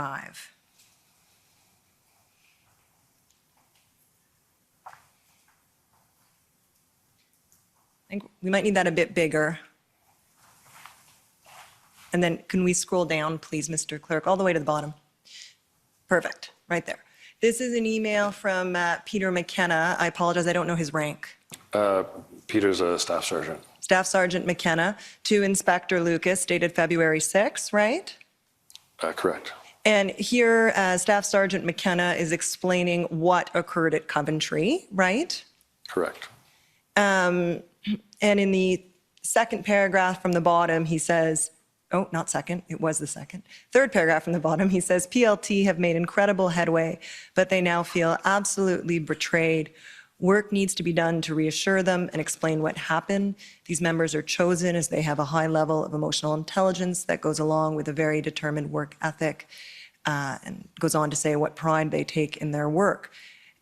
Staff Sergeant McKenna continues, what has happened is an incredible blow to them and the program's future, and provides more details. He even refers to an individual explaining that they're ashamed to wear this uniform right now. Now, this was the day before you took over responsibility, but I take it you were aware of this. I was aware of it the next day, yes. Right. And so it's fair to say that by February 8th, while PLT may have been communicating with the protesters, certainly there had been a breakdown in trust. At that location, yes. And we've heard some evidence that it may have affected other locations. Is that fair? It may have. Right. Now, you've explained that PLT was working with the group or discussing with the group at the Rideau-Sussex intersection to move from that intersection onto Wellington, correct? Correct. And we can take this down, Mr. Clerk, thank you. And it's my understanding that the goal was to move 38 trucks from the Rideau-Sussex intersection to Wellington, correct? That's how many trucks were there. We had hopes that some would leave. Okay. Some of them might not all want to move on the road. Let me put it differently. We're dealing with 38 trucks at that intersection. Is that fair? Fair. Okay. Now, I just want to get the sequence here with the request for approval and the involvement of PPS. So I'm going to turn up your notes, and that's OPS 14455. I apologize. OPS 14455.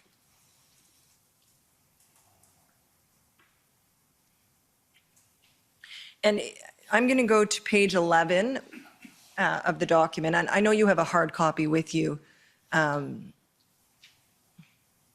Superintendent. Perfect. Okay, there we go.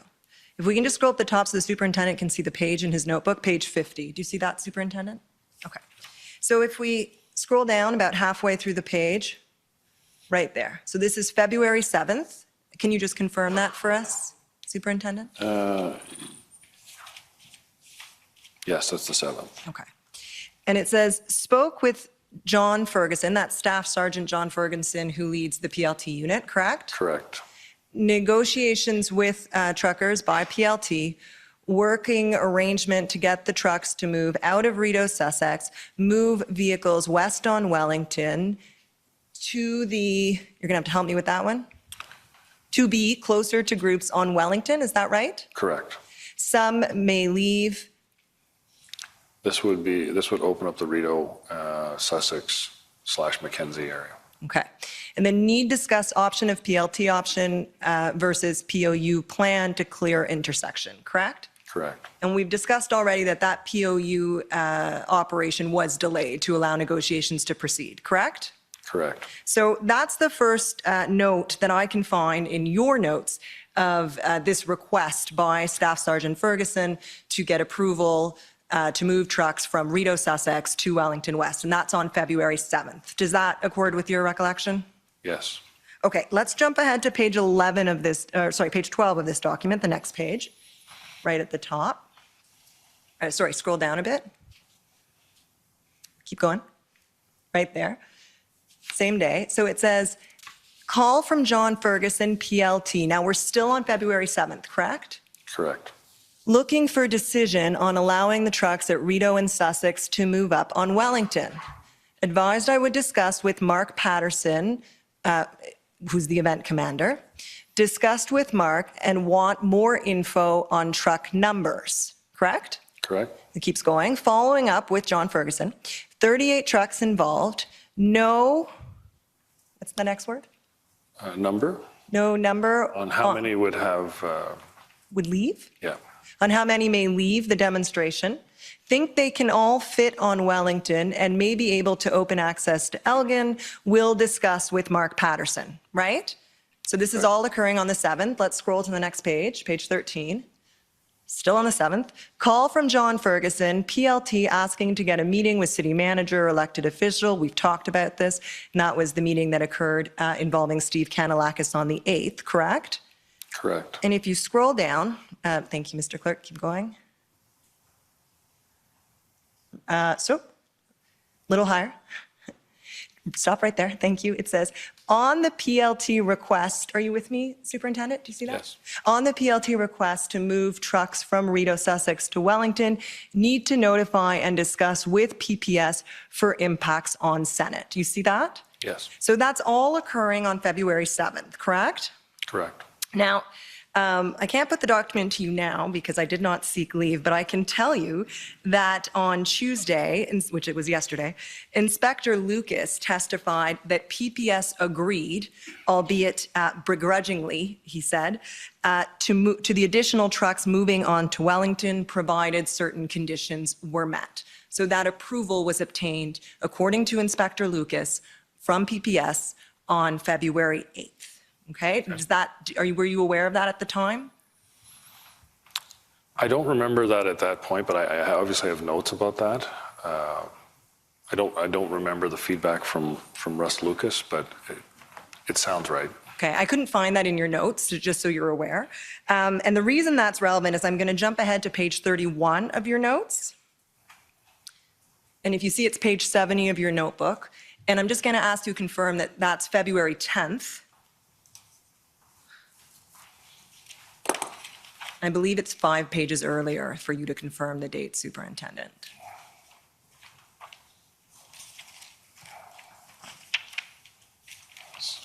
That'd be the 10th, yes. Okay, so we're now at February 10th. Can we scroll down a little bit? Right, and there it is, oh, right there. Requests, I don't know the next word. Continued? Continued PLT negotiations. To go ahead with letting the Rideau Sussex Groove move west on Wellington. Mark, and that's Superintendent Mark Patterson, right, who's event commander at the time, correct? Yes. Agreed to suspend the POU action for tomorrow and let PLT move the Rideau Sussex Group west on Wellington to shrink the red zone footprint. If we could just scroll down a little bit, Mr. Clerk. Spoken with John Ferguson, head of OPS PLT, authorized PLT to move the Rideau Sussex protester west on Wellington to shrink footprint to get the intersection open up, approved. So on February 10th, then, you got the approval from Event Commander Superintendent Patterson to allow the trucks at Rideau Sussex, up to 38 of them, to move on Wellington West, correct? Correct. And it's reasonable to assume, and indeed we heard from Inspector Lucas, that PPS agreed to that beforehand, correct? Correct. Okay. And last question. I don't want to get back into the reasons. You've given evidence about the reasons why the movement of trucks stops. The only question I have for you in that respect is this one. When you finally told the city, and I believe it was Mr. Ayotte, who's the general manager of Emergency and Protective Services, when you finally told him that the movement of trucks was stopping and you explained why, he understood? I believe so. Yeah. And there was no pushback from him at that point? No. Thank you very much. Those are my questions. Thank you. Next are the convoy organizers. Okay, we'll move to counsel for former Chief Slowly, please.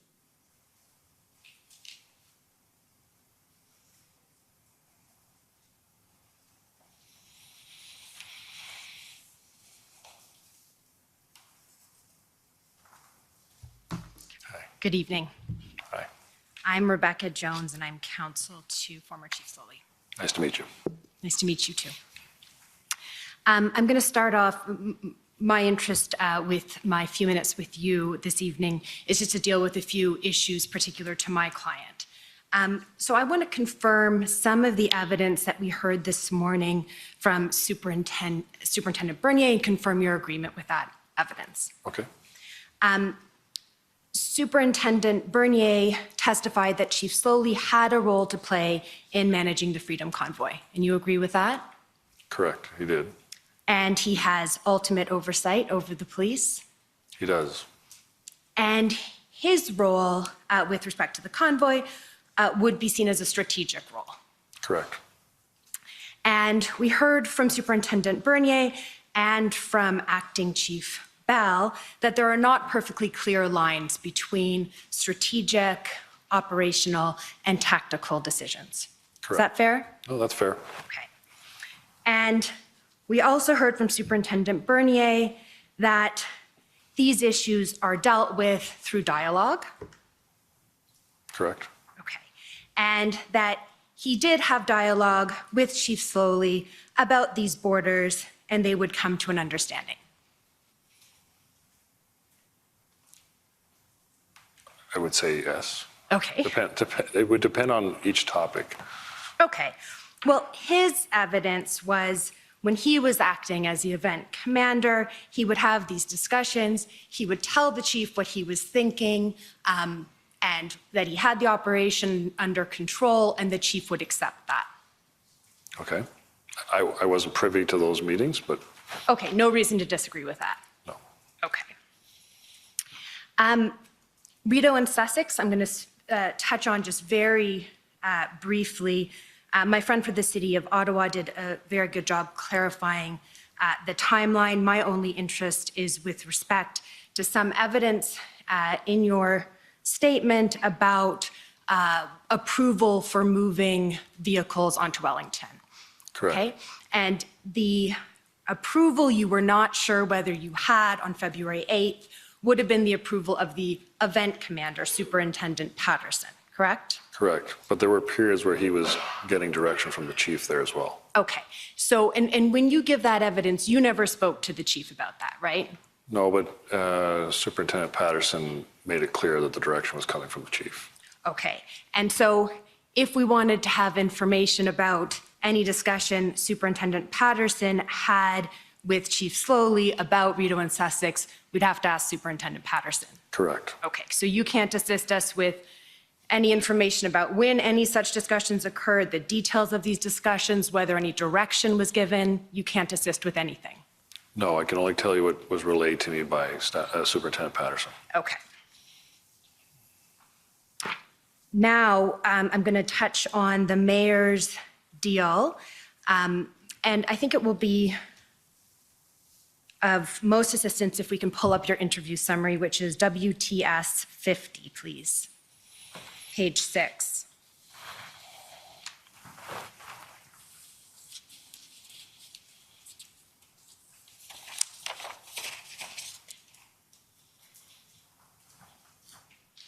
And Superintendent Drummond, you see the first paragraph under the city's deal with protesters. And in that paragraph, you advised Commission Council that at the February 14th, 1:15 meeting with the city, there was no discussion about where the trucks would be moving, correct?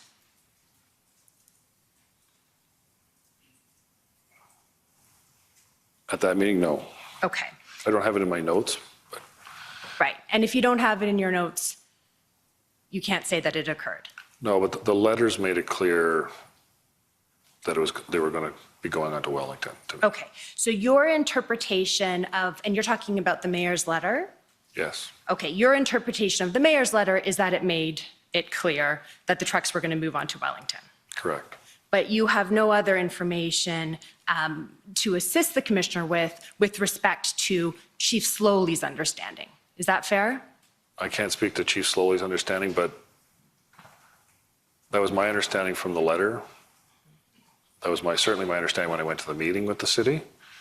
And that was what I communicated back. And that was what was done at the update meeting. So it was clear to me that that's what was going on. And that was what was being communicated through my chain of command and at the next meeting the next day where Chief Slowly was present. Okay, so let's break that down because I'm not suggesting to you that it wasn't clear to you in your meetings with the city officials. okay? So my questions are only relating to what was clear to Chief Slowly. Okay, so if I can ask you to turn, if we go to page 8, please.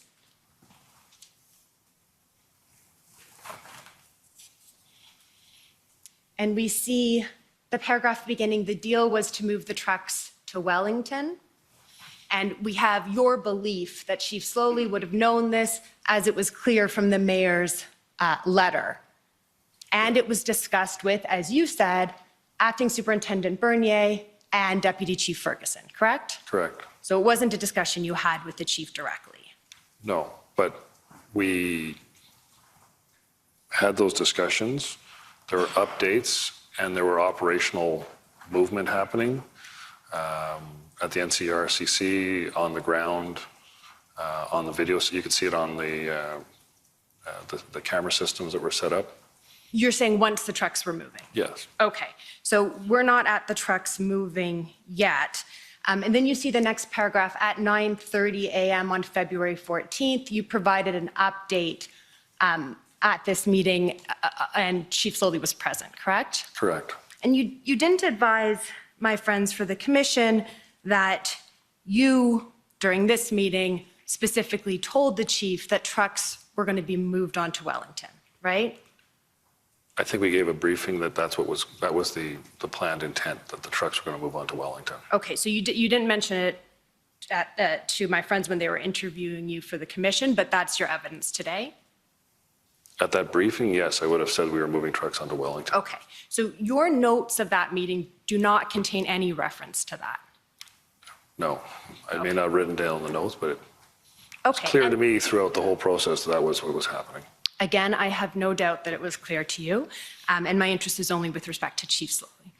And it's fair that your memory rather, of the details of these meetings, you're relying in large part on your notes. Correct. Okay, and when my friend took you to things about the Emergencies Act and all of those sorts of things, you couldn't remember them without reference to your own notes, correct? Some of it, yes. Okay. I'm going to ask you now to turn to page 9.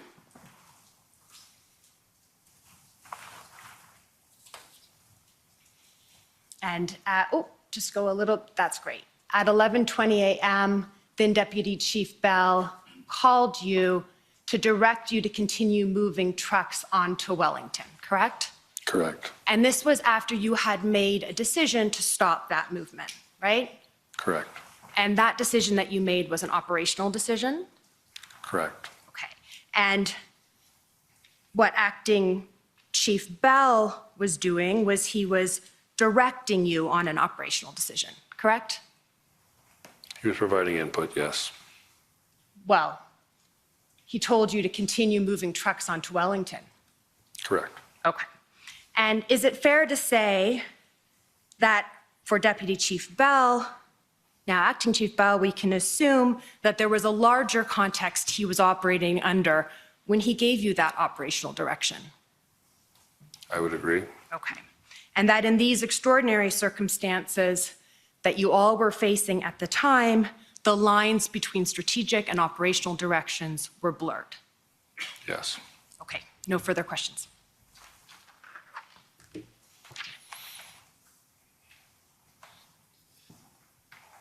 Are the convoy organizers organized yet?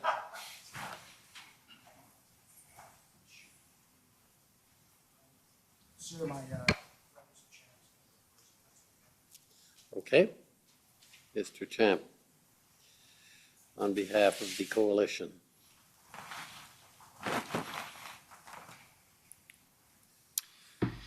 Thank you, Commissioner. It's Paul Champ for the Ottawa Coalition of Residents and Businesses. Superintendent Drummond, I can't recall if we've crossed paths or Yes, not. we have. Yes, we have. Apologize. That's all good. Too many OPS files. Few questions, Superintendent. First of all, Tom Marazzo, did you know him prior to the convoy demonstration? No, I did not. Or we know that there was a recently retired RCMP officer, Danny Bulford, who was involved in the Freedom Convoy organized. Did you know him at all? No, I did not. And did you know of any retired police officers who were participating in the protests? No.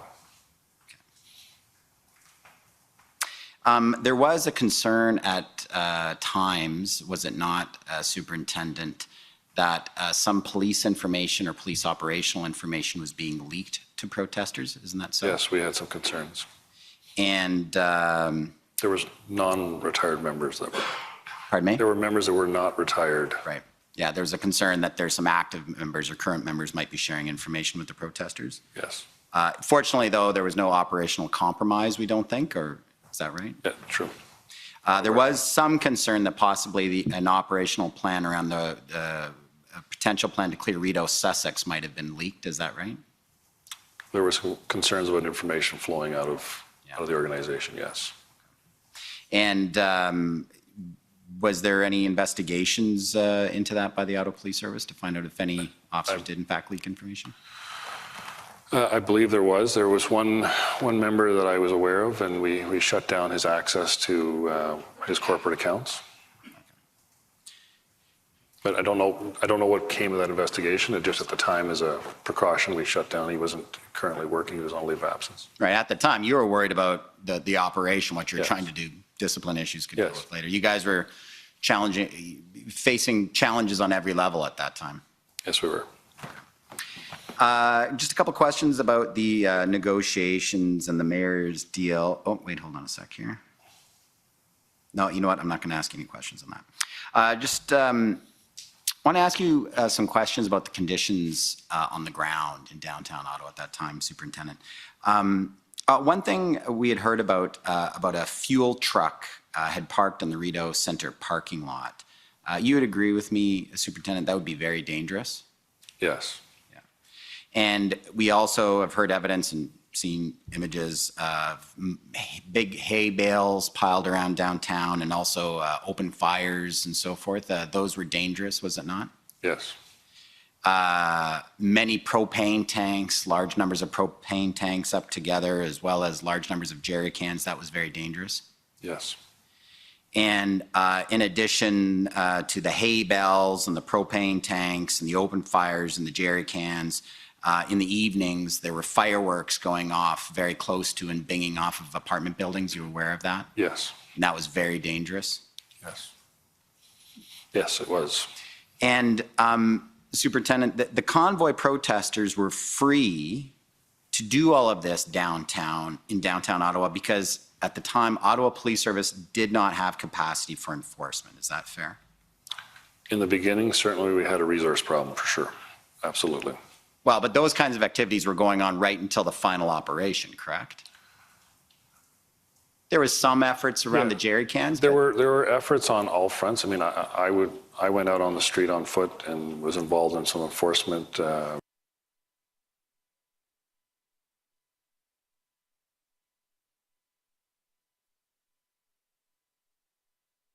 Particularly with a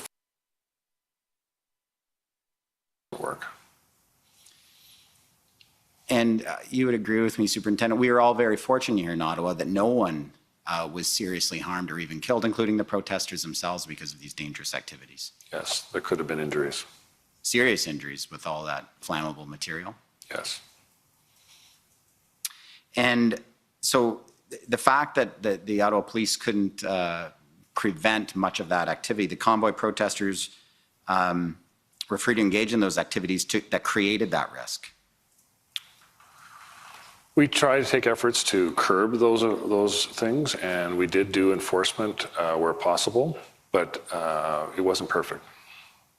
Well, Superintendent, I mean, there wasn't any serious effort to enforce to stop that. And not to be critical of the police, my understanding from previous evidence is that when Ottawa Police would try to take that kind of enforcement action downtown, they'd end up sometimes being swarmed by the protesters. They would be outnumbered very quickly. Yes. And it become a matter of officer safety. I would agree with that. So again, there wasn't really any serious efforts to be able to stop those kinds of dangerous activities in downtown Ottawa.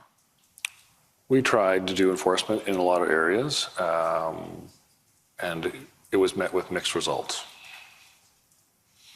There was no serious progress on those issues. Ottawa was basically unsafe throughout the entirety of that process, or protest. I don't know if I'd go that far. We certainly did take a stance, and once we got more POU units on the ground in the evening on the QRT teams, we did try to do enforcement and try to stop some of those things. But we weren't successful on all fronts. I agree with you. And with the protesters generally being free to do this, at some point they could have been injured themselves and become victims of their own freedom. Would you agree with me? They could have been injured, yes. Thank you very much, Superintendent.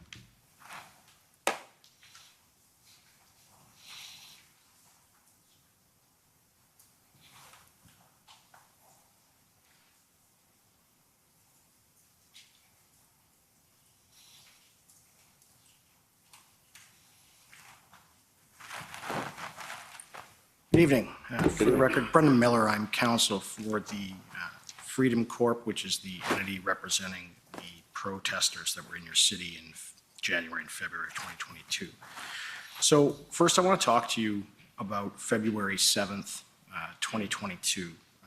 And at that time, I take it that OPS was well aware of who Tom Marazzo was? Yeah, that was the first time I heard his name. I can't speak for the entire service, just myself. Right, and I take it that in fact a PLT report was sent around about who are the key players and leaders within the protesters. Is that correct? There were various reports. Right. Over the course of the. And there was a list of whom PLT had identified as the leaders, and he was one of them. Was that right? Yes. And in fact, in that list, it said that Tom Marazzo had somewhat control over 322 trucks. Do you remember that? The Freedom Convoy Group is how I would remember that. Would you agree it was about 322 trucks? That was one of them that came up on a document, yes. Right. All right. So on February 7th, you have your PLT team engaging with Tom Marazzo, is that right? Correct. Right. And you aware, and Tom Marazzo made this clear, that on February 7th, you'd lost confidence in your liaison officers in trying to deal with this? I was not aware of that. All right. Did your police liaison officers ever report to you that on February 7th, Tom Marazzo specifically requested of both OPS and OPP that an inspector level officer be made available for the negotiation to move the trucks because he wasn't getting anywhere with rank and file? No. We had made arrangements for him to meet with a city official as he had requested. I don't know about the other comments that you've made. All right. So the PLT officers that were working under you never reported that to you? No. All right. Now I want to talk to you about February 8th. Now, there was discussions, that was when the first discussions with respect to removing the concrete barriers, et cetera, and moving the trucks took place. It was the first attempt to clear Rodeo and Sussex. Do you remember that? At Rodeo and Sussex, yes. Yeah. And all of the concrete barriers, both in the residential area as well as on Wellington, they were all still in place at that time? Yes. Right. Well, I'll be honest with you, I can't confirm that.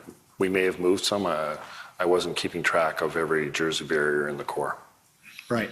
And Tom had essentially met, or Mr. Marazzo had met with these individuals from the city and from OPS to negotiate moving the trucks on to Wellington. But I understand it from your notes, et cetera, you knew at that time that wasn't going to happen. So there was some confusion, I believe, about whether they were leaving or moving. Right. And at no time did you have authorization from the city, not the OPS, on February 8th, 2022 to move the barriers, did you? No. Well, we hadn't requested that yet. Okay. So wouldn't it have made sense in trying to deal with this, to discuss with the city prior to meeting with Mr. Marazzo, that you're going to move these barriers to get these trucks out of the residential area and we're going to go into this negotiation with the plan? Wouldn't have that made more sense? Well, once we'd reached, if we had reached some sort of agreement, we had city crews available to us 24/7. That wasn't difficult to move a barrier. Right, so, and you're aware that Wellington is well within the city of Ottawa's jurisdiction, doesn't belong to Parliament. Correct. Right. So at any time on February 8th, 2022, there was nothing stopping OPS in the city from moving the barriers, letting the trucks leave the residential area, and letting them go into Wellington, was there? You're referring to Rideau and Sussex, which Correct. That's not necessarily a residential area. That's a commercial area there. Right. So you agree that there was nothing stopping you or the city or OPS from allowing that to happen on February 8th, 2022? It could have been done, but we didn't reach an agreement, and the group there didn't want to move. I understand that may be the evidence. Where did you didn't ever hear from anyone from that group? You didn't speak to them, and they didn't say to you that they didn't want to move, did they? I had dealings up at that street. I'd been up to Rideau and Sussex during the course of the events. Right, and did they just go and tell you, someone approached you, you're saying, and said, no, we're not moving? They made it clear on a number of occasions they weren't too happy. But you knew from your PLT work that Tom Marazzo had apparent control of 322 trucks, and that was on February 7th. That's in your own document. Correct. And so if you move the barriers and the deal went through, as discussed on February 8th, right, it could have been done. I think there were some issues about whether they were leaving or moving, and I had spoke to Superintendent Patterson earlier, and we didn't have approval to do that. Approval? To move west. Okay, and whose approval did you need? The event commander, Superintendent Patterson. Superintendent Patterson. So you're saying that Superintendent Patterson didn't permit the February 8th, 2022 deal?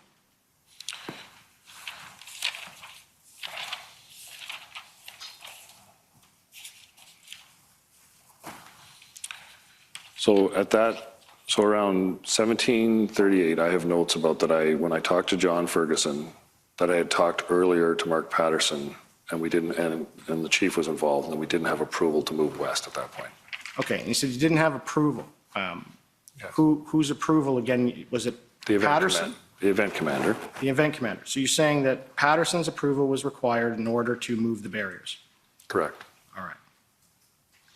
Now, with respect to the February 14th agreement, if I can just have you direct your mind to that, that's the deal with the mayor on the Monday morning. Yes. So Mary Watson and the city manager, Steve Kay, they testified already in this proceeding that senior OPS officials were tasked to be on the ground to help facilitate the movements of trucks on February 14th. You heard that testimony, I take it? I didn't hear that piece, no. All right. Can you agree that you are the OPS official that the mayor and the city manager were referring to? Is referring to me coming to the meeting on the 13th at City Hall? Yes, that would be me on the 13th. I wasn't on the ground on the 14th. Right. And you weren't on the ground and you weren't attempting to carry out the move that was agreed to? We were attempting. We moved 30 to 40 trucks up onto Wellington. Right, and then it stopped? It stopped for a number of reasons. Right. Okay. At any time during the February 14th move, did Tom Marazzo or any of the leaders you had identified in your PLT report from February 7th say to you, we're going to renege? They didn't, did they? No, they couldn't seem to finish the deal in the sense that there were groups that they couldn't get to move. There were groups that weren't on board. So which groups? There was a group on Bank Street. Okay, but again, you were dealing with Tom Marazzo. Correct. Bank Street wasn't in those 322 trucks, was it? See, that was something we didn't have. It wasn't clear who belonged to what groups, right? People didn't wear team jerseys explaining who belonged to which team, so to speak, out there. But they were trying to do it, and we've already seen evidence of this, and the barriers weren't being moved, so they could. So we allowed trucks. Pardon me, we sir? allowed trucks to move that agreed to move. We moved those trucks. Okay, so you're saying that the trucks that agreed to move and go on to Wellington, You pulled up the barriers and allowed each and every one of them out of where they were and onto Wellington, and that you didn't stop anyone. No, we didn't stop anyone on the Monday, no. Okay, thank you. Thank you. Next is the Government of Canada.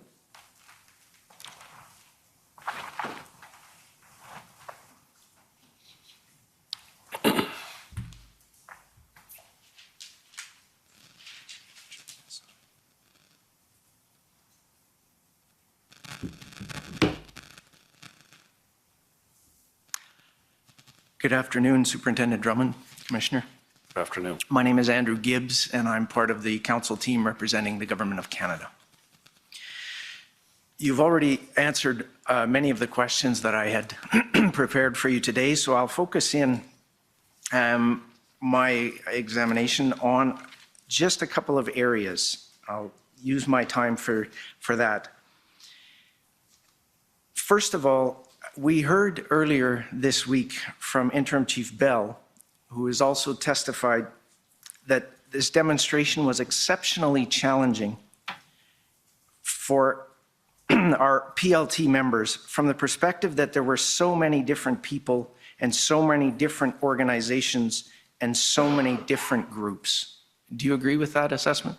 Yes. And in fact, I think he estimated the number at 8 to 10 different groups representing 50 to 100 political agendas. Does that sound like a fair estimate? I'd have a hard time putting a number on it, but there were a lot of different groups here. And he in fact said that those leaders, organizers, and groups changed on a regular basis, and many of them had different agendas. And he concluded by saying, there probably could not have been a more complex and challenging environment for our PLT members to work in. Would you agree with that? I would agree with that. Thank you. For the record, those references are to the transcript WTS 8 at page 97, line 13 to 21, and page 194, lines 4 to 8. So there were a large number of factions involved. Correct. And we've heard in your testimony today that there was a group at Rideau and Sussex. Yes. And I believe you said they were very difficult to deal with. They were. The documents refer to Farfada. Yes. Are you familiar with Farfada? I wasn't up until then. That was the group that was there. I don't have a lot of detail about their background or their beliefs or goals. Are they subject of attention of the police force for criminal activity? During the events on the actions on days, yes. When we were dealing with them on the 18th, yes. Thank you. There was a group known as the East Convoy. Is that correct? Are you referring to the group that was out of Coventry Road? No, there was another group at Coventry Road, and I believe they were led by Mike Clark. Yes, that's the name that was provided to me as well. And that's also referred to, the Coventry Road is also referred to as RCTG. Jetform Park, yes. And Jetform Park. Yes. The East Convoy Group, I believe, was the one that put forward a request for a meeting with the Governor General Simons, the Prime Minister, and the Senate Speaker George Furry. Do you recall that? I remember that was in an email, yes. Then you have the Freedom Convoy Group, yes, which was led by Tom Marazzo and Chris Barber. Correct. You met with them as part of the deal with the city? Yes. Was Tamara Leach at that meeting? No. Was Pat King at that meeting? No. So did the Freedom Convoy Group, they told you that they don't have control over the Rideau Sussex group during that meeting? Correct. And they told you they don't have control over the Coventry group? Correct. And it was unclear who else they would be able to control, but that they would try? Correct. So in the end, the deal falls apart? Correct. And there are references in the documents to Ms. Leach on Twitter, apparently stepping away or trying to clarify that you're not leaving, they're just moving to Wellington.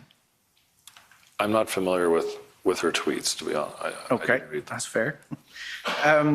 Were you aware that there was a separate video posted by another organizer suggesting that this agreement was a lie? The letters were a lie and that it was fake? Again, I'm not familiar with that, but that doesn't surprise me that that would have occurred. Okay, if we can turn to document OPP 403427. And this is an OPP operational intelligence report. And it's dated February 14th. Are you familiar with these reports? I have seen some of them, yes. Okay. If you turn to page 3, it states that the organizer blacked out, posted a video on the 13th of February 2022. The following is a summary. The letter is spreading around that trucks will move is a lie. Blacked out advised the truckers that no one leaves. It is part of the counter-protest shit. It is all a lie. Do not leave Ottawa. Do not leave the residential areas. Do not back out. You are good to go. Stand your ground. And it continues. Do you see that information? I do. So would you agree with me then that this video being posted by an organizer suggests that there was no coalescence or agreement amongst the list of organizers that my friend Mr. Miller mentioned to you a few moments ago? I would agree that there was some dissension amongst the groups. Dissension amongst the groups. And so in fact, thank you, Mr. Clerk. Your witness statements mentions that the protest leadership clearly had not achieved the consensus they claimed they were going to have. Correct. So in fact, there was no core group of organizers. PLT was just doing what it could with whoever would talk to them. We tried to identify the larger groups when possible. That didn't always pan out as we had hoped. So there was definitely some fracture. The groups were very fractured and had different views on things. And is it fair to say that part of the challenge in moving all of the trucks was that everybody wanted to go downtown onto Wellington?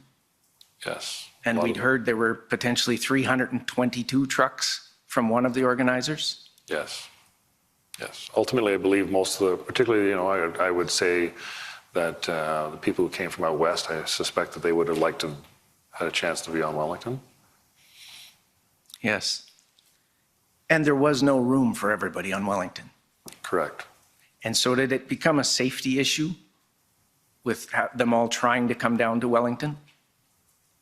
Yes, we had to do a traffic plan to divert some of them. And you stated that there was no movement of trucks off-site. We didn't see a noticeable move. Some may have moved. Like the problem is we don't have a system in place where we're like marking a truck and saying this is truck 105, this is 110, things like that. So vehicles come and go, and it's hard for us to keep track of every vehicle. And there was a group on Bank Street who refused to move. Correct. And that was a new group that developed that day. Yes. I believe they were already there. They weren't new that day. They just didn't move. They weren't identified to you perhaps as an organizer or as someone with influence who could prevent people from leaving. Yes. Thank you. So is it fair to say, and you'd mentioned earlier, that this was a very challenging protest to manage, and that I believe you said there were weekend surges? Yes. So the groups were fluid? Very fluid. And there were various camps just outside of Ottawa? Yes. Where people would go and then come back? Yes. And you didn't really have a line of sight of what was happening in all of those camps? We had some information. There were different, OPP were keeping an eye on some of the ones that are outside the city of Ottawa, Arnprior, the one in the East End. Okay. They were sharing intelligence on that. And so the situation was fluid? Yes. It was volatile? It was at times, yes. And it was unpredictable? Yes. And you'd mentioned that there were some current serving police officers that were in and supportive of the protesters. Yes, unfortunately. All right. I'd like to turn then to some of the, another issue on the nature of the protest. And so again, turning to Interim Chief Bell, he testified that over the weekend of February 11, 12, 13, so this is going into the third weekend now in Ottawa. Yes. He had extreme concerns for the safety of our members, for the safety of our community based on volatility and escalation of violence, indirect confrontational interactions with our members. The situation at this point was becoming exceptionally more volatile, and you could see it escalate almost on an hour-by-hour basis. Would you agree with that? Yes, it was volatile. Thank you. Now, just a couple of quick documents. It'll have to be very quick because your time is up. So. Okay, thank you. I would like to just refer you in particular to ask you if, were you aware of the elements, that there were elements of right-wing extremism involved in this protest? Yes, I read that in the Hendon reports. And in fact, you were sent a report that had been prepared by the Institute for Strategic Dialogue. It was sent to Chief Slowly, and you were copied on that. And the report was called An Online Environmental Scan of Right-Wing Extremism. And in particular, they had done a draft intelligence report on the convoy in Canada, in Ottawa. Is that correct? I know the document you're referring to, yes. So for the record, that's OPS 409428 and OPS 409429. And in particular, I would just ask you about the last page of that report.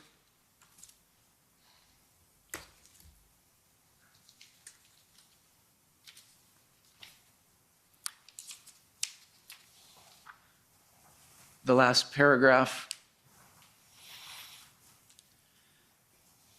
In summary, just because I'm short of time, but I would recommend to the Commission to read the entire report. There are comments and posts online stating that organizing and planning for a proposed DC convoy, that's Washington, DC, is beginning to cement. Taking into account the events in Ottawa, the anger and hostility driving much of the campaign, the protest movement's acceptance and support of conspiracies and misinformation, and implicit and explicit links to extremist groups, which are identified in the report, or in the draft Intel report, there are some glaring comparisons to the Capitol insurrection on January 6th, 2021. Did you agree with that at the time?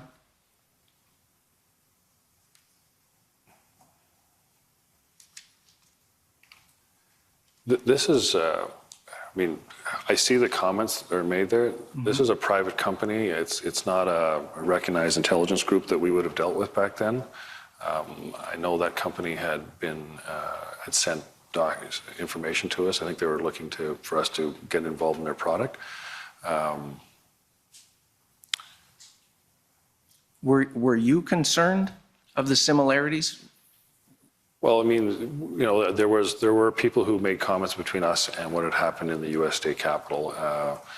You know, there were similarities to what occurred. I mean, we didn't have the same storming of the Hill type that the Americans had. We had, you know, vehicles camped out on roadways. So there were differences. We didn't have the same level of violence and mischief that had occurred down in Washington.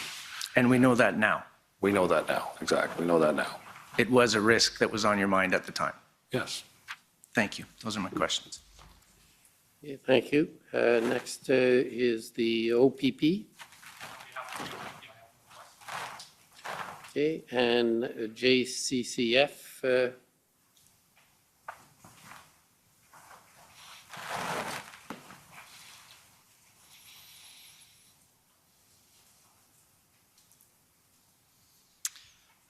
Good afternoon, or I suppose good evening. My name is Hatem Kir. I'm representative for the Justice Center for Constitutional Freedoms. Are you Did you have the opportunity to hear Superintendent Morris's evidence given to this commission? I saw parts of it. I watched some of the video. I was away last week. Are you aware that Superintendent Morris indicated that he had no indication that there was a national security threat posed by the protest? I don't recall that, no. Was that I didn't see all of his evidence. Do you have any reason to doubt the intelligence that Superintendent Morris had received? No, I don't. And just to confirm, you were just showed an intelligence report from a private company. Are you aware of any of the potential information that went into forming that report? No, I don't. I'm not familiar with that company. I had seen that email, and I think we maybe had a presentation from them earlier in the year through Chief Slowly, but I think they're a US-based company. I'm not really familiar with them. Okay. No further questions. Thank you. Thank you. Next is the Ottawa Police Service.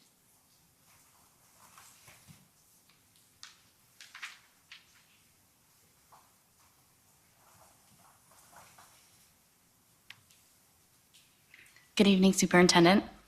For the record, my name is Jessica Barrow, and I'm counsel for the Ottawa Police Service. Mr. Commissioner, I just want to ask for permission to replay a video that played earlier today with Superintendent Bernier in cross-examination. It only became relevant as a result of his cross-examination, and so though it's not on the list of materials I intended to bring Superintendent Drummond to, I would appreciate leave to do that with this witness. In the circumstances, I don't see a problem unless any council points anything out. So seeing none, sure, go ahead. Thank you. The number for that is HRF 1560.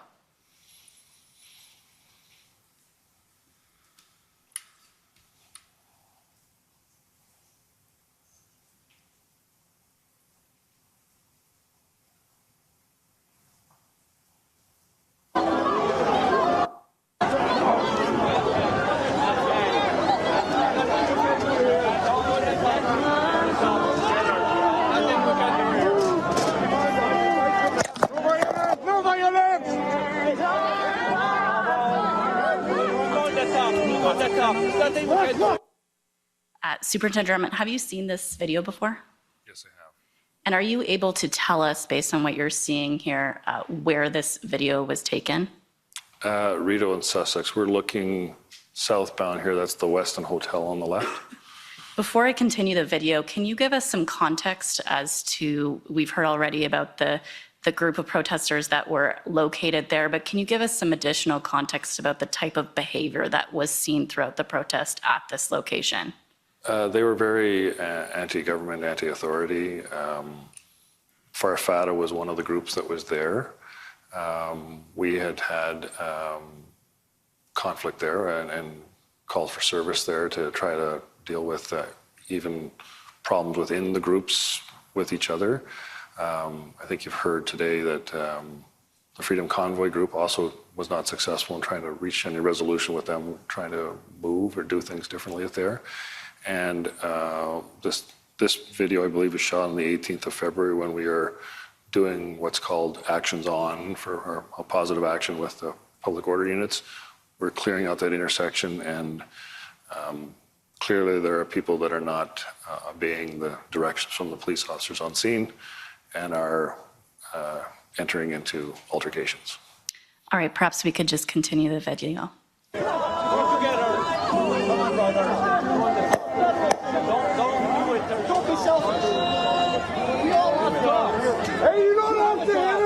Thank you. What do you observe happening there?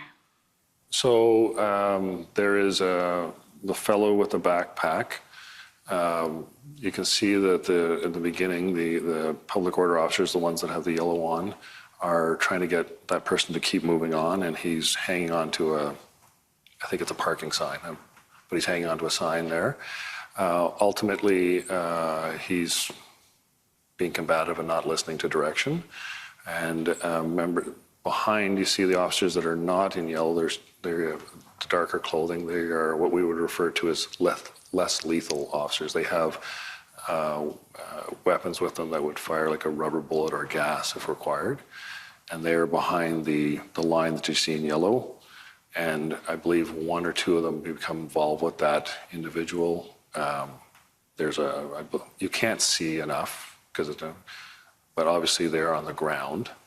I researched this incident, and I know that what happens is the person on the ground places a kind of a hold on the officer's leg and won't let go.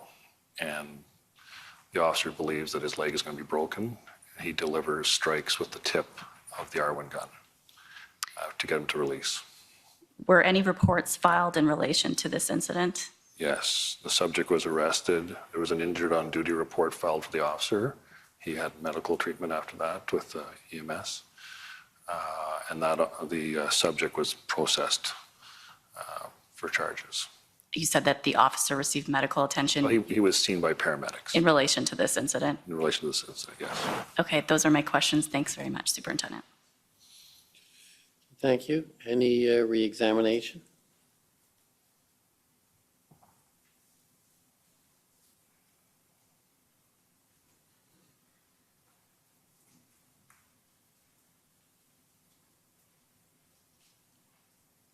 Hi, I have a few more questions for you.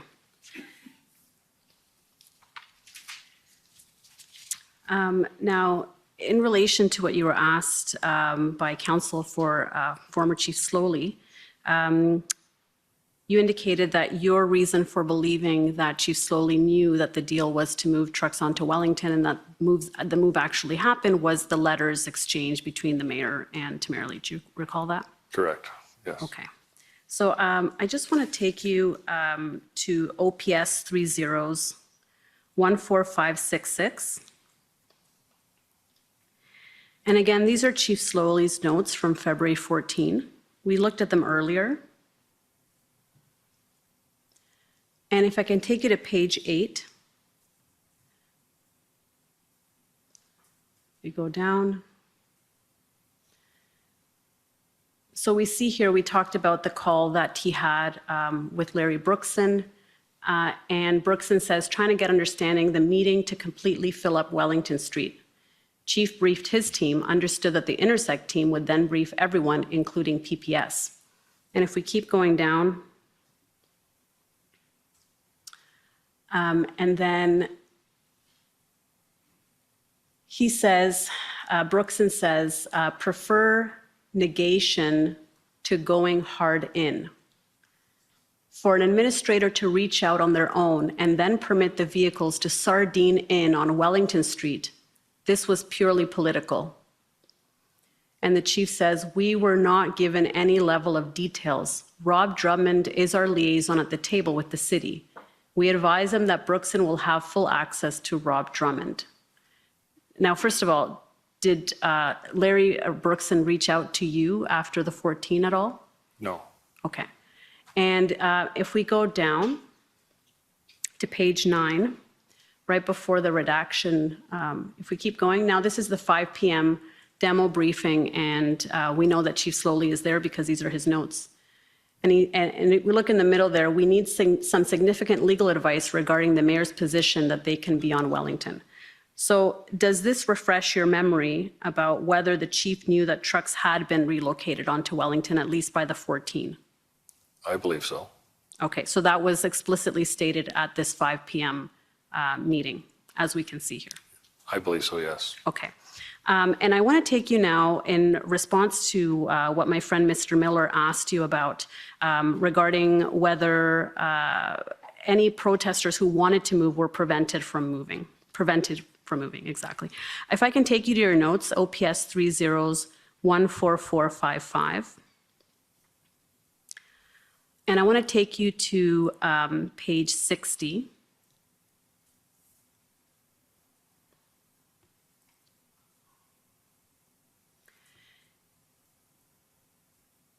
And so this is the meeting where the issues are being discussed on the 15th. It's the noon meeting on February 15 with all of the people that we had indicated. And if we go actually to page 62, and then we're going to go back to page 60. So at 1329, after the meeting, you say, I called Trish Ferguson and notified her of the integrated command table's position on the truck movement to Wellington and the reason why to stop. And you have 4 kind of bullet points there. PLT position, advice from Dave Springer, PPS issues and concerns. And then lastly, Emergency Act, no orders yet, but is concern may contravene. See that? Yes. Okay, so you will agree with me that it doesn't say in any of those 4 points that the reason to stop is Wellington is full, correct? Correct. And it doesn't say there that the reason to stop is because protesters no longer want to move, right? Correct. We had discussed this before, though. Like, I realize it's not in those bullet points, but yes, I agree it's not on the bullet points. Right. Well, that's not a notation that you made in any of your notes, right? There's no notation in your notes that protest groups are no longer moving. There's not one more truck that wants to move, right? Correct. Okay. I want to take you now to OPS 30s 14455.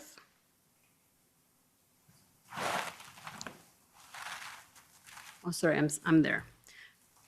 Sorry, I want to take you to John Ferguson's notes, and I thought that's where we were.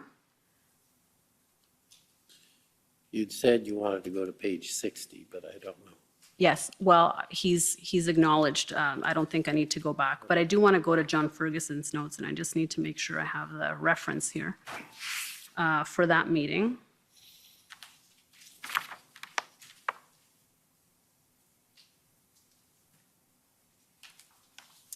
I had taken you there earlier, so I'm just going to find the reference in my notes. Council, if it helps, I think it's 14568. Thank you. That is probably what it is. Yes, thank you. I'll know it when I see it. Yes, that's it. Thank you very much. And if I can take you to page 75. At the bottom of the page, right before the 1330, right, it says room for additional trucks on Wellington Street, security concerns expressed by PPS/Supreme Court. And these are Staff Sergeant Ferguson's notes of the same meeting at 12 p.m. You see that? Okay, yes. Okay, so he's acknowledging here that there is room on Wellington to move more vehicles, right? He is, yes. And finally, I want to take you to Superintendent Bernier's scribe notes from this meeting as well, OPS 30s 11410 at page 22.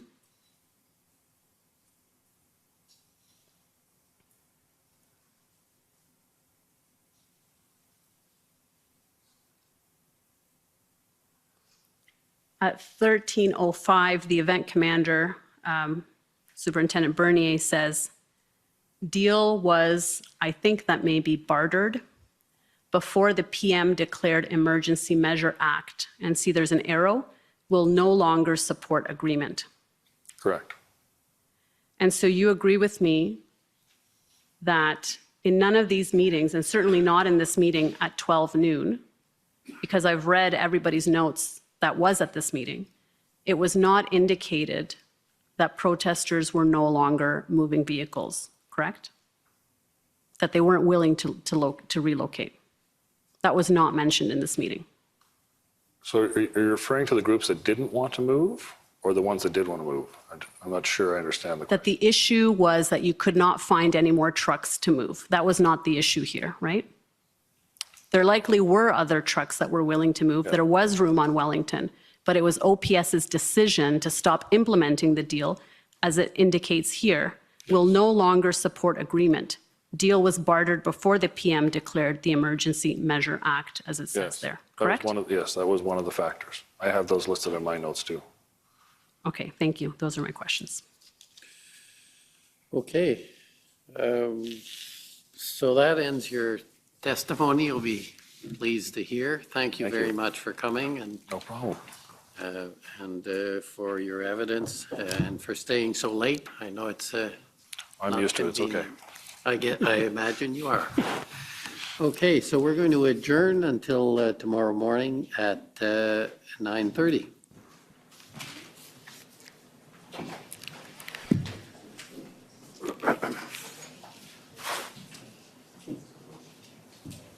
The commission is adjourned. La commission est adjournée. Man, that was great. I love that. Did the egg become the chicken?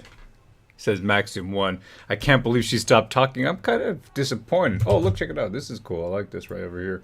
Check it out. We got, you know what we got right over here. I got some of these photos. I'm telling you, I'm saving them all to my scrapbook. Oh, look, we got this kid over here, too. Yeah. Check this kid out over here. This kid wearing a friggin' mask in the inside. Snapshots in time. Yeah. There's always at least one person wearing a mask in there at all right times. Here. Look at this right here. He's working out. Look at that.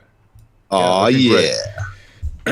Hell, brother, we got the Irishman. The Irishman. He sends $20. Thank you, brother. Thank you again for your contribution to Freedom War Campaign. The truth is coming out. There's no hiding thanks to patriots like you. Side note, everyone should be lighting up Ottawa. No to Bill C-11. Hail, the chat says, Terry, stealing your thunder, says SCVM. Look at him. He looks great, this guy over here. And then we got, Tom Curry. He's just putting on the moves. Look at that. This guy, he's just putting on the moves. He's like, how you doing, baby? All right? Yeah? How you doing? And then, of course, we got Egg. I like this photo right over here. I just like his little smile just coming in over there. I found a clip. Okay, the clip for Jaggy Meat. Hold on a second here. The clip. The clip. I found a clip. So this is the one he did CTV question period. Let me just save these over here because I like to save all my to my scrapbook folder. Because here's the thing, right? You got to remember that in a couple years we're going to go back and we're going to be like, do you remember those days? And you're going to look through your scrapbook and you're going to remember some of the best days of your life. Okay, so that's really the thing over here. You'll remember some things, but like you'll see the pictures, the snapshots, and then you'll be like, now I remember everything. And then ISD they brought up as well. We should look at that for a few minutes here too. ISD put out this is what they were using, right? The government was using powering solutions to extremism and polarization, an online environmental scan of right-wing extremism in Canada by Jacob David, Mackenzie Hart, Cecile Guérin, Jacob Davey, Mackenzie Hart, and Cecile Guérin. Edited by Jonathan Birdwell. Okay, we'll have to look at it. I want to see who that's funded by because I can guarantee you that's funded by some left-wing organization. Before we get into this, let me ask you though real quick, what do you think about the statement that he made about the officer that allegedly, but it's on film, used his gun to smash a protester? He said that officer believed his leg was going to be broken. I mean, think about that. You got an officer in boots, in full gear, standing over a man that's on the ground, and he's fearing his leg is going to be broken. Now, I've seen a lot of UFC fights, the great sport of mixed martial arts, and the leg lock in all its forms is one of the hardest moves to pull off. I have a little faith that officer actually feared for his leg. I don't know, Pan. I mean, to be perfectly honest, the guy was hanging onto a lamppost.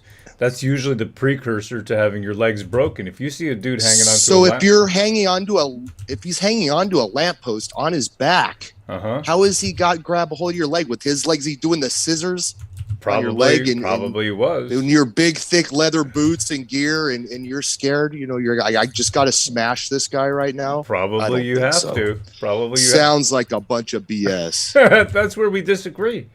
And feel free to disagree. I personally think the guy should have. You're taking the officer's side on this. Listen to this, devil's advocate. I'm the deviled eggs advocate. That's what I am. There you go. Yeah. That's it. See, they don't put everything up. I just did a search here through their exhibits. Went through every single video while we were just talking there for a few seconds, and I could not find that video. Not everything they're showing is actually accessible. All right, they've made that clear in the beginning that they're not necessarily going to allow us to use and look at everything, and that is a real disappointment, I gotta say. But we're seeing that in action right now. We're seeing that in action, that you simply cannot get all the information that is out there. They're not going to give it to you. Why? Because it's hard to find the clip. That clip specifically, that clip is out there anyways. Well, you found that clip, but these clips, No, even the clip they showed, that one I know is public, okay, a public record, right? But the thing is, what I'm saying is that they don't put it out on their friggin' sites. They should, and they don't do that, and it's wrong. It really is. Right? Yeah, where's the, you know what I mean? Like, where is the, what's the word? Where is the transparency? We don't have access to that. Okay, so this is the one over here that we're talking about, the CTV News article, specifically where the NDP was quoted, unlikely to pull support for Liberals if Commission concludes the Use of Emergency Act was unjustified. So he said very specifically that he, just hypothetically speaking, simply because it was the wrong decision, it won't be enough for us to break or to force the country into election. So that was from Question Period. Did a little bit of research here, found the video clip, downloaded it, and now we're just going to see if we can just scrub through it quickly and find that area. But this guy is, look at his face right over here. He knows he's in the wrong. He knows he's in the wrong. His lips match his stylish headgear. Everything about this guy is about just getting his pension. That's all it is. If you look, and I'm just going to pull that up quick over here for 1 second. I think my browser's, I got too many open, but there you go. Jagmeet Singh, okay, pension. All right, here we go. Okay, here we go. Roman Baber. That's where I must have seen it. Roman Baber. I'm on to you, Jagmeet. Take it away, Pen. Okay, so we have Roman Baber says, I'm on to you, Jagmeet. You were elected in February 2019. You qualified for MP pension in February 2025. That's why no matter how much you pretend to disagree with Justin Trudeau, you put your pension ahead of Canadians. Exactly. Wow. You see that? So remember this, okay, for the future. I'm actually going to screenshot this right over here. And I'm just going to save the screenshot as Jagmeet pension. Hold on a second here. I kind of like how that little photo pops up every once in a while. We got Jagmeet pension. Singh Roman Baber. You got to save all this stuff so you can do a quick search across your computer to find these details. Very important to find. And thank you very much for your support again to the chat, being here the entire day with us. Where's Derek Smith? Says Angry Atheist. What do you mean, where's Derek Smith? I'm not sure what you're referring to specifically. All right, Lori says, you guys are awesome. Great chat. Hail, Lori. A big hail to you. All right, let's look at this. So there you go. So he qualifies very soon, February 25. That's why no matter what, no matter how much he pretends, he's always going to put his pension ahead of Canadians. There it is right there.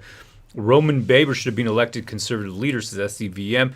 All right, F this SHID. Why the hell is Derek Smith not mentioned? Not sure what you're talking about. You got to give me something to go on here. We got Mark DeShark. They are the Gestapos. Gretna Berg is going to be the next on the stand for the police. Her answers for all questions are, how dare you? All right, Philip Cockram says, thanks again, War Campaign and chat. Well, thank you, and hail the chat. We wouldn't be able to do this without you. All right, let's close that right there.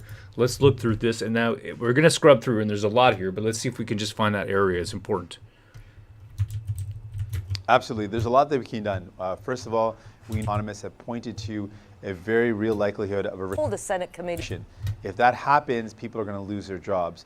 Okay, so this is out of sync for whatever reason. Let's just play it straight through over here so we can... Hold on a second here. There we go. Why is that not coming through? Oh, because I muted the entire tab. Hold on a second here. See, dental care benefit. Okay, dental care. Was this? Blah, blah. Oh, but Mark at least there's some causal connection if there's high wages or lots of money in the system. Or the third week, your party voted in favor of invoking the act. Here we go. As we head now into this third week, I'm good, man. I'm good. You see that, Pan? I can literally just click on a timeline. I'm right. It's like flipping to the correct page in a book. Just, just boom. That's what I'm talking about. Okay, SCVM says, just call me scum for simplicity. All right, brother. There it is, man. Scum it is. All right, you see that? So here we go. You ready for this? 1727. That is the timestamp. Do you stand by your decision? Are you getting buyer's remorse? Well, I mean, I want to be very clear. We supported the decision at the time, given the evidence that we knew. We knew that the convoy was a serious problem for workers, for our economy. The shutdowns at the bridges and the borders had resulted in massive losses to our economies. Jobs were being, people were not able to work. Factories were shut down. So there was a serious harm. And in Ottawa, what was going on was...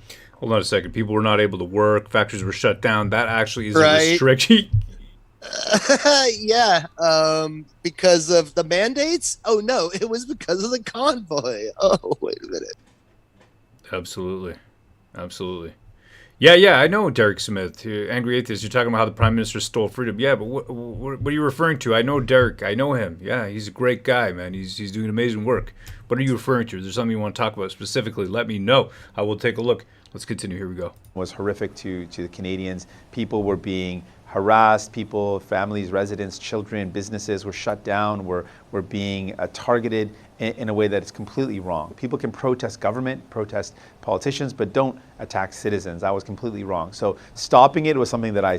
Don't attack citizens. I mean, the level of lies going through this guy. I'm just going to back it up a bit because there's so many. He's so fast through the lies. Right? That, attacking citizens, pulling the masks off of people. None of this has ever, been shown to be documented. So we're waiting for the proof. And it's clear that the invocation resulted in that situation. Families, residents, children, businesses were shut down, were being targeted in a way that is completely wrong. People can protest government, protest politicians, but don't attack citizens. That was completely wrong. So what do you mean don't attack citizens? What are you talking about? We've already seen the numbers of arrests and everything else and the charges. What are you talking about? So stopping it was something that I supported, and it's clear that the invocation resulted in that situation being resolved. But we've always said we want to get to the bottom of if it was the only option, if there was other options, if there were better approaches that could have been taken. And we completely support a full and transparent investigation into that. And as we're learning, more and more evidence is coming forward that there were other steps that could have been taken, that there were failures on the part of the police, and we're going to continue to support full transparency. Listen to him backing out. Listen to this. Wow. Okay, so you got Rattawa. They're all throwing each other under the bus in Ottawa, but it's starting to happen on a national level. Listen to this. This is amazing. I love this. Nothing like listening to a rat social democrat who voted to suppress a workers' protest. NDP for the people, says Flush the Toilet. That is a great comment. That is a great comment right there. Right? Because the NDP is supposed to be for the worker. That's what this is. They're coming up from the workers' class, stand for the worker, that kind of thing, unions, all the rest. Nothing like listening to a rat, Rolex-wearing social democrat, Beamer driving. You see pictures of him and his wife, man. These guys are the quintessential. So in India, okay, in Punjab, where he's from, where I'm from, by the way, well, my father's side and I guess most of my family is, there's an area now that's a city that is exactly what this guy is. It's a city called Chandigarh. And that area, it's all about lavish, showing your riches. It's dressing how he dresses with the best suits, the best this, the best that. You're supposed to be for bling, a workers. bling. Yeah, bling, bling. You're supposed to be for a workers' party. Nah, man, these guys are elitists. That's what they are. Don't ever get fooled by what skin suit or melatonin or melanin or whatever it is that they're using, whether it's 8 milligrams to fall asleep and wake up in a brown skin suit. It doesn't make a difference. These guys are all lizards. And at a very thorough investigation into the utilization of the act and how things could have been prevented. So then let me ask you this, Jagmeet Singh. If the commission concludes that really it was not justified, would you withdraw your support of the Liberals? That doesn't seem that it would be, depending on the results, we'd have to hear. Bro. Depending on the results. No, it's just the way he does it. It's like he doesn't even know what he's saying. Hold on. Hear exactly what the results are. I don't support full transparency and at a very thorough investigation into the utilization of the act and how things could have been prevented. So then let me ask you this, Jagmeet Singh. If the commission concludes that really it was not justified, would you withdraw your support of the Liberals? That doesn't seem that it would be, depending on the results, we'd have to hear exactly what the results are. I don't want to presuppose the findings, if there's something that comes out in the findings that I didn't imagine or I didn't anticipate, then we'll have to reserve our judgment. But simply because it was the wrong decision wouldn't be enough for us to break or to force the country into an election. But we maintain that power. We know that any point in time we have the ability to withdraw our support from the agreement, and we're prepared to do that. So far, we've been forcing this government to get help to people, to give respect to people, and that's what we're going to continue to do. But at any point in time, based on any discovery, whether it's from information that comes out of the inquiry or based on actions as it relates to what we force the government to do, we always have the right to withdraw our support. What a sack of SHIT, if I do say so myself. Incredible, disgusting, sick, really sick, a liar, turban-wearing liar. That's what he is. He disrespects the turban, by the way, completely disrespecting, as if, imagine, you're a Christian, somebody is speaking straight lies to you, a spawn of Satan, and they're wearing a cross. That's the same thing as what I see this guy to be. That's exactly how I see him. He is disrespecting the turban. He is a shame, which is why India won't let him in. He is not allowed to go to India. He cannot get into India. His visa was denied when he applied. So that's the reason right there. He doesn't give an SHIT about Canadians, says Tim Burns. That's all right. The truth is coming out, and so is just me. And it's interesting because this clip right here, what we just did right here, finding that together, and thank you for being with us doing that. Hail the chat. Thank you, brethren. That is not out there. That was quite difficult to find, as we've noted. Known now as the clip. The clip, exactly. And this is it, right? And this has got to go out there, and this is the reason why it's got to go out there, because the NDP voters themselves, they should be putting pressure on this so-called leader. And it's not enough that he's the right skin color. It's not enough that he's the right background, and it's not enough that he's the right ethnicity. You're seeing that with Rishi Sunak, WEF, T-Boy in the UK. It's not enough. We need leaders that care about their people, that truly have integrity, accountability, loyalty to their own, right? A sense of honor. They need a code, which is why we say here honor, accountability, integrity, and loyalty. All the virtues that we want to see a resurgence, because guys like Jagmeet Singh, and that's not even his real name. It's not even his real name. His real name is Jimmy Dhaliwal. Let me show that to you here before we head out of here. Well, there's so much to go through. It's up to you if you want to go through more. But, I mean, I got all this stuff here. Take a look at this over here. Boom. What are we looking at? Jimmy. My name is Jimmy. Jimmy Dhaliwal. Jimmy Dhaliwal. Go ahead, brother. Take it away, Pan, if you'd be so kind, brother. A newspaper clipping shows 7-year-old Singh with his siblings playing in the sand. The caption identifies him as Jimmy. His birth certificate actually reads Jagmeet Singh Jimmy Dhaliwal. His parents thought it would be easier to go by Jimmy and less weird sounding than Jugmeet. So that's it. His birth certificate says Jagmeet Singh Jimmy Dhaliwal. That's him. His name is Jimmy Dhaliwal. All right. Not even James. Nah, it's not even James. It's just Jimmy. That's right. And when he went through law school and the rest, he went by Jimmy Dhaliwal. That's what he did. He was Jimmy Dhaliwal. Like, I'm Rohan Kumar Paul. That's it. That's my name. You know, you can call me Ro, and if you're a woman, you can call me Ro. But you know, that's a nickname. And for him, Jimmy is his real name. That's his real name. It's Jimmy Dhaliwal. Come on, Jimmy. Just Jimmy Lemo. His Minnesota fans. You got it, brother. So there he is, stumbling, bumbling, doesn't know what he's doing. NDP voters are, I can't read that one right there because it's a couple swears. Okay, can't read it on the air. But they're degenerates. They're useful idiots, says Von Saltinator. There you go. Tracy Nicholson, she says, hail the chat, H-A.I.L. Ro and Pan, stay safe, have a good night, and thank you all for what you do. Are you Jimmy Ray? Who wants to know? Says Andy Cap. Jagmeet is his liability shield. You got it right there. Hey, Jimmy. Remember that, all right? That he's Jimmy. That's his name. Okay, over here. I just want to look at this before we head out of here, because this was brought up. An online environmental scan of right-wing extremism in Canada. ISD. Take a look at this if you got some time.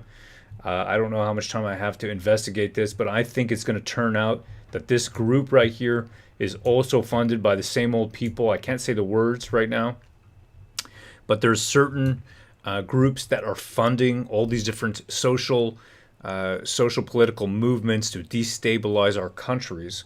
And if you start to do research and you start to go down that rabbit hole, you're going to see exactly what I'm talking about. But I can't necessarily talk about that. Can we get the link? What do you want, Slice Cube? A link for what? You want a link for ISD? I'll drop those links right here, right now. Boom. Here's the other one over here. Here's the PDF. Okay, there they are in the chat right there. isdglobal.org.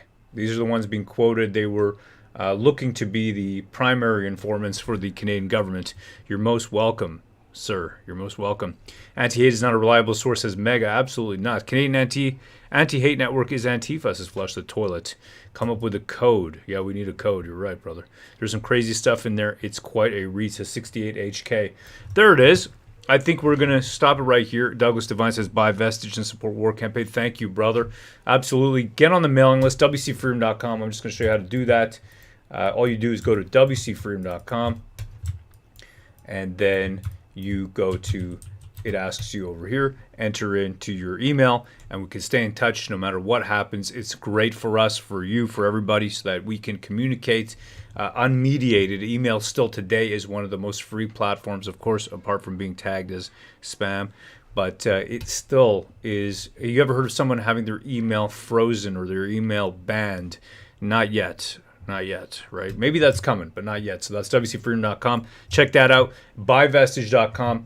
It is epic fantasy, okay? That's going to help us, and it helps you. You know how? Because you're helping create a culture that is worth living in, a culture that is, let's say, anti-woke. How about that? We don't have anything woke in here. Graphic novels, that's what we've been doing for years. There it is. Check it out, Vestige. Appreciate your support right there. We've got some, you know, if you just want to get number one is there, ready to ship, number 1 and number 2, and it goes on and it goes on. Epic fantasy. This is stuff we've been doing for years. We only got into the political thing because of the situation is so bad. But there you go. There it is. A big hail to the chat, and we will be back tomorrow with a Public Order Emergency Commission, Day 11. Pan, take us out, brother. Hail. Yeah, thank you everybody for joining us. I think today was a really good day in terms of, watching them squirm. It seems like they're not going to be able to justify, as we knew, the use of the Emergency Act. So, hey, join us again tomorrow, and we're going to continue to watch them squirm. Appreciate you all being here. Hail